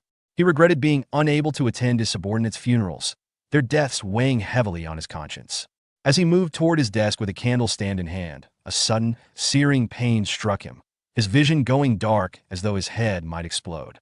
Startled and confused, he wondered if it was merely exhaustion, though the intensity of the pain suggested otherwise. Looking into a mirror, he was horrified to see Swallow's eyes staring back at him. Terrified, he dropped the candle stand and collapsed, losing consciousness. Garrot later found him and woke him up, concerned for his well-being. Ethelbreas groggily asked how long he had been unconscious, only to realize he was bleeding. Alarmed, Garrot called for medics, while Ethelbreas pieced together the truth. Swallow had not spared him out of mercy. Instead, his survival was intentional, and Swallow's words from the fight, that he having only 6 months left to live. As the medic tended to Ethelbreas' bleeding wounds, Garrot noticed shattered mirror fragments scattered around the room. Letting out a sigh, she asked him if the hallucinations were worsening. Ethelbreas admitted that while they were getting worse, he had become accustomed to them and was grateful he could still perceive humans as he once did. While they spoke, Garrot used her telekinesis to gather the broken mirror pieces and discard them into the dustbin. She noted grimly that it had been 4 days. The cure wasn't working, the symptoms weren't improving, and they hadn't even identified the root cause. Ethelbreas acknowledged that this affliction likely wasn't something modern medicine could resolve. He deduced that the being responsible for leaving the condition was the enigmatic Swallow, and he suspected it might be incurable. Resigned to his situation, Ethelbreas issued a direct order to Garrot. No one, not even Woon, must learn of his condition. He was determined to complete Apocalypse before his death, prioritizing the restoration of the masterpiece and the recovery of the Black Wolf Knight Order's lost forces. Garrot assured him she would handle the Knight Order herself, actively recruiting the individuals Ethelbreas had been monitoring. Some teams had already left and might have even contacted their targets. Surprised by how quickly this had unfolded, Ethelbreas questioned why she hadn't reported it to him earlier. Garrot, preparing a teleportation spell, explained that she saw no point in burdening a superior already in poor condition. She promised to provide a detailed report once everything was finished. She also informed him she needed to leave briefly since she had spotted his least favorite person on her way in. Before Ethelbreas could finish reprimanding her for using magic in the room, she teleported away. Moments later, a knock came at the door. Ethelbreas invited the visitor in, revealing Pope Euronisia. The Pope expressed his condolences, claiming he had come to offer comfort. However, Ethelbreas, with a sharp expression, accused him of lying and stated he was only there for an answer. The Pope admitted as much. Euronisia explained that he wanted the Black Wolf Knights, one of the Empire's strongest forces, to ally with the religious institution. He described how religion in the Empire was merely a tool to maintain ties with the Holy Kingdom, and the clergy were quietly oppressed, with his life valued less than that of a common noble. Ethelbreas dismissed the idea that doctrines were suppressed, asserting that the empire's only god was the emperor. The Pope conceded but warned that blessings would soon spread across humanity's lands, allowing them to escape oppression and expand their doctrines. Ethelbrea interpreted this as preparation for a holy war, but the Pope denied it, insisting he was too weak to fight. Euronisia then excused himself, stating that since Ethelbrea was unwell, he would leave without an answer, for now. As the Pope departed, Ethelbrea brooded over the impending decision, vowing to respond differently next time. Meanwhile, the scene shifted to the primordial core, where Swallow and his group had arrived. Patrick guided Mel's to the fourth room, explaining that she and the demonic dog, two Ons, would manage it. Mel's, thrilled by the opportunity, leaped with excitement and declared her love for the space, imagining how they could decorate it. Patrick, relieved by her enthusiasm, noted to Swallow how worthwhile it had been to destroy Nihit for this. Swallow and Patrick discussed the demonic dog, with Patrick pointing out its value in guarding the room and noting Mel's talent for recruiting despite her questionable naming sense. Swallow admitted that Mel's wasn't yet aware of the dog's true identity, though Patrick believed she would discover it in time. Renee then entered, reporting that she had completed dispatching the golem in the third room and had securely hidden the magic stone, the power source, in the walls, ensuring it was undetectable to ordinary humans. Swallow praised her for her hard work, but Patrick, clearly frustrated, interrupted, complaining about the repetitive nature of their interactions. He insisted on moving to the main point. Patrick revealed that the other great evil dungeons were concerned about Swallow's recent actions, particularly his destruction of an entire city. Swallow, unconcerned, asked if they intended to confront him directly. Patrick confirmed this, stating that they had been contacted by Ms. Ursabet, who had conveyed the others' grievances. Realizing the gravity of the situation, Swallow reluctantly asked when they would arrive. Patrick replied that it would be today, prompting Swallow to shout in frustration, asking seriously. Swallow, in his original form, returns home and expresses a casual, almost carefree attitude with a yawn and the remark, "Home sweet home." However, this peaceful moment is quickly interrupted when Ursabet arrives, visibly angry, and steps on Swallow's face, demanding to know if he understands the gravity of the situation. Swallow's relaxed demeanor stands in stark contrast to Ursabet's frustration, as she continues to kick him, making a pointed remark about the time of year, suggesting that their troubles are far from over. Meanwhile, Renee is occupied with cleaning the primordial core, and Patrick is working. As the tension escalates, Mel's, sensing something unusual, nervously asks Patrick if great evil dungeons ever gather periodically.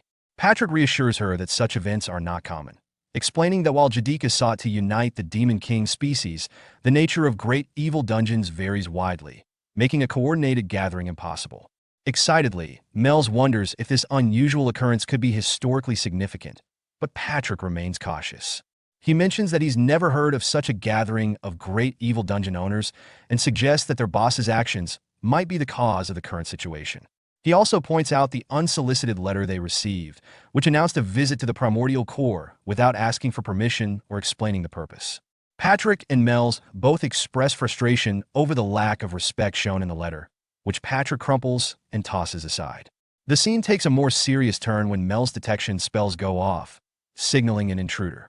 Patrick instructs Mel's to inform Swallow and Renee, while he prepares to confront the intruder himself to figure out who they are and why they've arrived at the primordial core. The scene transitions to the past, in the Great Desert, which once served as the primary trade route across the 5 kingdoms. A carriage is crossing the desert when the ground shakes, and something monstrous emerges from beneath the earth, devouring the carriage. The desert, now under the control of a dungeon, had turned into a deadly wasteland. The 5 kingdoms' elite forces quickly mobilized to reclaim the desert, believing the dungeon's inhabitants to be little more than oversized insects. However, as they enter the dungeon and engage in battle, the monsters, led by a formidable force, decisively defeat the elite soldiers, overwhelming them with sheer numbers. The commander, fatally wounded, realizes the impossible odds, muttering about the monster's larger army before dying. The monster at the heart of the desert is revealed to be the mother of all insects, also known as the ruler of the desert, and despair that engulfs the 5 kingdoms, a terrifying force of nature that had consumed the desert. The scene shifts back to the present at the primordial core, where Patrick is rushing to confront an intruder. The intruder is revealed to be Mother Hexable, the boss of the great evil dungeon, Sandhell. She casually comments that not all monsters have been restored yet. Patrick, sensing something off about her voice, reflects on how insect-type monsters can imitate human voices after consuming them, suspecting that Hexable might be testing the strength of the primordial core. Patrick prepares for a confrontation, assuming an attacking stance. Swallow, arriving on the scene, humorously questions their actions, asking if they are making out or something. Renee and Mel's also arrive, prompting Patrick to urge Swallow to stay back while he handles the situation. Swallow, however, is puzzled and asks why he should stay away. At that moment, Hexable greets Swallow, referring to him as her teacher and expressing pleasure in seeing him again. Swallow, surprised by her appearance, comments on how much she has grown. Hexable responds with playful teasing, noting that Swallow should be more careful with his remarks to a lady. Swallow acknowledges that he's heard about her recent rise to fame, and they share a brief exchange, with Swallow introducing Hexable to the others as the former gatekeeper of the primordial core. Hexable formally introduces herself, explaining that she was the gatekeeper of the Blue Path before Patrick's arrival. She also clarifies her earlier remark about the restoration of monsters, revealing that her concern was for the safety of the dungeon. She admits that her hesitation during the earlier confrontation was because she was shy, which Patrick summarizes. Swallow, unbothered, jokingly asks if her earlier behavior was a result of being shy. Patrick, frustrated, scolds Swallow for not informing him about Hexabel's past relationship with him. Swallow, with his usual laid-back attitude, simply admits that he forgot to mention it. Patrick, cautious due to Hexable now being the owner of a different great evil dungeon, reminds others that they can't let their guard down. Hexable, seemingly unfazed, compliments Patrick on his swordsmanship and the title of Death Knight, stating it's an honor to meet him. Patrick, pleased by the praise, encourages Hexable to feel at home. Patrick, amused by the situation, mentions to others that Hexable is a fan of him, which embarrasses Renee. When Hexable turns to Renee and Mel's and asks who they are, Renee introduces herself as the current gatekeeper of the primordial core, while Mel's mentions her status as Demon King Mel's, adding that she's not tasty because she's still growing. Renee, curious about Hexabel's gender, asks her directly. Hexable, without hesitation, confirms that she is female. Renee, narrowing her eyes, presses further, suggesting that Hexable may have been close to Swallow. Mel's, interpreting the situation humorously based on her own non-existent dating experience, implies that there might have been an inappropriate relationship between the two. Patrick, embarrassed, silences Mel's, who tries to defend herself, saying she's merely speaking the truth. Renee, clearly upset, calls Hexable a vermin, and Mel's asks Patrick is he making fun of her. Patrick, now trying to de-escalate the situation, apologizes to Hexable, explaining the tension due to the sudden appearance of beings from other great evil dungeons. He reassures her that he's only here to reunite with his old teacher, Swallow, and to catch up. As the tension settles, a new figure, Margar Azidahaka, the boss of another great evil dungeon, arrives outside the primordial core. He remarks on the reputation of the primordial core and hints at his intention to warn the ancient monster not to cause any more trouble. A few days ago, in the great evil dungeons, Sandhell Margarita, a white dragon with gray eyes, addressed Azidahaka, questioning her departure. Azidahaka explained that the clash between the great evil dungeons, Erevos and Swallow, was never clarified, much like the previous incident in Nihit. She stated that Swallow could no longer be left unchecked. The scene then shifted to the present, where Azidahaka stood outside the primordial core. She reflected on her identity as the master of the White Mountain Range and the strongest dragon, determined not to let others underestimate her. At that moment, her younger sister, Fafnir, appeared excited to show her new ability to transform into a human, particularly proud of her tail.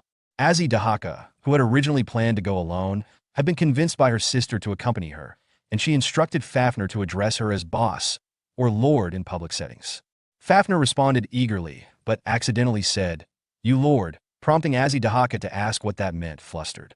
As they continued, a figure approached them, remarking on Azidahaka's decision to bring a child to a gathering of the great evil dungeon bosses. This was Karak, the boss of Nerkumbel, a formidable orc who had risen to power through strength alone. Azidahaka immediately assessed him, recognizing him as someone powerful and not to be underestimated. Karak warned her that losing a comrade could happen in an instant and proceeded into the primordial core. Azidahaka, feeling the tension, instructed Fafnir to stay close and be cautious. They entered the core, and Azidahaka told her sister to walk on two legs, though Fafnir preferred her more comfortable form. Inside the core, they discovered an empty room. Azidahaka found a book mentioning glaciers, or cave demons, and commented on how strange it was that they weren't present. Karak suggested that they had likely been wiped out by a raid force, but Azidahaka was unconvinced. She believed the primordial core was a place too important for monsters to be left unchecked. Instead, she suspected that it was a trap meant to test her. As they ventured deeper into the core, they found another empty room, but this time, golems were lying dormant. Fafnir speculated that this might be part of a test, but Azidahaka, now growing more agitated, decided to retaliate. She let out a loud roar, furious at what she perceived as mockery, and prepared a breath attack, threatening to burn the entire cave to ashes in response to the disrespect. Patrick suddenly arrived and addressed them. He confirmed their identities and mentioned that others were already waiting for them. He quickly redirected the conversation by noting that the first Great Evil Dungeon Bosses Conference was about to begin. When Fafnir asked what they were starting, Patrick explained the purpose of the gathering. Azidahaka speculated that most of the dungeon bosses had gathered because of the chaos Swallow, the most powerful Great Evil Dungeon boss, had caused. She believed that confronting Swallow might be necessary, and uniting to stop his rampage was the only course of action. As they entered the meeting room, Azidahaka saw the other bosses seated and thought to herself that they all likely had something to say to Swallow, though she was uncertain of Hexabel's true intentions. Patrick formally welcomed everyone and signaled the arrival of Swallow. Azidahaka became immediately nervous as Swallow entered the room, sensing his overwhelming dark aura. She hesitated, worried about the consequences of even looking at him, as his presence was suffocating and commanded authority. Despite this, she reminded herself of her role representing the dragons and steeled herself to take charge of the situation. Before Azidahaka could speak, Ursabet Bathory, the boss of Chait Castle, broke the tension by asking why no one was speaking and calling out Swallow for his passive behavior. She reprimanded him for his high-and-mighty attitude and encouraged him to act his part as the owner of the place. Swallow, however, casually dismissed her and claimed he could be sleeping instead. Patrick further teased him about being tired, which only added to the absurdity of the situation for Azidahaka, who realized that Ursabet and Swallow seemed to have a close relationship. Hexable, a fellow boss, casually mentioned that she was there simply to see her teacher, leading Azidahaka to wonder Hexable was referring to Swallow as her teacher. Ursabet, uninterested in the meeting, acknowledged Azidahaka and invited her to speak, prompting Swallow to give his consent with a casual remark. At this moment, Azidahaka stood up, feeling the weight of the situation. She was about to speak when someone announced, "I will wage war against the Empire." All eyes turned to her, and Azidahaka quickly denied the statement. Karak, however, stood up and revealed that it was he who had sent the message. He explained that he had gathered the bosses for a serious purpose, to bring down the Empire before the end of winter. After a brief silence, Ursabet asks Karak about his request, to which Karak clarifies that he's not seeking reinforcements. Instead, he simply requests that they not intervene in the war between Nerkumbel and the Empire. Karak then glances at Swallow, who meets his gaze, suggesting an underlying tension. Hexable interrupts the exchange, pointing out the urgency of the situation, mentioning how little time remains before winter. Karak responds confidently, stating that Nerkumbel will destroy the Empire in 1 month, as all preparations are complete and the warriors are ready. Hexable challenges Karak's plan, arguing that Nerkumbel's forces, though sizable, will be far outnumbered by the Empire's millions of soldiers. Karak stresses that the Empire is in chaos due to events like the fall of Riez and the Nihid incident, which presents a rare opportunity. Karak also reveals the existence of an alliance within the Empire that shares their goal of bringing it down. This revelation causes shock among the others, but Ursabet reacts with fury, her red aura flaring as she confronts Karak. She demands to know if he is allied with humans, clearly disgusted by the idea. As her aura grows more threatening, Swallow steps in, telling Ursabet to take her fight outside to avoid causing a scene in his home. Ursabet, unwilling to back down, sneers at Karak, calling him someone who has sold his pride as a monster. She storms out, leaving the room with a final remark. Karak, unperturbed, calls after her, "Ms. Ursabet, I'll see you again next time."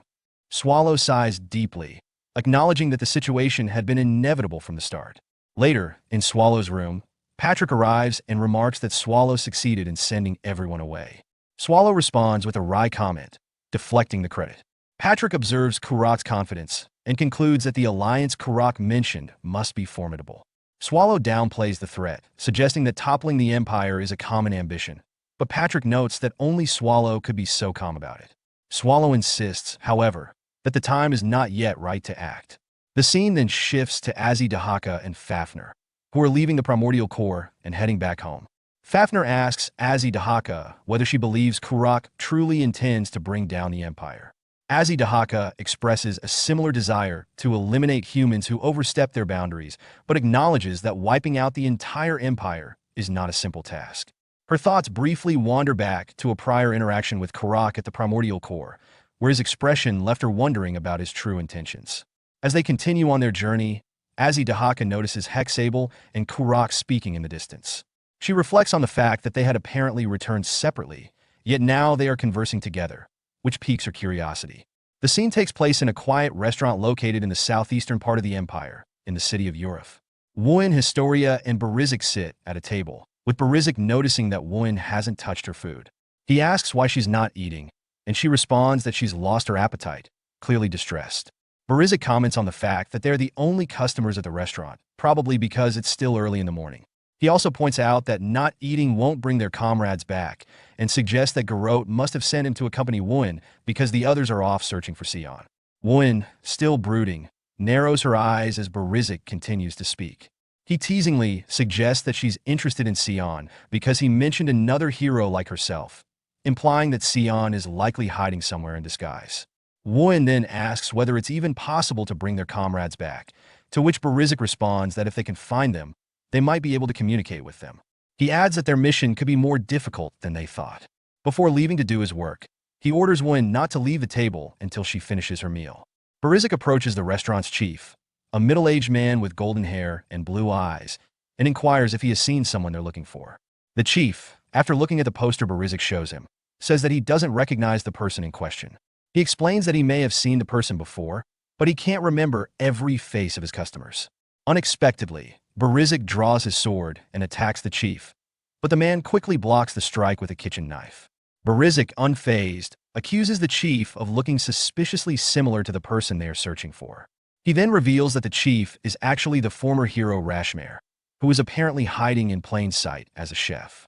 The chief denies this accusation, feigning ignorance. Barizik pushes further, noting that the chief's skill in blocking the sword strike with a kitchen knife suggests otherwise. He demands that the former hero cooperate, but Rashmare refuses, physically pushing Barizik back.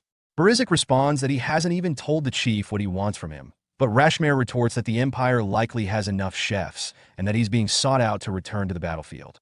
Barizik laughs, his face suddenly flushed with red veins as he activates the aura surrounding his weapon, Bloody Mary, one of the 36 masterpieces.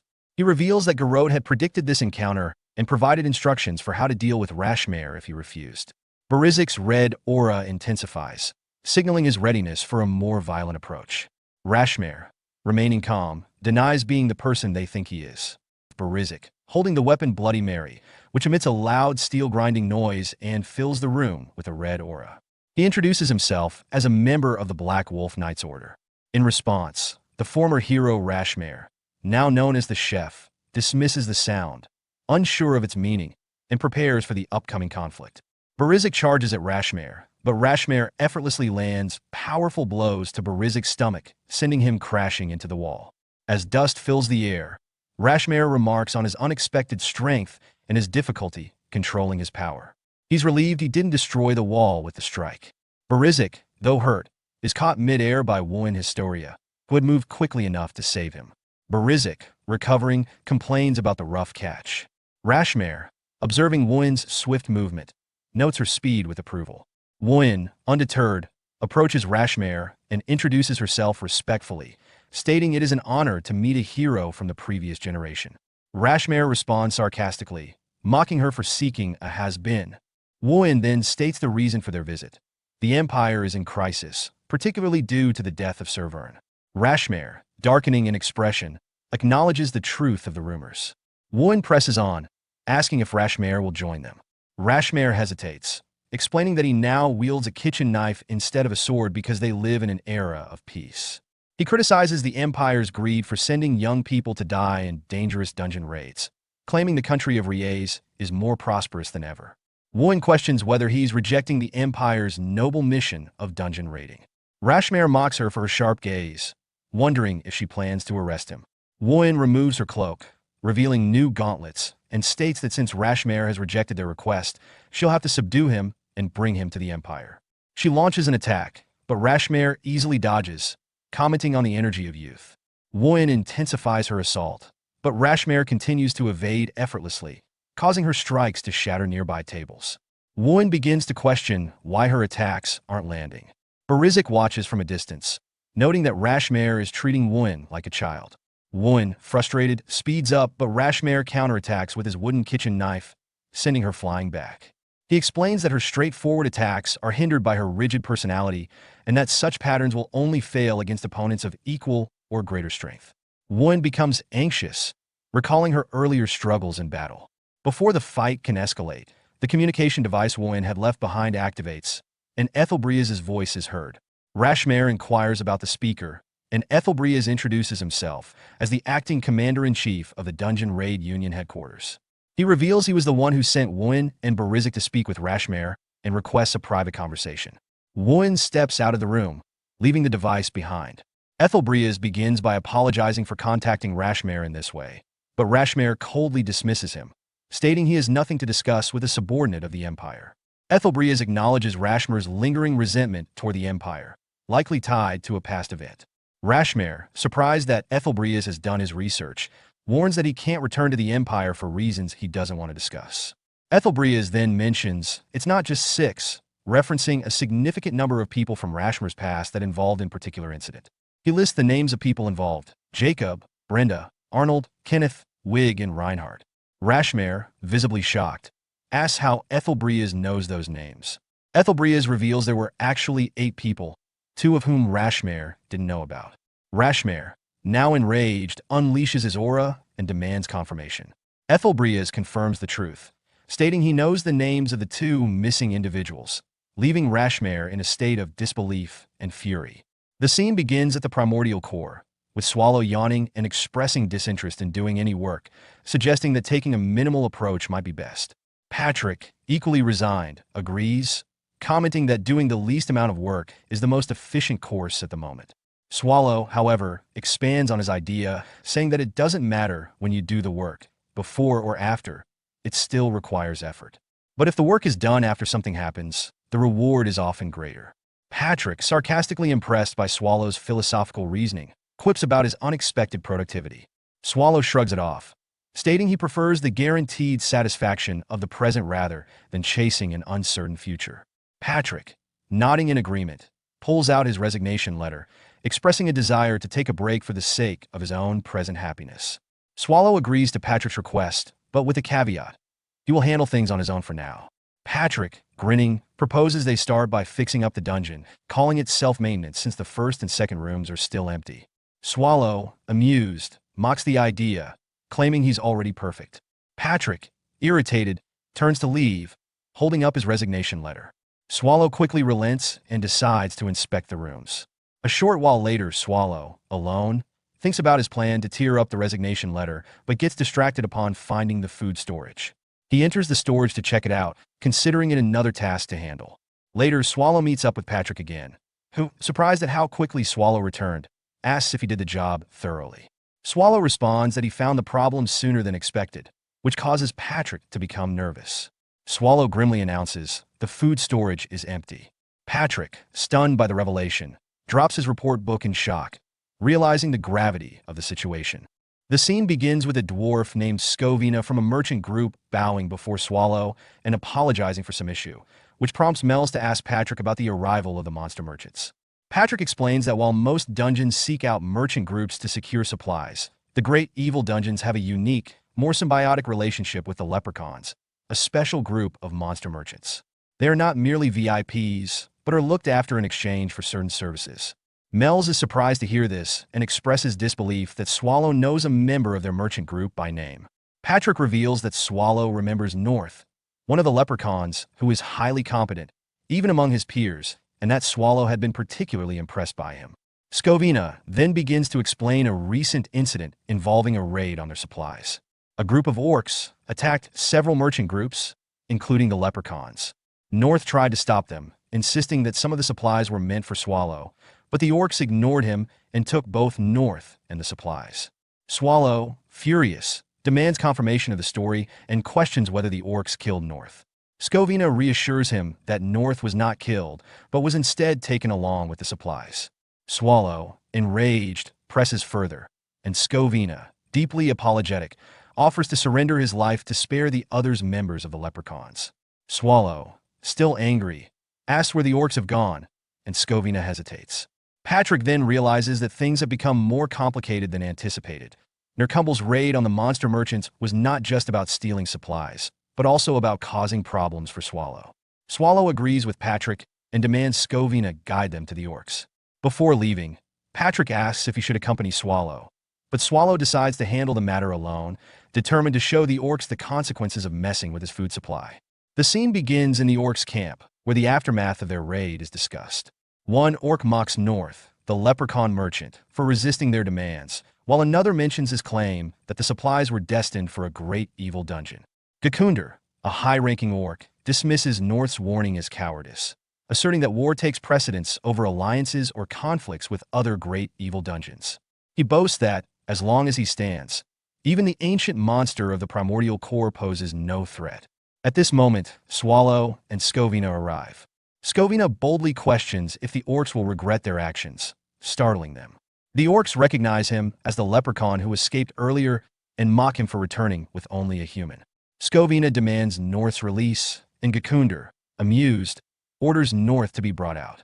North, bruised and trembling, is thrown before Scovina, who rushes to him in concern. North, in a weakened voice, urges Scovina to flee. However, before Scovina can act, Gekunder thrusts a spear through North, killing him instantly. He justifies his action by claiming North was already as good as dead, adding that this was the price for defying him and invoking the primordial core. Scovina collapses in grief, cradling North's lifeless body. Suddenly, chaos erupts as all the surrounding orcs are killed in a blur, their bodies torn apart before they can react. Gekunder, horrified and confused, finds himself grabbed by the neck by Swallow, who lifts him effortlessly. Swallow's blazing anger terrifies Gekunder, who now realizes Swallow is the ancient monster of the primordial core that North had warned them about. Swallow declares he would have let the orcs off with a warning for their theft, but North's death sealed their fate. Desperate, Gekunder orders his mage to teleport him away. However, instead of saving Gekunder, the mage teleports Nercumble's leader, Karak, and the orc commander to the scene. Gekunder, panicking, attempts to explain, but Karak swiftly decapitates him for his insolence and failure. Karak then turns to Swallow, acknowledging his subordinate's mistakes and pledging to take full responsibility. Swallow, still seething, seizes the opportunity to exact retribution. He proposes a deal. Karak must provide 20 times the amount of food stolen within 3 weeks. The demand is outrageous, but Karak knows refusal would mean annihilation for the orcs. Realizing he has no choice, Karak solemnly agrees, vowing on his name to fulfill the impossible task. The scene shifts to the Empire Mansion, where Rashmare meets Ethelbrias. Rashmare notes that he isn't the only one summoned. As Ethelbrias reveals, he has important matters to discuss with both Rashmare and Dame Sion. The narrative then transitions to a more lighthearted setting, where a woman scolds a person named Lancerer for sleeping until noon. Annoyed, she reminds him of his promise to go foraging with her, prompting Lancerer to groggily agree as he reluctantly gets out of bed. The scene transitions to a forest cloaked in twilight, where Karak, the great orc commander, broods in silence. His thoughts drift back to a conversation he had with Swallow not long ago. 3 weeks, Swallow had said, calm and composed. I'll give you exactly 3 weeks. Karak had narrowed his eyes at that. And if I failed to meet the deadline? Swallow had smiled faintly. Then I won't need to lift a finger. I've got other methods. I'll unleash the black tentacles in Nercumble. Witness it, the child of the Creator. He will devour you all. Don't look away. The end of your glory is destruction. Remember this, carnage has already begun. Applaud for your return not to death, but to your origin. Karak's hand clenched into a fist as he recalled the ominous words. This isn't my story, he muttered to himself. You realize that now, don't you? You know what I'm referring to. At that moment, an orc stepped into the command tent and bowed deeply. I bow before the mighty commander. There's no need for ceremony, Kurak replied, his tone flat but firm. How did the research go? It's all true, the orc said with urgency. The legends, the myth of the ancient black tentacles, it's real. If they were unleashed at Nokumble's core, they'd wipe out everything. Not just the orcs. All life. Kurak's eyes hardened. That's all I needed to hear, he said, rising from his seat with resolve. He stepped out of the tent, eyes scanning the war camp. Another orc called out. Commander, all of Nokumble awaits your orders. Kurak's thoughts were simple. Orcs don't need long speeches. Facing the assembled warriors, he shouted. To war! Kill them all! Leave no human alive! His heart thundered in his chest, a sensation he hadn't felt in years. It feels good. It's been so long since I felt this alive. Kurak will see this through. There is no doubt in my mind. Nokumble will prevail. We will raise the empire to the ground and rebuild our new home atop its ashes. The scene shifts to a grand imperial mansion, where Ethelbrias stood before Rashmare and Dame Sion with grim urgency. There will be war, he announced. Rashmare blinked in disbelief. What? Why? Out of nowhere. To be specific, Ethelbrias clarified. A civil war. One that won't be easily subdued. Rashmare scoffed. You summon 2 heroes, then drop a civil war on us? Is this some kind of joke? Got proof? I do, Ethelbrias said calmly. Or something close to it. Are you messing with me? It's Pope Euronisia, Ethelbrias explained. He never used the word war, but twice, alone, without guards, he essentially declared it to me. Rashmare frowned. That could have been a misunderstanding. You can confirm it yourself, can't you, Sir Sion? Ethelbrias gestured toward the hero. I already did, Sion replied. He's telling the truth, Rashmare. I verified it with magic. Behind them, Garat, Ethelbrias' silent attendant, watched Sion with narrowed eyes. When did he get here? I didn't sense him use any magic at all. Still stunned, Rashmare asked. So you want us to act as peacekeepers? Ethelbrias shook his head. Of course not. I love the Empire. I didn't call you for that sort of work. Angered, Rashmare stormed forward, grabbing Ethelbrias by the collar. You little shit. I didn't come all this way for your boring jokes. But then his eyes locked onto the cursed scar on Ethelbrias' right eye. He paused, tense. That mark, was it Swallow? Ethelbrias gently pried Rashmare's hand away. Please calm down. I haven't forgotten what I promise you. Here, these are the 2 names you couldn't find. The letter contains everything you need. Judge for yourself. Rashmare accepted the letter, exhaled, and gave a short bow. I lost my temper. My apologies. It's all right, Ethelbrias said.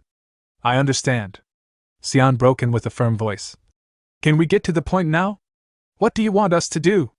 Ethelbrias answered. As I said, the war is already set in motion. I want you to fight for the Empire during this civil conflict. Sion frowned. But the Pope's faction doesn't seem strong enough for a coup. I agree, Rashmare added. Ethelbrias thought silently. He won't even look me in the eye. Aloud, he said. He may have allies. Based on what we know, it's likely the Holy Kingdom, but we don't have proof yet. Rashmare asked. If it's treason, why not just kill the Pope? Because we don't know who his backers are, Ethelbrias replied. If outside forces are involved, his death might change nothing. Sion sighed, turning away. As he activated a teleportation circle, he said. So you're just asking for more firepower. Understood. I'll be going. Rashmare watched him vanish. That guy always leaves just like that. I'll never understand him. You 2 aren't close? Ethelbrias asked. Not really. He always worked alone. We rarely crossed paths. After things settled for me, I was busy mentoring that kid, Byrne. I'm sorry about Sir Byrne, Ethelbrias said softly. Rashmare shrugged. It's fine. He died during the Swallow's subjugation. It was bound to happen. There's something else, about Swallow. Ethelbrias continued. I have a favor to ask. Rashmare immediately stiffened. Don't tell me you want to kill him. No, Ethelbrias said. But for humanity's future, I want you to train hero Historia. She'll never beat him. Rashmare replied coldly. I know, Ethelbrias said. But she must still grow. Even if it's impossible, she has to try. Because I love the Empire. Later, Ethelbrias walked down a candlelit corridor with Garrett's support. In the end, Garat said, "You got everyone to join as planned?" "War is coming," Ethelbrias replied. "Is there truly no way to stop it?" "There isn't. So we must win." Garat hesitated. "Sir Rashmare got that list too easily. Will he still help us now that he has it?" "We have to earn his trust now," Ethelbrias said. "If we withheld the truth, he would have dug it up himself. We can't risk that, not in Liaise." They reached a grand chamber where a coffin lay enshrined. Ethelbrias stepped forward and knelt. "Please," he whispered, "I pray for the coming war, for the future, and for the peace of the Empire." Elsewhere, at the primordial core, Patrick stared intently at Swallow. "What?" Swallow asked. "I haven't done anything wrong." "Yet." Patrick scratched his chin. "It's nothing. Just, my ears feel itchy." "You don't have ears." "And yet they itch," Patrick insisted. "Feels like someone's calling for me. Maybe the mana inside me is waking up?" "But you already know magic." "Yes," Patrick said. "But if I could cast huge spells like Mel's, it'd be more fun. I might just become the next Erevos." Swallow rolled his eyes. "Want me to crush your skull before that happens?" The scene transitions to a dimly lit experiment room. A patient, bound and bruised, muttered, "I envy your freedom." One of the doctors frowned. "What? Did it just say something? Probably a hallucination." Another doctor muttered, "Ignore it. Let's keep going." A voice echoed in the patient's mind, "Do you envy freedom?" "Who's there?" "Freedom is beautiful, but dangerous." "Still, do you desire it?" "I do." "Then let's make a deal. For the sake of your freedom." That patient, battered, experimented on, and desperate, was Nifrim. He jolted awake from the nightmare, panting heavily. "I'm gonna throw up," he whispered, trembling. The nausea hit Nifrim without warning. He stumbled outside, bracing against the cold earth as memories surged through him. The forest around him was quiet, but in his head, there was only noise. Screams. Blood. Bone. And Patrick's voice, unrelenting. "How much can you regenerate?" Patrick had asked coldly during their fight.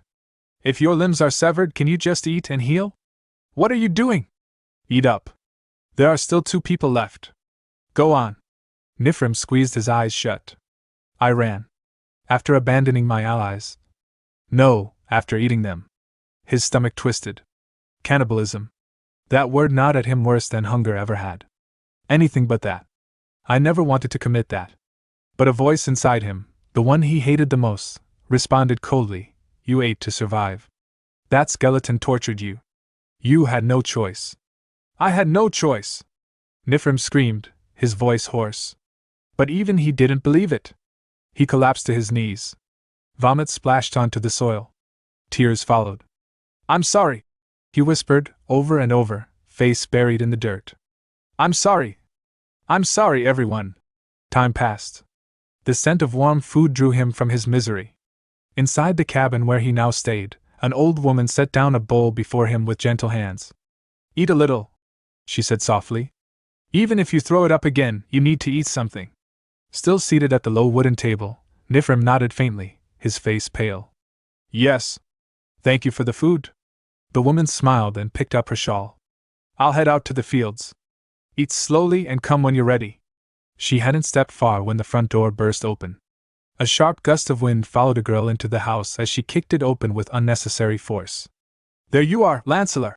she shouted, hands on her hips. "The sun's already high, and now you're eating?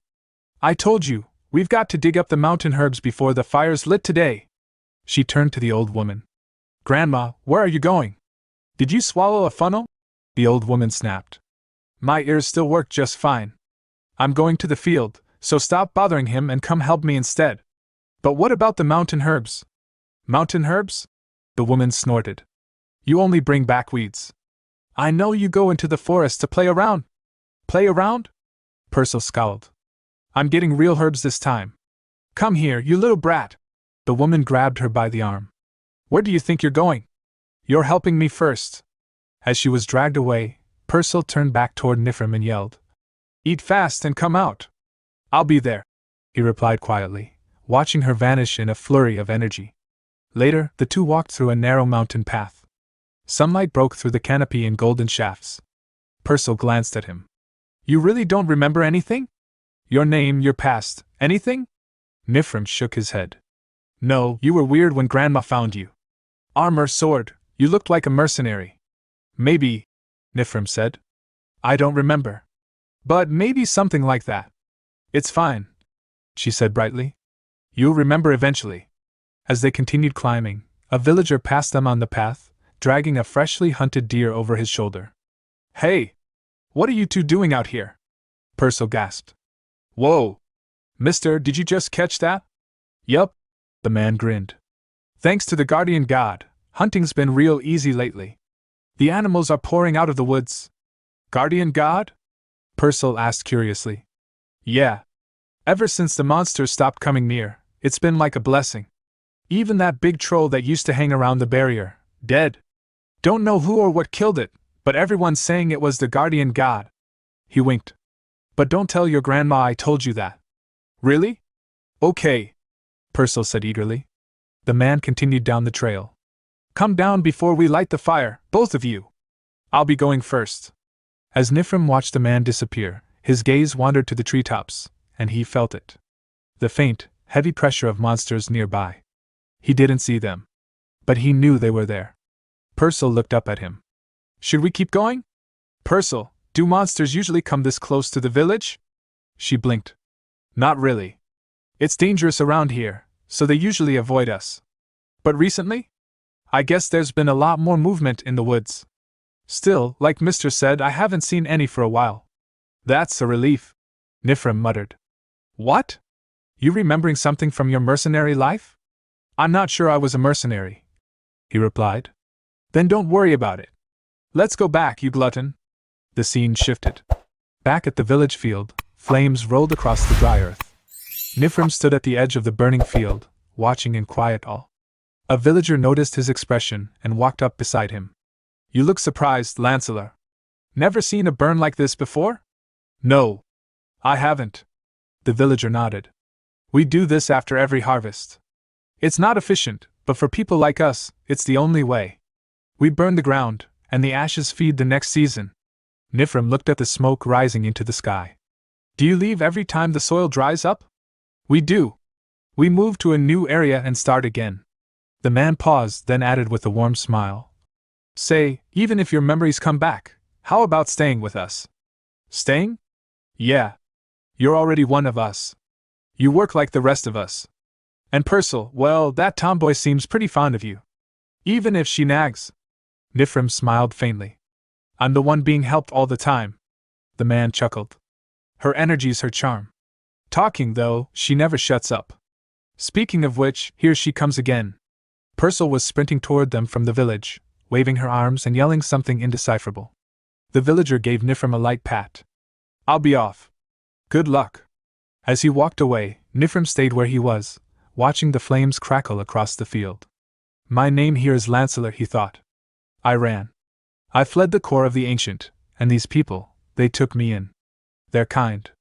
They don't ask about my past. They don't pry. Except for her. His eyes followed Purcell's figure bounding down the slope. But they're weak. Vulnerable. They can't even handle a lone troll. This slash-and-burn village, that's why, every night, I go out alone, and wipe out the monsters near the barrier. Guardian God. When they're finally safe enough, I'll leave. Then I can go. The scene shifted to a jagged, windswept mountain where the air reeked of death. Scattered across the rocky terrain lay the mutilated corpses of trolls, massive, brutish creatures felled in unnerving numbers. Towering above the carnage, a group of orcs in dark leathers and bone-laced armor inspected the aftermath. Among them stood their chieftain, his face obscured by the gruesome mask of a red wolf's flayed hide. One of the orcs stepped forward cautiously and addressed him. Chieftain, what now? Do we press on? The chieftain didn't reply immediately. Instead, his sharp eyes swept over the bodies, each one slain in eerily consistent fashion. After a tense pause, he responded coolly.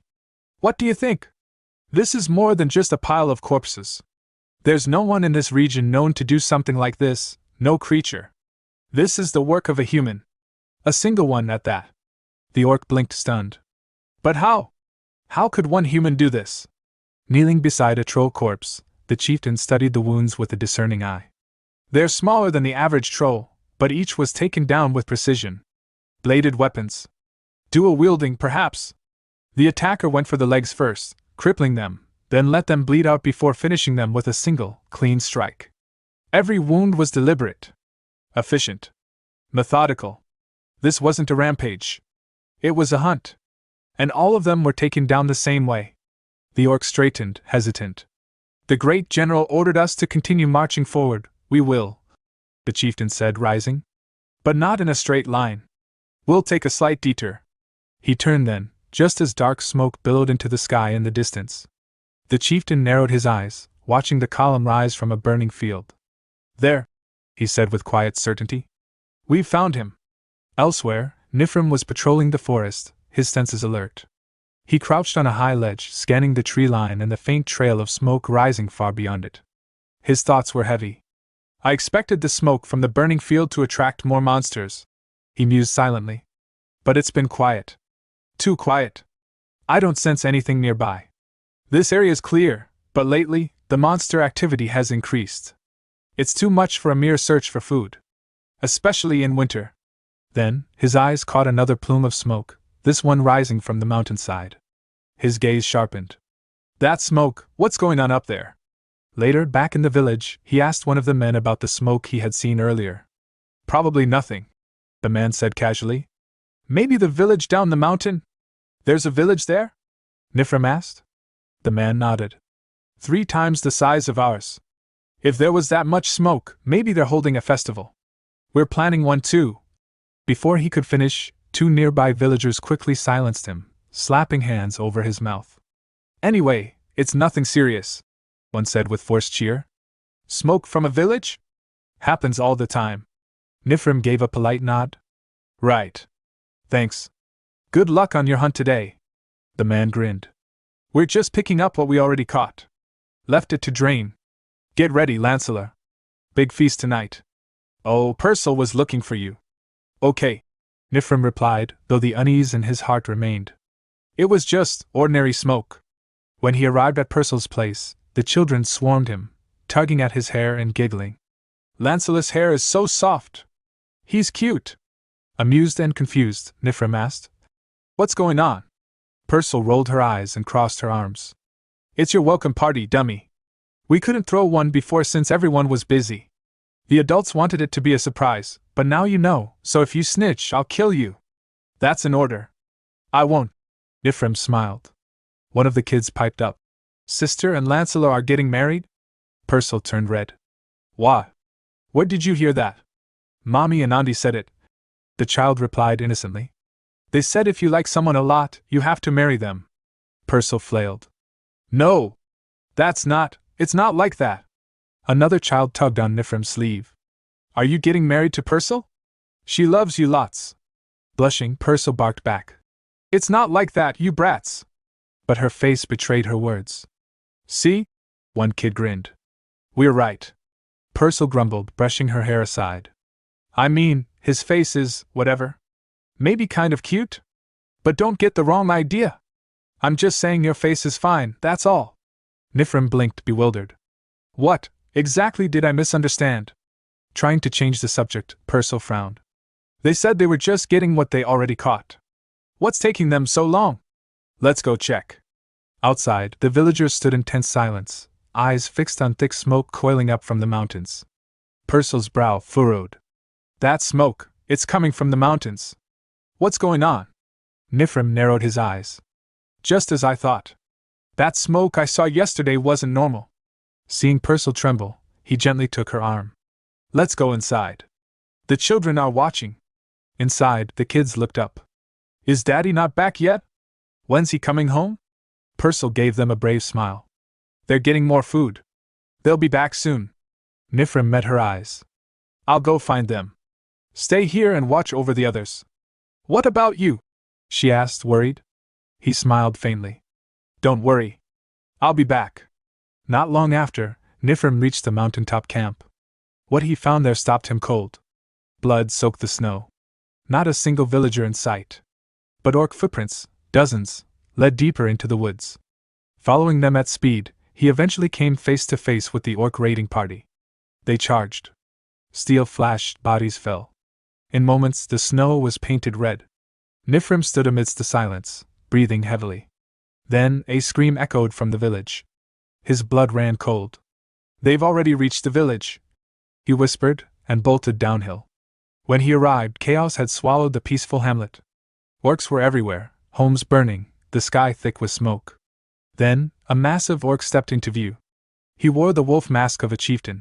"Welcome, warrior," he said, voice like thunder. "I am Kaltum of the great tribe Karim. Don't worry, we won't harm you." "Not yet." Nifrim's eyes scanned the surroundings. "Where are the villagers?" Kaltum chuckled. "Ah, your skill is just as we were told. My special operations unit completely destroyed." "Impressive." Nifrim's tone sharpened. "I asked you where they are?" Kaltum gestured to his subordinates. "Bring them."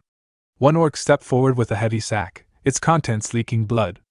Others followed, dragging villagers, tied and battered, but alive. Among them, Purcell. "I wish to fight you," Kaltum said with a grin. "If you defeat me, I will free them all. But if you lose, well, you understand what comes next." Nifrim's gaze met Purcell's. She was wounded, but conscious. He steadied his breathing.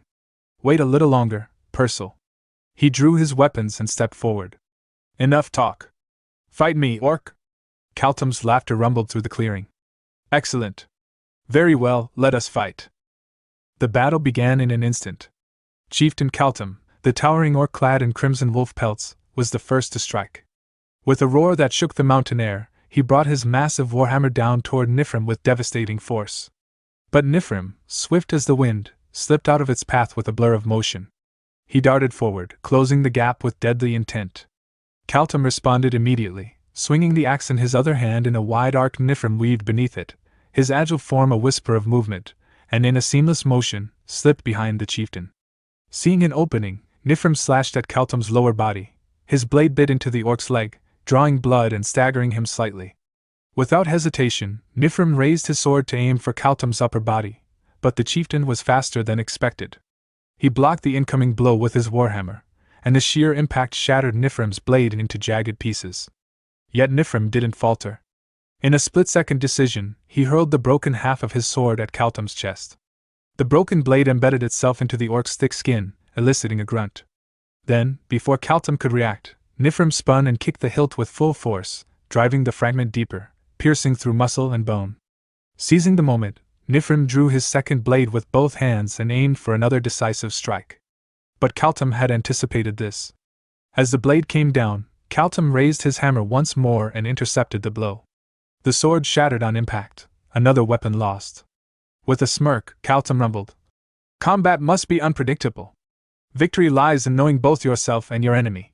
Hitting rock bottom taught me that." Nifrim clicked his tongue and launched a sharp kick toward the chieftain's abdomen, hoping to gain distance. Damn it. His defense is like iron. If only I had a real weapon. But the chieftain didn't budge.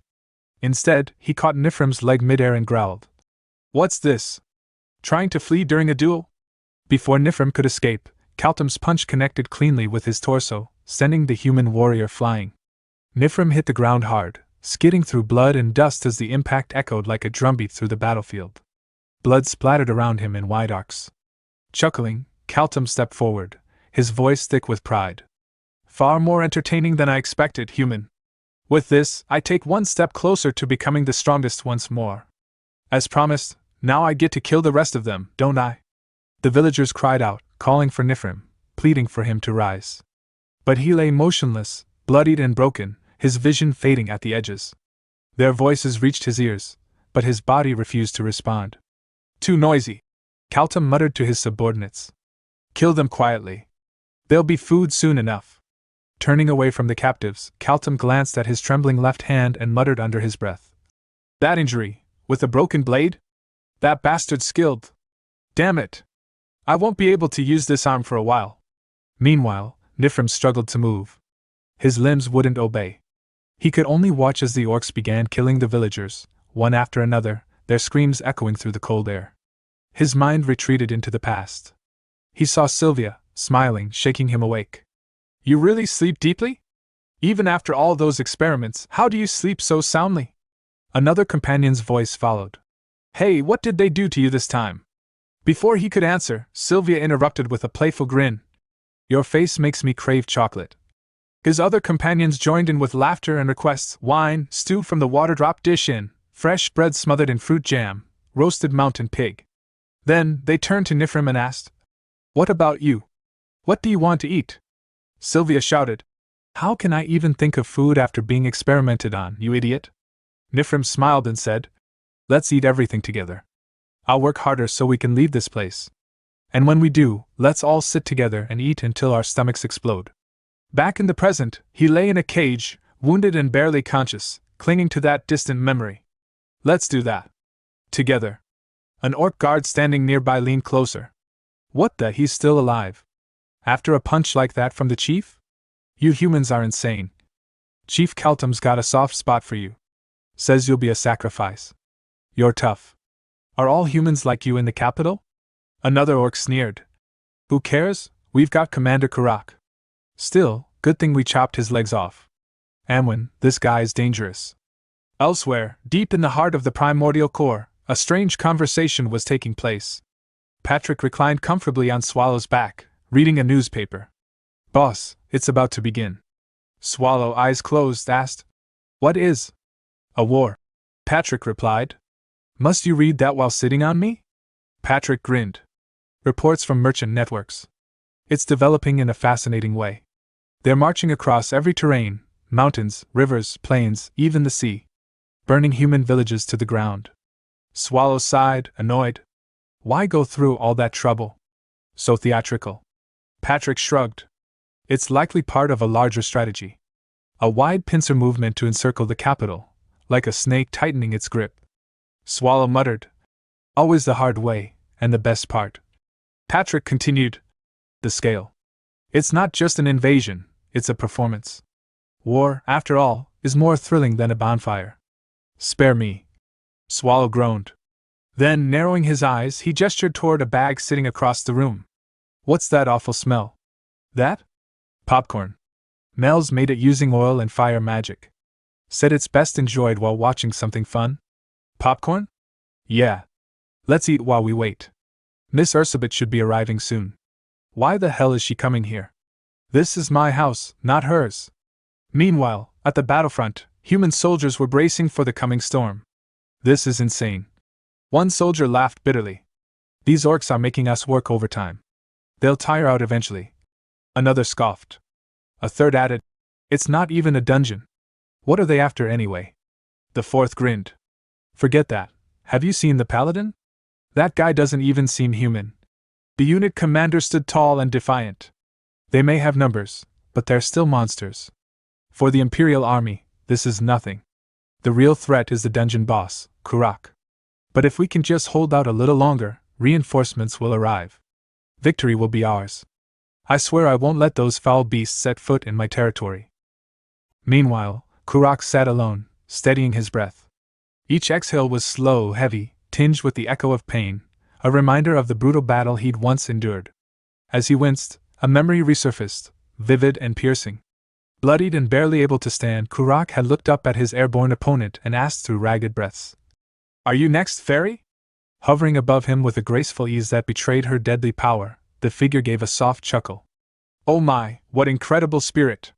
Even now, standing before me, you can feel the vast difference between us, can't you? Yet you still don't falter. I like that. She smiled. Tell me your name. I'll remember it. But the memory was cut short by a voice from the present. Commander, came the voice of an orc mage, bowing slightly outside the tent flap. Kurak blinked, coming back to the present. Yes. Where were we? You seem exhausted, sir, the mage said. Would you like to rest for a while? Kurak waved the concern off. I'm fine. What's the update on Kaltum? The mage bowed again. Kaltum will join us shortly.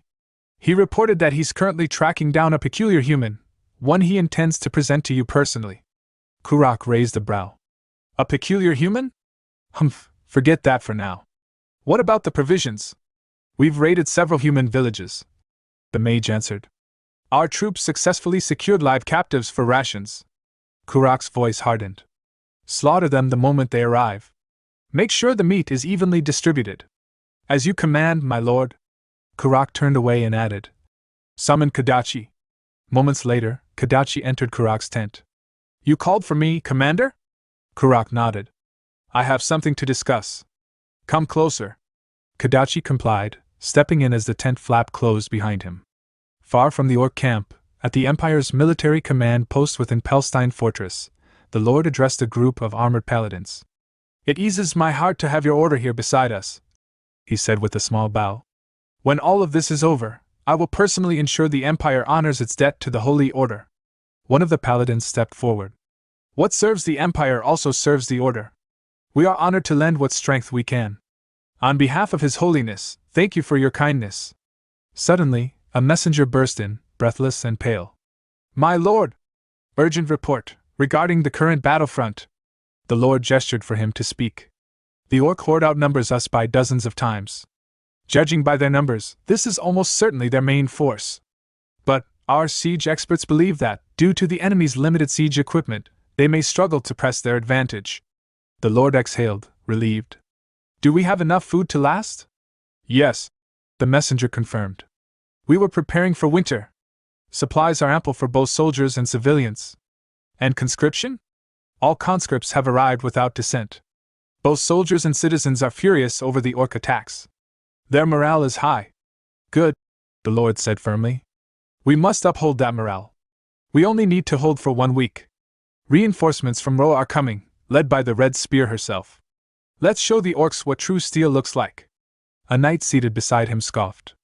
Do we really need to wait? Just look at them. He gestured toward the battlefield. That shoddy armor, poor formation. They don't stand a chance. Maybe, the Lord replied. But they might be relying on magic. Our intelligence says their sorcerers can overpower our mages. The knight frowned. But we have the paladins. They'll neutralize any enemy sorcery. The knight leaned closer and whispered. Still, doesn't it seem strange? When did the Holy Order start helping the Empire? I trust them less than I trust those orcs. Don't, the Lord said sharply. Our enemies are the orcs of Nerkumble. If we begin to doubt our allies, we invite chaos. Yes, my lord. Suddenly, the knight pointed to the battlefield. Something's moving. The Lord narrowed his eyes. So, that's Kurak. But wasn't he supposed to have red hair? Who cares? The knight muttered. That aura, that's the leader of the great evil dungeon, no doubt. He rose to his feet and barked. Everyone, stay alert. The orcs are advancing. Archers to your marks. Mages, prepare to cast at command. Raise your shields. Protect our lord at all costs. As Kurak approached, the knight whispered. My lord, something feels wrong. Only one orc stands beside him. Then the orc mage raised his staff, casting a sound amplification spell. Kurak's voice echoed, not through the air, but directly into the minds of every soldier. Do you hear me, humans? A wave of pain shot through the troops' heads as Kurak's voice reverberated like thunder in their skulls. Your spirit is admirable, but futile. You cannot stop our vengeance. Did you truly believe you could hold us here, trap us like animals? It is because humanity refuses to awaken from its wretched dream that it races toward extinction. In half a day, I will awaken you. Through death. A soldier scoffed loudly. Half a day? What's this idiot orc talking about?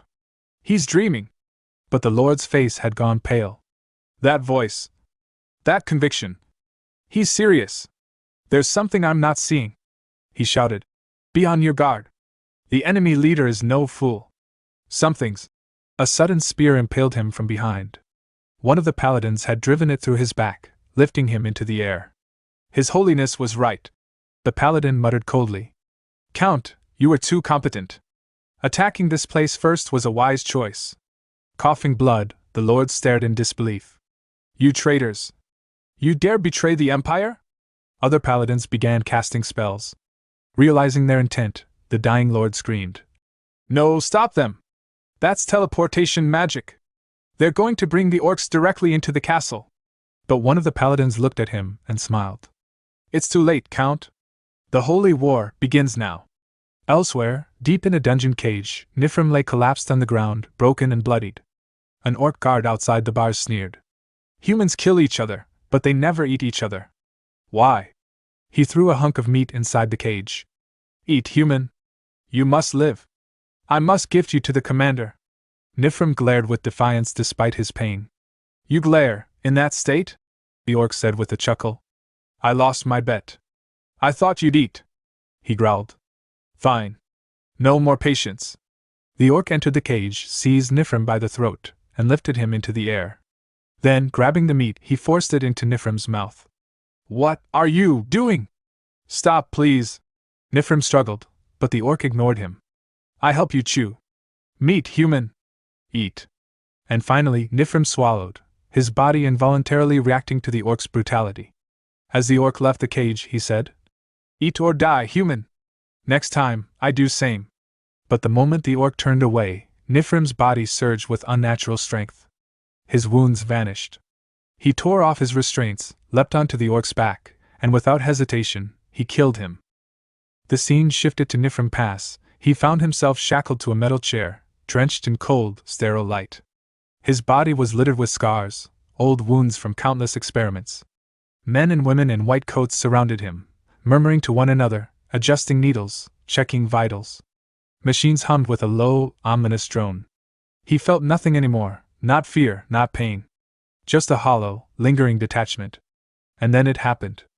As one of the scientists sliced across his forearm to take a tissue sample, they all froze. Before their eyes, the wound sealed itself instantly. Skin and muscle wove back together like time rewinding. One scientist gasped. It worked! It actually worked! Another approached, eyes wide with feverish awe. Nifrim, tell us, is the regeneration perfect? Do you feel anything strange? Still dazed, Nifrim looked down at the stump that had once been his arm, now completely regrown. My severed arm, it came back. Instantly. Their reactions were euphoric. Yes, shouted one of the scientists. This is it. With this breakthrough, we can mass-produce invincible soldiers. A few days passed. But perfection came with demands. When they handed him a slab of raw meat, pale and veined with something unnatural, he shook his head. I won't eat it, he said. Without hesitation, they beat him to the floor. Again. And again. You damned brat! One screamed, kicking him in the ribs. Just eat it! Why do you make us do this? Another added, frustrated. He has to intake to activate the ability. Don't you get it? For his self-repair to function, he must eat that meat. As blood trickled from his lips, Nifrim thought in silence, why does it have to be that? The memory shattered. The orc's corpse hit the ground with a loud, final thud. Blood pooled around it. The other orcs turned in alarm. What the hell? One barked. That human, his legs were gone. Another shouted. Impossible! I crushed them myself, I smashed them to pulp. But Nifrim was already gone. A sudden howl echoed through the camp as Nifrim appeared amidst them like a phantom. His fist collided with an orc's face, the impact snapping bone and sending the beast flying, howling in agony as blood sprayed into the air. The orcs roared in unison and charged him, weapons raised. He weaved between their strikes, effortless, fluid, like death given form. One orc's head snapped sideways under the weight of Nifrim's spinning kick. Another's throat was opened by a punch so sharp it was as if he wielded a blade. The air filled with panic as orc after orc fell, cut down in swift, brutal movements. An orc tried to flee, running toward the distant encampment for reinforcements. But Nifrim hurled a dagger, and with a sickening thunk, it pierced the back of the orc's skull. The body dropped like a sack of meat, never reaching the alarm. From the edge of the skirmish, the vice leader of Kaltum's forces narrowed his eyes. He studied the human, watched how his wounds sealed on their own, how the fire in his eyes never faded. This is no human, he muttered. That has to be an undead. A cursed abomination, no human can do that. Then, barking to the mages behind him, he ordered. Prepare sorcery! Do not waste soldiers here, not without Kaltum's orders! The orc sorcerers scrambled into formation, arcane glyphs forming beneath their feet as they began their incantations. Nifrim, panting slightly, clenched his fists. Damn it, he thought, the effect is wearing off. I couldn't even avenge them properly. Just then, the vice leader turned to one of his warriors. What about the rest of the humans? The ones captured earlier? All sent, the orc replied. To the main force. The vice leader's eyes darkened. Purcell, he whispered. A voice echoed in Nifrim's head, one buried deep, from the lab. Remember, the head scientist had said, voice grave. Never eat the flesh of other demi-humans. Your regeneration responds to the essence of your own kind. If you consume another species, it won't restore you. It'll corrupt you. You won't die immediately. But you'll wish you had. Launch it! The vice leader roared. Cackling with delight, the orc mages unleashed a barrage of fireballs. Flames rained down upon the spot where Nifrim stood. The explosions scorched the air, smoke and embers dancing skyward. The vice leader exhaled in relief. Good. It's done. We cannot waste more time here. Move the troops. But one mage froze, eyes wide. He's still standing. The mage stammered. He's alive. Even after that. How can he still be alive? Through the smoke and fire, a shadow emerged. It was Nifrim, burned, bloodied, but walking forward, munching on raw orc flesh. His body rapidly regenerating. Well, he thought grimly, the scientist wasn't wrong, it doesn't kill you immediately. And that's more than enough. Seeing him still alive, the vice leader shouted in fury. Don't let him reach the main force! Kill him now! One orc, backing away in fear, cried out. He's eating our kind's meat! The vice leader paled. Everyone, attack! He's just one human! Kill him! But Nifrim burst from the flames like a reaper of vengeance. His flesh knitted itself together with every bite he took. I'm coming now, Purcell, he thought. Moments passed. The battlefield was silent, except for the gurgles and gasps of dying orcs. The vice leader fell to his knees, trembling as he looked around. His entire unit slaughtered. No, impossible, he muttered. We're the Kaltum clan. Strongest among all. How can one human? Nifrim stepped toward him, his eyes hollow, burning. The vice leader held up his hands. Wait. Let's talk. What do you want? I'll speak to our chief, I swear. Nifrim raised the bloodied axe. No need. And with a single swing, he ended him. A short time later, the blood had begun to dry. Nifrim walked among the wreckage of the orc war camp. Then he found the carriage. He opened its door, and froze. Inside were the mangled corpses of the villagers, piled like cattle. He dropped to his knees, overwhelmed. So that's what they meant by humans in transit, he whispered. Their food supply. Tears mingled with the dirt on his face. I'm sorry. I couldn't save you. I should have been the only one to die. Only me, I'm sorry, Purcell. A faint voice called his name. He looked up, heart thudding. There, slumped near the edge of the carriage, bloodied and barely breathing, was Purcell. Her eyes fluttered open. Nifrim. Amidst the bustling activity of people moving supplies and equipment, Mel's observed the scene with a nostalgic gleam in her eyes. She turned to her companion, the creature named Tuons, and said with a theatrical sigh. Do you see that, Tuons? Look at those strapping men lugging things around like loyal underlings. You know, I may look like this now, but once, I was a demon king, with servants just like them hanging on my every word. Someday, I'll reclaim the glory of those times, don't you think? Tuons barked once in response. Mel's narrowed her eyes and, while grabbing a tuft of Tuon's hair, continued in a mock scolding tone. Lately your responses have been so dry. Is that it? Do you see me as a burden now? This time, Tuons gave 2 short barks. Mel's frowned. And now you're talking back? Just then, Patrick approached the two of them. What are you doing? He asked casually. Mel's turned toward him. Is it really alright to have this many outsiders walking around inside the dungeon? Patrick shrugged. I'm not too comfortable with it either, but it's not like they're from a rival faction. And besides, no one dares to complain to the boss of the great evil dungeon. Mel's mused aloud. Sometimes I forget this place is one of those great evil dungeons. Patrick exhaled. That's not something for you to worry about. That's the boss's concern. Mel's tilted her head. No, that's not what I meant. I was talking about how easily you got your hands on a mythic-grade magical tool. Patrick blinked. Oh, that's what you meant. Mel's thought back to the earlier moment, when Patrick had left her beaten and sprawled on the ground, and said, I'm so bored I could watch a war. Do you have any magic tools that let you do that? Or maybe a spell or two? Still lying flat, she added dryly. That's a very cruel thing to say after pummeling me, Sir Patrick. Patrick replied. I found some useful tools in Ms. Ursabet's collection. Mel's raised an eyebrow. Good to hear. Though, I barely stopped you from stealing and using the crystal orb of Obscuritas. You know, the second strongest demon king's relic? At that moment, Ursabet entered the chamber. You didn't have to trouble yourself coming all the way here, she said smoothly. My servants could have handled the moving. Or, were you perhaps here to welcome me personally? Her gaze drifted to Mel's. Well, hello there, little miss. It's been a while, hasn't it? Mel's gave a polite nod. Good to see you, ma'am. Ursabet looked at her with a sly smile, slowly sliding her tongue across her lips.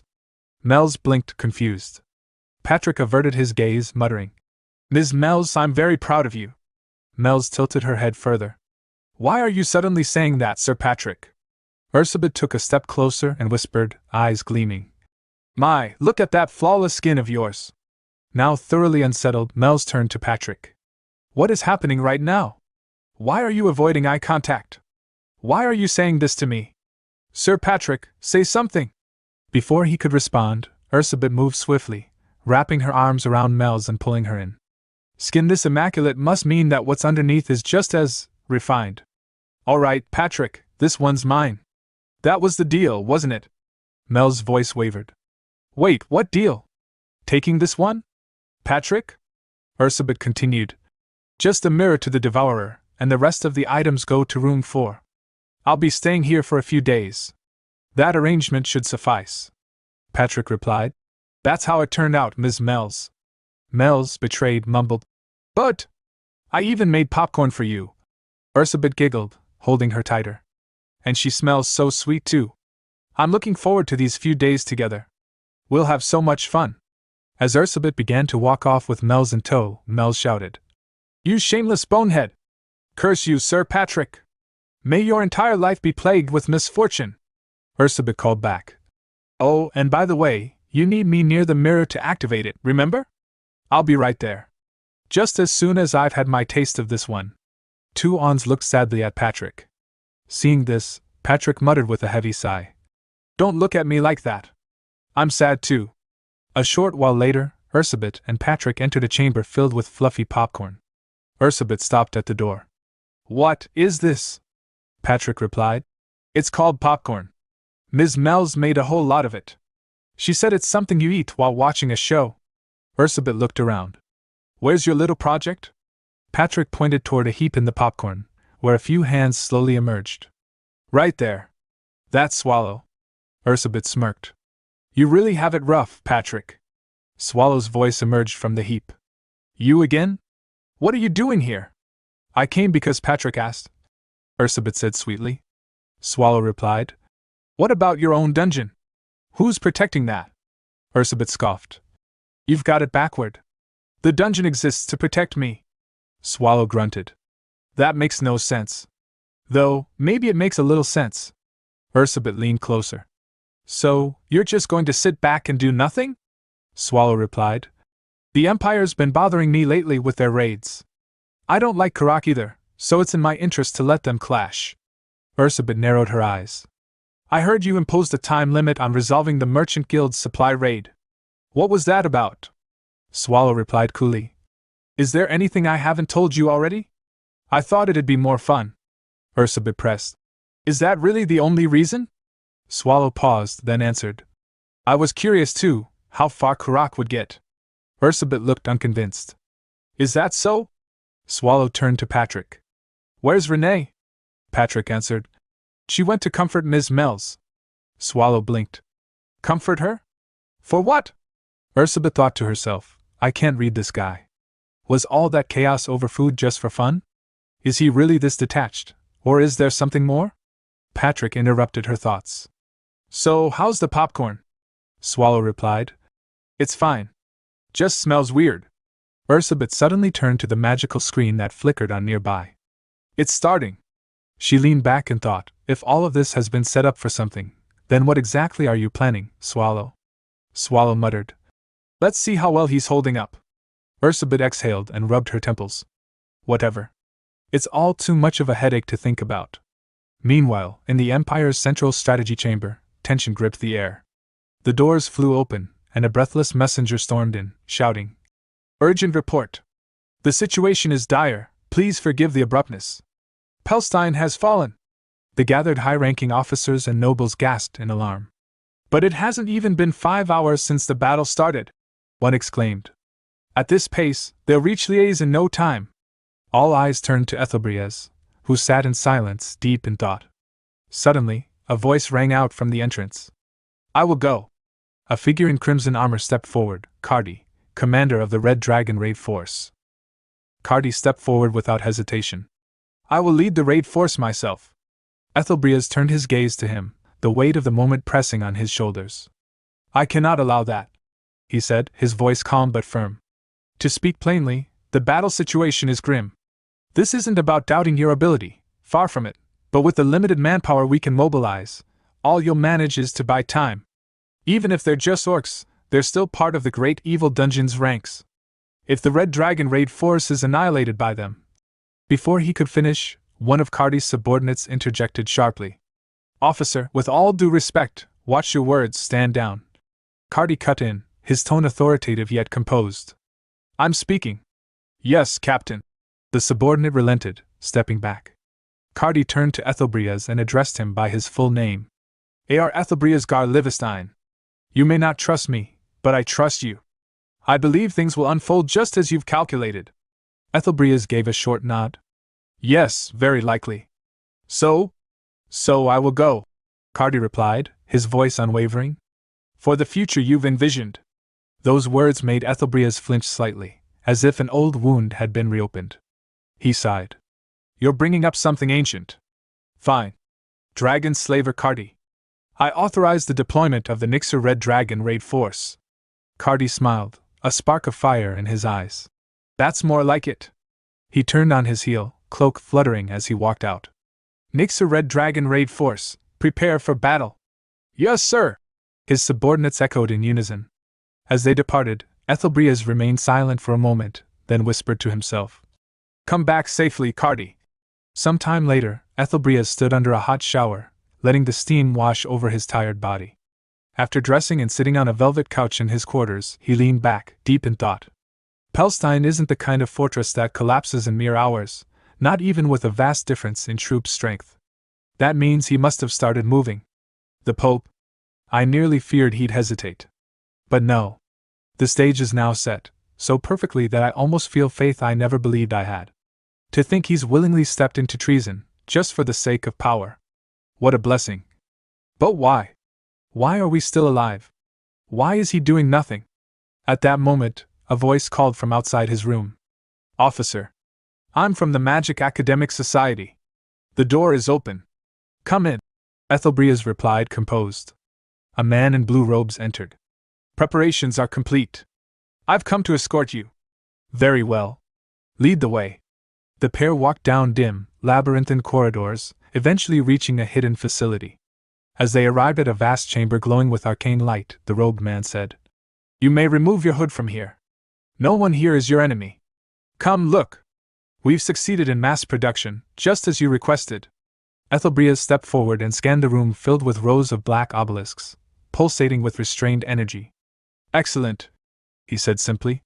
The man gave a respectful nod. Thank you. By the way, how would you like us to deal with the infiltrator from the Pope's faction? We've extracted everything of value. There's nothing left for us to gain from him. Ethelbreaz thought for a moment, then waved a hand. Keep him. He may serve a purpose. Once he was the Pope's right hand, even if that identity is now lost. Consider him a gift. I trust you've already thought of how best to use him. The man chuckled, his voice tinged with theatricality. I do enjoy adding a touch of drama to my work. As the robed figure turned away, Ethelbreaz remained still, his thoughts turning inward. Now, all the pieces are in place. To force the Pope to reveal his hidden hand. To drag into the light the 36th masterpiece he guards so dearly. Only that material, when melted down, can forge the weapon we need, Apocalypse, which will be wielded by none other than Win Historia. It's the only way to stop the one they call Swallow. And it was I who orchestrated this entire war. Suddenly, a sharp jolt of pain coursed through him. He gasped, dropping the cane that had been supporting him. His knees gave way and he collapsed to the cold floor, blood dripping from his mouth. The robed man rushed to him. I'll get painkillers. Please hold on. Ethelbrias coughed harshly, his vision dimming. Monsters like me should not exist. This world doesn't need necessary evil. That's just a lie to make peace with ourselves. What it needs is a small, bright light. Someone like Wen Historia. Meanwhile, in the training ground under moonlight, Wen Historia stood panting, her body bruised and scraped. Former hero Rashmare crossed his arms, watching her sternly. If you're going to call me out in the middle of the damn night to train, at least try to focus, brat. Wen blinked, distracted. No, wait. I felt. AR was calling me. Rashmare scoffed. You think that old man's voice is strong enough to reach all the way out here? Quit spacing out. You haven't landed a single blow yet, Miss Hero. Gritting her teeth, Wen dashed forward again, aiming a strike directly at Rashmare's chest. Back in the primordial core, Ursabet's face twisted in fury. Her killing intent surged like a wave of darkness. Swallow winced. Oh, calm down. That bloodlust is painful to be around. How can I calm down when I see that? Ursabet snapped. Patrick stepped in. Boss, I believe even you should be angry right now. Swallow raised an eyebrow. Should I? Patrick nodded. He said he allied with humans, but I assumed he meant mercenaries or a rogue state, not them. Ursabet snarled. That orc, he's thrown away his pride as a monster. Indeed, Patrick agreed grimly. Joining forces with a religious order is a disgrace. A line that should never be crossed. Swallow glanced forward. Kurak stood there, shoulder to shoulder with shining knights, paladins. Aren't they all just humans anyway? Swallow muttered. The scene shifted to the frozen realm of Margar, the ice palace of one of the great evil dungeons.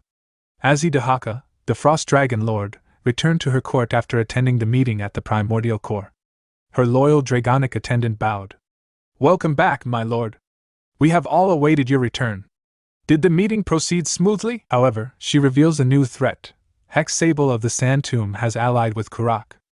The scene shifted to the Red Dragon raid force, advancing swiftly toward Pelstein Fortress. At the front rode their leader, Cardi, clad in imposing dragon-forged armor that glinted under the dimming sky. His presence alone instilled resolve in the troops behind him. As they marched, one of his subordinates, Raymay, trotted closer and called out. Squad leader, may I ask something? Cardi didn't look back. What is it? Make it quick. Raymay hesitated, then asked. What's your relationship with Ethelbrias? Cardi paused for a beat before replying flatly. It's nothing much. You could say we were childhood friends. The response stirred quiet murmurs among the soldiers, clearly unexpected news. We grew up in the same village, Cardi added. That's all. Just then, he spotted a signboard ahead and pointed. Cliff ahead. I'll break off and go straight down. The rest of you take the longer route and regroup at the territory. Continue the advance. Understood. The Red Dragon squad responded in unison. Without another word, Cardi launched himself off the cliff. Below lay the Pelstein fortress, surrounded by fortified wooden barricades hastily built to reinforce the perimeter. As he descended, the garrison erupted in alarm. Cries echoed from the watchtower.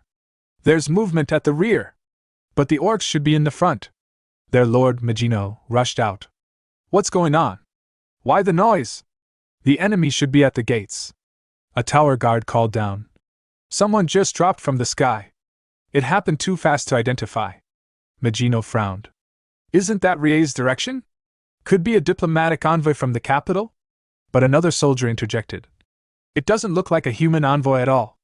Magino scoffed. Don't be ridiculous. If it looks human, it's human. End of discussion. No, milord. You'll understand when you see him. He doesn't feel human, the soldier insisted. Then they all caught sight of Cardi's massive frame stepping through the clearing dust. Even Magino was momentarily taken aback, but he quickly collected himself. Stand down, he shouted. He's no enemy. Magino dropped to his knees, his voice trembling with relief. Dragon Slayer Cardi. Thank the heavens. We're saved. I didn't believe the rumors, but you really came. The nearby soldiers murmured in awe. Cardi. From the S-class subjugation force, the Red Dragon? Later, overlooking the enemy encampment from the battlements, Cardi asked. Is that the main body of the orc force? Magino nodded. Yes. They subdued Pelstein in just 5 hours. We didn't even have time to evacuate all the residents. Our defenses are rushed. Cardi observed the makeshift barricades and muttered. For something thrown together, this isn't bad. But the more I look, the stranger it gets. Even with numbers, siege warfare isn't about brute force. Capturing Palestine in 5 hours, it makes no sense. He continued, more to himself now. They have no siege engines. Palestine is a fortress designed to protect the empire. It's not the same as a small border post. 5 hours, it's absurd. Carlyle, the Lord of Palestine, isn't one to surrender easily. He'd die before dishonoring the empire. Did they use magic to breach the walls? But Cardi quickly dismissed the thought. Kurak, the orc chieftain of Nerkumble, is their greatest asset. But I've never heard of him using magic. Could Ethelbrias know something? Was he hiding something all along? He shook off the thought. It doesn't matter. A defense plan is already in motion. Magino blinked. Defense? Not retreat? Cardi turned to him, firm and cold. Pardon my bluntness, but if you have no intention of fighting, then hand over complete command of your forces to me. Later, at the Red Dragon camp, Cardi briefed his squad. Tonight we strike first. The troops responded eagerly. Now that's more like us. Waiting's not our thing. What's the plan? We'll form a small strike unit. Burn down the enemy barracks and retreat immediately. A soldier asked. Won't burning their food hurt morale but risk provoking a premature attack? Then we'll focus only on troop barracks. That'll buy us time for reinforcements from the capital. How many in the squad? Including me, 7. Keep it tight. The troops began raising their hands, volunteering. Rain May stepped forward. Security will be tight. Cardi smirked. We're not aiming for stealth. If we're discovered mid-mission, we'll cut down every orc in our path and return. Later, as Cardi and Rain May observed the enemy camp from a ridge, dragons flitted through the sky. Cardi narrowed his eyes. Summoned beasts? These guys raise some strange creatures. They're not a nation, they're a horde, Rain May replied. There must be dozens of species mixed in. She handed him a parchment. Here's a rough layout of their camp. I used familiars to scout it, but those beasts interfered. It's not perfect. Cardi nodded. Good work. Rain May glanced sideways. By the way, what were you like as a kid? Cardi blinked. Where did that come from? Your little comment about being childhood friends with Ethelbrias has the whole squad talking. Cardi sighed. Should have kept quiet. I wasn't anything special. Not next to him. Rain May smiled faintly. Sounds like you two were close. Maybe. But it was probably one-sided. Ethelbrias always had his feet on the ground. I chased dreams. He chased reality. I guess that means I still have to keep dreaming. Rain May chuckled. Is that so? Is that why you're so dense? She let out an exaggerated sigh. Again with this? Cardi groaned. You should try facing reality too, squad leader. Like marriage, for example. Before he could respond, Magino approached, accompanied by another figure. Sir Cardi, there's someone I'd like you to meet. An A-class subjugation force leader stationed nearby. They've come to offer assistance. Cardi gave a brief nod. Very well. The new arrival, a silver-haired warrior, bowed. I've heard of your accomplishments, Sir Cardi. Please command us as you see fit. Later that night, Cardi sat alone in his tent, unease gnawing at him. Too quiet, he thought. Too still for war. Ethelbrias, you'd have crafted a flawless plan even now. His mind drifted to an old memory. The difference between being able to think and not being able to think is vast, Cardi. Young Ethelbrias had once said. Really? I'm not convinced. I just act. Why overthink it? Because someone has to think. I'm not like you. I don't move without a plan. For the future I envision, I'll do the thinking, you just execute what I give you. The memory was interrupted by the silver-haired subjugation leader stepping into the tent. Sir Cardi, may I speak? Who are you? The leader you met earlier. I'm resting. I've heard the stories, that before an operation you rest to prepare your body and mind. It's nothing to admire. What do you want? I couldn't help overhearing your conversation with Lord Magino about the raid tonight. Cardi's expression darkened. That's our operation. There's nothing to discuss. Oh, it's not about joining. It's just, if that operation succeeds, it would be inconvenient. For me. The air turned cold. You'll have to die here, Sir Cardi. Before Cardi could respond, a black-cloaked assassin appeared behind him and drove a blade into his back. But to their shock, Cardi didn't fall. Instead, he slowly rose to his feet, the blade still embedded. The assassin trembled. I know I struck true, so why? Cardi straightened fully and turned his gaze toward them, a cold fire in his eyes. I knew it. 5 hours was far too suspicious. There's a traitor in our ranks. He stepped forward, voice low and thunderous. Now tell me, who do you think I am? Suddenly, flames erupted from Cardi's tent, casting a harsh orange glow across the camp. Members of the Red Dragon raid force turned in alarm. What's going on? Why is the captain's tent on fire? One of them shouted, rushing toward Rain-Mei. What happened? Before she could answer, Cardi emerged from the burning tent. His armor was scorched, and in one hand he held the limp body of the subjugation leader by the neck. Don't panic, he said calmly. I'm the one who lit the fire. Everyone fell silent at the sight of the charred corpse dangling from his grip. Who is that? A raid member asked. There's another one inside, Cardi replied. Though by now, he's likely nothing but ash. He dropped the body and stepped forward, his voice sharp. Change of plans? These two were only the beginning. There are others, more of their kind in the area. They call themselves paladins. And we're going to root out every last one. He pulled a badge from his coat and tossed it toward Fable. Fable. Lakna. Hove. Samani. Lashu. You 5 will go meet the landlord. Deal with any resistance along the way. Get to him, no matter what. Fable caught the badge midair. And if he asks why we're there? Show him that and tell him I found it, Cardi said. He's tied to this somehow. The traitors came through him. Interrogate him and uncover everything, names, locations, alliances. I won't place any limits on how far you can go. I want the traitors exposed. Every last one. Fable nodded grimly. What do we do once we get the information? We wipe them out, Cardi said without hesitation. All of them. Don't underestimate them, they're on par with an A-rank raid force. Stay sharp. Any other orders, sir? None.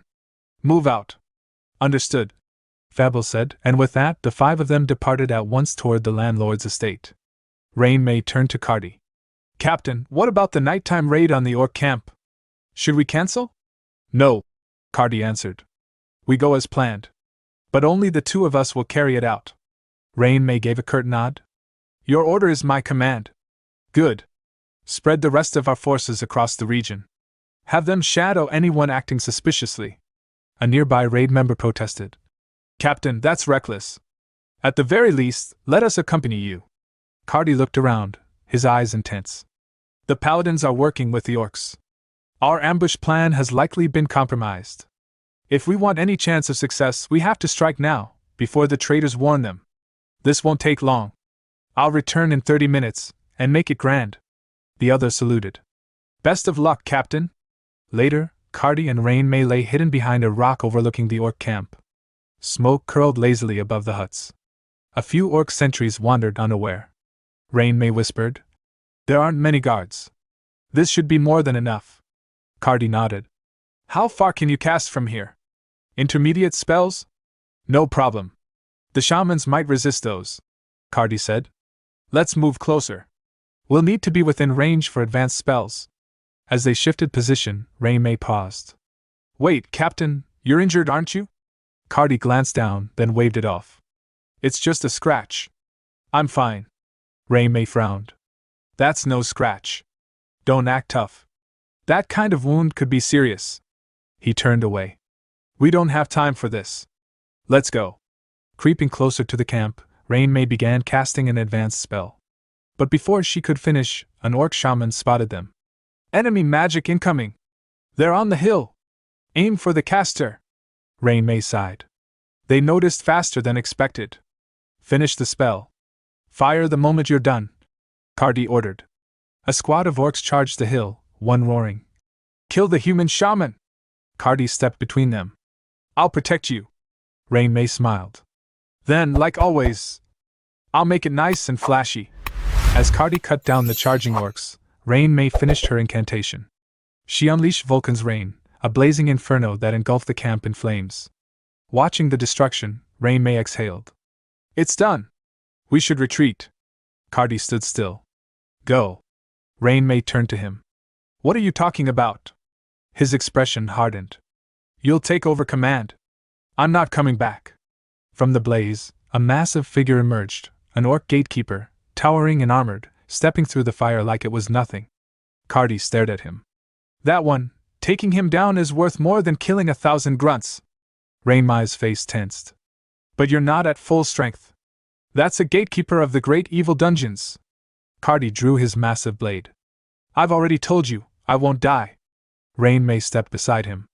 But if you do, everything ends, Cardi. Don't worry. I'll win. Then let's win and go back together. If it comes to it, Cardi muttered. I'll use that. Rain Mei's tone sharpened. You won't. I won't let you. We just need to win, remember? Cardi laughed softly. Fine. Then go all out from the very start. The gatekeeper lunged toward them, and the battle began. Elsewhere, within the primordial core, Swallow and his companions watched the scene through Ursabet's enchanted mirrors. Swallow narrowed his eyes. That red-haired human is holding his own better than I expected. Patrick nodded. Right? He's skilled. You watching Mel's? Mel's scowled. Don't talk to me, traitorous bonehead. Patrick shrugged. That human, he's called the Empire's Dragon Slayer. Mel's raised an eyebrow. You mean the woman? She's pretty decent with magic. No, Patrick said with a grin. I meant the knight. Then he laughed. But whatever. Renee clapped her hands. I'm quite moved. Look at them, lowly humans, yet they understand romance. A man and a woman fighting back to back, trusting one another with their lives, and in that crucible of battle, love begins to bloom. She turned dramatically. Well? What do you think of that, Mr. Swallow? The battlefield romance. The stirring passion between warrior and mage. Swallow looked visibly uncomfortable. I think I've had enough popcorn for today. Meanwhile, at the orcs' main camp. From afar, the flickering blaze of a distant fire lit up the horizon. The orcs gathered, murmuring among themselves. The tent's on fire! Is that magic? One asked, squinting toward the distant glow. Just then, Shaman Daru emerged from his own tent, his face calm. It's just as the commander predicted. They really came here, he said, his voice tinged with quiet amazement. I didn't expect it to line up so precisely, but now, the real question is, what will you do? Commander Kurak approached him, arms crossed. You're referring to the preparations? He asked. Dari gave a slight nod. We followed your instructions to the letter. Kurak's expression tightened. Good. Then let's move. At the primordial core, Mel's watched the battle from the magical glass mirror, clearly unsettled. I just don't get it, she muttered. Patrick glanced at her. Don't get what? Mel's gestured toward the ongoing conflict. I mean, look at them. After pulling off a successful surprise attack, wouldn't it make more sense to retreat right away? Why stay and keep fighting? It just seems reckless. Patrick sighed. You're not wrong. But I'm sure that human had his reasons. He probably saw the true scale of the orcs' forces.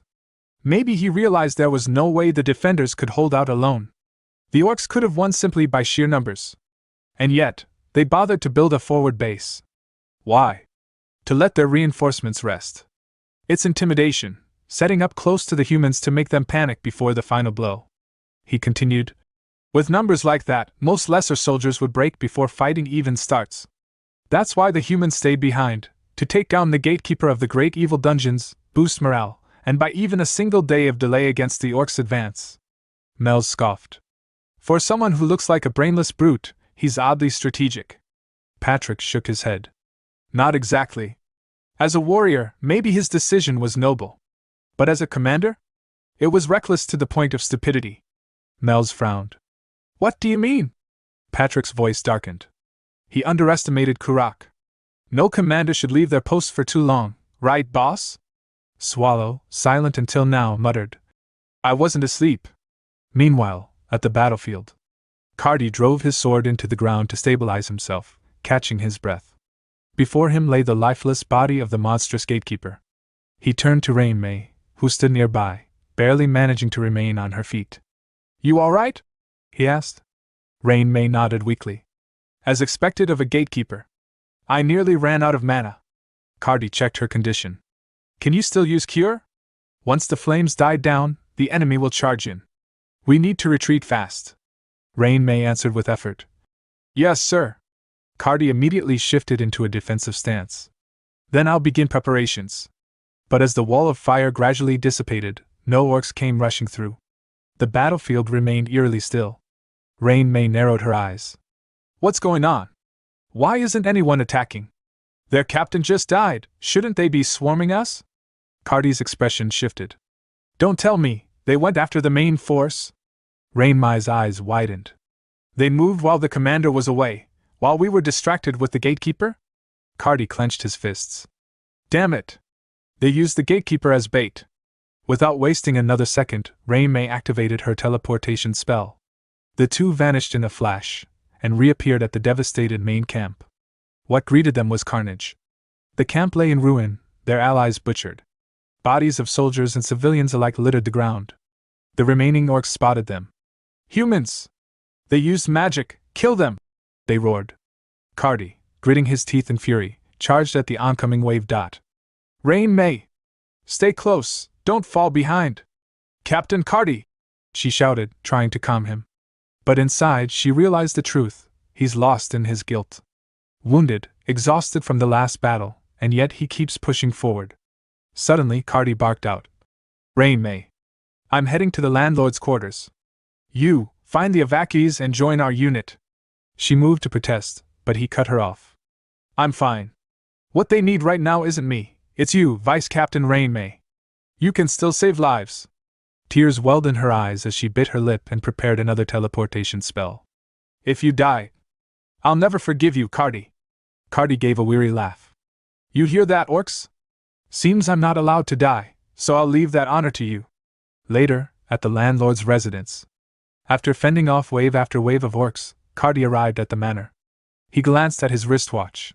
Only one squad leader's signal remained active. Only one? Did the rest fall before even making it here? Something's wrong. Was the night raid a mistake? No. The orcs simply responded better than expected. If someone's to blame, it's me. He kicked the door open and stepped inside. Anyone still alive? He shouted. From the shadows, a figure emerged, one of the Holy Sea's paladins. You made it, the paladin said calmly. Shame you're late. The last survivor was breathing until moments ago. Then, with a sinister grin, the paladin gestured to the corpse in his grasp. I assume you were the one who snapped one of our paladins' necks earlier? I simply returned the favor. Cardi's eyes widened in rage. You bastard! His armor responded to his fury, shifting and reshaping into the blazing form of the red dragon. The paladin chuckled. So that's the fabled red dragon armor. In that case, let's put it to the test, against one of the Holy Sea's 36 masterpieces. As he removed his bulky outer armor, a tight combat suit was revealed underneath, forged for maximum precision and speed. Meanwhile, the Red Dragon raid force was in the midst of evacuating civilians, forming a protective perimeter around the fleeing crowd. Their squad leader stood at the front, giving calm yet urgent orders. The Red Dragon raid force will buy time for your escape. Soldiers, secure the safety of every citizen, no matter what it costs. A distant war cry echoed. Suddenly, the orcs began their assault. The squad leader raised his sword and shouted, Hold your ground! Do not let them through! But the tide was overwhelming. There are too many of them, squad leader! One soldier cried out as they clashed with the enemy. The leader gritted his teeth and roared back. Then we hold until the very end! Charging into the fray, he slashed an orc cleanly across the neck. Blood sprayed as the beast's head flew off, but there was no time to rejoice. All around him, more of his comrades were falling under the brutal assault. Damn it! He thought. They're stronger than expected. And the numbers, they're drowning us. If the captain were here, we wouldn't be on the verge of collapse. As the situation turned dire, a sudden flash of light pierced the battlefield. A sharp crack of thunder followed as arcs of lightning ripped through the enemy lines. Dragon lightning. Recognizing the spell immediately, the squad leader turned toward the source and exhaled in relief. It's her, the vice captain, he muttered to the nearby civilians. You're safe now. Rain May landed gracefully at the center of the chaos, her hands already glowing with another spell. She raised her voice with commanding resolve. I'm going to teleport as many civilians as I can. All members of the Nixer Red Dragon Raid Force, tighten the formation. Guard the rear and prepare for an organized retreat. Yes, ma'am, came the united reply. Rainmai's eyes flicked nervously toward the direction of the castle, where a muffled boom could be heard. An explosion? Inside the castle? Cardi, please hold on. I'm coming. At the castle, flames burst violently through shattered windows. Inside, the air was thick with smoke and heat. Cardi stood amidst the destruction, chest heaving, his body cloaked in searing dragon fire armor. He had just launched a devastating fire spell against his opponent, a paladin dressed in ivory steel, now wreathed in smoke. But the figure stepped forward through the haze, largely unharmed. Well now, the paladin mused, brushing embers off his shoulder. You've turned into a dragon, Sir Cardi? The heat is impressive, disorienting even. But, it seems your spell wasn't enough to damage me. That couldn't have been your best, right? Let's see more. Cardi gritted his teeth and lashed out. With a roar, his tail-like appendage struck, slamming the paladin in a blazing arc. But again, the man emerged without injury. The paladin observed. You aimed to melt rather than obliterate. You incinerated everything in the path of your strike, except me. It's impressive, but still not enough. I want to see more of that rage. Without replying, Cardi raised both arms high and brought them crashing down. The blow shattered the floor beneath as the paladin was driven into the ground. Dust and rubble exploded outward from the impact. But Cardi wasn't finished. Mana surged in his chest, and he unleashed a blazing torrent, dragon's breath, straight into the crater. As the molten blast consumed everything in its path, Cardi landed nearby and caught his breath. I did it, just in time. Any longer in dragon mode and even I would have been finished. I can end it now. His armor shimmered and began to recede, until a low, mocking laugh echoed through the smoke. From within the bubbling lava, the paladin rose, still alive. What a spectacular show, he said, voice calm and unshaken. I had to brace myself for that one. But alas, not even a scratch. That was everything you had, wasn't it? If you have nothing left, then this is the end, Sir Cardi. A short time later, Raymay arrived at the castle ruins, eyes wide in horror at the devastation. She sprinted through the burning halls, shouting, Captain? Cardi! Where are you? Please answer! A blast from behind tore through a stone wall. Cardi's body slammed into it and crumpled to the ground, bloodied and broken. Cardi! She cried out, rushing to his side. Are you okay? Barely conscious, he gasped. Raymay, you have to leave. Now. Tears welled in her eyes. No! You need treatment. Let me help. He cut her off, voice pained. Don't waste your mana. I said run. But why? The paladin entered from the smoke, voice amused. You've survived 6 fatal blows already. Thanks to that wonderful trait of yours. What was it called again? Yes, Indomitable Spirit. Quite the marvel, truly. Sir Cardi, the Dragon Slayer. Raymay began to cast a spell, but Cardi stopped her with a sharp command. You can't fight him. That's an order. Get out of here. Go tell Ethelbrias what's happening. We're out of time. The paladin gave an exaggerated sigh. What devotion. What loyalty. It warms even my wicked heart. Cardi, still glaring at the enemy, spat out the truth. The entire paladin order, they're traitors. Every last one. The Pope's dogs. Remember that, Raymay. Take this message back. Prepare the counteroffensive. Despite his protest, Raymay placed a hand on his chest and cast a healing spell. I'll be waiting for you. I told you, save your mana. The paladin chuckled.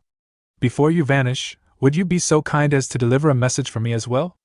I would have contacted Ries after conquering Pelstein, but alas, those ignorant orcs destroyed the transmission devices. A foolish race, truly. Anyway, His Holiness has a warning for your side. You shall soon face the punishment of God. He added with a grin. And from me, personally, I look forward to seeing what your so-called warriors can really do. Cardi pushed himself up, determination burning in his battered frame. Raymay, go. He lunged at the paladin, grabbing him by the waist and slamming him into the floor with explosive force. To act. He thought. That is my reason to fight. By acting, I eliminate hesitation. Ethelbrias. I've done all I could. Now, it's your turn to think. Raymay, her cheeks stained with tears, completed the teleportation spell and vanished in a burst of light. Meanwhile, Cardi stood tall amidst the rubble, bruised and bleeding, yet unyielding. Mana surged around him once more. The paladin, slowly rising, licked his lips in anticipation. Yes, good. Show me to the very end, that indomitable spirit of yours. Cardi growled, voice resolute. We perish together, paladin. The scene shifted to one of the mages of the Red Dragon raid force. Planting his wand firmly into the ground, he invoked a spell, Entangle Roots. Immediately, thorn-covered roots burst from the soil, snaking and coiling around the legs of onrushing orcs, stopping them in their tracks.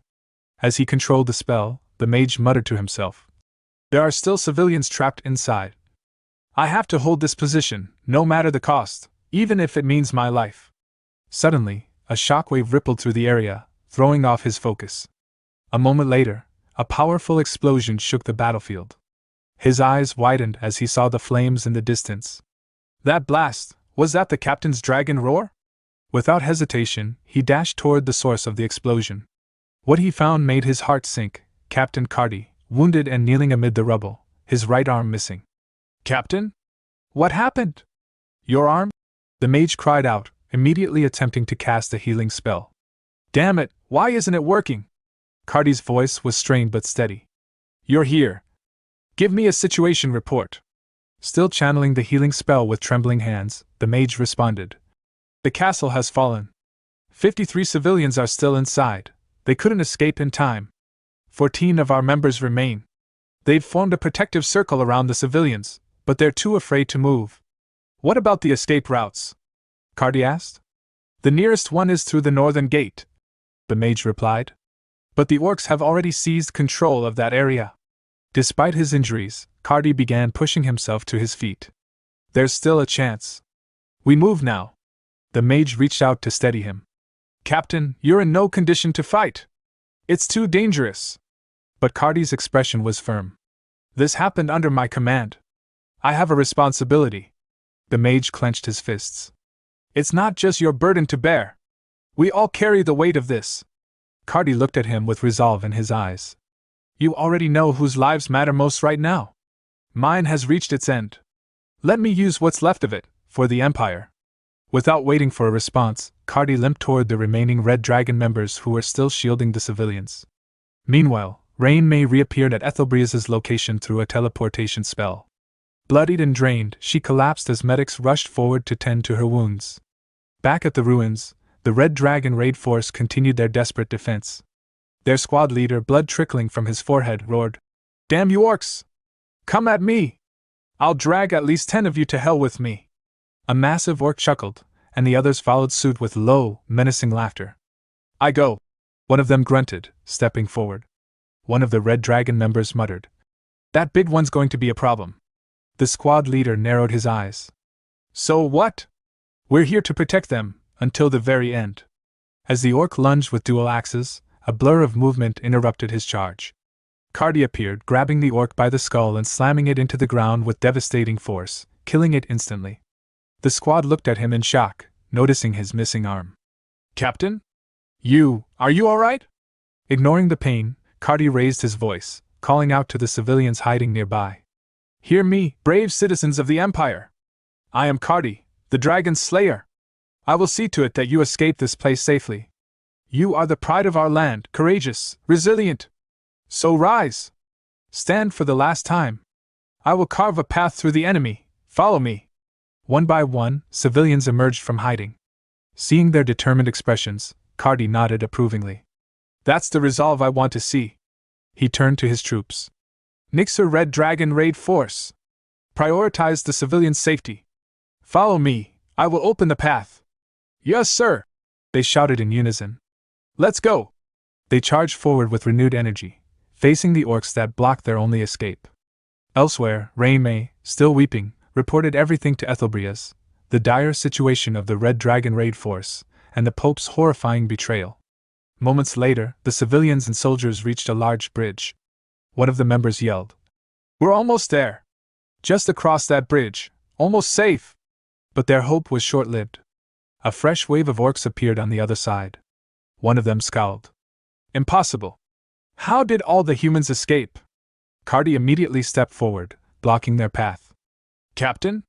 All civilians are across. We should. The squad leader began.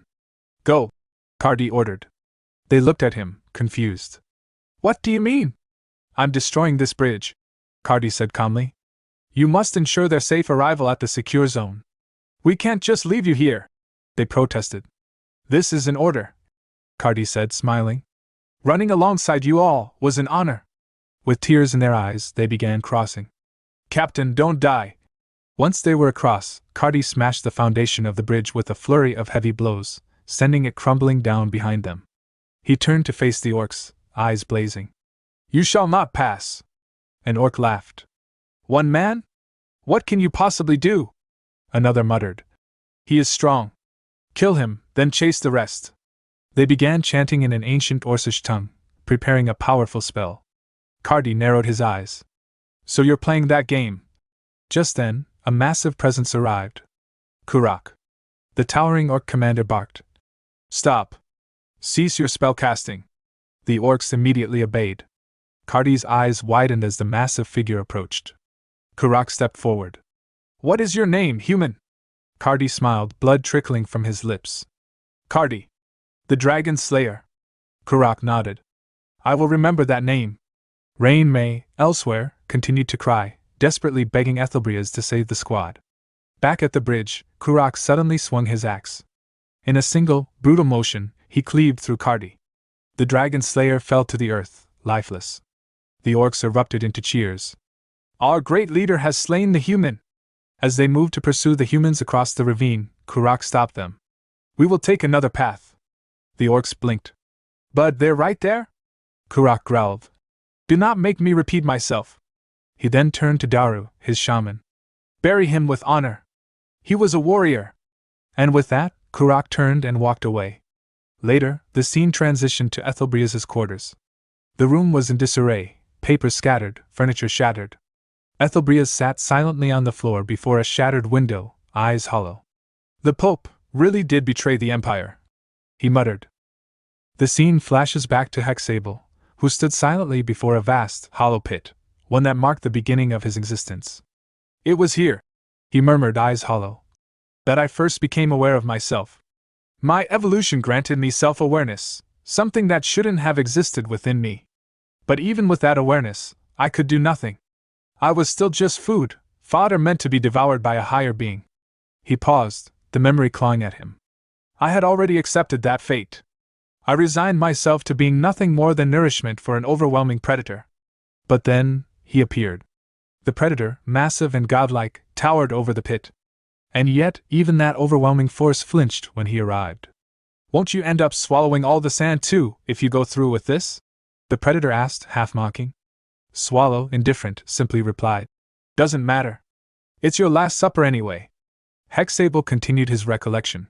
He looked far weaker than the predator. But even a lowly thing like me could see it the moment he arrived. That man, he was myth incarnate. What happened next burned itself into Hexabel's mind forever. The predator, one who had once consumed everything without resistance, was obliterated. Instantly. Without even the time to react, he was reduced to nothing more than feed. To him, even the predator was just sustenance. Hexable whispered in awe. He had turned to Swallow then, desperation flickering in his eyes. Am I allowed to dream a new dream? Swallow looked at him and shrugged. I don't know about dreams. But if you're that curious, follow me. I do need a few monsters to guard the dungeon. I want to be like him, Hexable had declared. Back in the present, Hexable stared toward the horizon, eyes burning. It won't be long now. Just a little more. The scene shifts to the primordial core. Swallow lay on the ground, his stomach swollen like a balloon. If you eat any more popcorn, your stomach's going to burst, Patrick commented with a deadpan voice. Mel's quipped. I'm starting to think you really will evolve into a pig, boss. Renee, ever loyal, smiled softly. I still like Mr. Swallow, even like this. Patrick threw up his hands. Seriously? How do you shovel that much food into your mouth? It's like it all vanishes into your gut. Swallow clutched his belly and groaned. Ugh, I think I'm gonna throw up. Ursabet smirked, cold and sharp. The moment you do, I'll cram more down your throat. Go ahead, test me. Swallow sighed. Look, it's not even about enjoying it. I just thought I should eat something while I watch. Renee chimed in with concern. Mr. Swallow, your diet isn't balanced at all. Should I bring you something else? No, Swallow replied flatly.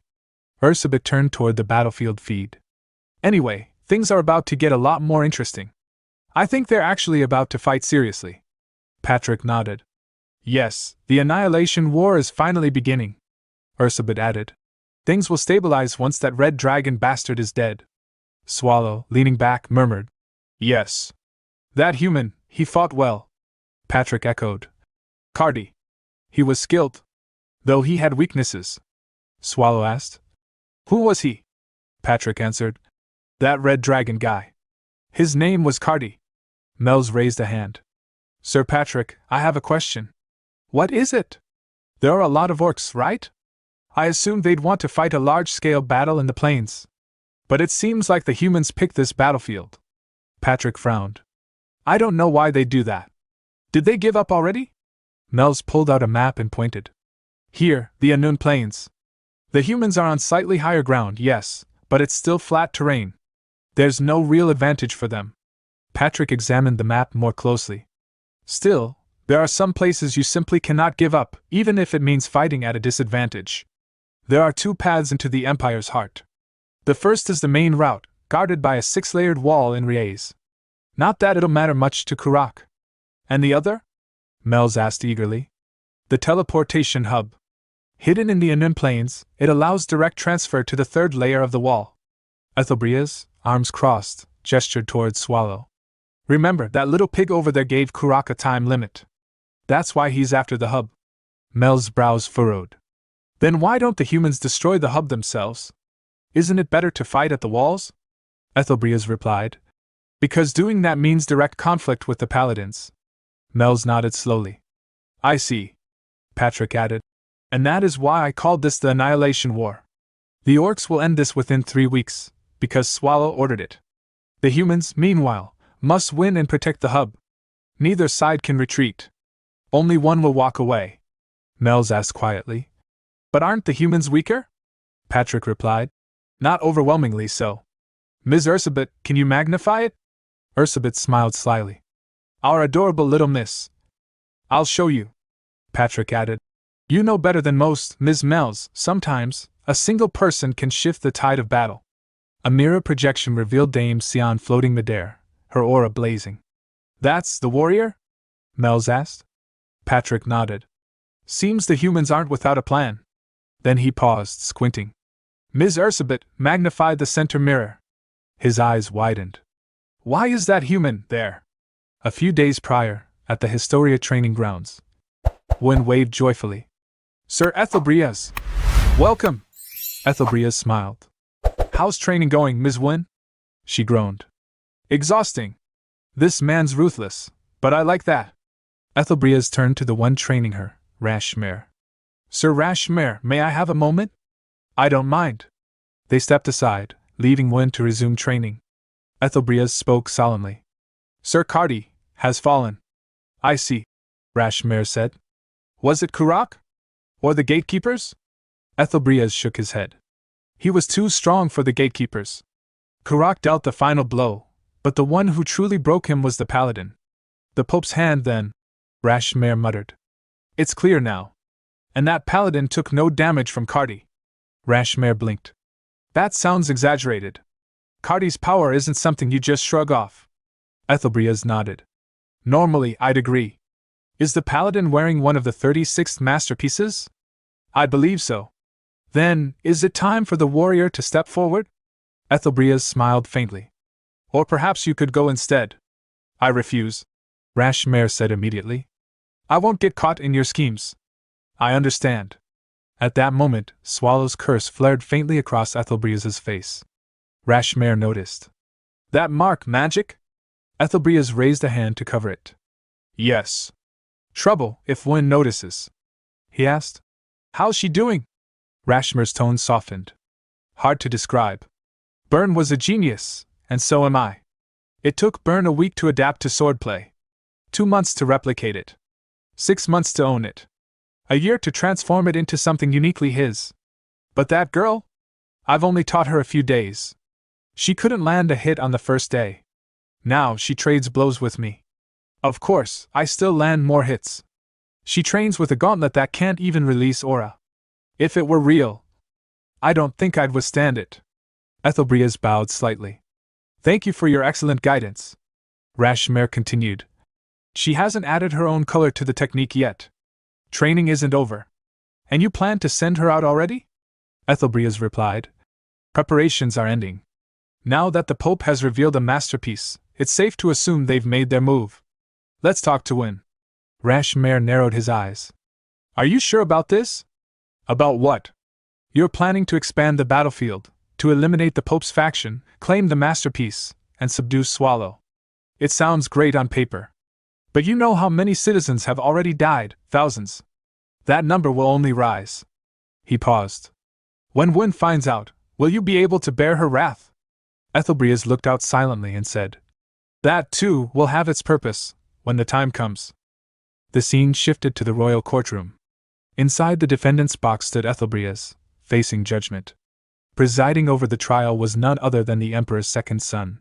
The prince's gaze was sharp as he leaned forward and asked, I have a question I'd like to ask. How do you plan on taking responsibility for this, Officer Ethelbrias? Was it not due to your incompetence that you failed to secure a single victory? Do you have any idea how many esteemed nobles lost their lives under your command? How will you amend for this calamity? We've lost too many talented individuals. Even if my father forgives you, the Empire will not. Ethelbrias scoffed at the words, a small sound that carried through the chamber. The prince's composure faltered. Did you just scoff at me? He demanded. Before the tension could rise further, the prince's advisor stepped forward, bowing. Your Highness, perhaps any more than this. But Ethelbrias turned on his heel, making for the exit. Halt, Ethelbrias! The prince barked. Where are you headed? I can strip you of your position at any moment. The officer did not stop.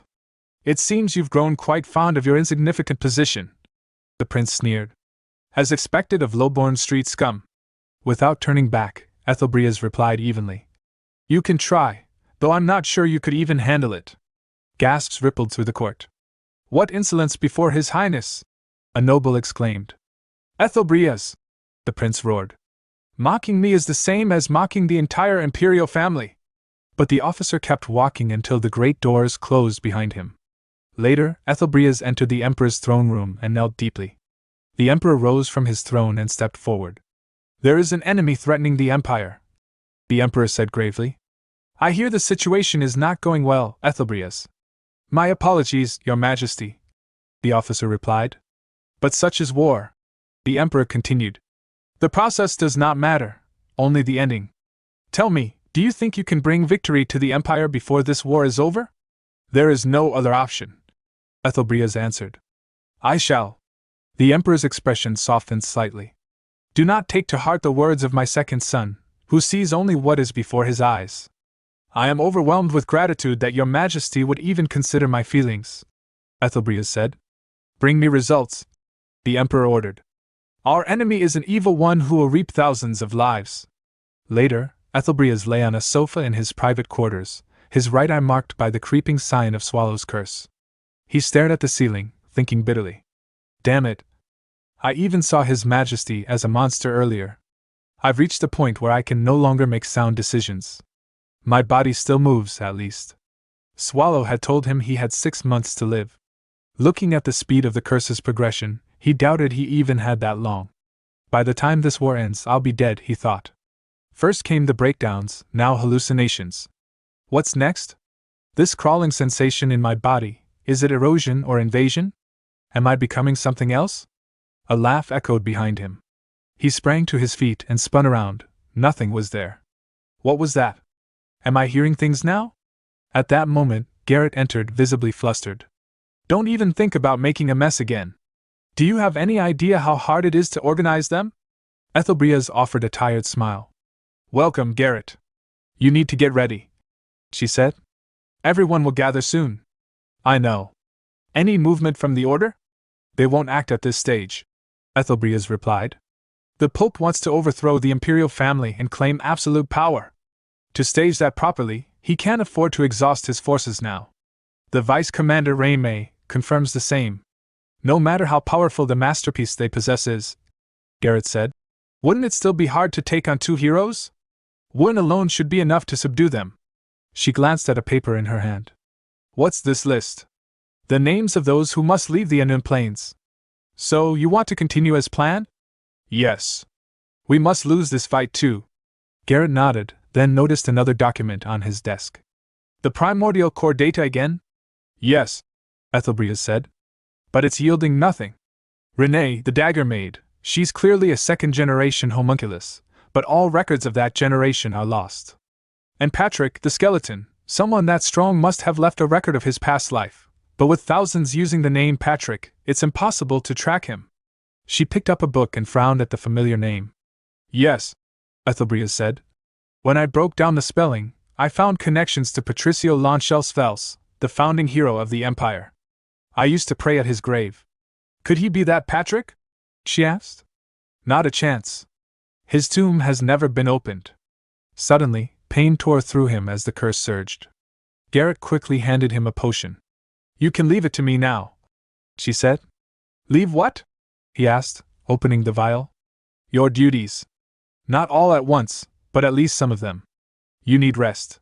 He drank, then wiped his mouth. Thanks, but no. I must end this war myself. No matter what. Soon after, all the Empire's high-level adventurers, knights, and heroes assembled. Thank you for gathering during these busy times, Ethelbrias began.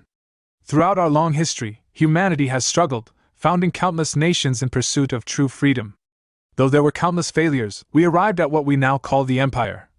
He stopped mid-sentence, staring skyward. Above, in his vision, the heavens were filled with countless eyes staring down at him. The captain's acting strange, Wynne murmured. Captain, are you okay? Garrett asked. Ethelbrias collapsed to the ground. Not now, he thought. A memory flashed, him speaking to Wynne in the past. If the enemy is human, and if you must kill them before they commit greater evil. What are you saying? Wynne had asked. What would you do? He had pressed. If such a human exists, Wynne answered. I must kill them. In the present, as darkness claimed him, Ethelbrias looked at Wynne one last time. You have to remember that promise. The scene shifted to the depths of the primordial core, where a cold, spectral glow lit the chamber. Ursabet's magic mirror floated in the air, its surface rippling like water as it projected the image of the human army assembling on the battlefield. Patrick leaned forward, his skeletal fingers tapping the edge of the mirror. His voice carried a mocking edge. Isn't that a royal? I didn't expect a cowardly royal to actually show up on the battlefield. Mel, standing at his side, tilted her head. Royal? Is that like the captain of the humans? Patrick gave a slow shake of his head. They hold the highest status among humans. I'm not sure if that one will take command, though. Then what's so strange about it? Mel's pressed. I expected them to appear for a large-scale battle, yes, but not this soon. The capital isn't under direct attack, and no general mobilization order has been issued. If he came just to raise morale, that's questionable. And yet, Patrick's eyes narrowed. I don't see anyone actually leading the Imperial forces. A sudden thought struck him. He turned sharply toward Swallow, who was sprawled lazily on the ground like a resting beast. Boss, did you happen to stir up trouble in the human command, behind my back? Swallow looked offended. Why do you always suspect me? Please, just be honest, Patrick said flatly. Don't worry. I won't be angry. Swallow shifted uncomfortably, trying to recall something, his brow furrowed. Renee stepped into the scene, her voice cutting like a blade. So you really did? What did you do? Swallow waved a hand dismissively. Whatever. I think I did something, but I don't even remember. The scene shifted again, this time to Wynne Historia, standing before the closed doors of a dimly lit chamber where Ethelbrias lay resting.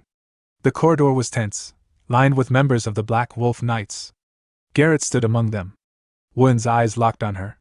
You knew about this, didn't you? Garrett hesitated, fumbling for an excuse. Wynne's aura flared, hot, overwhelming, pressing down on everyone present. Her voice thundered. I'm asking, did you know about Ethelbria's condition or not?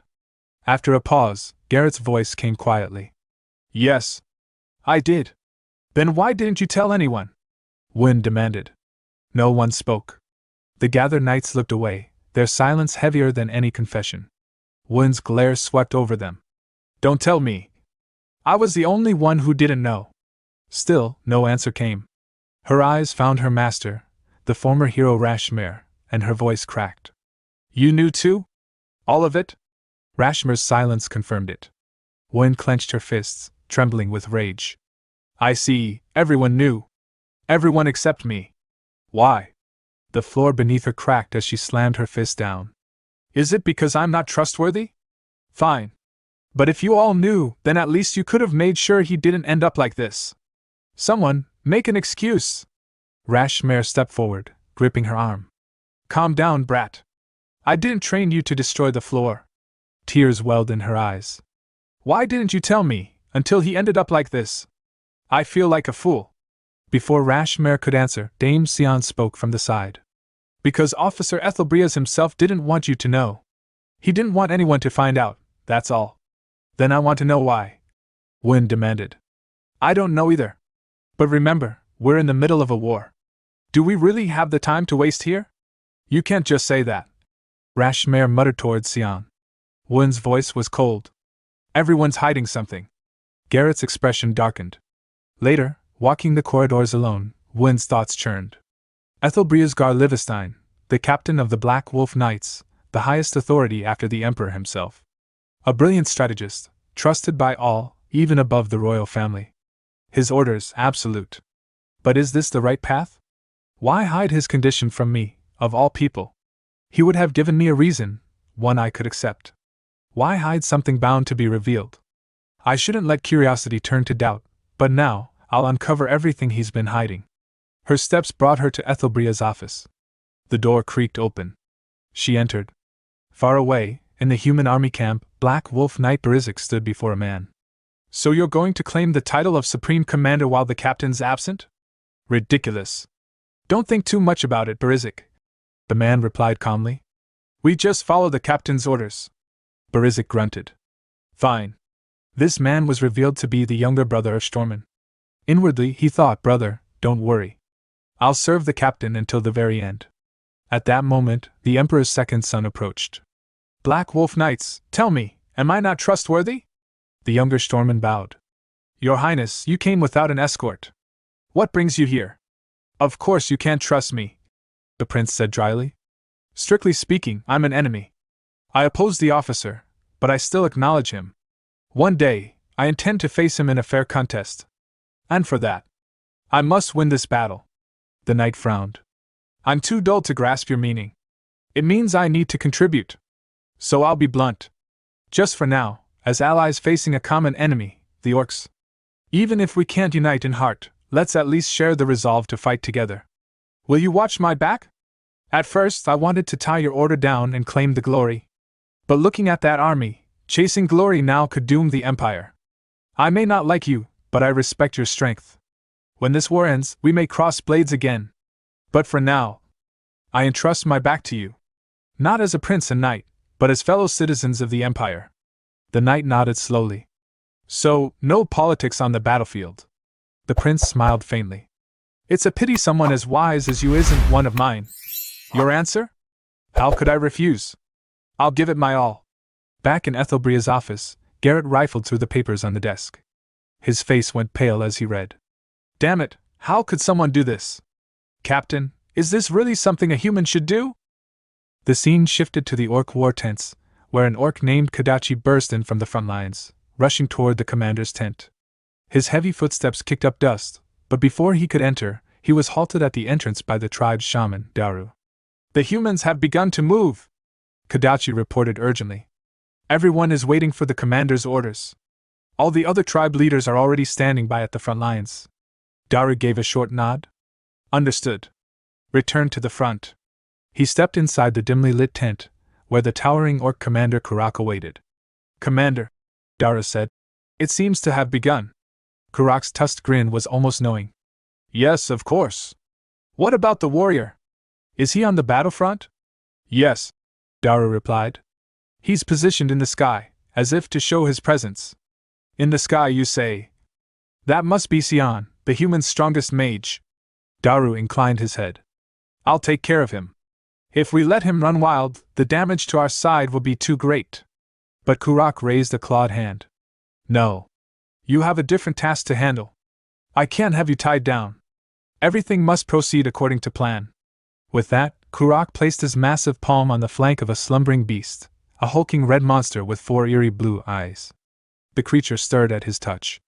Soon after, both the human and orc armies moved into formation. War cries filled the air as they charged, weapons clashing, blood spraying, and bodies collapsing on both sides. Then, from the human lines, a captain shouted toward their camp. It's the retreat signal! Retreat, everyone! Frontline units, fall back immediately! The humans suddenly pulled away, leaving the orcs momentarily bewildered. Meanwhile, above the human camp, Dame Sion hovered in the sky, beginning a complex chant. The air trembled as layers of magical circles bloomed around him. One after another, devastating spells activated. Sanctification. Thousand stakes. The flame that burns the roots. Blind man's scream. Steps in the swamp. Ground collapse. Ice witch's breath. Fog of death. The orcs stared upward in confusion. What is that? One muttered. Sion only laughed, hurling his barrage of spells toward the battlefield. Each impact erupted into a massive explosion. From the human camp, the prince's eyes widened.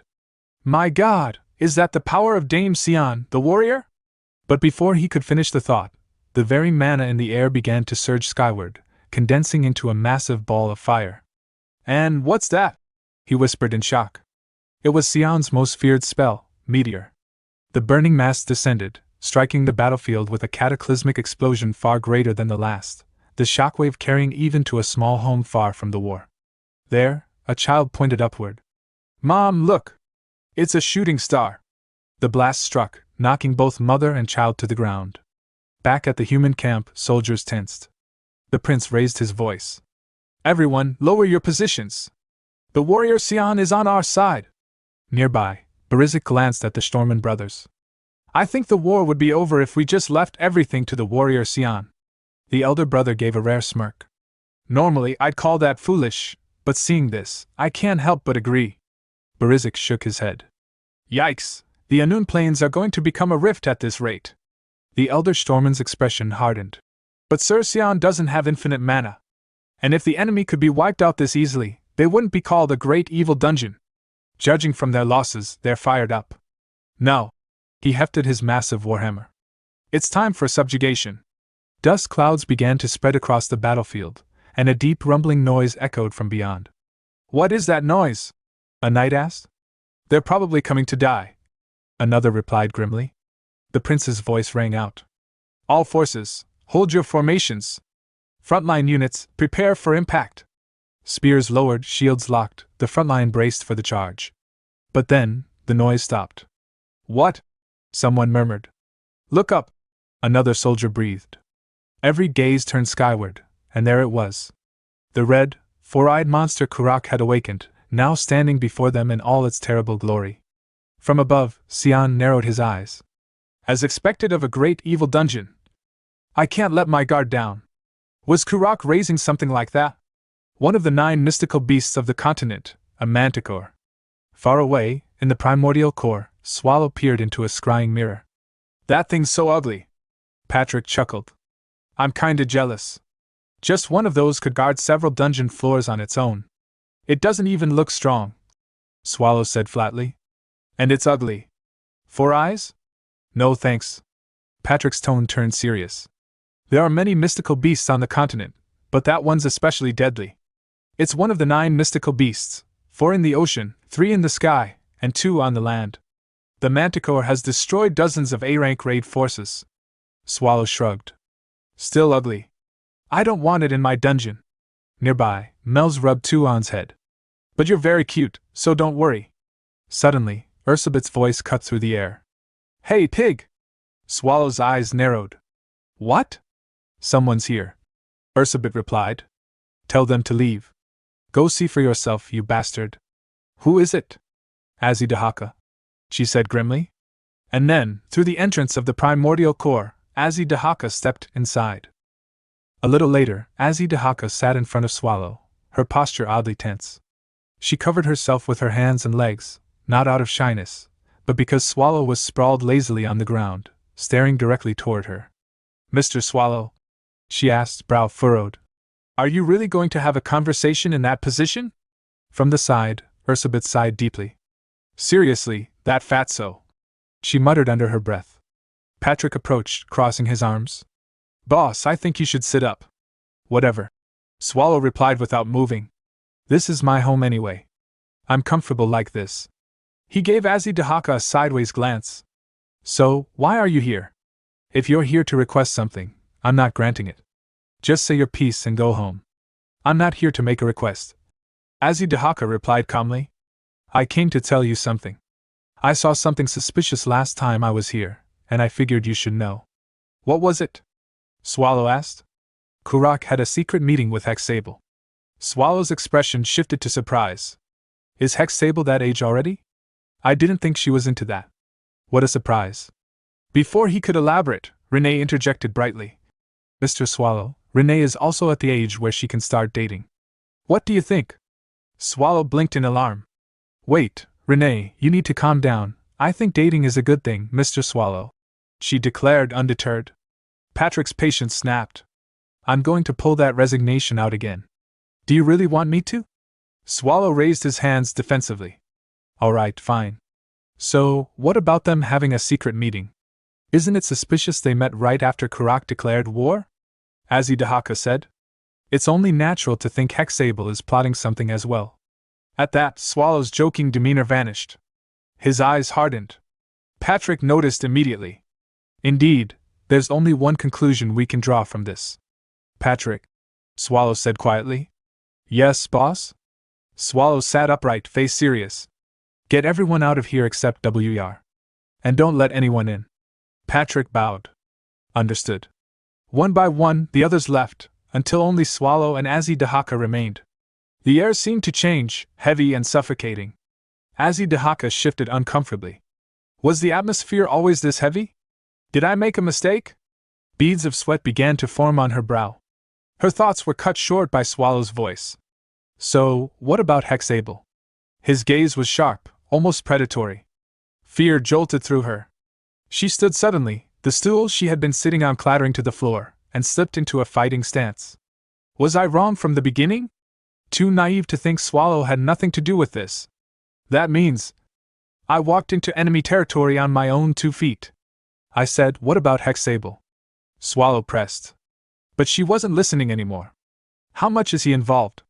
Is he planning to eliminate me, the only witness? Her resolve hardened.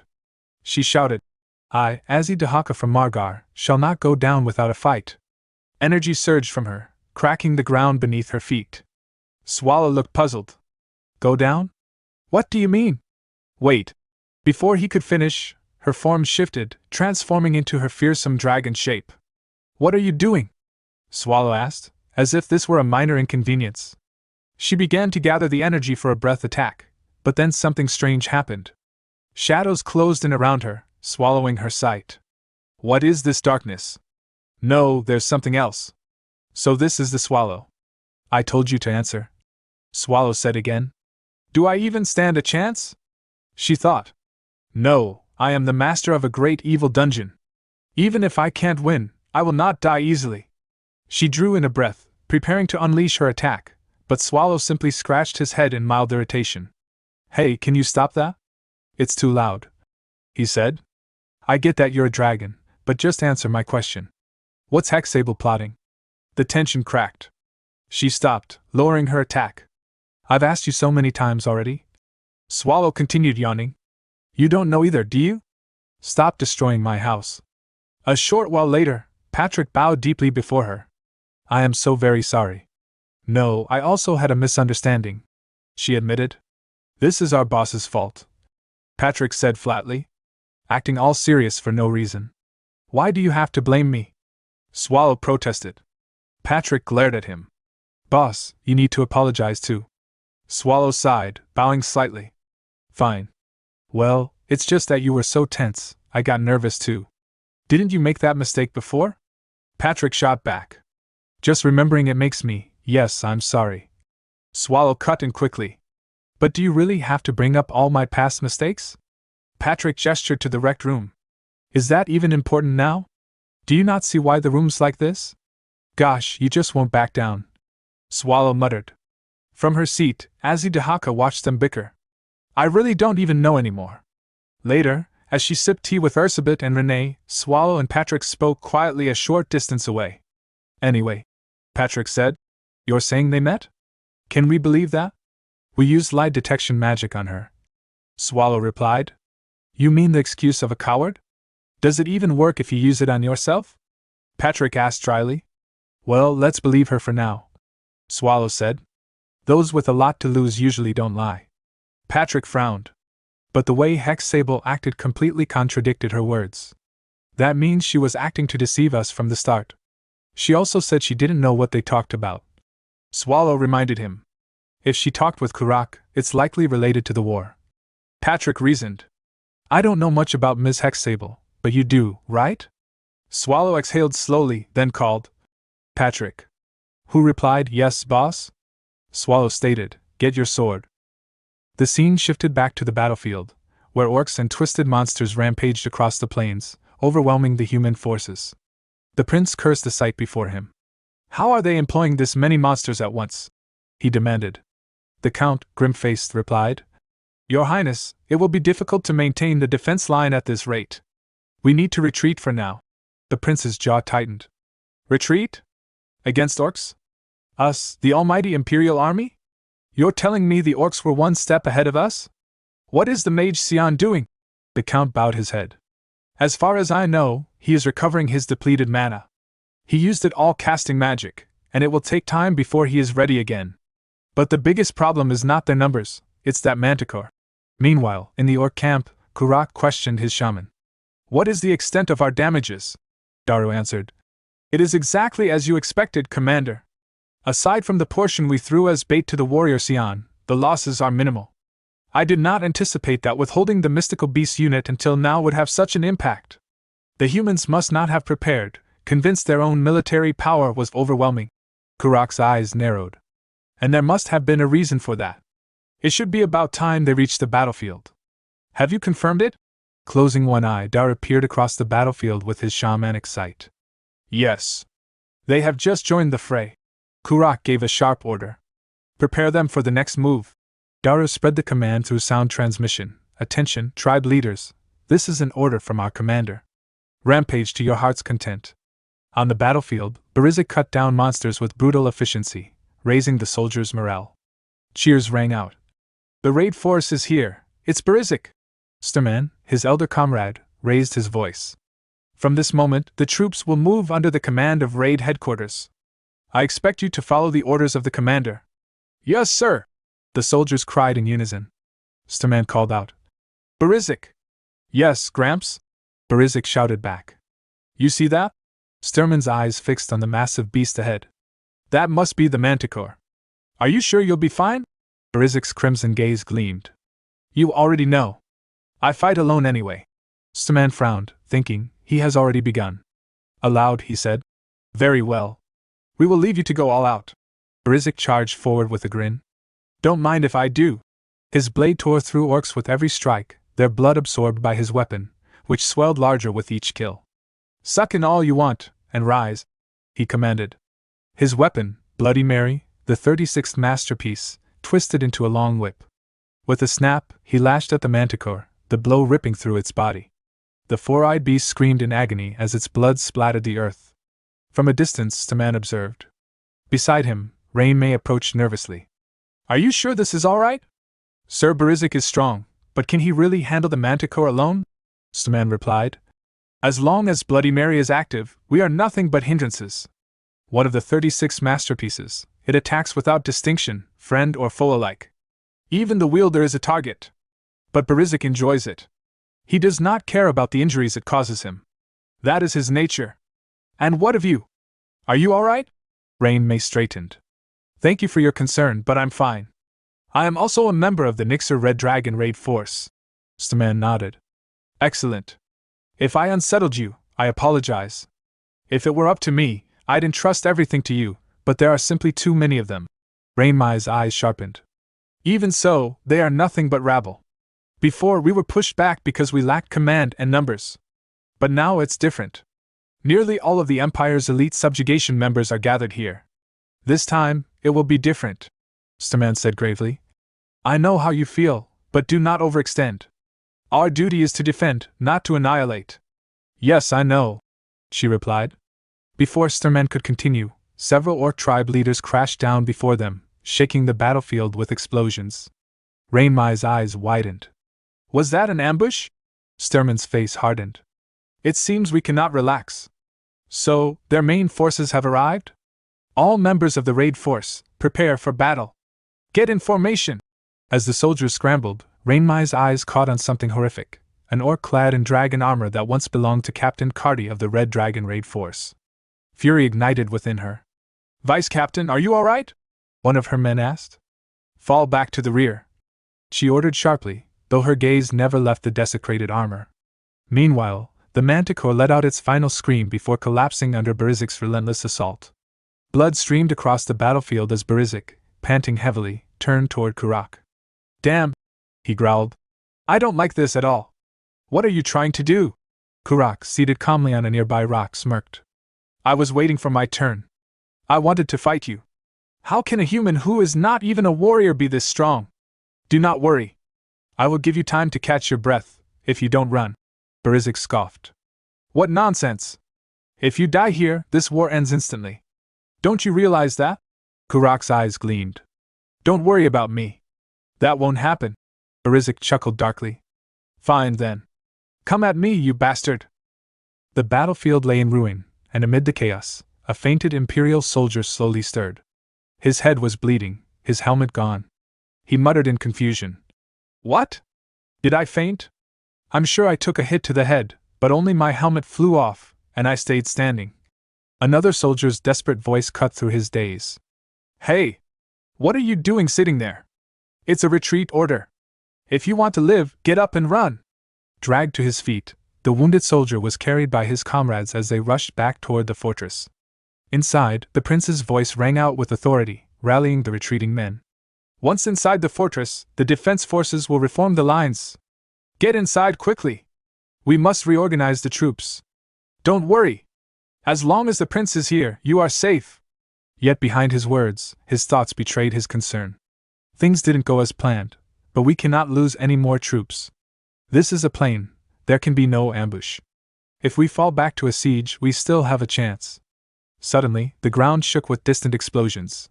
The prince's eyes narrowed. Over there, is that the subjugation squad? They said they'd act independently.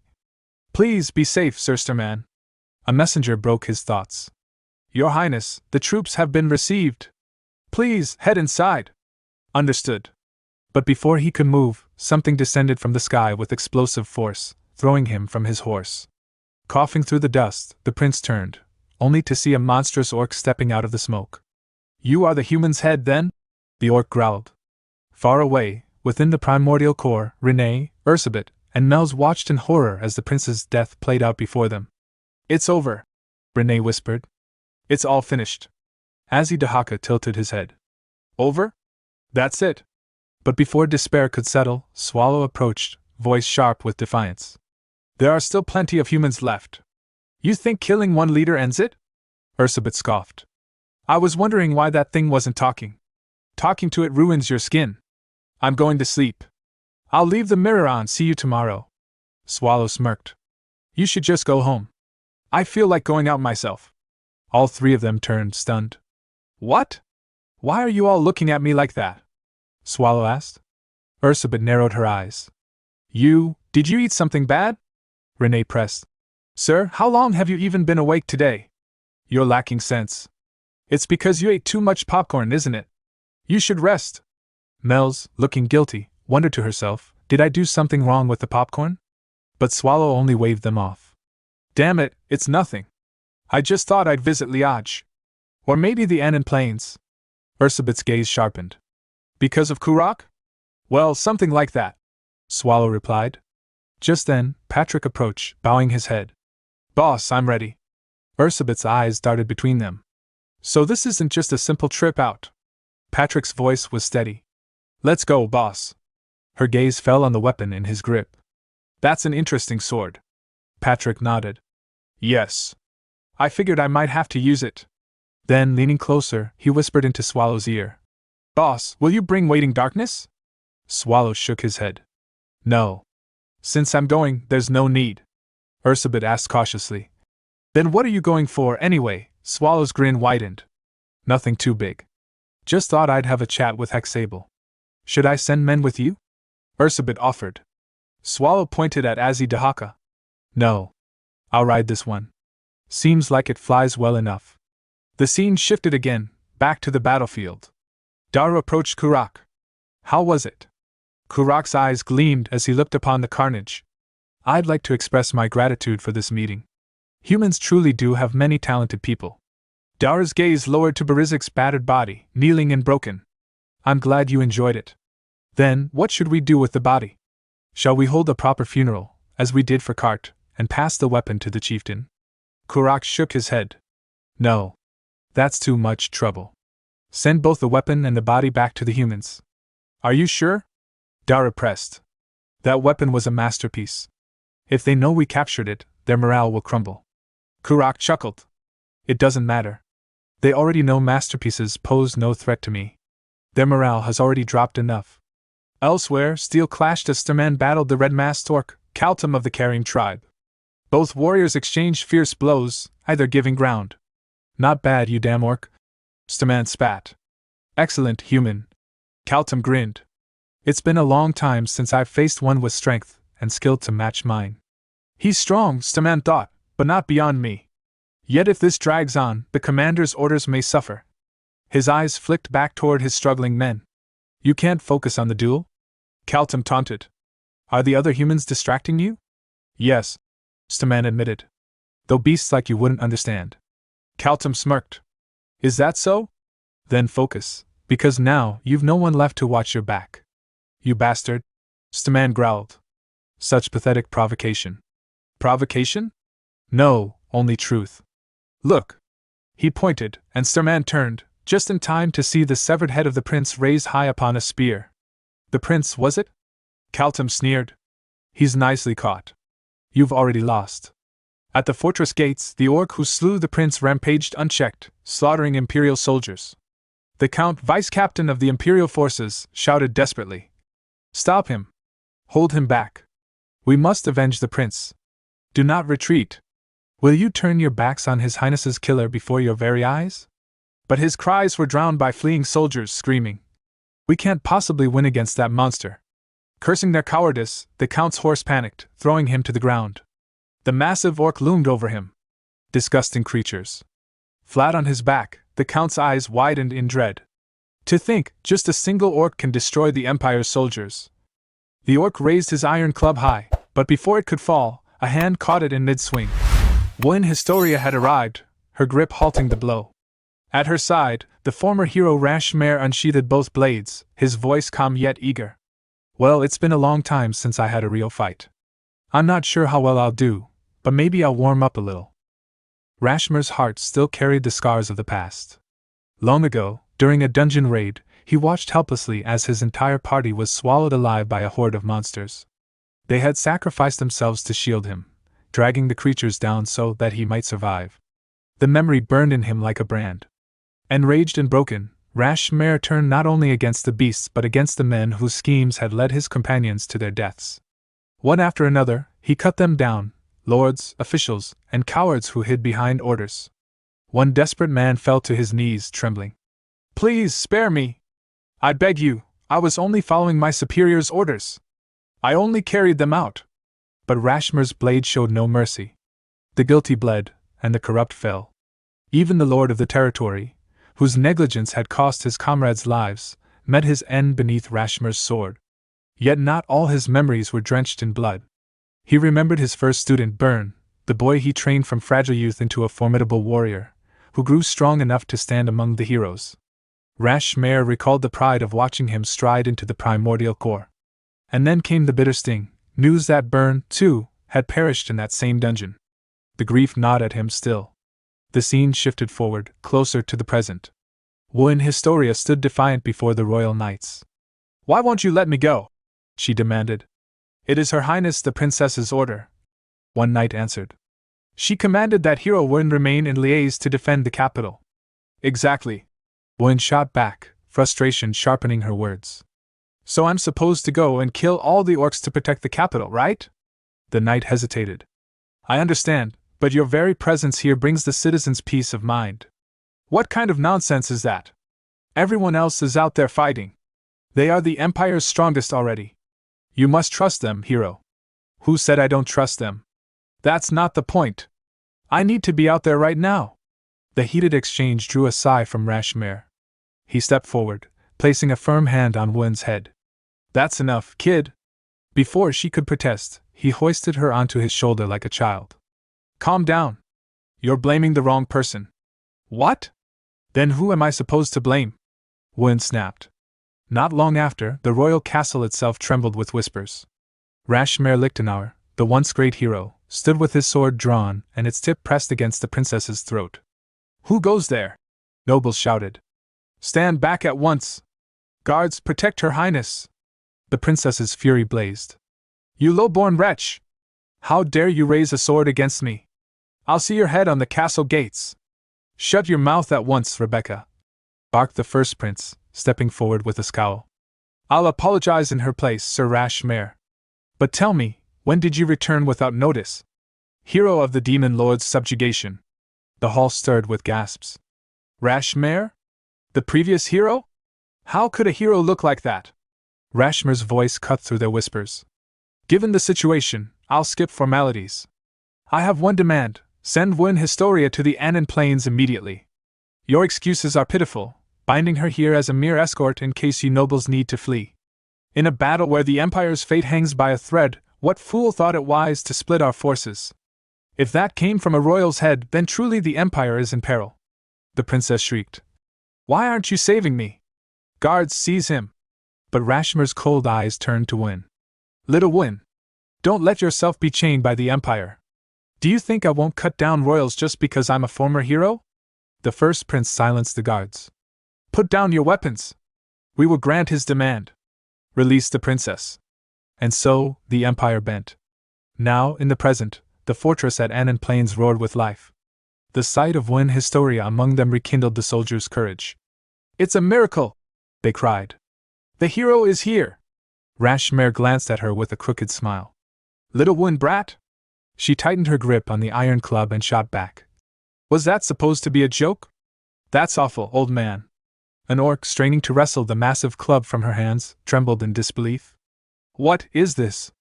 I'm pulling with all my strength, and she doesn't budge? She ignores me, cracks jokes while I fight for my life? He roared and put his weight into the attack. But Wen only sighed, clenched her gauntlet, and slammed him aside with a thunderous blow. Geez, you're so noisy! The orc's body crumpled lifeless to the ground.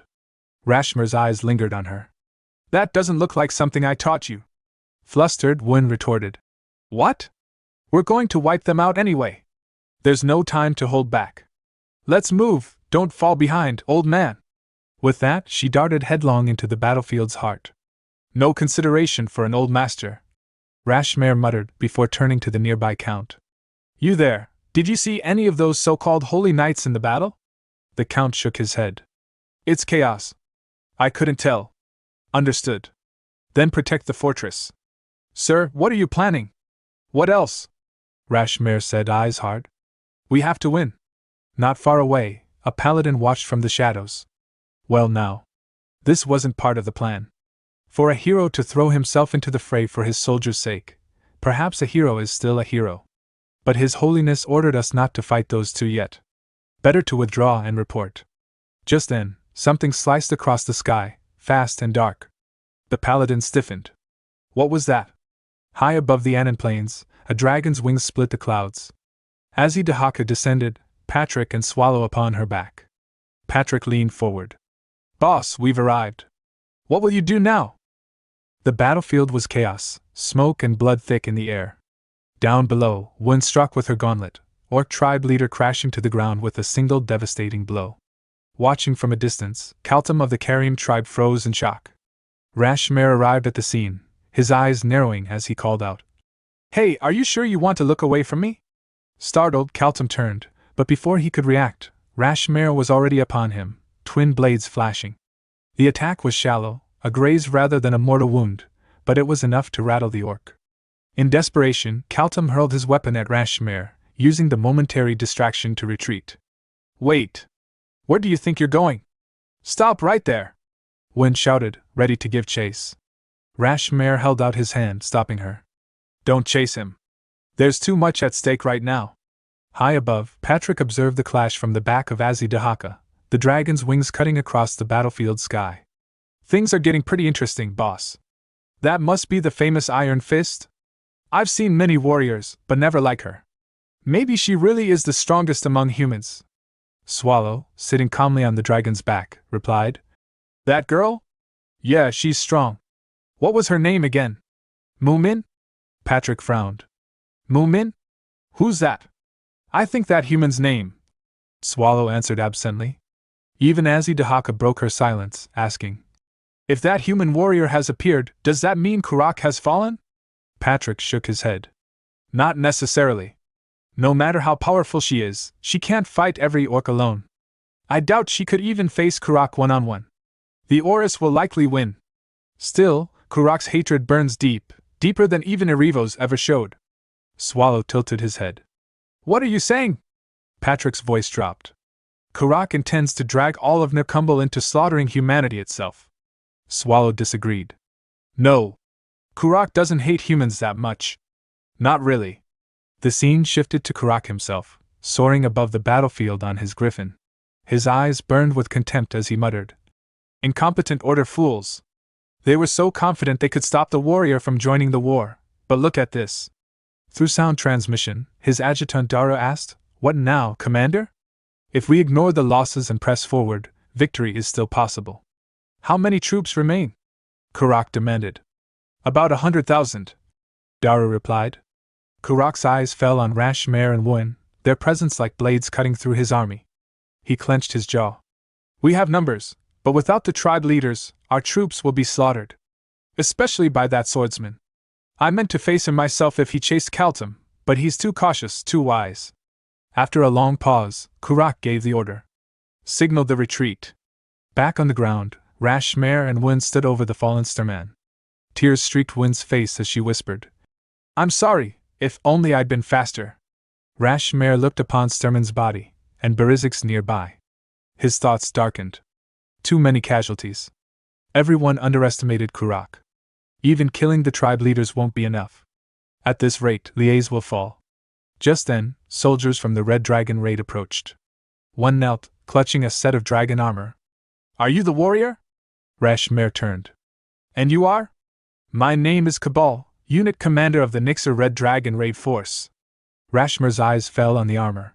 What's that you're carrying? Cabal lowered it with reverence. Our captain's armor. Vice Captain Rain May recovered it from the orcs, but when she saw it on them, her fury consumed her. She fought recklessly, and died alongside them. I see. Rashmere murmured grimly. A self-destruction. Yes. Cabal coughed, blood staining his lips. Then Rashmere's gaze sharpened, an enemy blade was lodged in Cabal's chest. Even as life slipped away, Cabal pressed on. This armor, our captain's and vice-captain's legacy, it must return home. Please take it. Rashmere bowed his head. I swear it. On my name. He could finish, when suddenly shouted. Paladins! Rain May told me before, paladins are working with the monsters. They tried to stop us from reaching this battlefield. They must be here too. We can't be sure. Rashmere began, but Wen slammed her heel into the ground, the impact sending shockwaves through the earth. No.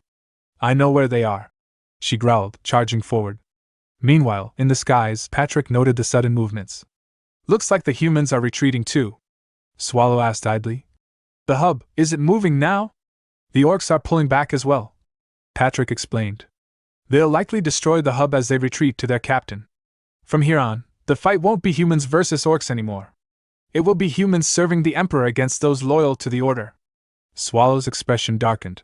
So, what do you think will happen? Patrick's answer was grave. I'm not certain, but one thing is clear. The Empire will fall.